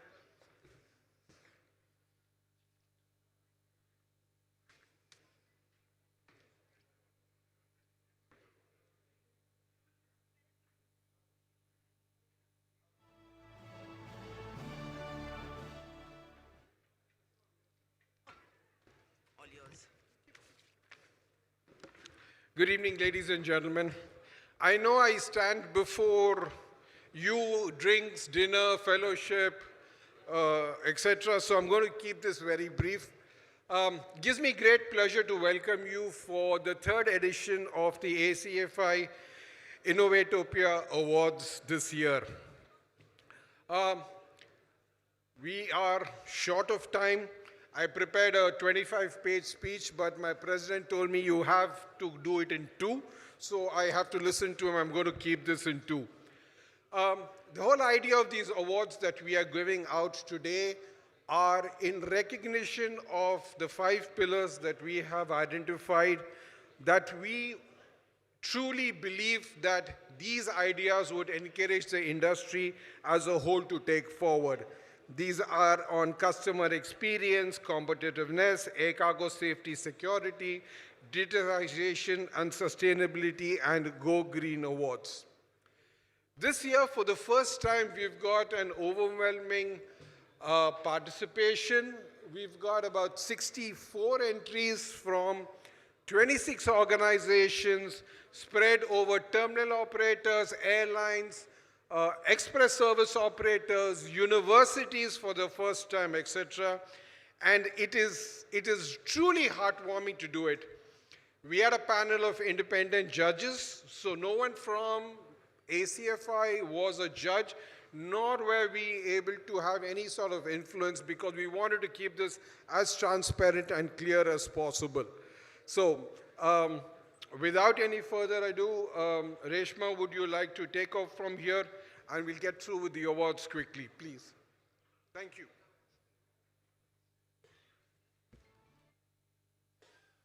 Thank you for that, Keku. May I please request Sanjeev Edward, President ACFI, to join us on the stage? Sanjeev.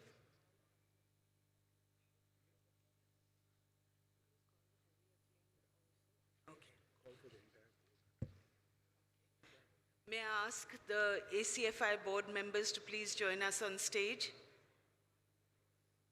Ramesh? Arun? Avinash? Yeah. Please, may I request the board members, Suvendu? Yes.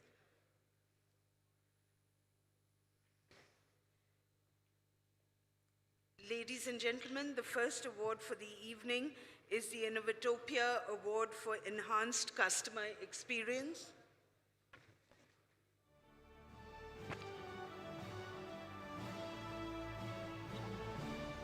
This award recognizes innovative ideas that improve quality, visibility, and modernize systems across our industry.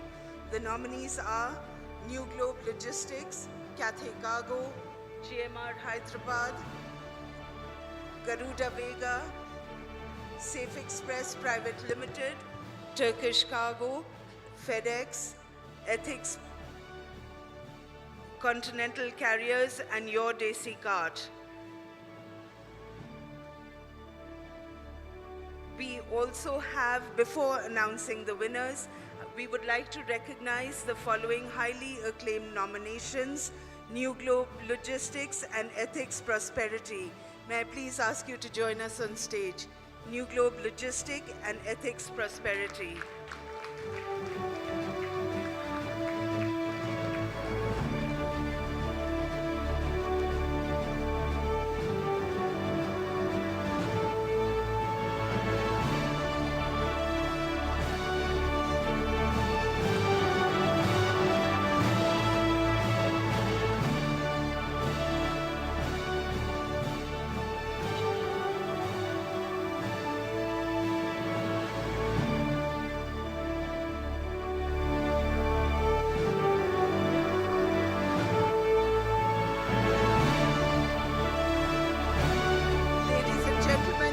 Round of applause. Thank you.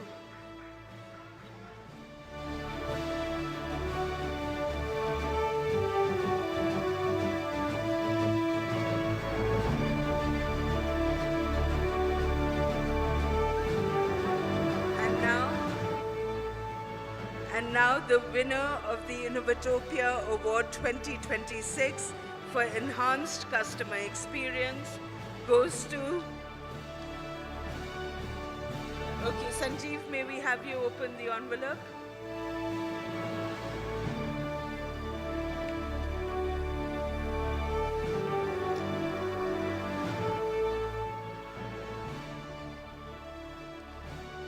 this award is for the winner of Enhanced Customer Service Experience.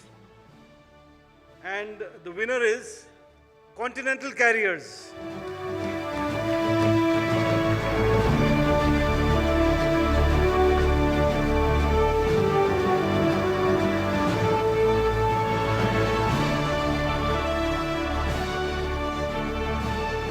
Congratulations to the team from Continental.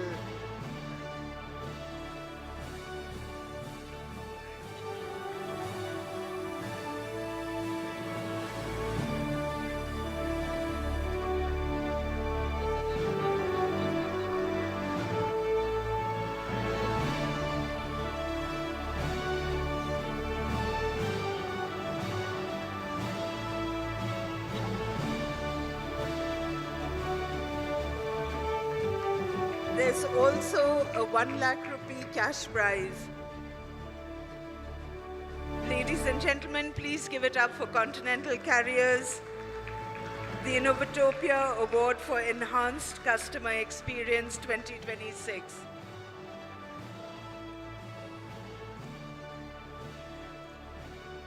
We now move to our second award, the Innovatopia Award for Competitiveness. This recognizes solutions that improve cost optimization, efficiency, and capacity utilization through truly out-of-the-box thinking.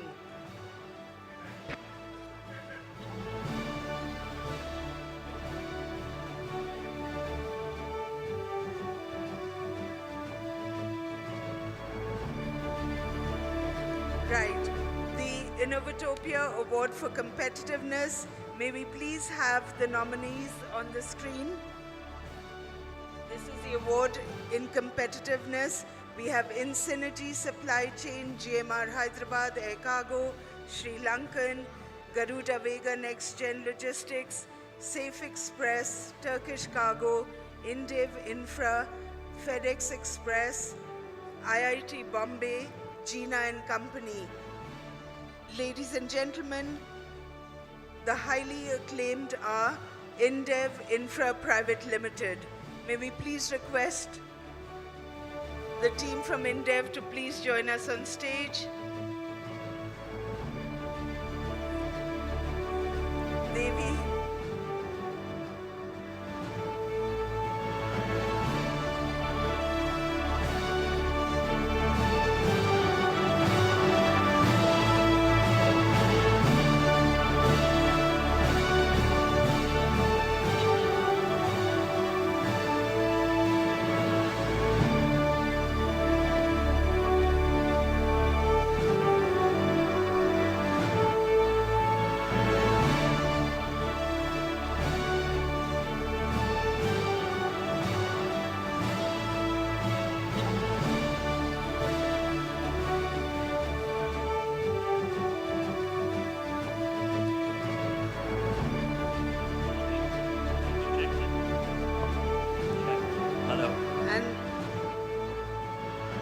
And the winner for the Innovatopia Award 2026 for competitiveness is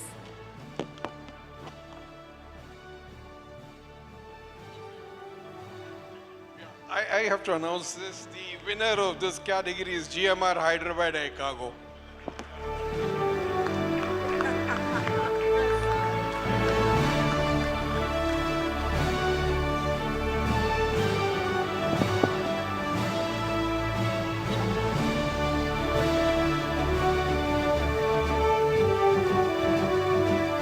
Pradeep. May we ask you to join us, please, Pradeep?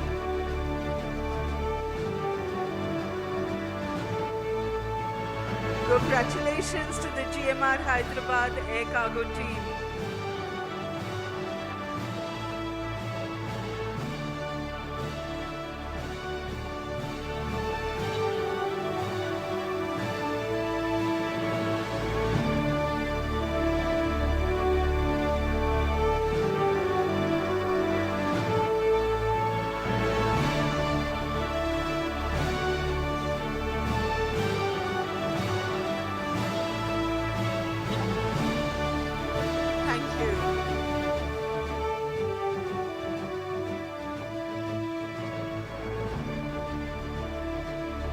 come to the third category, the Innovatopia Award in Air Cargo Safety and Security.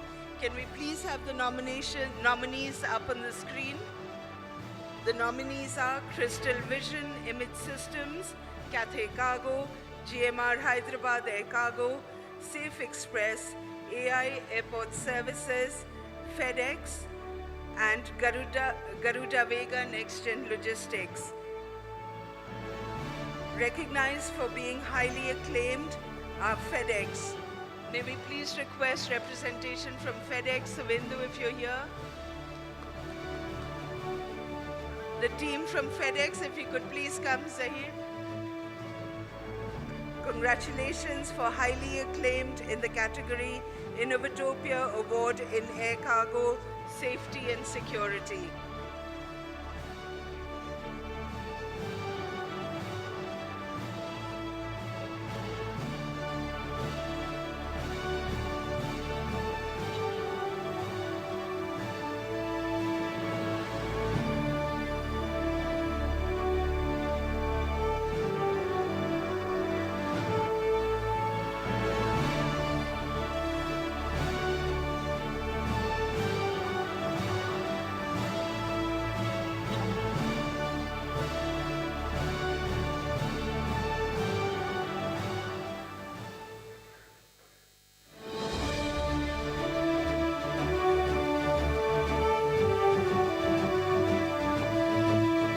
Congratulations to the team from FedEx. And the winner, ladies and gentlemen, for Air Cargo Safety and Security, may we please ask Sanjeev if you could do the honors.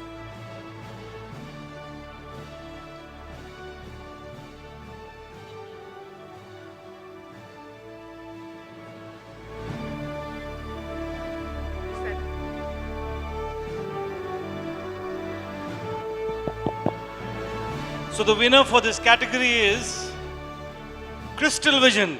Let's give him a big hand. Can the team from Crystal Vision please come on stage?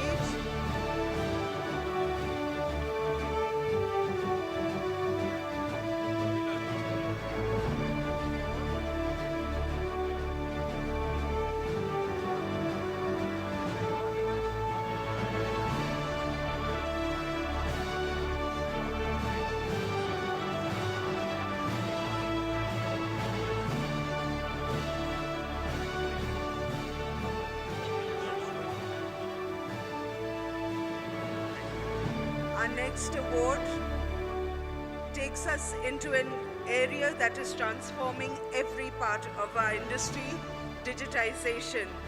This award recognizes concepts that accelerate digital transformation and help build a smarter, faster, and more connected air cargo ecosystem.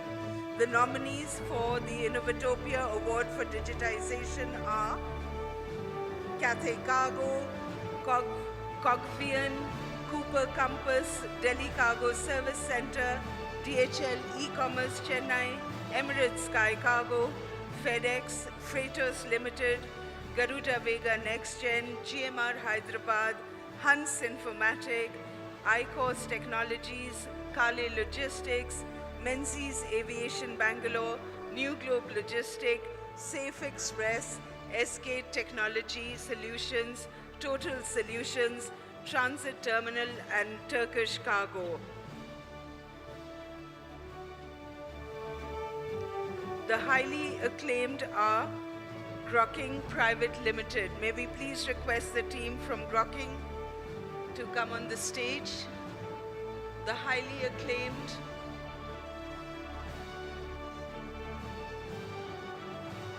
to the team from Grocking, please give a round of applause.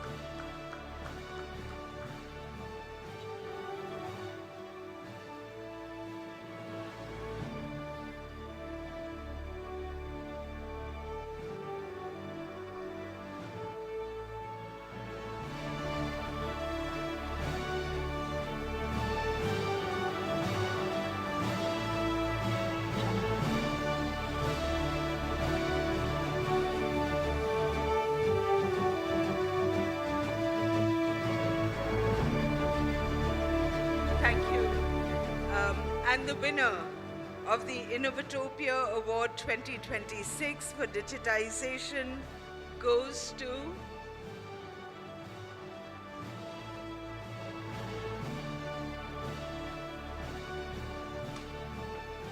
Check. Okay, so the winner for pioneering in innovation is Hans Informatic. Let's give him a big hand.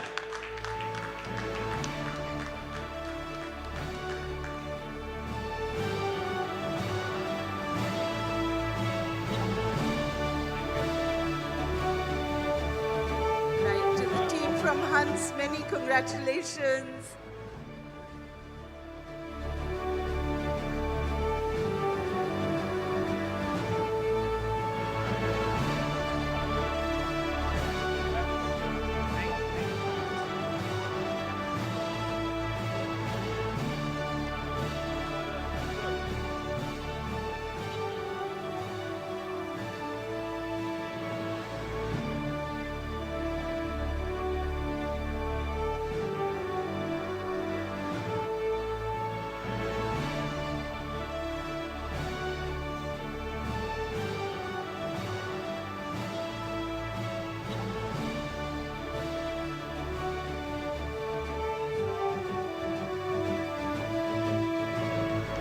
Thank you, everyone.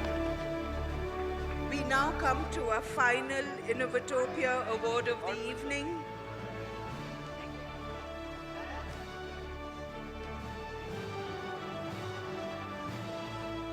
The Innovatopia Award for Sustainability.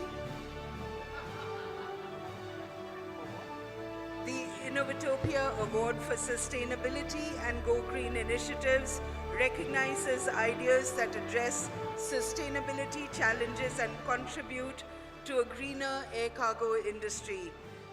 And this perhaps is one of the most important challenges we face as an industry. The nominees are Concentrix, Mr. Rishabh Jain from Chitkara University, SAG Global Logistics, Safe Express, FedEx, WFS Bengaluru, GMR Airports, and Garuda Vega NextGen.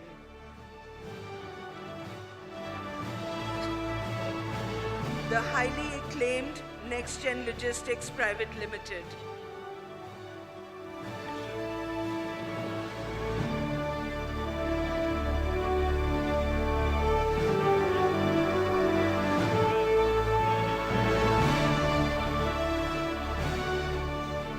Congratulations to the team from NextGen.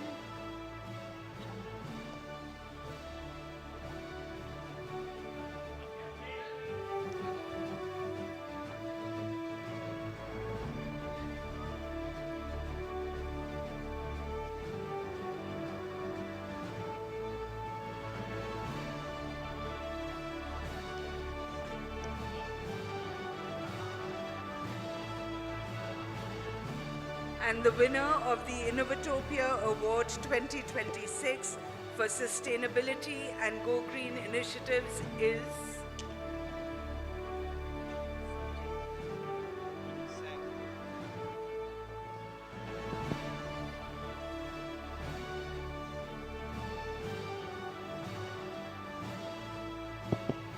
This works now. Okay, the winner is SAG Global Logistics. May we get the team from SAG Global Logistics to please join us on stage.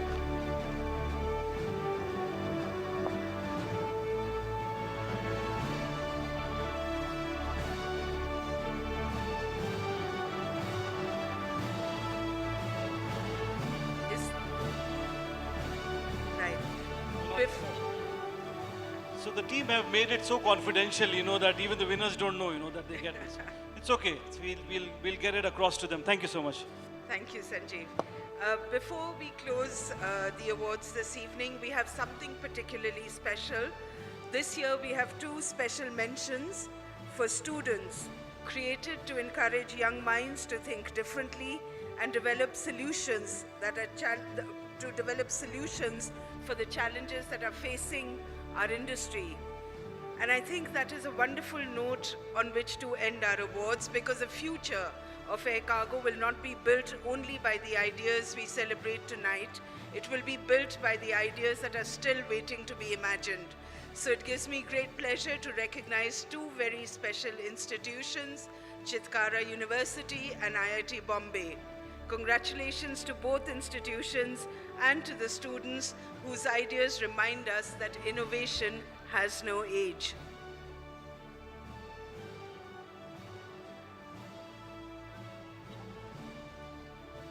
Is there anyone here from Chitkara University?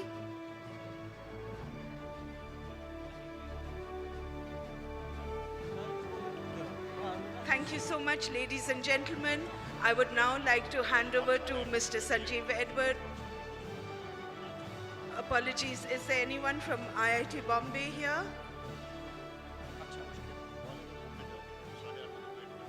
Okay, I think we'll get the votes to them. I would now like to hand over to Mr. Sanjeev Edward, President ACFI, for the presidential closing.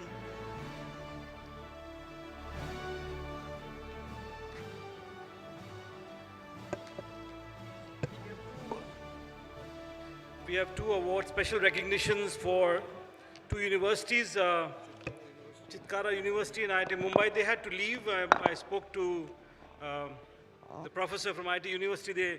She said, I have a class to take in the morning, so I couldn't ask her to stay, but I'm sure we'll get these awards across to them.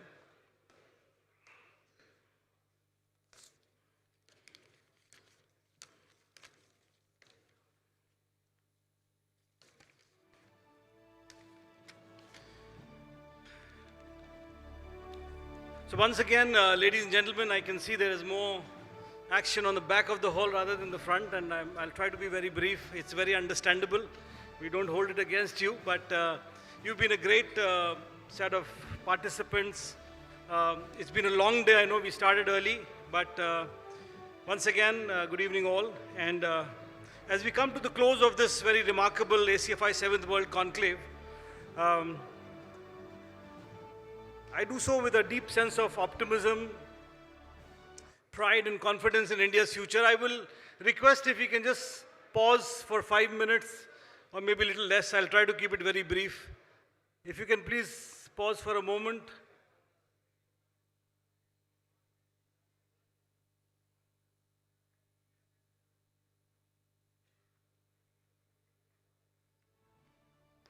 Thank you. So over the course of yesterday and today's discussions, one message has emerged very clearly that, India is no longer merely participating in global trade. India is actually helping shaping its future.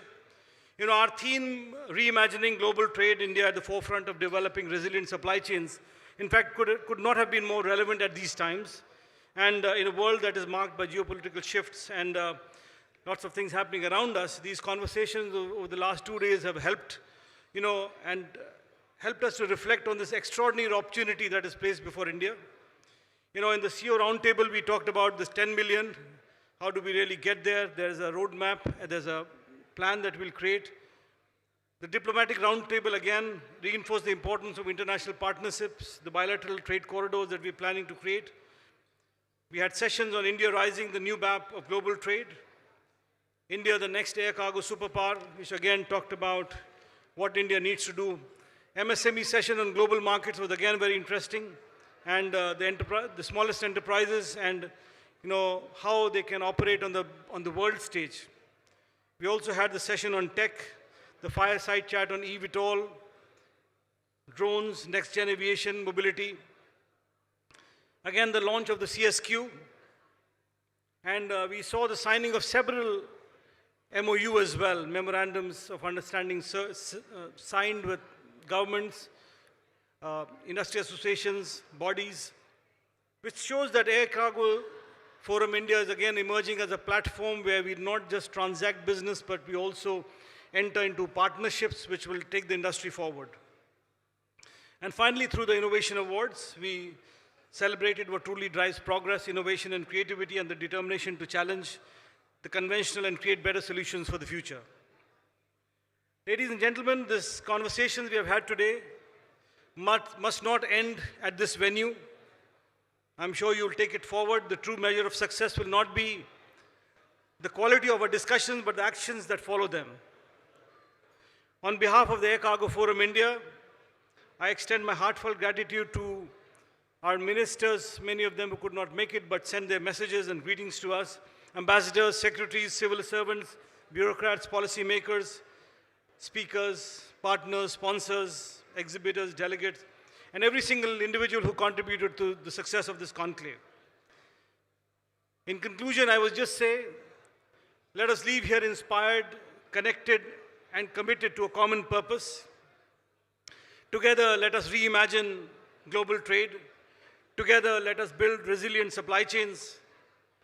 Together, let us make India not just a participant, but a leader in shaping the future of global e-commerce. So once again, thank you for being here. It's been great for us as a ACFI team to interact with each one of you. And we look forward to continuing this interaction. Thank you and Jai Hind. And the bar is open now. I think they should open the bar if not done already. And it's there for you to enjoy. Enjoy the rest of your time. The official, or I should say the interactions have started, on stage have stopped, but the off stage can continue. Please continue to engage and wish you a good evening and thank you once again.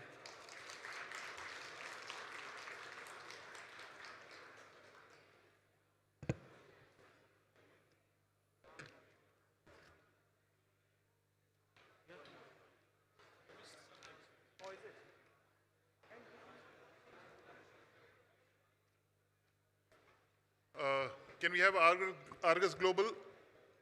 Sir.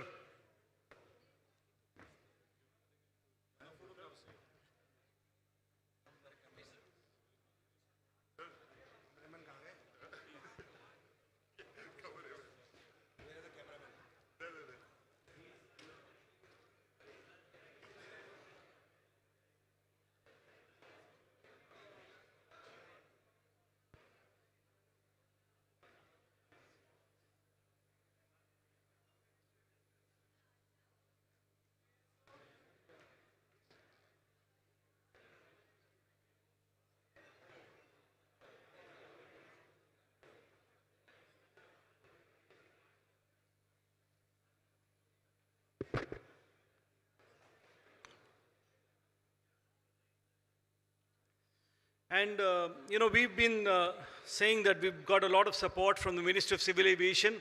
It would not have been possible without the involvement of the Ministry of Civil Aviation. And we also have the privilege of having Mr. Ambut Sharma, who's, coming to the ministry and taking over the reins of cargo. Has been a blessing, sir. Thank you so much. We appreciate all that you've done. And we'd like to recognize his presence and participation, your guidance,